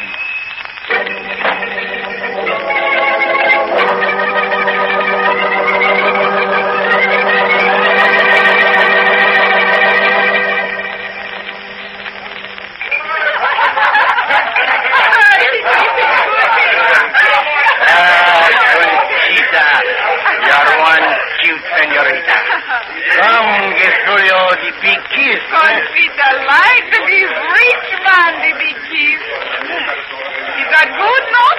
No. Oh, my marriage is not good. It's not big enough. And here is a bigger one. That is better. Tomorrow you will begin to make much money with this kiss. Conchita like that? What Conchita do? Conchita meet with rich man who will not do what Julio wants. Conchita make rich man's wife jealous. Oh, me. I like to make other women jealous. That is fun. See, Conchita will have much fun, but not this rich man. Payroll. Si, senor. Wine for Conchita. Si, senor. And tell Mexico Pete I'd like for him to do tricks with his laria. Si, senor. I bring him pronto. And now, my friends, we will eat, huh? For you, my brother Nick has made chili con carne. And his specialty, mushrooms a la Martinez. What is this sound? It's the Blue Beetle signature. He must be. He is here. And what, may I ask, is the cause for your visit to me, Blue Beetle? This is not the masquerade party. These are my friends and... Hired thugs and murderers. Who make strange accusations, masquerader. And annoying ones. They are greatly outnumbered, Sir Knight in blue armor. Depart Before you what? Before I call the police. Police are already on their way here. The police, Conchita don't like the police. Thank you. Quiet, everybody. We are respectable citizens. We do not fear the police. Why have you called them, masquerader? To pick up the murderers of Banker Williamson, poisoner of Samuel Goodman, the rotten gang of racketeering crooks. Grab them, men! Bring the machete! Put that gun down, Pedro. And you're next, Julio. And as for you, Nick, with your machete, I'm allergic to knives, so drop it. Don't try to to run away, Julio. I want you as a special guest for the police. Good work, Pete. Rip the Blue Beetle with your lariat. What I do now, senor? Sit on him and put gag in his mouth. I have his hands, senor boss. Try them, Payroll. Pete, throw your lariat over that beam there and haul the Blue Beetle up by his feet. Then tie the end of the lariat to the post on the stairway. Si, senor, I do. But my lariat, she is good one. Now I will buy you another one.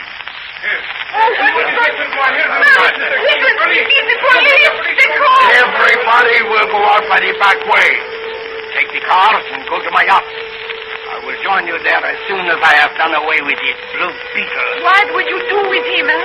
Let him hang by his feet from the rafter until the police arrive. For a long time they have wished to capture the Blue Beetle. I, Julio Martinez, make them president of the Blue Beetle.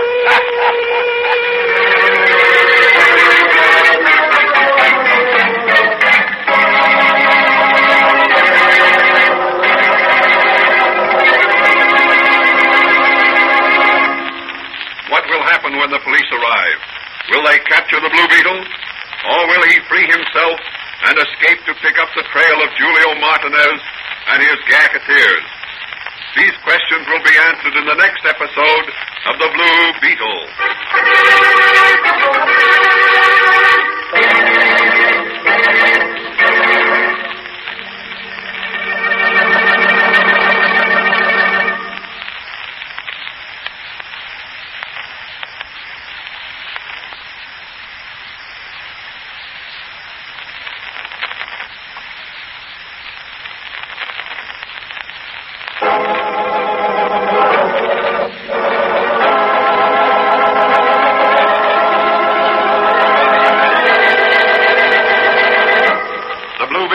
Copyrighted Fox feature appearing in Mystery Men Comics magazine and the Blue Beetle magazine.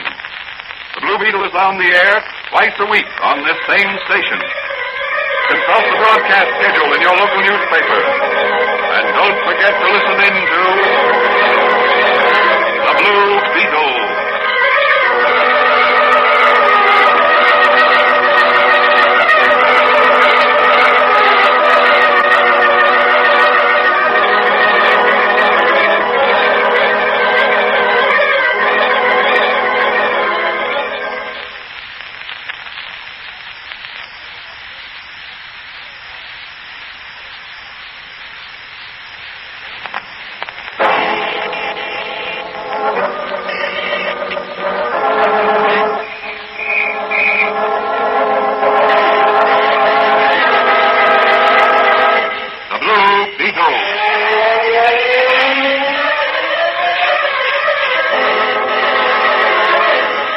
Down upon the underworld of Smash Gangland comes the mysterious, all-powerful character who is a problem to the police, but a crusader for law.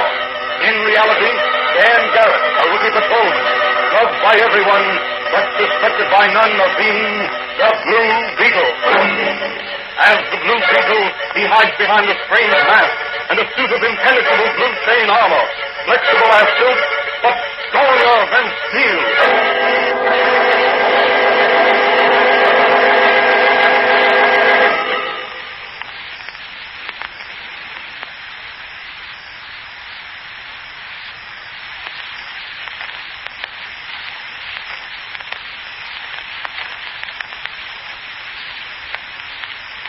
Today's episode of the Fox feature, The Blue Beetle, is the second part of a story entitled Two Rackets in One.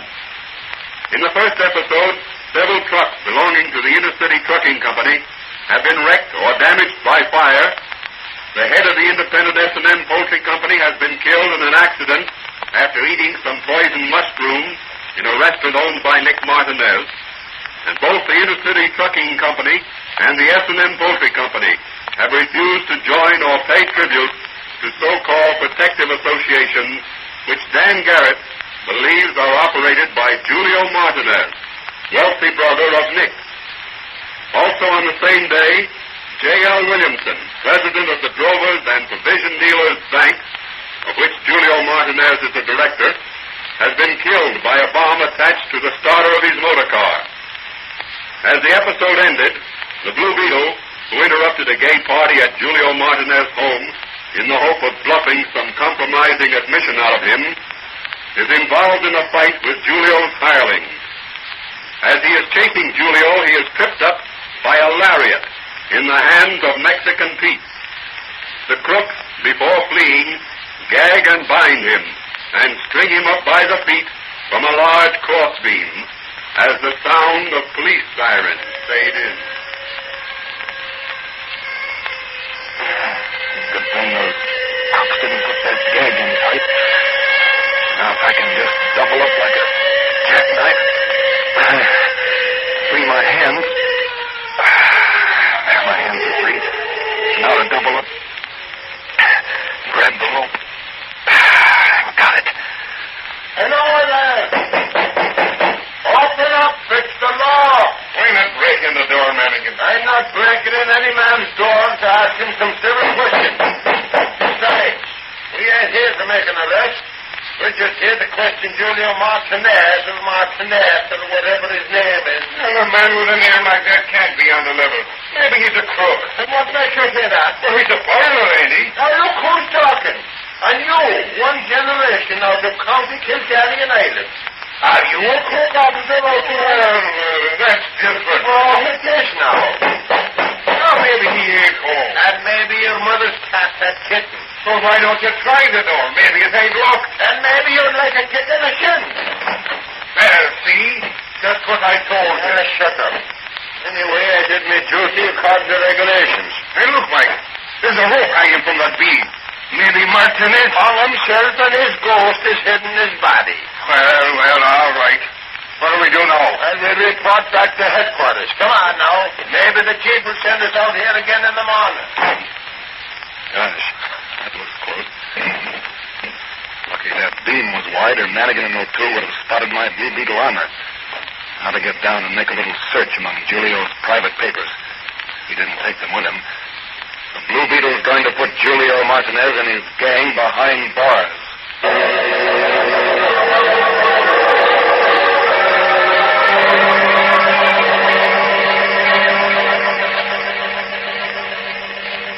Well, Daddy, you had a narrow squeak last night. Yes, but I got what I went after. Listen to this. I found it among some burned papers in Julio's fireplace. What is it? A letter from J.L. Williamson, president of the Drovers and Provision Dealers Bank, to Julio Martinez. Incriminating? Very. Part of the letter is burned away, but enough's left. Now listen. I have received proof you are secret power protective associations, inasmuch several lives snuffed out terrorists look upon you as murderer. Unless you resign directorship, bank, I shall turn evidence over to... That's all, except the signature. You had the goods on Martinez, apparently. Yes. And this letter will help to hang Senor Martinez. But first you'll have to catch your man. Didn't you say you heard him tell his men to meet him aboard his yacht? That's right. Well, what are you going to do? The Blue Beetle is going to commandeer the fastest plane he can find and scour the seacoast. Well, so long, Doc. The Blue Beetle's going to fly high, fast, and true. Tomorrow at this time, the trucking and poultry rackets will be smashed.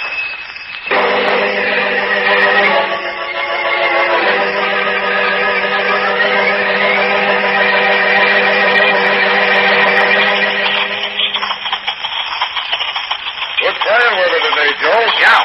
Understand, the Army's going to test those new bomb sites this morning. Yeah, there's one of the bombers over there now. Boys ran it out of the hangar a few minutes ago. Hey, look. There's someone there driving out to the plains. See that low-slung roadster there? Yeah.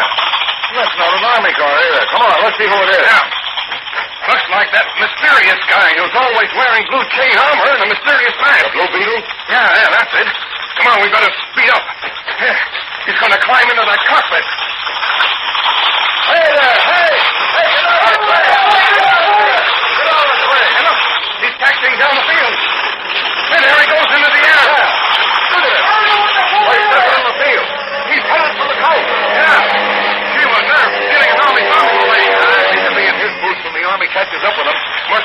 important business when the Blue Beetle defies the United States Army. Yes, there's 3 live bombs in the bomb rack of that plane.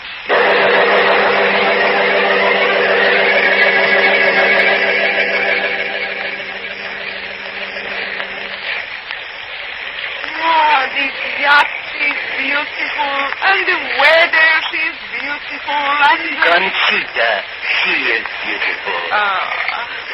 I like a man who owns big yachts. I think Conchita marry man who owns big yachts. How you like, Julio? This matter we will discuss when the other matter is just done. What do you mean? There is much work to be done.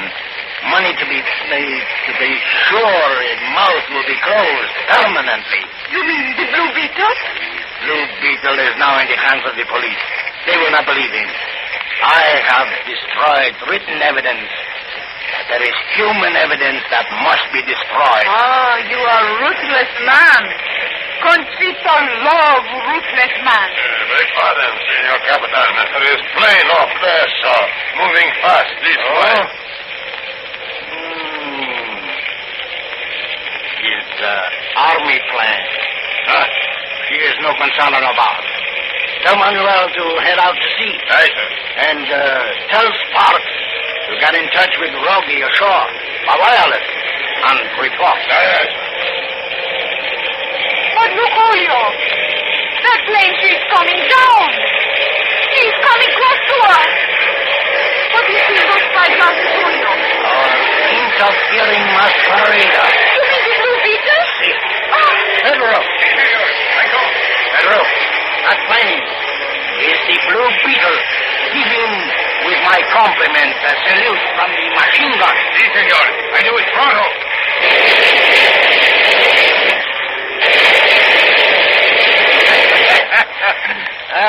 Pedro is one good shot, huh? Mr. Blue Beetle does not like our salute. He has fly away. Maybe now he will mind his own business. I hope so. But look, he's coming back. So? Well, if he wishes more salutes, we give him plenty. But maybe he give us the same thing. Conchita no like bullets. You go below, Conchita. I do not want you to be hit. Si, senor, I go downstairs. It is not so noisy. Look, he's driving right to the ship. That's a bombing plane. Hey, release them all.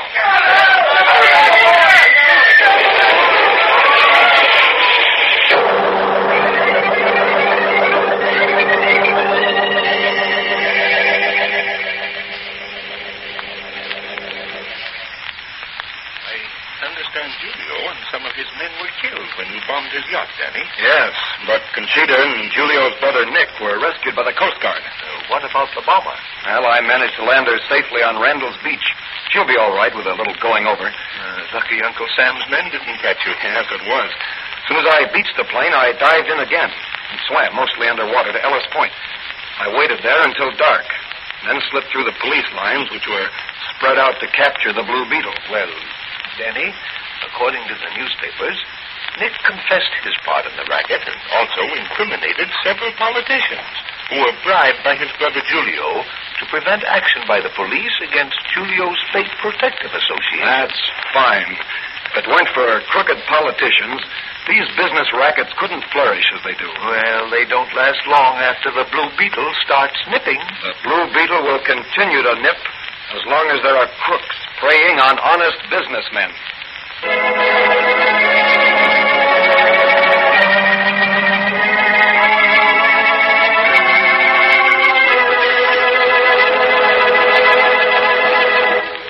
And so 2 rackets were smashed by the Blue Beetle with 1 bomb. The lesson of this story is that the rackets in this country are being rapidly eliminated by aroused citizens and the agencies of law and order. What new adventures await the Blue Beetle in his one-man crusade against crime and the underworld? Can he continue to outwit the forces of evil? These questions will be answered in the next adventure of the Blue Beetle.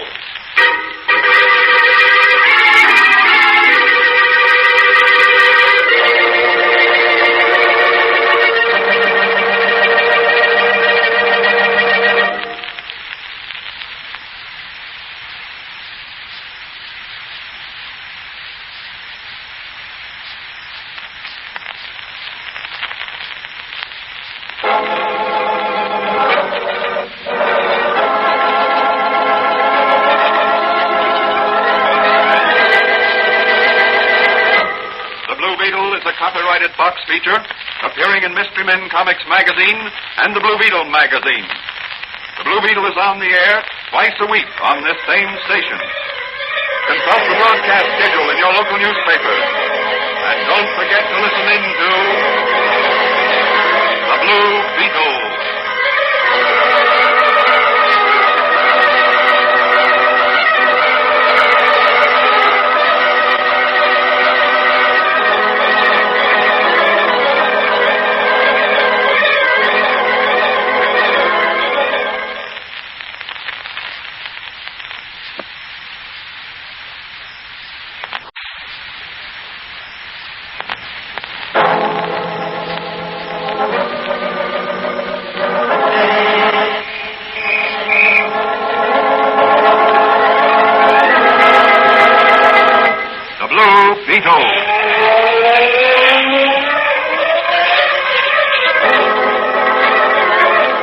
Sweeping down upon the underworld to smash gangland comes the mysterious, all-powerful character who is a problem to the police, but a crusader for law. In reality, Dan Garrett, a rookie patrolman, loved by everyone, but suspected by none of being the Blue Beetle. As the Blue Beetle, he hides behind a strange mask and a suit of impenetrable blue chain armor, flexible as silk, but stronger than steel.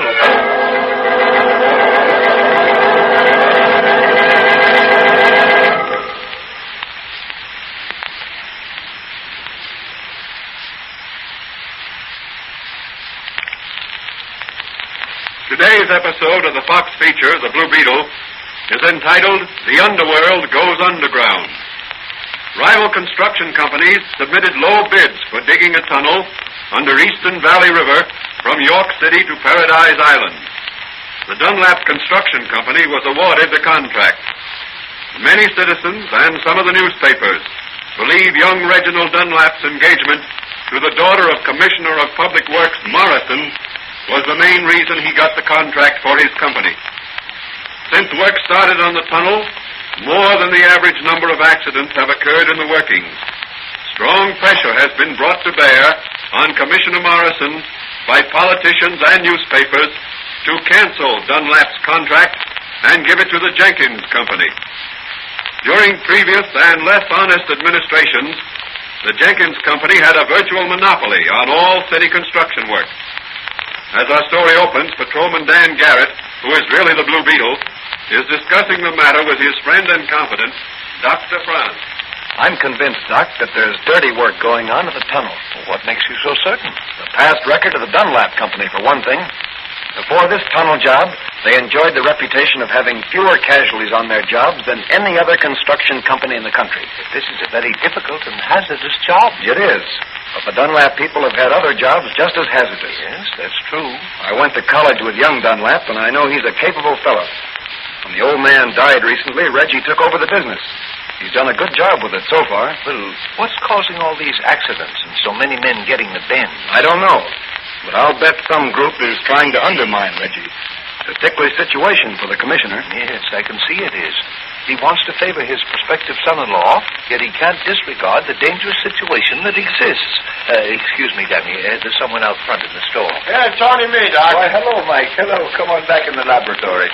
Danny's here. Hello, Mike. Hello, Danny. I was looking for you. There's trouble over at the Mid-City Tunnel, and we've been assigned to investigate. Okay. I'll be right with you. Anybody hurt, Mannigan? Yeah, I think Mr. Dunlap himself was hurt. Reggie Dunlap? Yeah, I think so. Well, come on, Mike. Reggie's a friend of mine.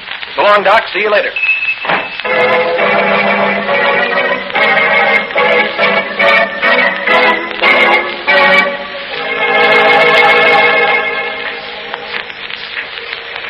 You looking for someone, officer? Yes, Mr. Reginald Dunlap. My name's Stanley.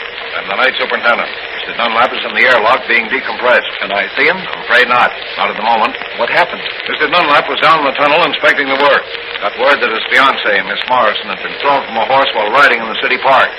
He immediately rushed to the service here without spending enough time in the decompression chamber. He got a severe attack of the bends. Well, I'd like to see him. I'm a personal friend of his. In a half hour, perhaps. He's back in the decompression chamber. I see. Was Miss Morrison hurt by the fall? Broken arm, I believe. She's at City Hospital. Well, thanks, Mr. Stanley. I'll take a run over there and drop back here in half an hour. Hey, What's doing, Donnie? Drive me over to the city hospital, Mike. Miss Morrison's been injured. Can't see Dunlap for half an hour. He's being treated for the bends. Oh, bends, is it? That's what them tunnel workers get, ain't it? Yes. Well, what causes it, Danny? Well, in order to keep the rock and mud from falling in and crushing the tunnel workers, or sandhogs as they're called, compressed air has to be forced into the tunnel until the air pressure against the sides and roof of the tunnel is as great as the pressure of the riverbed and water above the tunnel. Yeah, I can understand that, but... Pressure may vary from 40 to 60 pounds to the square inch. Oh, that must be tough on those sandhogs. It is. Normal atmospheric pressure at sea level is only 15 pounds to the square inch. And that's what the human body's accustomed to. Well, go on. When the men go on the job, they spend a certain amount of time in the compression chamber, called an airlock. While in the airlock, the air pressure is gradually increased to a point where it equals the pressure in the tunnel. The men are then able to pass directly into the tunnel. They say it sort of conditions them, huh? That's right. Well, what about when they come out? Well, that takes longer. If the men aren't properly decompressed before they come out into normal air pressure, paralysis and even death may result. Well, here we are at the hospital, Danny. Good. Wait for me, Mike. I'll only be a few minutes. Okay, but if you see any good-looking nurses, just tell them that Mike Madigan has a car of his own.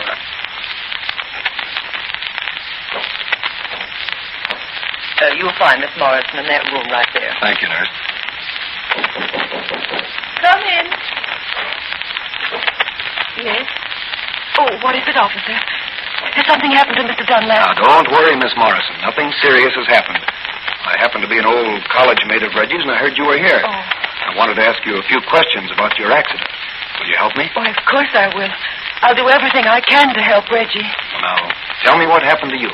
Well, I was riding along the bridle path in City Park when suddenly a man dashed out from behind some bushes, waving his hands and shouting. My horse shied and started to run away. I stepped off my saddle and fell. That's all I know until I came to, here in the hospital, with a broken arm. Well, now tell me, do you often take that same ride, and at the same time? Why, yes. Almost every day if the weather is clear. Why? Oh, nothing. Well, I've got to hurry back and see Reggie, Miss Morrison. Now, don't you worry anymore. Just take it easy and let that arm of yours set. I'm going to find the answer to these mysterious accidents.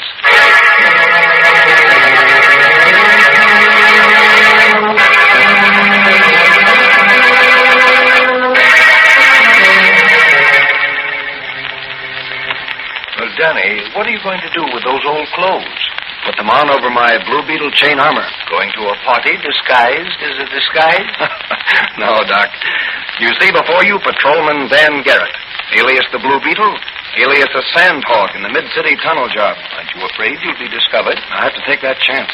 What did you learn today? Oh, many things, Doc.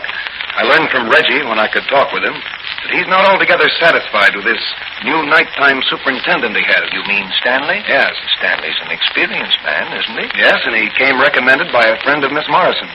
What about Miss Morrison's accident? I think that was planned with the hope that Reggie would come rushing up out of the tunnel as soon as he got the news. And be incapacitated by an attack of the bend. Yes. Well, what are you going to do? Go to work as a sandhog. Keep my ears and eyes open. But your identity? Does Dunlap know you're doing this? He asked me to help him solve this case.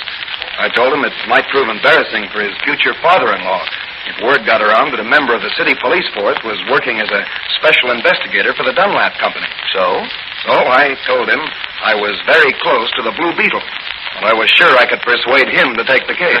Very ingenious. Reggie got me a union card and a note to Stanley. I'm to start work tonight. Anything you need, Danny? This is going to be dangerous work. I'd like a shot of your secret 2X formula. May prove useful if I get into any trouble underground. You shall have it. Anything else? Not tonight. Well, so long, Doc. The Blue Beetle will crawl underground tonight instead of fly. But his nippers will be just as sharp.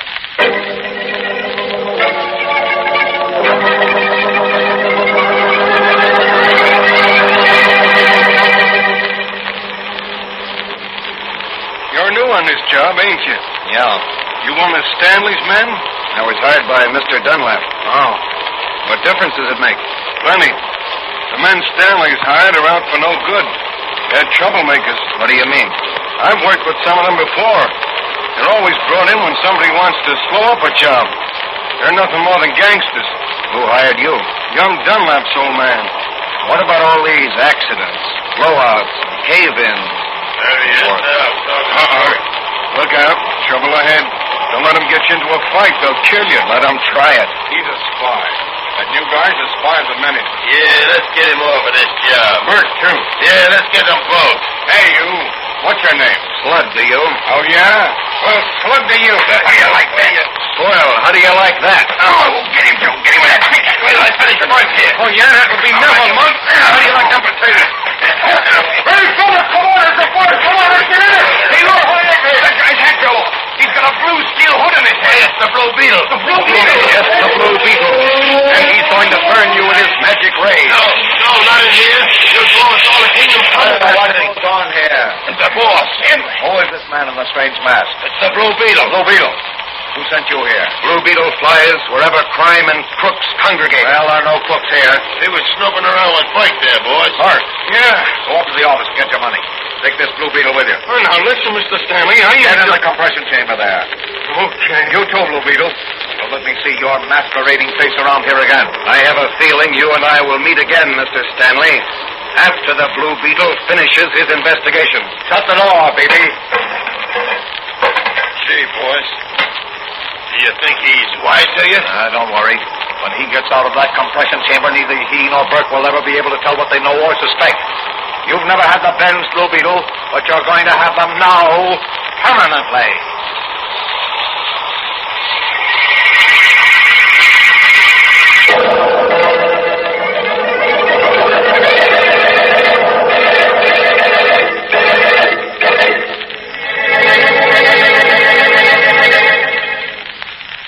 What will happen to the Blue Beetle in the compression chamber in the tunnel beneath the great river?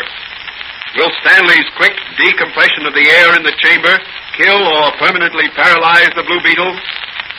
These questions will be answered in the next episode of The Blue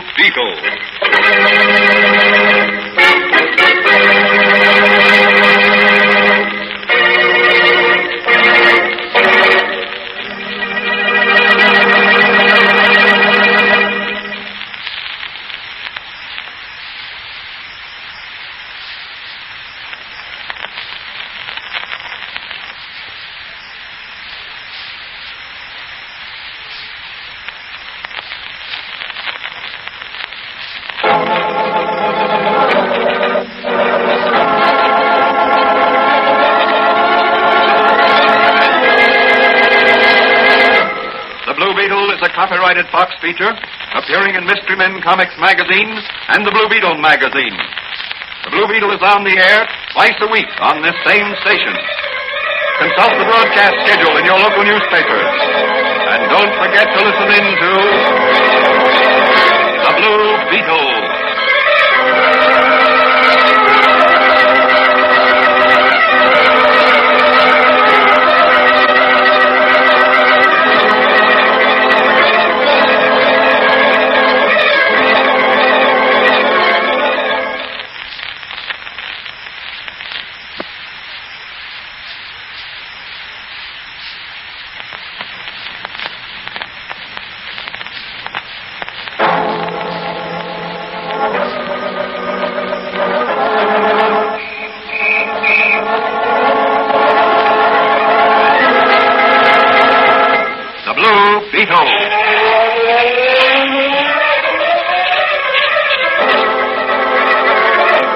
Sweeping down upon the underworld to smash gangland comes the mysterious, all-powerful character who is a problem to the police, but a crusader for law.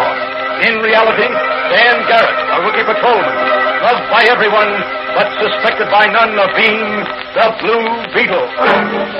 As the Blue Beetle, he hides behind a strange mask and a suit of impenetrable blue chain armor, flexible as silk, but stronger than steel.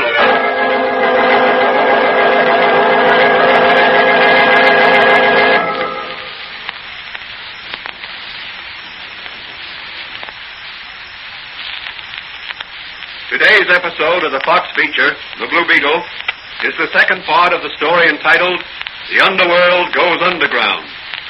Reginald Dunlap, head of the Dunlap Construction Company, has asked his friend, Dan Garrett, to make a private investigation of the many mysterious accidents that have occurred during tunnel operations under the Eastern Valley River. Due to certain political angles involved, Dan tells Dunlap he'll get the Blue Beetle to do the job. As the Blue Beetle, Dan Garrett, disguised as a tunnel worker, makes an investigation, but is discovered, and after a fight, is ordered into the airlock by the superintendent of the job to be decompressed before ascending to the surface.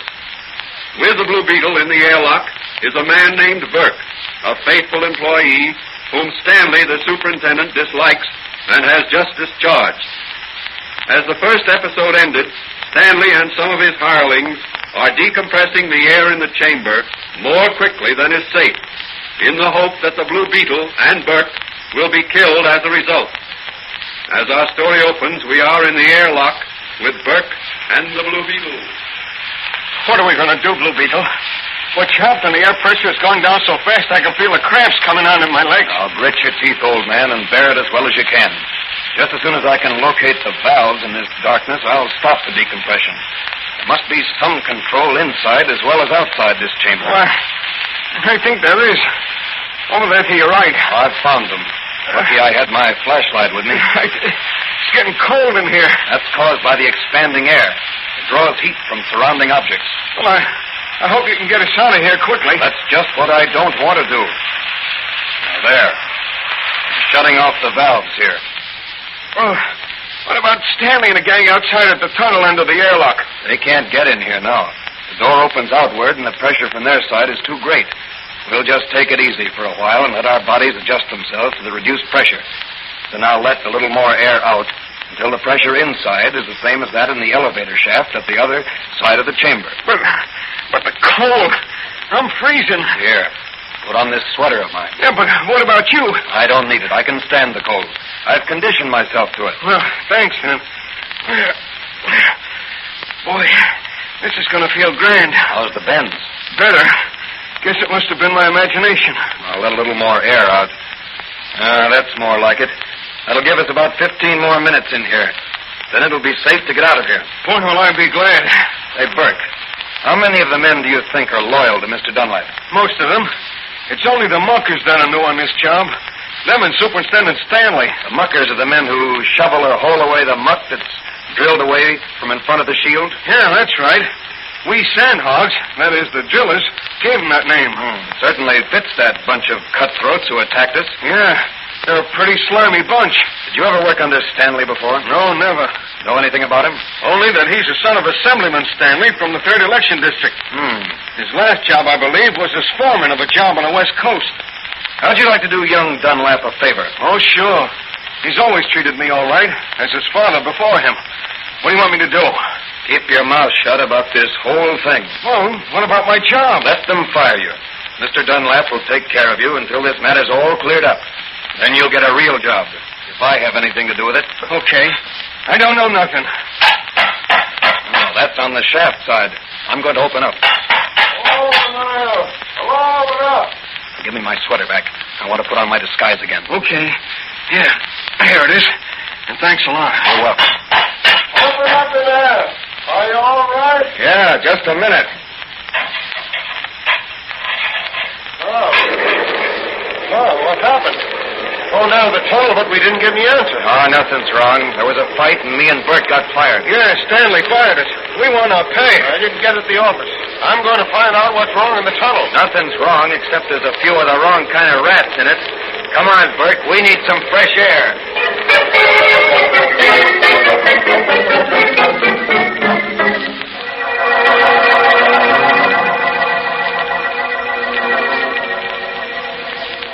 Now, here's the blueprint of the entire project. And here is a detailed print of the air system in the tunnel. Splag, our engineer in charge of the pumps, will know what to do when they give him the go-ahead. Now, your job, Fluky, is to see that the steel emergency curtain is jammed, so it won't fall when the explosion blows a hole through the roof and lets the river flood the tunnel. Sure, I got you. We want to make this accident a good one. You can count on me, boss. But make sure you get into the airlock as quickly as possible. I don't want to lose any of our men. Well, how you going to work it? Some of us are working up at the shield. I'll be right there where the water will break through first. Well, I'll see that they get a signal in advance. They'll suddenly decide to strike. They don't like the conditions under which they're working. Now, all of you men, those that I've hired, start back toward the airlock to the decompression chamber before coming up out of the tunnel. When most of you are near the airlock, I'll give the signal, and Mr. Reginald Dunlap's construction company can wind up its affair. Hey, what's that noise? The Blue Beetle. The Blue Beetle, Yes, and he's going to nip. You're unwise to get in my way again, Blue Beetle. I failed last time, but this time I'm going to make sure. Missed me, but I won't miss you, Stanley. That's for Dunlap, and that's for Burke. Don't let this guy get through here. Hit him with something, Fluky. Bullets ain't no good against the Blue Beetle. Keep the chair out. Sit in it. And that takes care of you. I'll just take these plans and be on my way. I don't think there'll be any more accidents, Mr. Stanley. Boy, what a wallopy back. Hey, Stanley. What about it? He's got our plans. Blue Beetle exposure. Let him try it. He's an outlaw, wanted by the police. He doesn't dare appear in any court to testify. Besides, those blueprints are meaningless after the danger's done. Now, what are you going to do? Phone Scraggs and tell him to pull the job at once.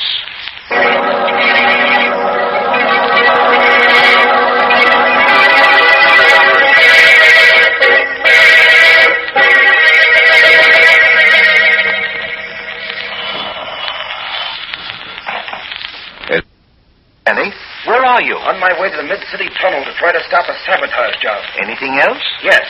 Phone all hospitals to have ambulances and pull motors sent over right away. Got that? Yes. Okay. The Blue Beetle has to work fast. Goodbye, Doc. Goodbye, Danny.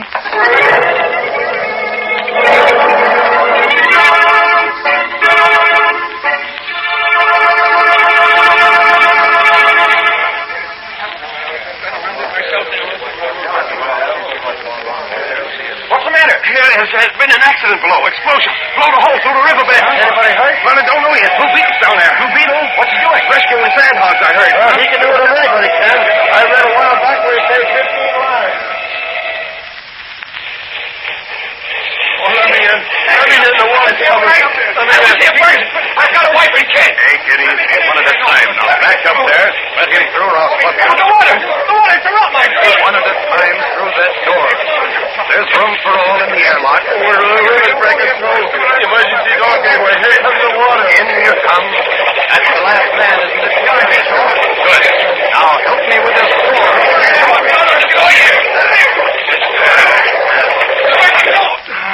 That's got it. Well, we're safe now. Saved. Every man saved by the Blue Beetle.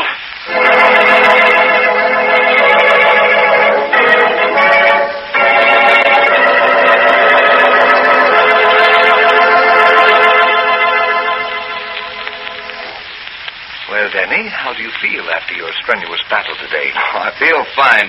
That 2X formula certainly puts the vitality in this old carcass of mine. You did a brave and noble thing tonight, Danny.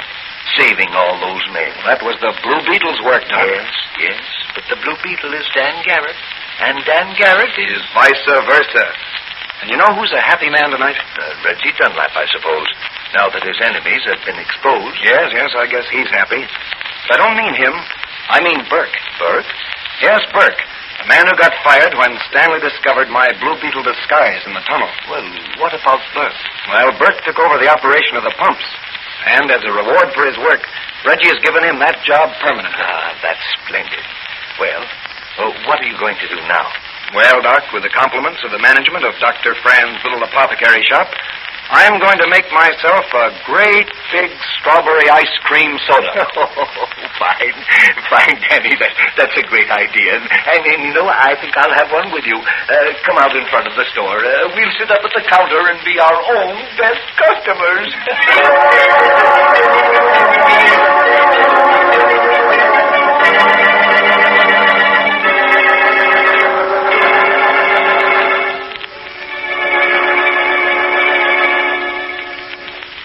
And so the Blue Beetle performed another noble deed and brought some dishonest crooks to justice. The moral of this story is that loyalty, such as that of Burke, the sandhog, brings its just rewards. What further adventures await the Blue Beetle in his one-man crusade against crime? This question will be answered in the next episode of The Blue Beetle.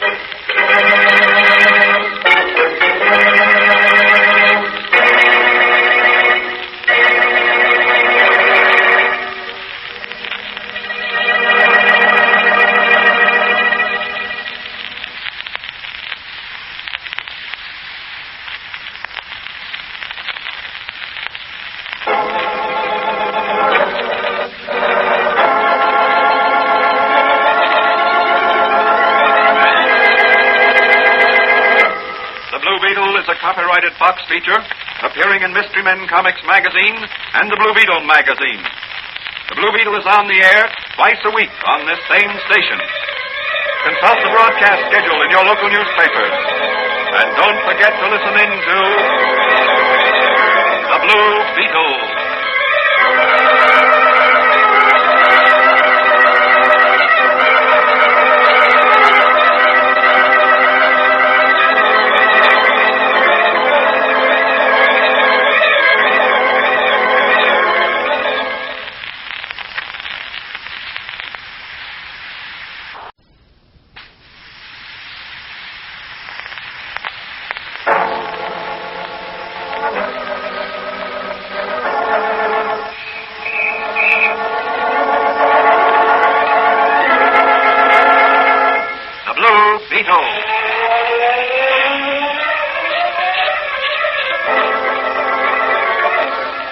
Down upon the underworld to smash gangland comes the mysterious, all-powerful character who is a problem to the police, but a crusader for law.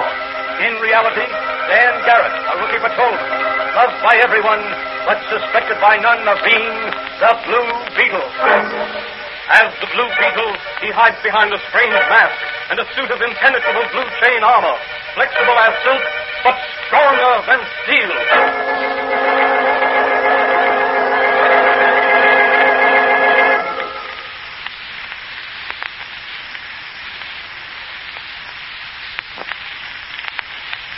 Today's transcribed episode of the Fox feature, The Blue Beetle, is entitled The Dancing Ghosts of Rocky Hill. Perched high on a rocky crag overlooking the ocean, not many miles from York City, sits Gray Crags Manor. Surrounded by high stone walls, the large house dominates an estate of some 300 acres in Rocky Hill, Eastchester County. Residents of Rocky Hill say the place is haunted. Some claim to have seen, from a distance on moonlight nights, the shadowy figures of dancers in the ballroom of the east wing of the manor.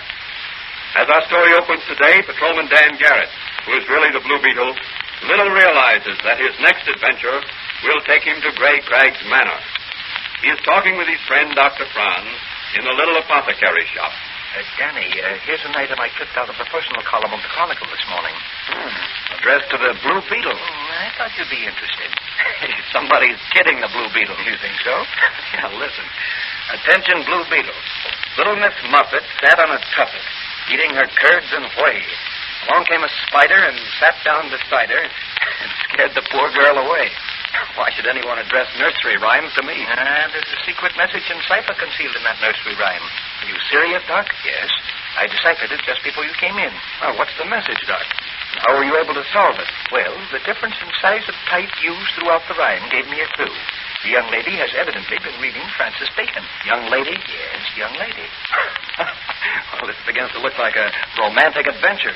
And what makes you think she's been reading Francis Bacon? Well, he used to write many of his plays and poems in cipher similar to this. That's very interesting. What method did you evolve from this nursery, doggerel, Doc? Well, here it is, deciphered. Young heiress in dire distress. Only Blue Beetle can help. Come alone, midnight, Gray Crags Manor. Urgent. Gray Crags Manor. That's out at Rocky Hill. Yes, the place is supposed to be haunted. It sounds like a trap for the Blue Beetle, but it's certainly intriguing. Yes, isn't it? I think I'll take a run out there now and look the place over by daylight. Oh, why don't you? But be careful, Danny. That section used to be infested with bootleggers and rum runners during Prohibition. It's along the seashore. Lots of coves and inlets with rocky cliffs overhanging the sea. Sounds interesting. Are you planning on taking Officer Mannigan with you? Oh, poor Mike's laid up with a bad case of poison ivy. That's tough on Mike. Yes, the old war horse is champing at the bit. I'm going to drop by and see him. Well, tell him I hope he'll be back on the job again soon. I will. Goodbye, Doc. See you later.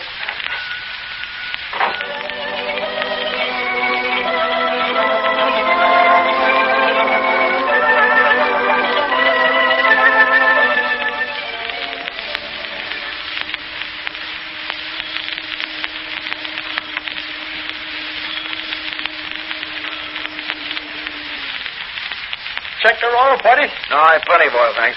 What do I owe you? $1. There you are. Oh, thanks.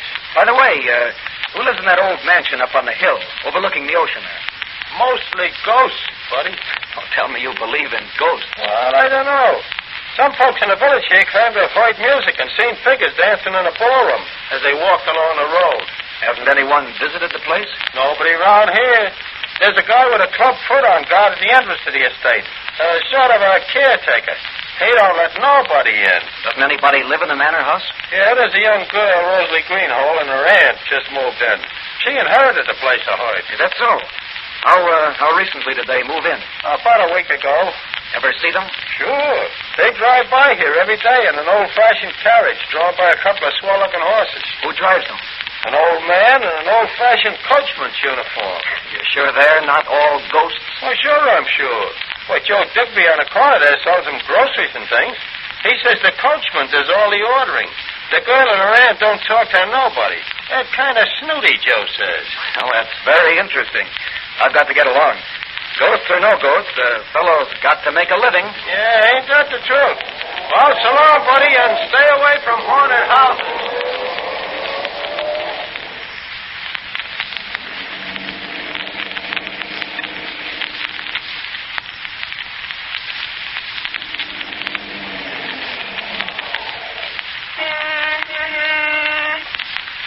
Well? I was wondering if I could drive through the gates there and up to the manor house. I'm a camera fiend, and I'd like to take some shots of the house and the ocean. Ain't no one allowed on the grounds. Owner's orders. No. Well, you suppose if I phoned up to the house from your lodge there, the owners would give me permission to take some pictures? Ain't got no phone. What are those wires running up the road there? Them's electric light wires. I see. Well, thanks for the information. Oh, excuse me, stranger. My alarm clock's going off. Must have set it wrong this morning.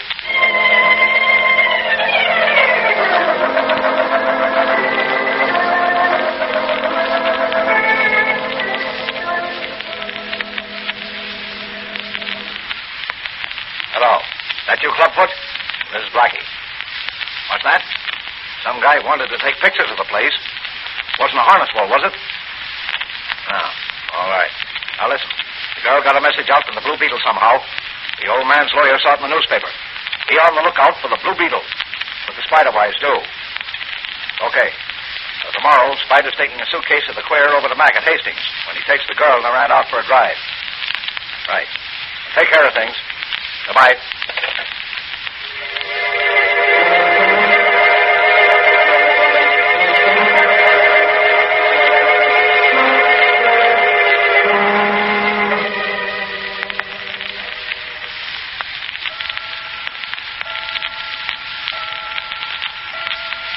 Midnight.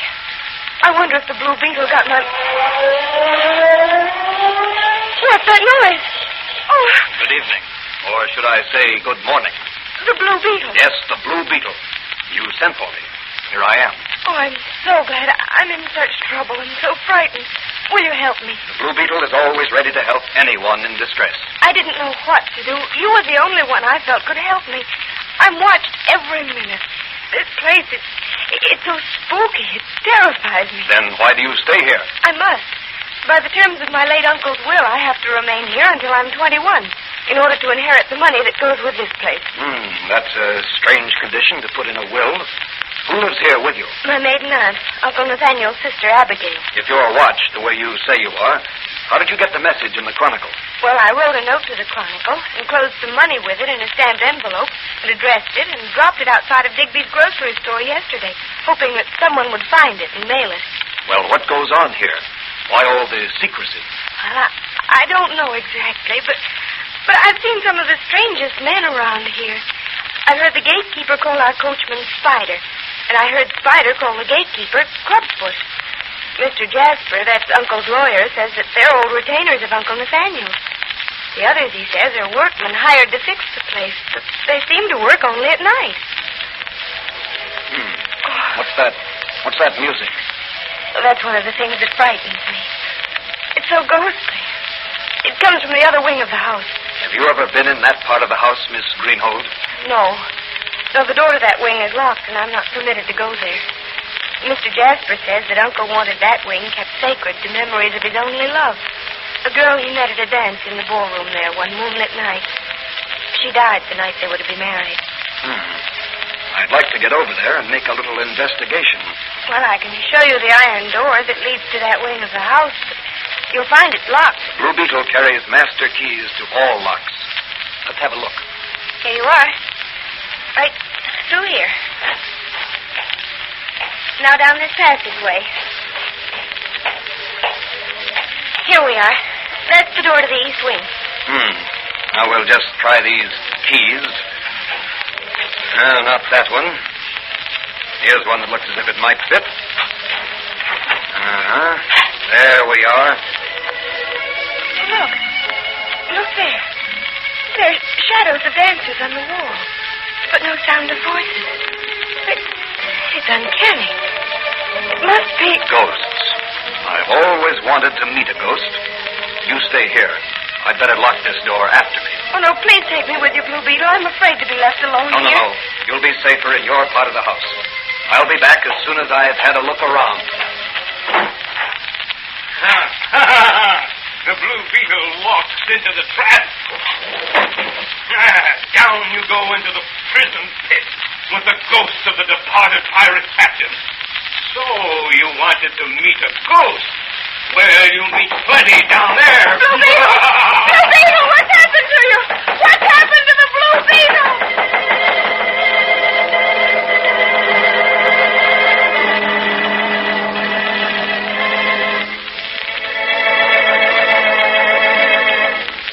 What has happened to the Blue Beetle? Who are the strange people who have made Grey Crag's Manor their headquarters? Can the Blue Beetle extricate himself and solve the mystery of the dancing ghosts of Rocky Hills?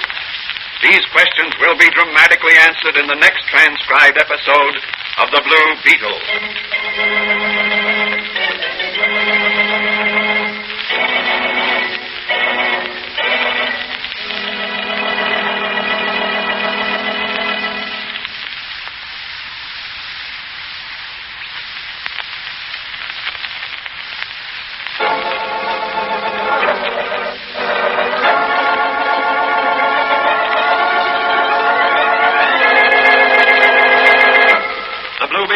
Copyrighted box feature appearing in Mystery Men Comics magazine and the Blue Beetle magazine. The Blue Beetle is on the air twice a week on this same station. Consult the broadcast schedule in your local newspapers. And don't forget to listen in to The Blue Beetle.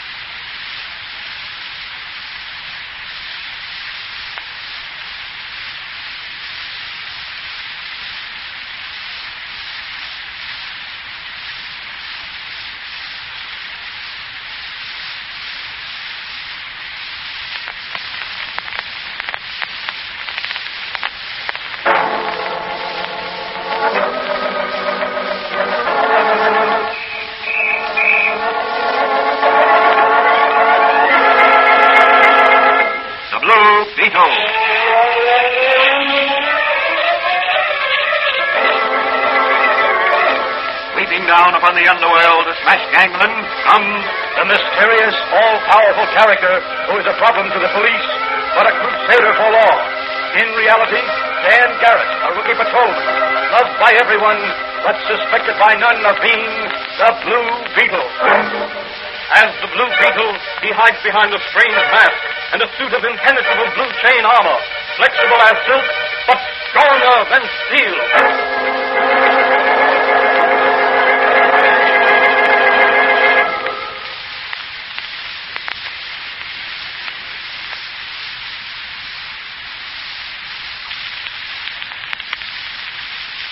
Today's transcribed episode of the box feature, The Blue Beetle, is the second part of the story entitled The Dancing Ghosts of Rocky Hills. In the previous episode, the Blue Beetle, through the personal column of the Chronicle, receives a call for aid from the new heiress at haunted Grey Crag's Manor at Rocky Hills. Rumor has it that on moonlit nights, ghostly figures dance in the ballroom of Grey Crags Manor. The heiress, a young girl, Rosalie Greenhold, and her maiden aunt are closely guarded by two persons, a man called Spider, who serves as coachman, and a man with a club foot who claims to have been gatekeeper for the late owner, Nathaniel Greenhold. Entering the manor at midnight, the Blue Beetle talks secretly with Rosalie Greenhold. As the episode ended, the Blue Beetle was investigating the dancing ghost phenomenon when a trap door suddenly opened in front of him, and he was catapulted into a deep dungeon. As our story opens today, a Mr. Jasper, attorney for the estate, is talking with Blackie, whom the police suspect of being a desperate criminal. Oh, look, Blackie. Suppose you let me handle this situation. After all, I'm the attorney for old man Greenhold's estate and sole executor of the will. But the girl, Jasper. The girl. She'll have the cops on her necks. I can handle her. But something's got to be done to keep her quiet. After all, she got a message through to the Blue Beetle. And he's lying at the bottom of the pit where pirates used to throw their victims. But is he dead? Oh, the chances are his neck's broken, thanks to the spider. But suppose he ain't dead or injured. Well, he's securely locked in. Double locks and an iron door. Well, I'll feel better if I went out and had a look for myself. Well, that's all right, but do it under cover of darkness. What about the girl?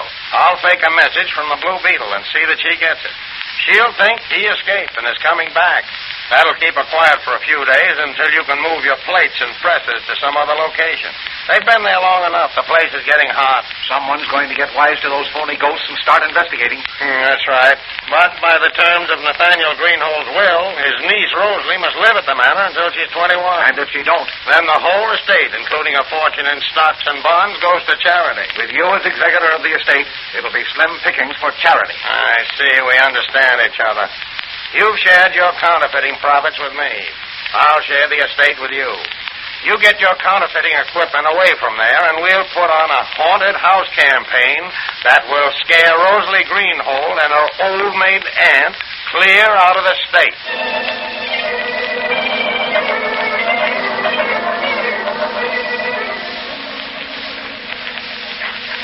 Just one key left to try.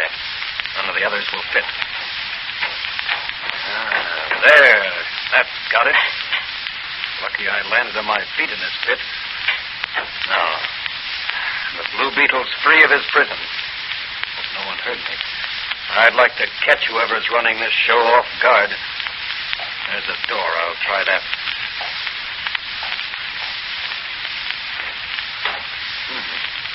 Stone stairway. The light at the top of it. Well, here goes.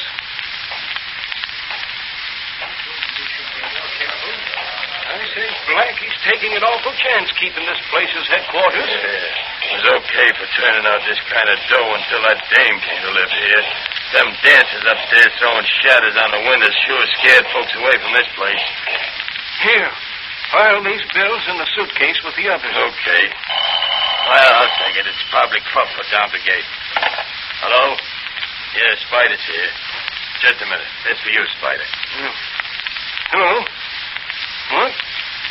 Blackie says dismantle the press? Yes. What? Good, yes. Okay. Yes, I got you. Huh? Deliver the fake do-re-mi to the laundry in Hastings when I take the girl and her aunt for a drive in the morning. So that's how it's done. Goodbye. Well, the Blue Beetle will spoil that little game. But first, I'll have a look upstairs and see what makes the ghosts dance.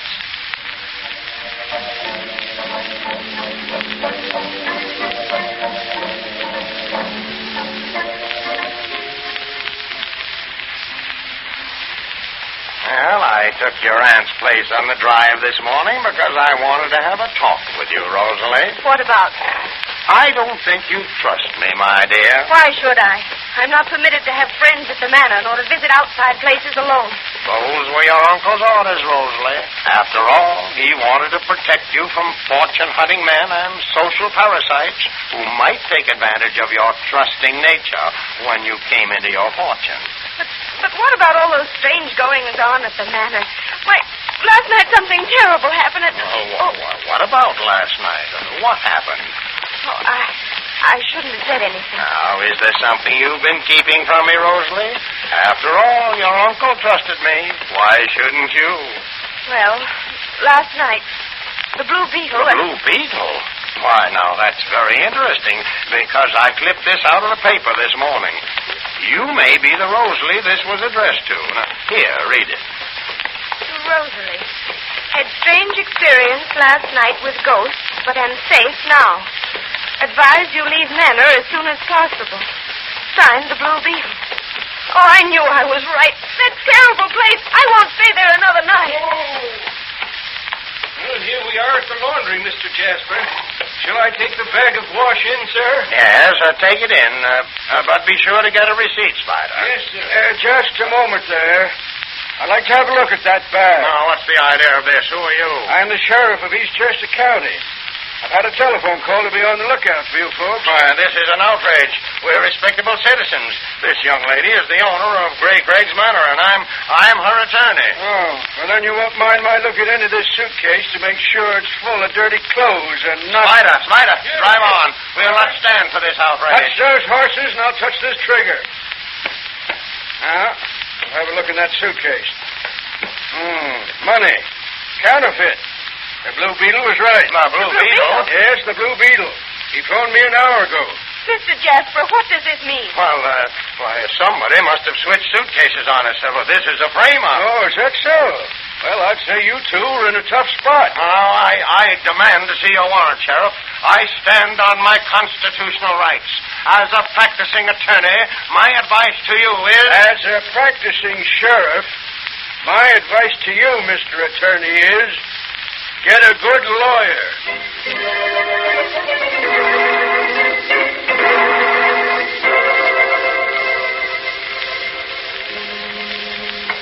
Clubfoot's on the phone, Blackie. Okay. Hello? What? The ghosts are dancing up at Gray Craig's. But it's only midday. Where's Spider? All right, phone up to Slim and tell him to stop the dancers. What? What's that? Slim doesn't answer. Something's gone haywire. You lock the gate and stand guard. I'll be out there pronto. Goodbye.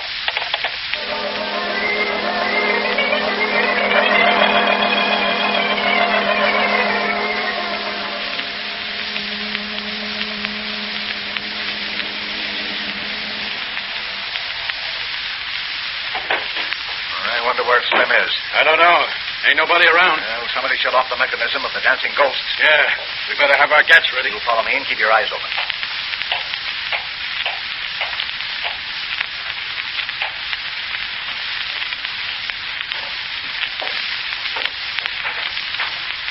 Nobody here. I don't see no one. Something about this business don't smell right to me. Look in that closet there. Someone may be hiding. Easy now. Look! Slim. Bound and gagged. I wonder who done this, Blackie. The Blue Beetle. The Blue Beetle. Yes, the Blue Beetle. Hey, Serpent. I'll take that gun, Blackie. Oh, no, you won't, Blue Beetle. Oh, yes, I will. That takes care of Mr. Blackie. Now, Mr. Clubfoot, I hate to sock a cripple, but drop that gun or I'll... Okay, Blue Beetle, you win. Well, that's better. I'll just tie you up for safekeeping. The police will need you. What for? The cops ain't got nothing on me. Perhaps not. But I'm sure they'll want you to demonstrate those mechanical dancing dolls upstairs that threw ghostly shadows on the windows of the old ballroom. Sorry I can't stay for the final curtain, but I'll read about it in tomorrow's papers. The Blue Beetle's job is done. The dancing ghost of Rocky Hills will dance no more at Gray Craig's Manor.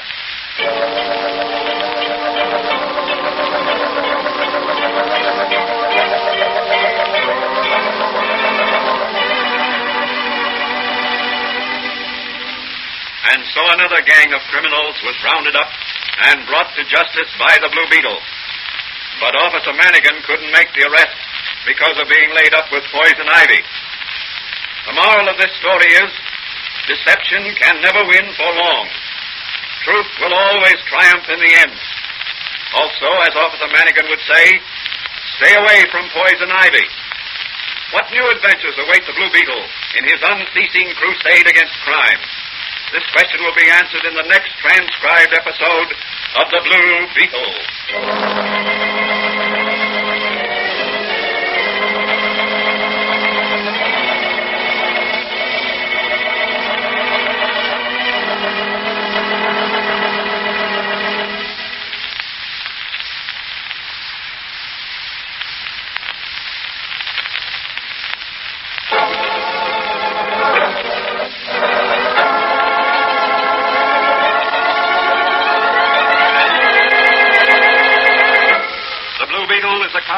Fox feature, appearing in Mystery Men Comics magazine and the Blue Beetle magazine. The Blue Beetle is on the air twice a week on this same station. Consult the broadcast schedule in your local newspaper. And don't forget to listen in to the Blue Beetle.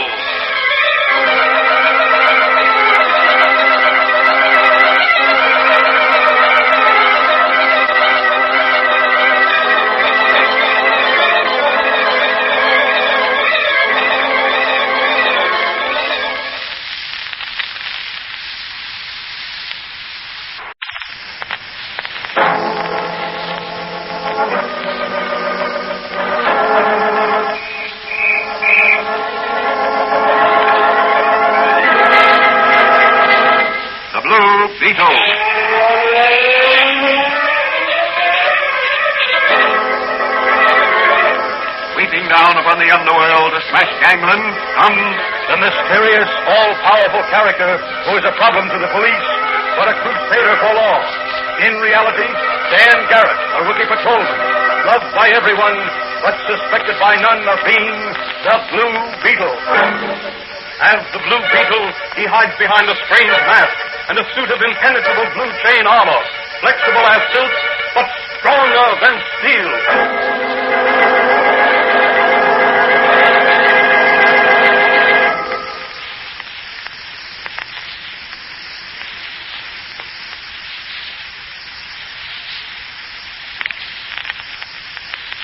Today's transcribed episode of the Fox feature, The Blue Beetle, is entitled The Whale of Pirates' Folly. As our story opens today, Patrolman Dan Garrett, who is really the Blue Beetle, is in Dr. Fran's little apothecary shop for an early morning call on his way to report at police headquarters. He is just about to leave. Well, Doc, I'll be getting along. Danny, I see you are in your civilian clothes. Yes, left my uniform over at Sammy's place to be pressed. Anything special doing at headquarters? No, just routine duties. Good morning, gentlemen. Could I interest you in some very fine perfumes? Imported they are. Whom do you represent? For myself, I'm selling them. I buy perfumes only from recognized jobbers. Yeah, and pay double the price. All imported perfumes carry import duty, which adds to the cost, of course. Not my perfumes, mister. Duty is for saps to pay. Where do you get your perfumes? Well, that's a secret, mister. Maybe for your girl you'd like a bottle, huh? What scents have you? All the famous names, mister. Midnight Rose, Love's Ambrosia, Passion Flower, Tears of Innocence. I got 'em all. Let me smell them. Sure, mister. Here. Sweet, ain't they? Yes. It seems to be the real thing, all right. What do you charge for Midnight Rose? $2 an ounce.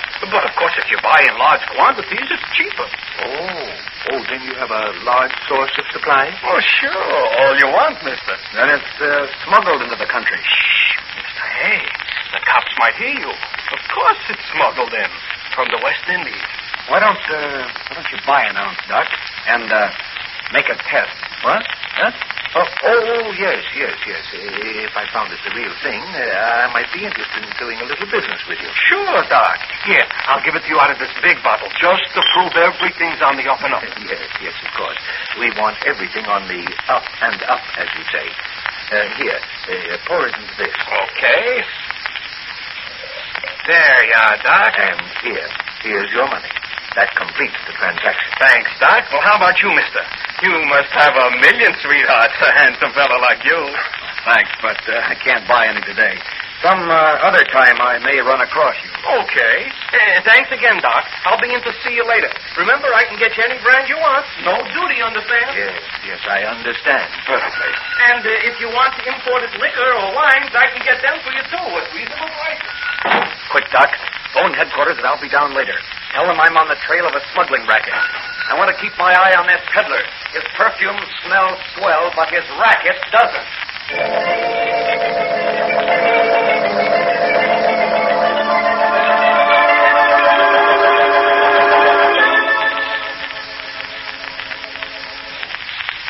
Now look, Van Schmidt. You imported perfumes from Holland. But now you can get shipments through, right? Yeah, that is right. So, in order to make yourself some money, you're going to handle the goods we smuggle in from the West Indies. Oh, but that is dangerous. None of it's handled right.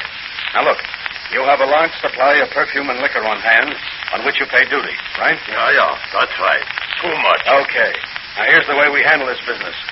I'll set up a lot of small sales agencies to market the stuff through small peddlers. Yeah? You'll go on selling to your regular customers in the regular way at regular prices, including the duty you've paid legitimately. No, but how can I... Wait a minute till I get through.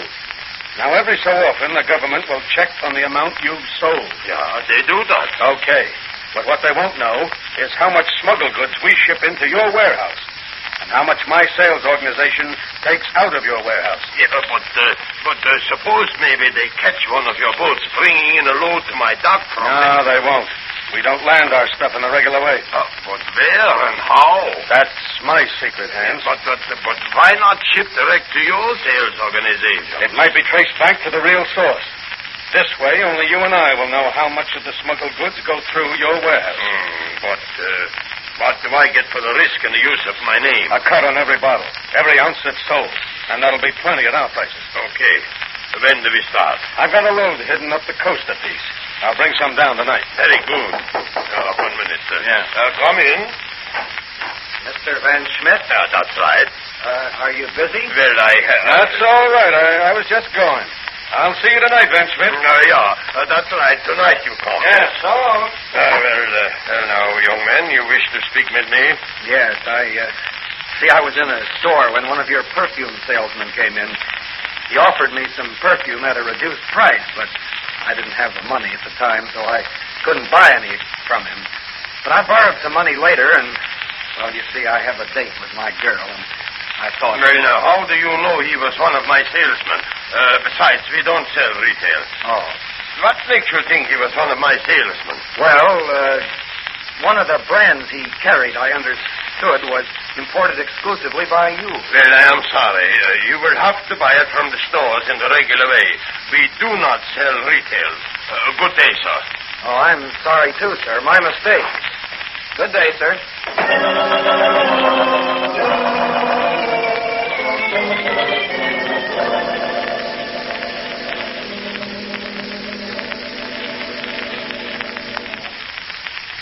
Danny, I see you're in your Blue Beetle chain armor and mask. Where is the Blue Beetle headed for tonight? The warehouse of Hans Van Schmidt. You got a clue to the smugglers? I think so. There was a man talking with Van Schmidt as I entered his office today. He said something about seeing Van Schmidt tonight. You think he is one of the smugglers? I don't know. But I want to be there when he visits Van Schmidt. I always thought Van Schmidt was an honest Dutch importer. I buy perfumes from him frequently. Well, I'm convinced he's mixed up in this somehow. And tonight I hope to solve the mystery. Oh, by the way, here's an interesting item in the newspaper. Sort of a mystery, too. What is it? This item here, see. Large whale sighted off Sandy Beach Light. Several fishermen reported seeing a large fish, probably a whale, just at dusk today as they were hauling in their nets. According to their story, the whale seemed to be feeding on garbage thrown overboard from the Southern Star, which was entering a port from its West Indies cruise. That's queer. What's queer about it? Whales don't eat garbage or refuse. That's true. I've got a hunch that wasn't a whale. Then what was it? That's a question the Blue Beetle will answer after tonight. I think the answer to our smuggling question may be in the stomach of that whale.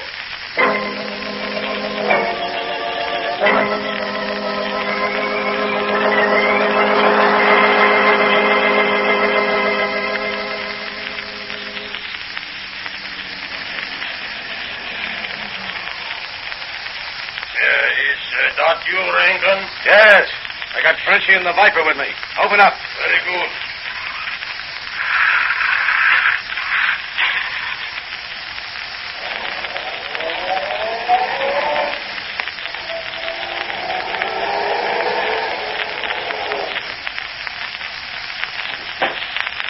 I got the stuff here. Okay, Frenchie. You and the Viper unload. Okay. Stop, boss. Look out for that loading net over the door. It's heavy. It'll knock you cold if it falls on you. All right, boss. You know why I fixed that up there? Sure, boss. If somebody comes in, we cut the hook and the net falls on him. That's right. Keep your eyes peeled. Sure, boss. We got you. Where do you want this load put, Van Schmidt? Put it back of those cases there. We sell this stuff in front first. Okay. Put those cases and glass bottles back there, boys. Don't break any. That's expensive stuff. Sure. Okay, boys. Okay. Come on, Victor. We take this belly stuff out. We'll need more room soon. I've got another shipment coming in tomorrow on a trawler. Well, how was you expecting to bring that in? I don't expect to. Not on the trawler. Yeah, but you... I meet her out of sight of land. But your boat, the Coast Guard may see it going out. Not this boat. This is something special. The Coast Guard will never get wise to the... Hey, that sounds like... It's the Blue Beetle. It's the Blue Beetle, and he is going to nip a band of smugglers. Oh, no, he's not. I'm going to... No, don't shoot. The police will come. They'll come anyhow, Hans Van Schmidt. They'll put you in jail with these smugglers here. No. I am a respectable importer. These men here have tempted me with gold. They are bad men. Stop squawking, Van Schmidt. You're in this as much as we are. Francie? Yes, boss, I know. Don't move, any of you, or I'll burn you with my magic ray. All right, Blue Beetle. How much money to keep your mouth shut? Not a cent. You can't buy the Blue Beetle. As long as there's a crook at liberty, the Blue Beetle will be... Good work, Frenchie. Knocked him cold, all right. Is he dead? No, not yet. Well, what are you going to do with him? Keep your eyes open and you'll see. Hey, Frenchie. Yes. Open that door there in the water side. Okay, boss. All right, Viper. You and Frenchie, give me a hand here. We'll drag Mr. Blue Beetle over to the edge and drop him in. Yeah, but that will be murder. No. Just exterminating a pest. The Blue Beetle. All right, boys. Over he goes. Now, Mr. Blue Beetle, get out of that if you can.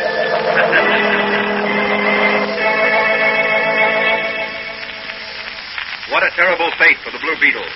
Will he be able to extricate himself from the net before he drowns? Or will the Blue Beetle's crusade against crime end here? These questions will be answered in the next transcribed episode of The Blue Beetle.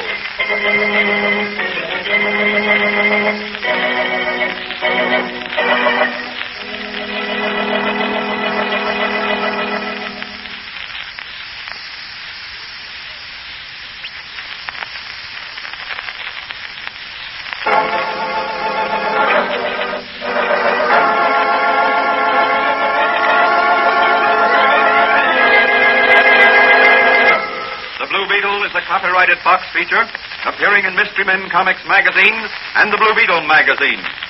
The Blue Beetle is on the air twice a week on this same station.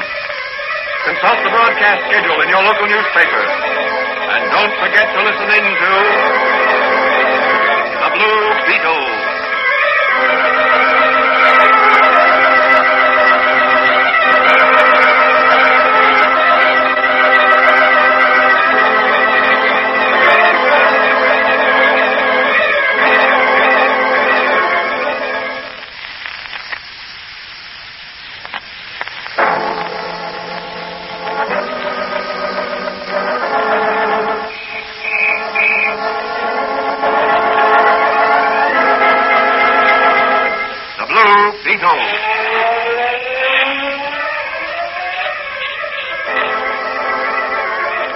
Sweeping down upon the underworld to smash gangland comes the mysterious, all-powerful character who is a problem to the police, but a crusader for law. In reality, Dan Garrett, a rookie patrolman, loved by everyone, but suspected by none of being the Blue Beetle. As the Blue Beetle, he hides behind a strange mask and a suit of impenetrable blue chain armor, flexible as silk, but stronger than steel.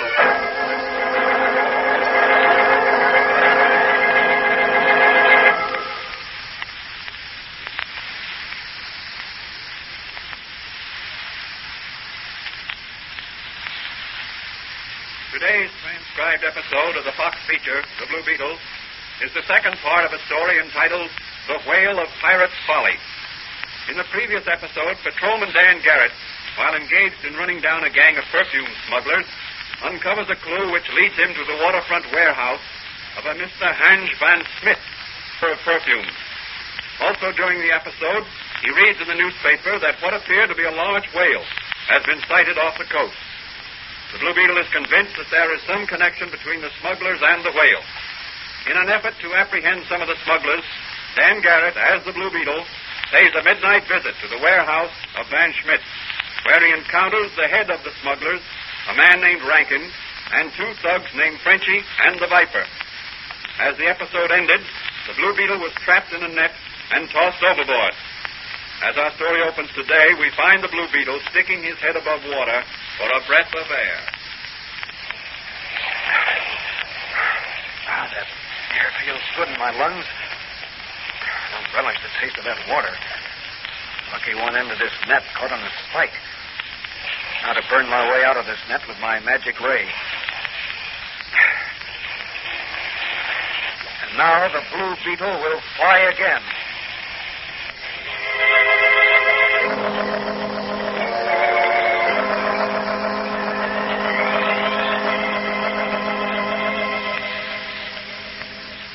I can't understand, Doc, why Danny hasn't been in.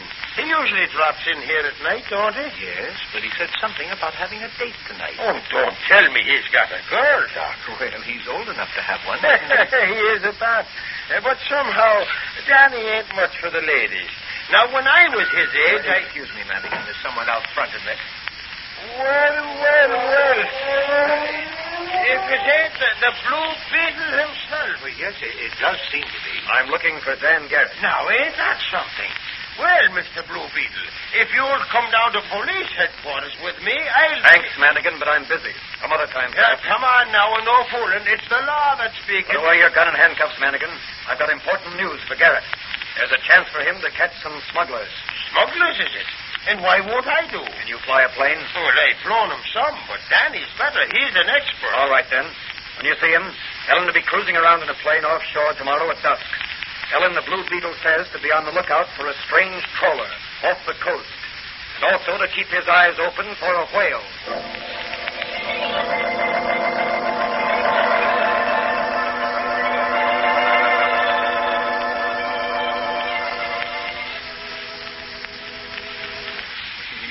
Gave Madigan the surprise of his life last night, Danny, when you appeared as the Blue Beetle. Yes, didn't I? That was fast thinking on your part, saying you were looking for Dan Garrett. Poor Madigan. He'd love to arrest the Blue Beetle and take him into headquarters. Yes, he would. But he's an honest officer of the law, and he's brave. Hey, hello there, Danny. Speak of the devil, and he's sure to appear. Hello, Doc. Hello, Officer Madigan. Say, Danny, who do you think I was talking to last night? Some of your departed ancestors, I suppose. Were they complaining of the heat? It's full of wisecracks you are this day. Well, they wasn't talking to me dear departed ancestors, and it ain't hot where they're sleeping. Lord rest their souls. Then with whom were you talking, Mike? With the Blue Beetles. Oh, you're chumming around with him, are you? Don't be silly.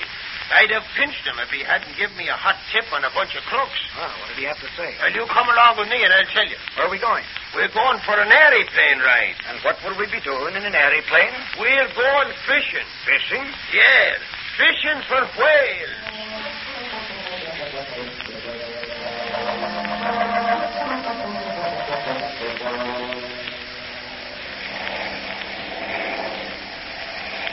What's that streak in the water down there to the left, Mike? Well, that must be the whale the Blue Beetle told me about. He's heading for Dead Man's Bay. Yeah. Let's follow him. I have a hunch if we capture that whale, we'll also capture a band of smugglers. Well, your hunches are usually right, Danny. Look, he's heading inshore. He'll run aground in there. I don't think so. Pretty deep in that cove of Pirate Folly. And what's Pirate's Folly? The ruins of a castle built years ago by a pirate chief on those cliffs down there. Well, what do we do now? You think you can fly this plane back to the field? Yes, sir. Well, you take the plane in, Mike, and bring a squad out here. Well, what are you going to do? I'm going to bail out with my parachute. Yes, but you're liable to be killed on them rocks below. That's a chance I'll have to take, Mike. So long. This is going to be a whale of a job if it turns out the way I think it will.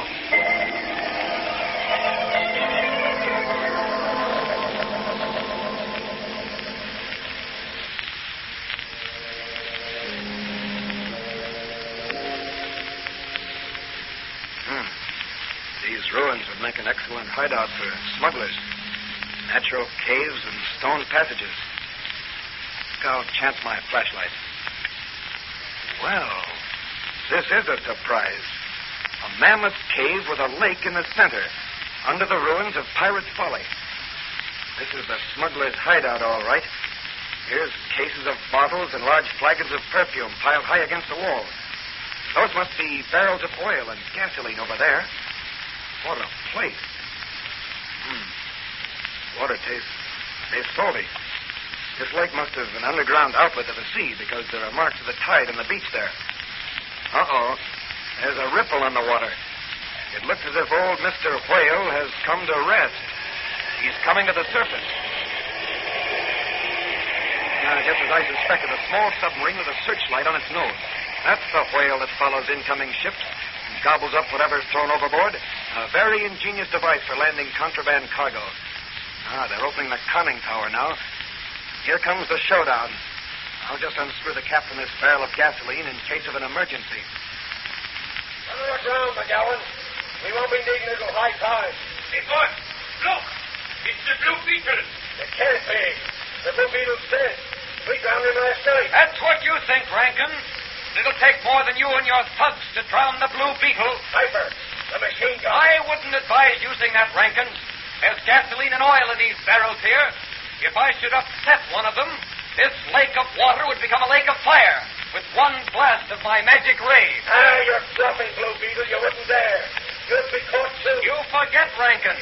I'm at the only exit left except the underground tunnel to the sea. Your little submarine is grounded now. It's 3 against 1, Blue Beetle. You can't win. Think so? Make one false move and see what happens. The police will be here shortly, and you and your gang of smugglers will be on your way to jail. Let's give it to him. Take the chance, boss. I don't like cops, and I don't like the Blue Beetle. I'm joking. You asked for it. Here goes.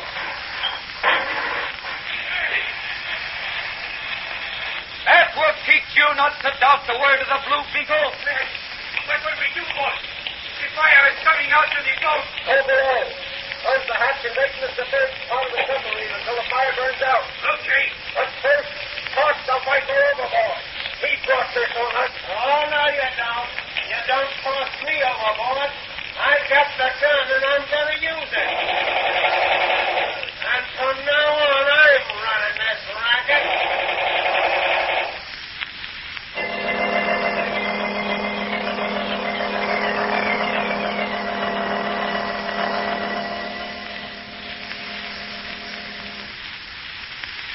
What happened then, Danny? Well, fortunately, the barrel of gasoline I tipped over and set afire burned itself out on the surface of the water without setting the other barrels afire. But it burned long enough to keep the Viper trapped until Manigan and the others arrived. They arrested the Viper and confiscated the cargo of the submarine. What about Rankin and Frenchy? Dead. Both shot by the Viper. And Hans Van Smith? He's in jail. Well, how did you, as the Blue Beetle, manage to escape Officer Manigan and the other police officers? I managed to reach the surface and put my police uniform back on over my Blue Beetle costume before they arrived. Well, it certainly was a thrilling experience. Yes, it was, Doc. It's also rather tough on Ben Schmidt.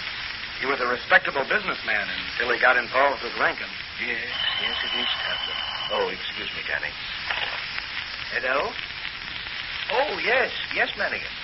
All right, I'll tell him. Goodbye. Oh, Danny, Mike Manigan says the commissioner wants to see you both first thing in the morning. That's fine. Maybe you'll have a new assignment for the Blue Beetle.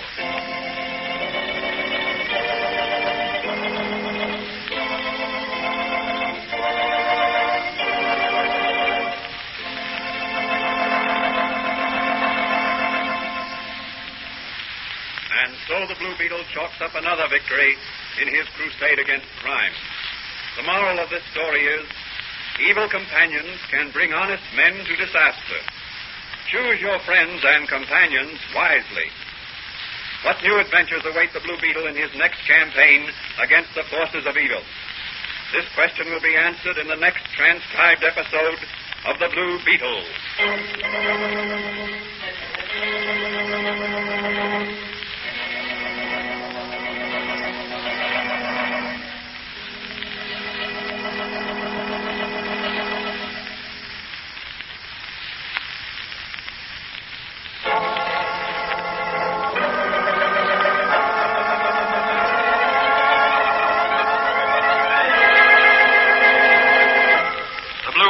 Copyrighted Fox feature appearing in Mystery Men Comics magazine and the Blue Beetle magazine.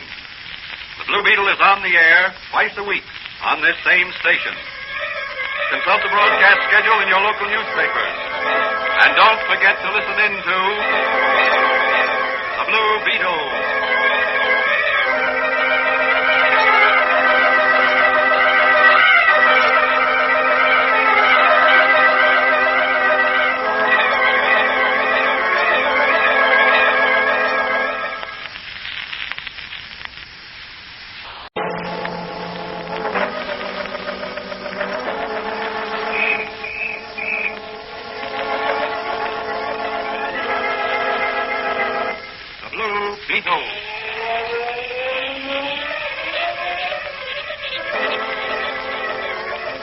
Sweeping down upon the underworld, smack gangland, comes the mysterious, all-powerful character who is a problem to the police, but a crusader for law.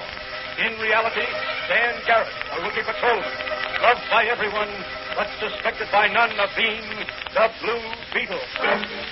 As the Blue Beetle, he hides behind a strange mask and a suit of impenetrable blue chain armor, flexible as silk, but stronger than steel.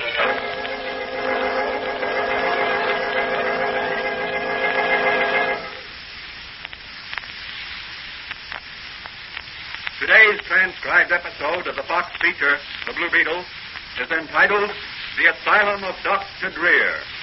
Who is Dr. Drear, and what sort of an asylum does he run? Is he a friend of the unfortunate, or is he a schemer against law and order? As our story opens today, Patrolman Dan Garrett, who is really the Blue Beetle, is entering the little apothecary shop of his friend and confidant, Dr. Bonds, the chemist. Hello, Doc. Cash customer. Oh, hello, Danny. What news? There's a young lady waiting for you. A young lady? Where? Back in the laboratory. What does she want, and who is she? Diana Tilton. Banker Chilton's foster daughter? Yes. What's she doing here? I don't know, Danny. Hadn't you better go back and talk with her? She seems very much disturbed about something. All right, I'll talk with her. Good evening, Miss Tilton. Oh, good evening.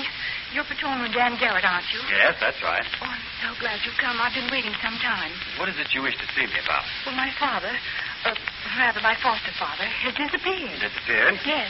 You're sure he hasn't gone out of town Oh, on business? Positive. Here's a note he left for me. I'm going away for a long rest. Don't worry. Linus will take care of everything. Love, Dad. Well, this doesn't look as if your father had been kidnapped or met foul play. It's his handwriting, isn't it? Yes, I think so, but I'm not certain. Are there any suspicious circumstances mixed up with his disappearance? Yes, there are. What are they? Well, for one thing, Dad's nephew, Linus Weatherby. Linus Weatherby? Yes, do you know him? Only by reputation. Quite a playboy. Yes, so I've heard. Well, he's Dad's nephew and an officer of Dad's bank. Recently, things haven't been going any too well at the bank, and Dad's been worried. Financially, I mean. I see. Go on.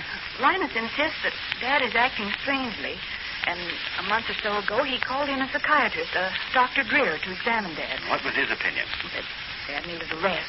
Well, your father's note seems to indicate he has taken Dr. Drear's advice. Yes, but here's a strange thing. Dad can't read or write without his glasses. He wears them constantly. He'd be lost without them. Today, I found them in his desk drawer. When did you last see him? 2 nights ago. Well, I wouldn't worry. He'll probably send for his glasses in a day or so, and you'll learn his whereabouts. But there's one thing more. What is that? Since Father's disappearance, Linus has become more insistent that I marry him. He acts like someone who has the whip hand of the situation. Oh, he's becoming unbearable. Well, why don't you go to the commissioner? He'd probably turn the city upside down to locate your father. But that's just the point. I don't want to do that. If he is all right, he'd resent such interference. Then if he isn't, I don't know what to do. I'm so worried and puzzled. There, don't cry. I'll do what I can to help you find your dad. You run along home, and I'll phone you in the morning. Oh, thank you so much. There, that's to show you how much I appreciate your help. Goodbye. Gosh, I'm glad Mannequin didn't see her kiss me. I'd never hear the last of it.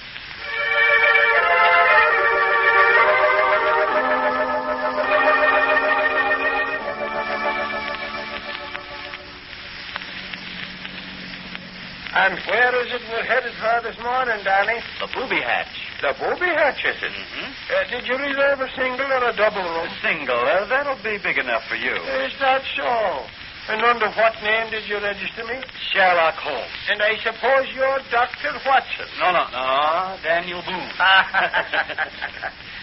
We're calling upon a Dr. Drear, who, according to Charlie Storm of the News, runs a private sanitarium for the mentally upset out of Tanglewild. Oh, you mean he runs an insane asylum? That's right. And why are we visiting Dr. Drear? We'd like to discover if he has a patient there with the name of Tilson.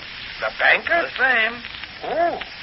Say, does the commissioner know about this? No, this is a private mission. Okay, Danny, I'm with you. Let's go.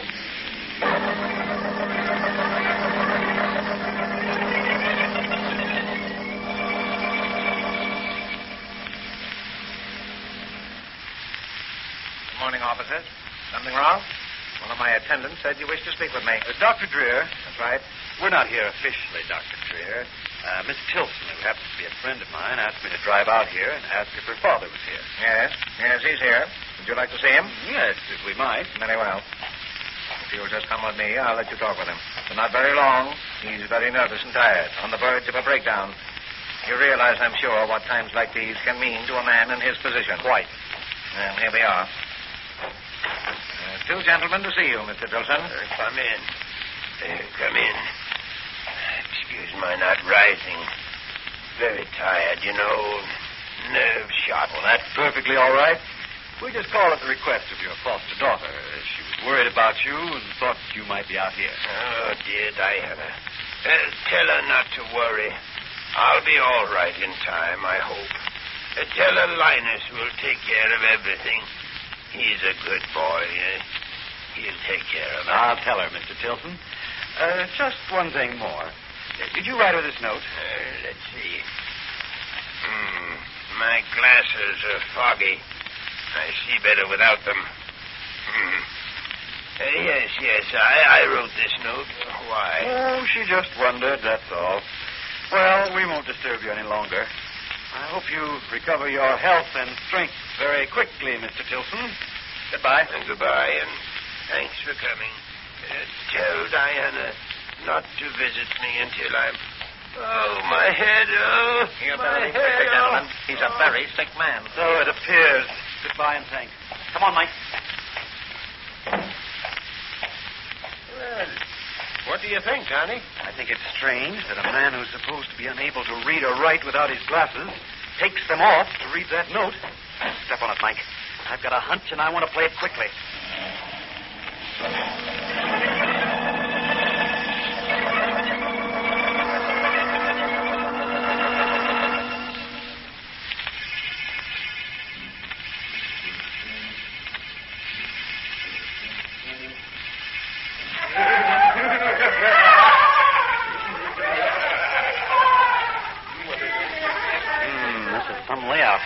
Dr. Drear certainly does himself proud. There must be some money in psychiatry.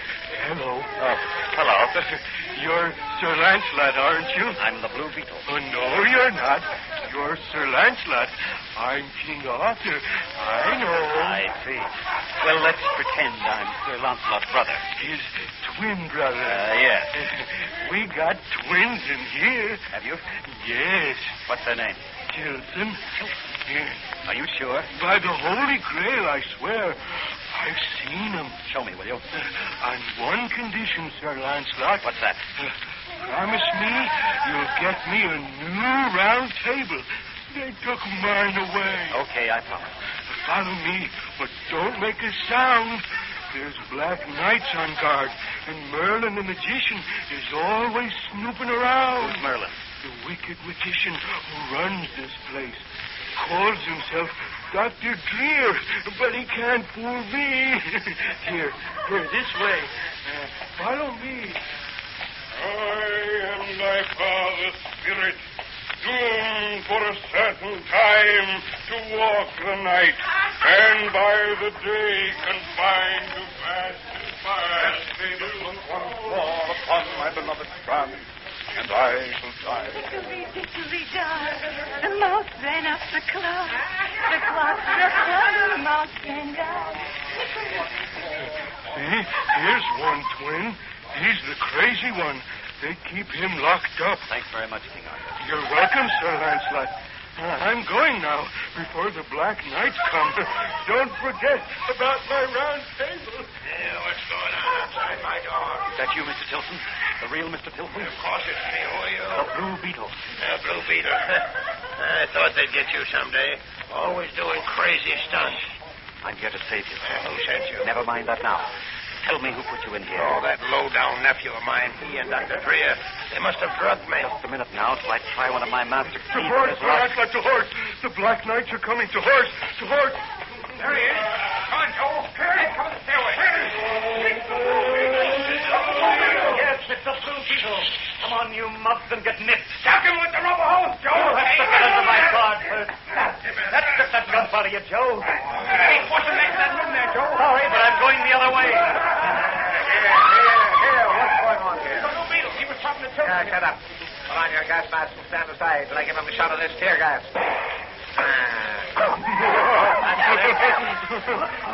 They've killed Sir Lancelot. Sir Lancelot's dead. Put him in the snake nugget. Long In the morning, we'll give the Blue Beetle a permanent room without windows.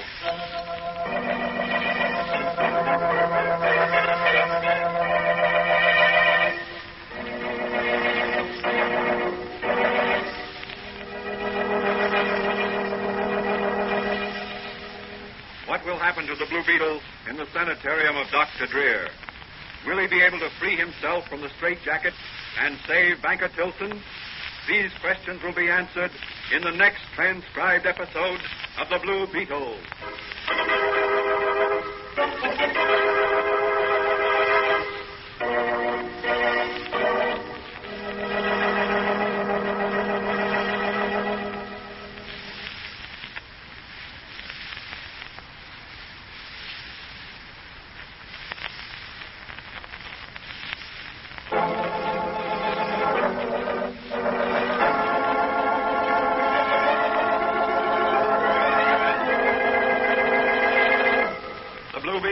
Copyrighted Fox feature appearing in Mystery Men Comics magazine and the Blue Beetle magazine.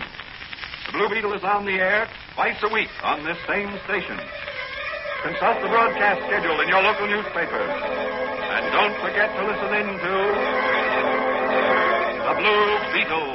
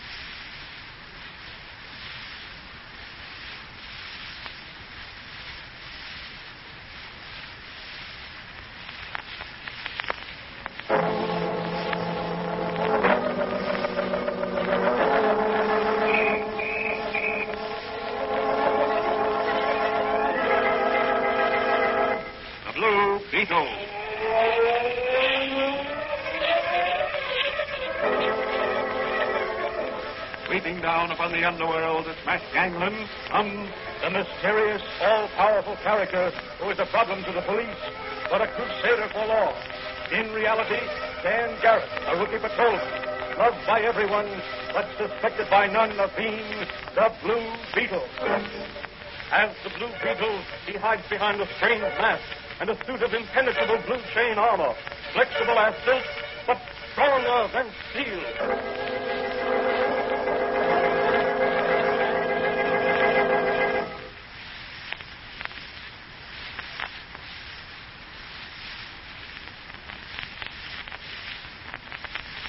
Today's episode of the transcribed Fox feature, The Blue Beetle, is the second part of a story entitled The Asylum of Dr. Drear.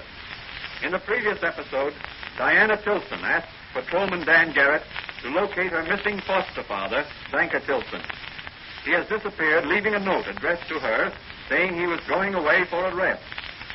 She is suspicious, however, of the actions of Tilson's nephew, Linus Weatherby, and a Dr. Drear, a psychiatrist, whom Weatherby brought in to examine the banker. Armed with a description of the banker, Dan Garrett and Mike Manigan visit the private sanitarium of Dr. Drear. They are permitted to interview a man who fits the description of Banker Tilson. He claims he is on the verge of a nervous breakdown and wishes to remain for a long rest. But a suspicious circumstance makes Dan Garrett decide to return later as the Blue Beetle. He finds the real Tilson and is about to release him from a cell when he is discovered by the guards and Dr. Drear and overcome by tear gas.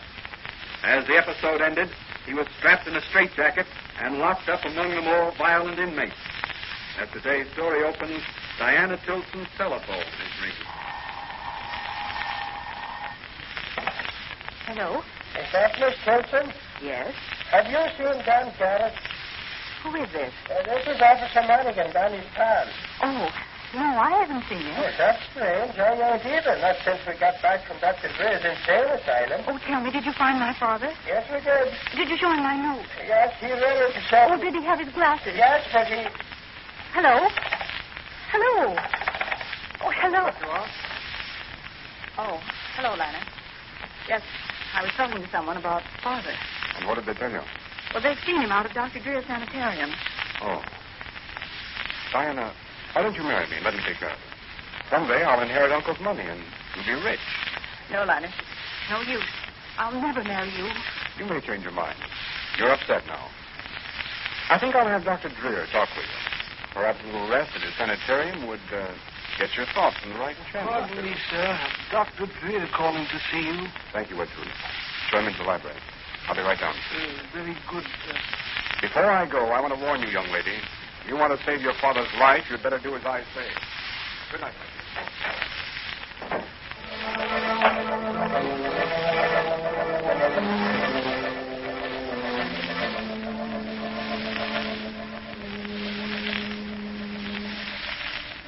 You say, Drear, the Blue Beetle was also out there? Yes.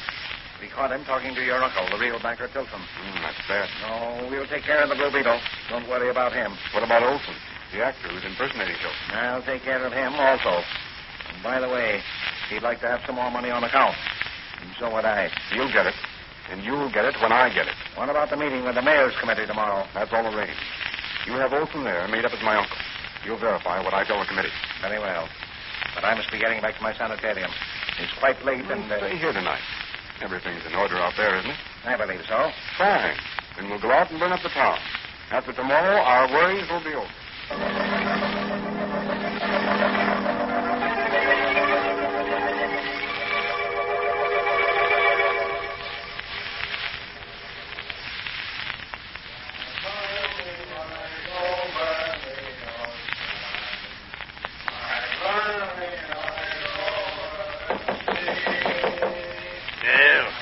What is it now?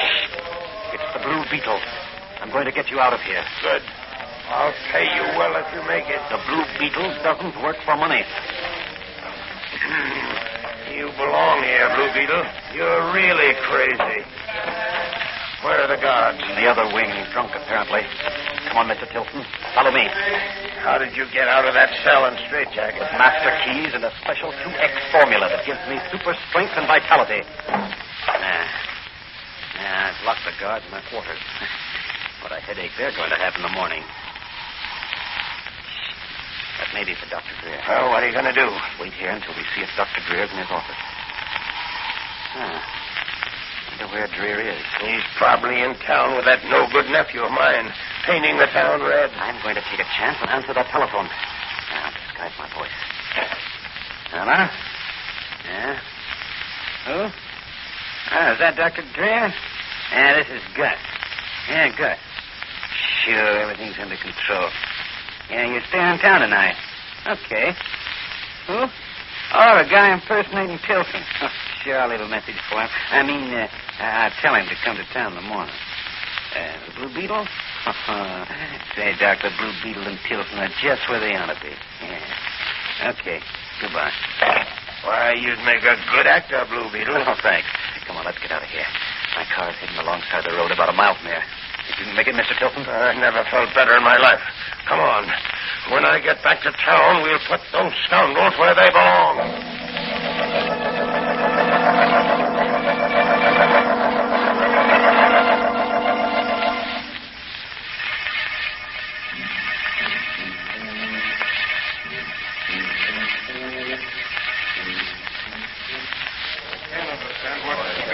Oh, here comes Weatherby now. Oh, where's Tilton? I don't know. He should be here. Gentlemen, has the mayor arrived? Well, he couldn't make it. Press of official duties.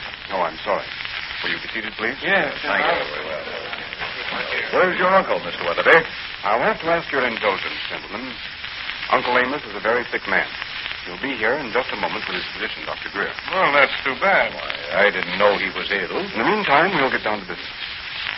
You gentlemen are a committee appointed by the mayor, I believe, to represent the city in receiving a gift of $1 million from my uncle, to be matched by another $1 million appropriated by the city to build a children's hospital. Yes, that's right.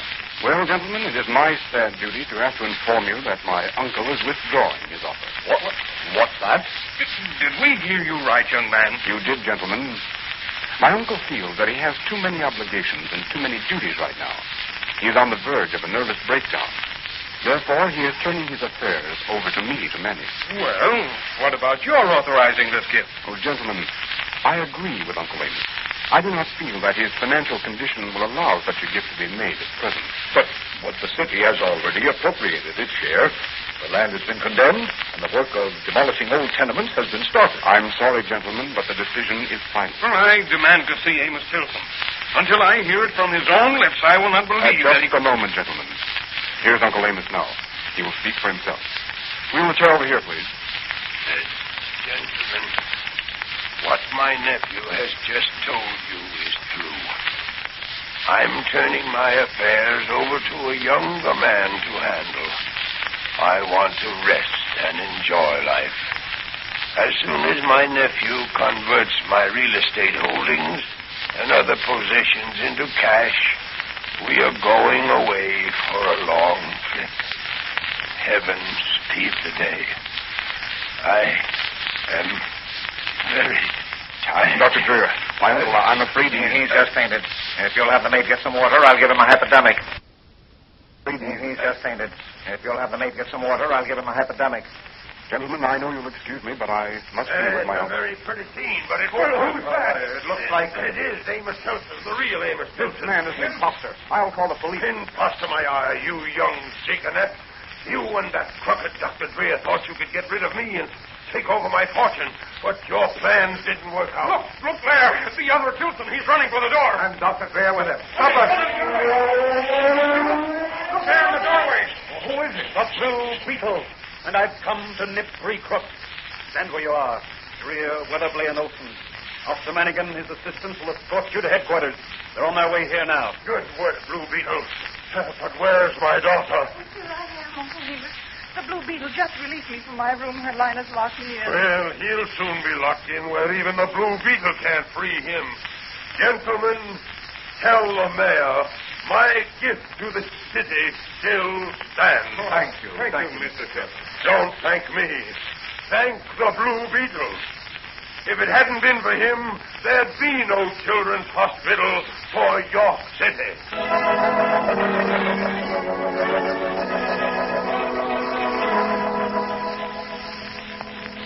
Well, Benny, and how did you like your visit to the booby hatch, as Manigan calls it? Oh, that's a terrible place. Well, what will happen to it now that Dr. Drear is in prison? Amos Tilton's going to take it over and make a real sanitarium out of it. With a real psychiatrist at the head of it. It's all modern conveniences and more humane personnel. Ah, that's splendid. What about Weatherby?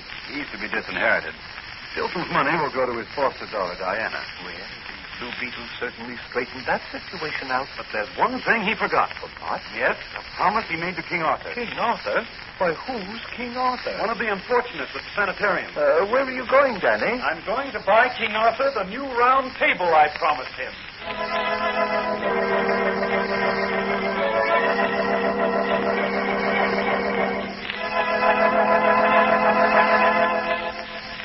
And so a little private work of Patrolman Dan Garrett as the Blue Beetle brought happiness to many people, as well as justice to a group of dishonest men. The moral of this story is, always find time to help the unfortunate. And whenever you make a promise, keep it. What further adventures await the Blue Beetle in his crusade against crime? This question will be answered in the next transcribed episode of the Blue Beetle.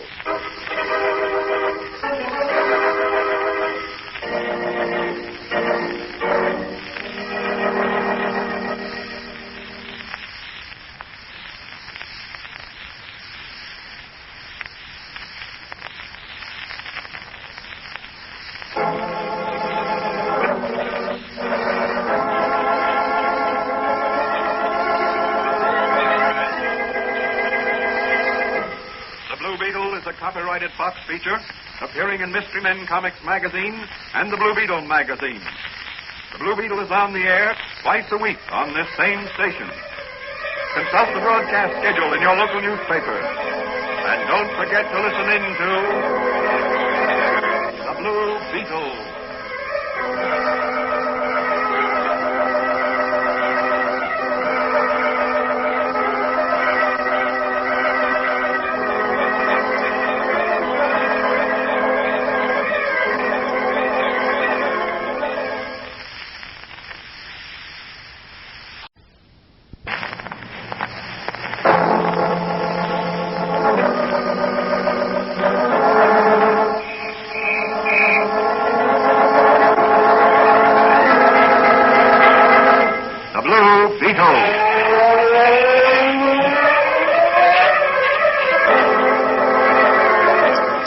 Down upon the underworld to smash gangland comes the mysterious, all-powerful character who is a problem to the police, but a crusader for law.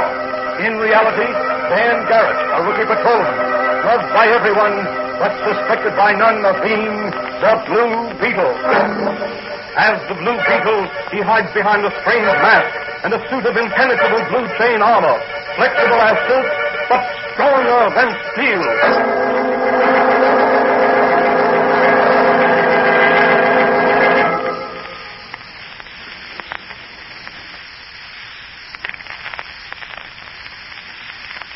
Today's transcribed episode of the Fox feature, The Blue Beetle, is entitled The Jewel Mystery of Channel Island.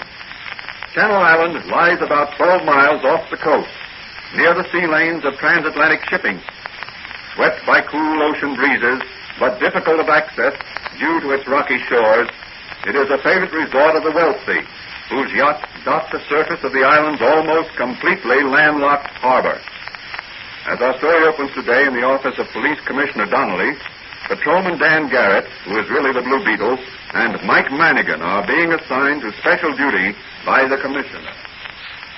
There have been a number of mysterious jewel robberies at the Bon Air Hotel on Channel Island, and we've been called in to work on the case. I've selected you two men because I have confidence in you. You work well together. Thank you, sir. To whom shall we report out there? To a Mr. Halstead, the new manager of the Bon Air. This Mr. Halstead, the new manager, do you know anything about him, Commissioner? Well, according to the owner of the hotel, who incidentally is a friend of mine, he came to him highly recommended by a hotel owner at Virginia Beach. The Bon Air is a rather exclusive hotel, isn't it? Yes, it caters to the wealthier class. Is this the first year jewel robberies have occurred there? I believe so. That's significant, if you ask me. Perhaps. But run down every clue. We'll do our best, sir. Yes, I know you will. I feel I'm sending the two best men I have. Thank you, sir. Now, any further questions? Yes, sir. Has any of the loot been recovered? Well, not so far. An attempt has been made to keep the matter as quiet as possible. But the news has leaked out, and people are already beginning to leave the hotel for other vacation centers. Well, then we better work fast. That's right. Now, any more questions? No, sir. Then you better get going. There are only 2 boats a day. You take the evening boat at 7 o'clock. You'll have to hurry. And remember, I'm depending on you two. Yes, sir. And thank you, sir.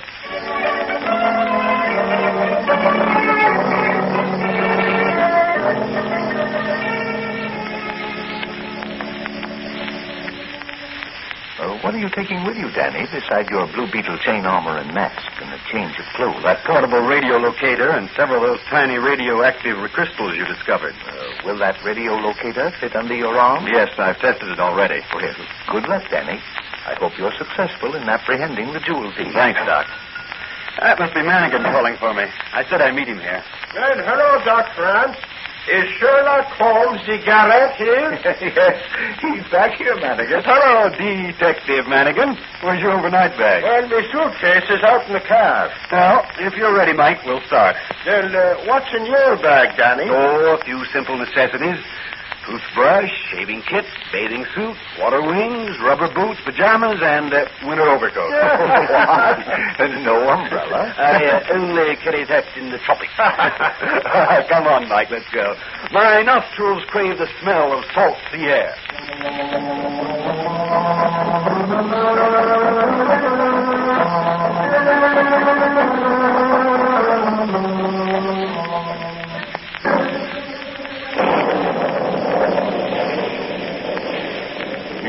Commissioner Donnelly sent you, Mr.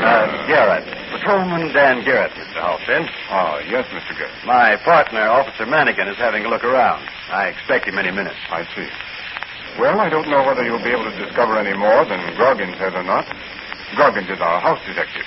He was with me at Virginia Beach. Oh. I'll have you meet him. Miss Tingley, ask Mr. Groggins to step in, please. What's that? Oh, very well. Send him right in. Your partner, Officer Manigan, is here. That's fine. You sent for me? Oh, yes, Groggins. Come in.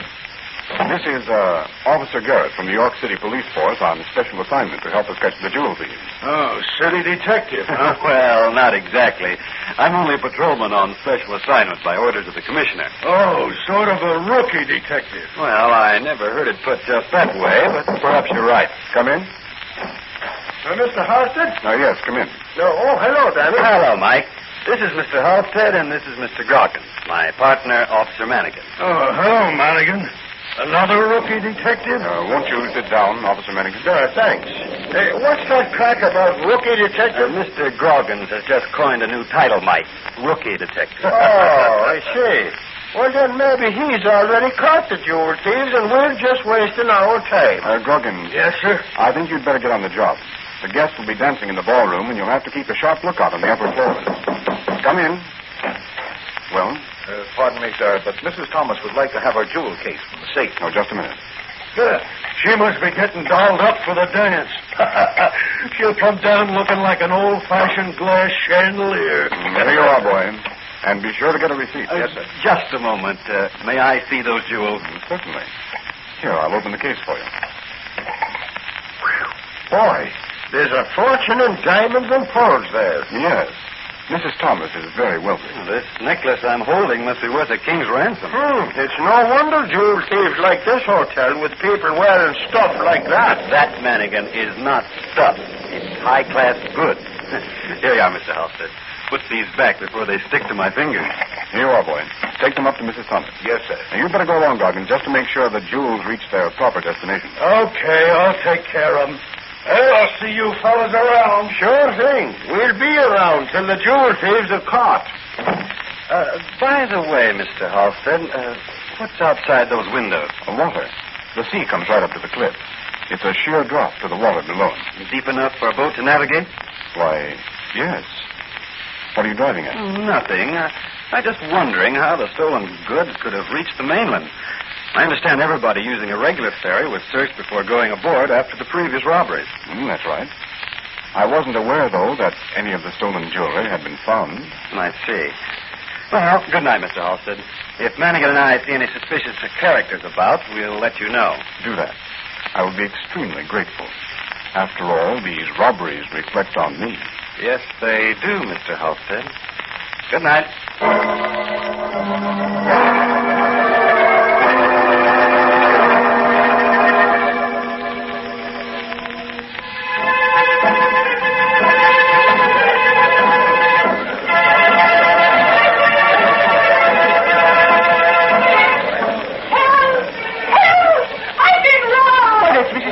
Another robbery. That's the third this week. I'm leaving this hotel first thing in the morning. This is the last straw. I'm in charge of this case. Help! I've been robbed. Where's Mr. Halstead? I've been robbed. Hey, well, what's the trouble? my jewels have been stolen. Every jewel I own. Well, now, here's Mr. Horace. Oh, Mr. Thomas, Thank goodness you're come into here. my office, please. This is terrible, but we'll find them. We'll catch the thieves. Right in here, please. Oh, thank you. Saunders. Yes, sir. Tell the musicians to continue the dance music just as if nothing had happened. Yes, sir. Now, Mr. Thomas, just sit down here and tell us all about it. Officer Mennigan here is from the York City Police. He's here to help us, too. That's right.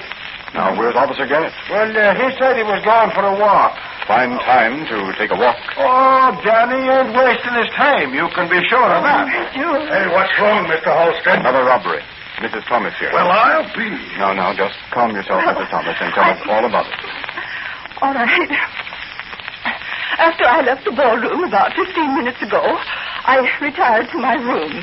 I removed my pearl necklace and put it with my other jewels. I undressed and went into the bathroom to take my shower before retiring. When I came back into the room, my jewel case was gone. This looks to me like an inside job. The Blue Beetle. Yes, the Blue Beetle. Did someone lose this jewel case? Hey, it's that crook you read about in the papers. He's the jewel thief. Oh, but this jewel case is empty. Blue Beetle, I'm going to arrest you on suspicion of robbery. Can you prove it? No, but I'll take a chance, just on general principles. Put up your hands, Blue Beetle. Put up your gun, Groggins. Bullets can't penetrate that blue chain armor. Besides, you might hit Mrs. Thomas there. Here, I'll just slap these handcuffs on him, and Danny and I'll take him back to the mainland in the morning. But my jewels, where are my jewels? Your jewels are in this room, madam. In this room? So you have got them, Blue Beetle? No, but one of you four people has them on his person. That's a lie. Why, you cheap masquerading crook, I'll... The fire's on. See where it is, Goggins, and call the fire department. I'll join you in a minute. Okay, Chief, but don't let the Blue Beetle get away. He's the jewel thief. Well, gentlemen, the Blue Beetle has found out what he wanted to know. I'm leaving you now. Watch out, Mennigan. Guard the door. Sorry, gentlemen, but I'm not going that way. Oh, look! Stop him! He's going to... Well, I'll be. He jumps out of the window. It's 100-foot drop to the water below. That's the end of the Blue Beetle. But I still haven't got my jewels.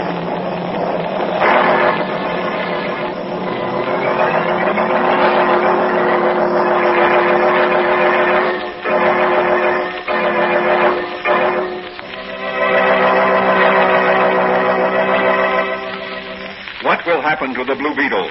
Who has the stolen jewels? How did the Blue Beetle know the jewels were in Halstead's office?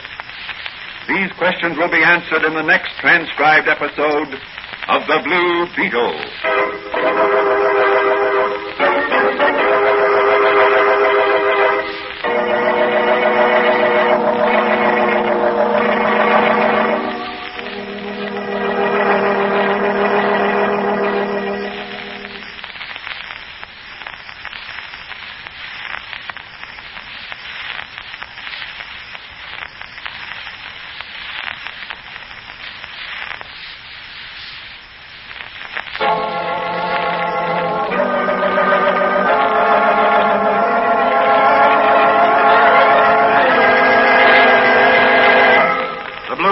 Copyrighted Fox feature appearing in Mystery Men Comics magazine and the Blue Beetle magazine. The Blue Beetle is on the air twice a week on this same station. Consult the broadcast schedule in your local newspaper. And don't forget to listen in to the Blue Beetle.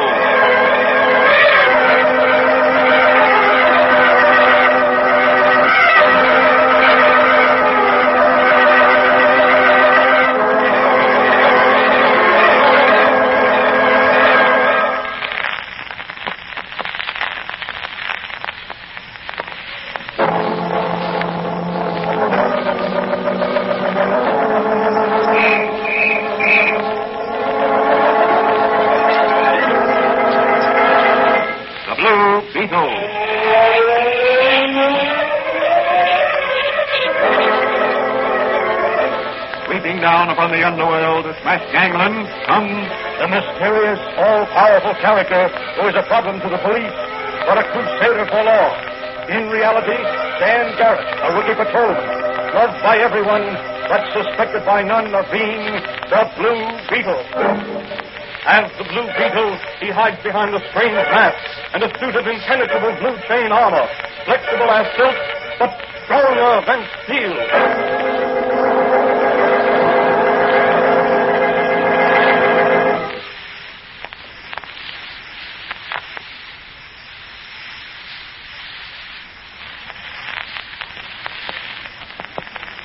Today's transcribed episode of the Fox feature, The Blue Beetle, is the second part of a story entitled The Jewel Mystery of Channel Island.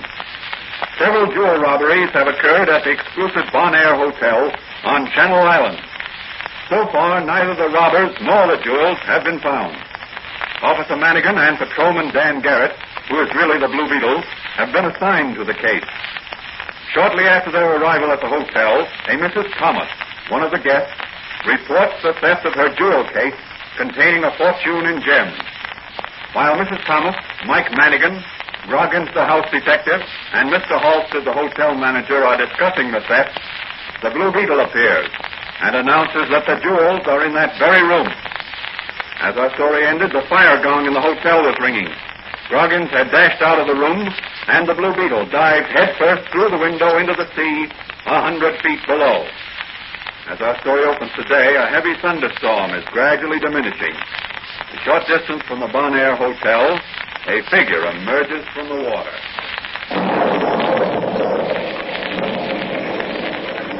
Oh, that was a high dive. Lucky I learned to dive and swim well at college. Phew. I wonder what Groggins thought when he found out the fire going was a false alarm. I wanted to separate him and Halstead to discover which had the jewels. Now I know. Now to get back to the hotel without being seen and rejoin Manigan in my true character of Dan Garrett. Poor Mike. He let the Blue Beetle slip through his fingers again.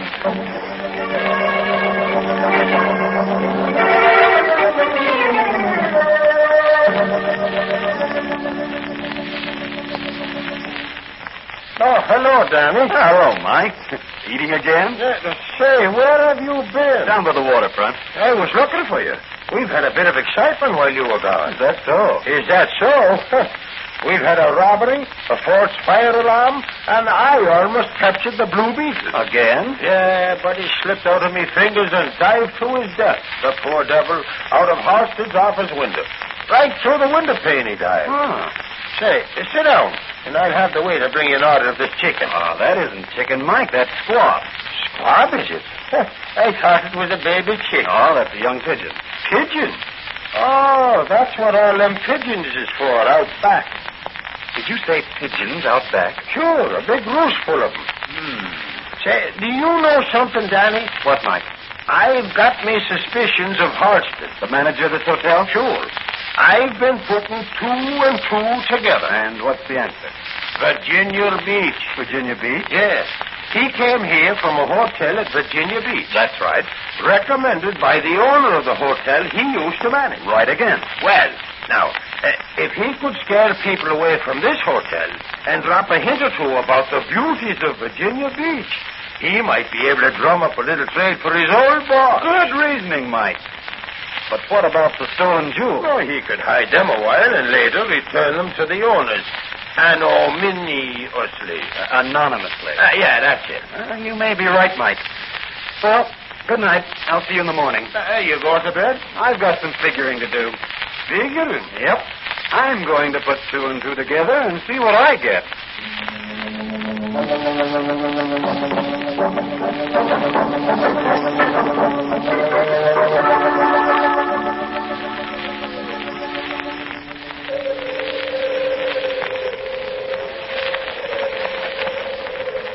My radio locator indicates the pearls are not far away. The closer I get to the dovecote, the stronger the signal I get. What's that? Someone coming out of the dovecote, and a dozen, 14, 15, 16, 20 pigeons whirling up into the sky. Now they're heading for the mainland. The radio locator signal is fading. I was right. Those pigeons are carrying the stolen jewels to a hideout on the mainland, and that figure stealing away is... Good evening, stranger. Beautiful moonlight night after the storm. Yes, it is. Say, can you row a boat? I reckon I can. Been pulling an oar nigh 60 years. Row me out to that seaplane in a hurry. I'll give you $5. Been to a masquerade party at the hotel? Masquerade? Yeah, I see you got on a blue suit and a mask. I kind of thought maybe... Don't think, man, act.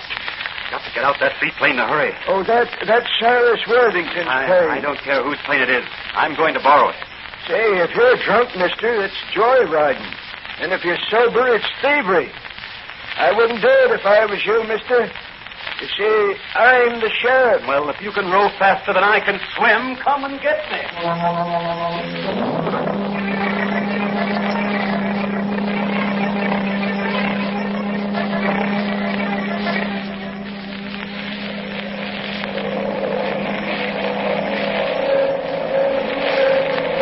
I must be taking the right direction. My radio locator is giving a stronger signal. Lucky I got a chance to handle the Thomas necklace yesterday when Halstead got it out of the safe for Mrs. Thomas. Those radioactive crystals I inserted inside the pearls leave a perfect trail. There are the pigeons silhouetted against the sky. They're spiraling down to those woods.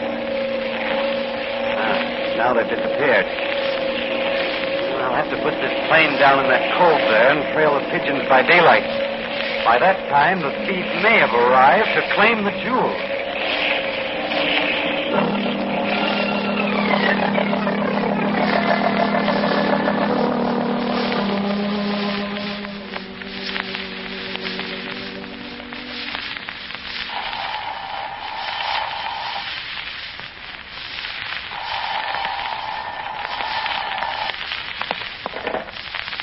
Hello?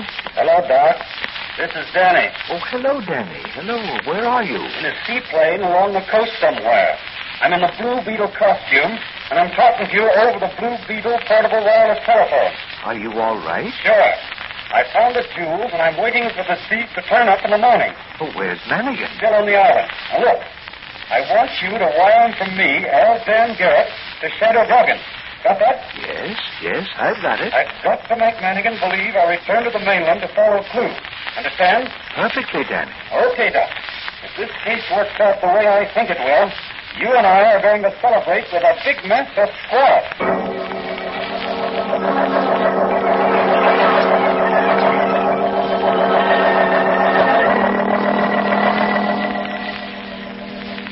Hey, where's your partner this morning, Madigan? Oh, he went ashore last night.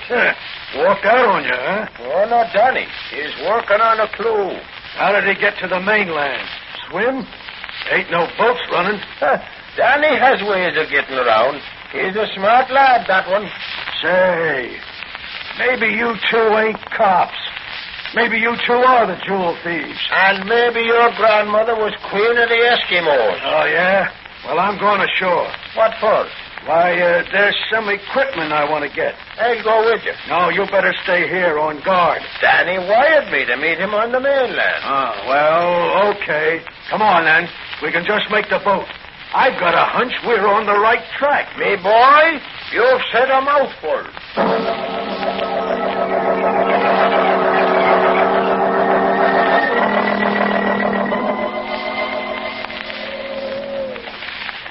The chief ought to be here soon. Yeah. He sure made a haul this time. Ought to bring $100 grand. No, not from a fence. No, we don't need a fence to sell them pearls and diamonds. They ain't mounted as strong a necklace. We can sell them individual. Quiet. Somebody's coming. Hey, Bugsy. Yeah, it's okay, boss. How many pigeons arrived? 22. Good. Did you take the little silk bags off their legs? Sure, boss, sure. They're all here. And the jewels, too. Well, I buried the settings back of the dovecote.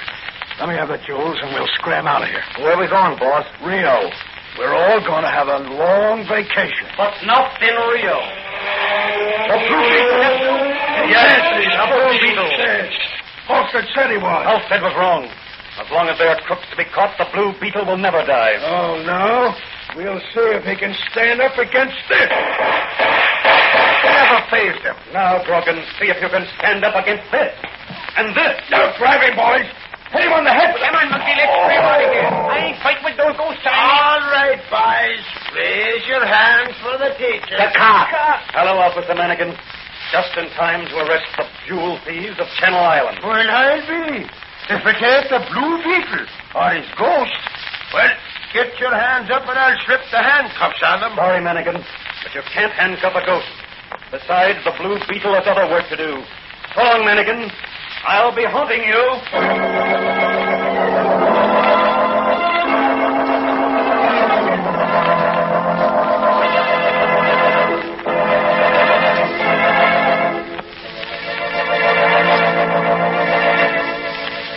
And so Dan Garrett, as the Blue Beetle, exposed a clever scheme and rounded up a gang of crooks, but let his partner Manigan get credit for the job. The moral of this story is, be ever on the alert. Think things through. And when success comes, let your friends share it with you. What new adventures await the Blue Beetle in his crusade against crime? What new problems will he have to solve? These questions will be answered in the next transcribed episode of The Blue Beetle.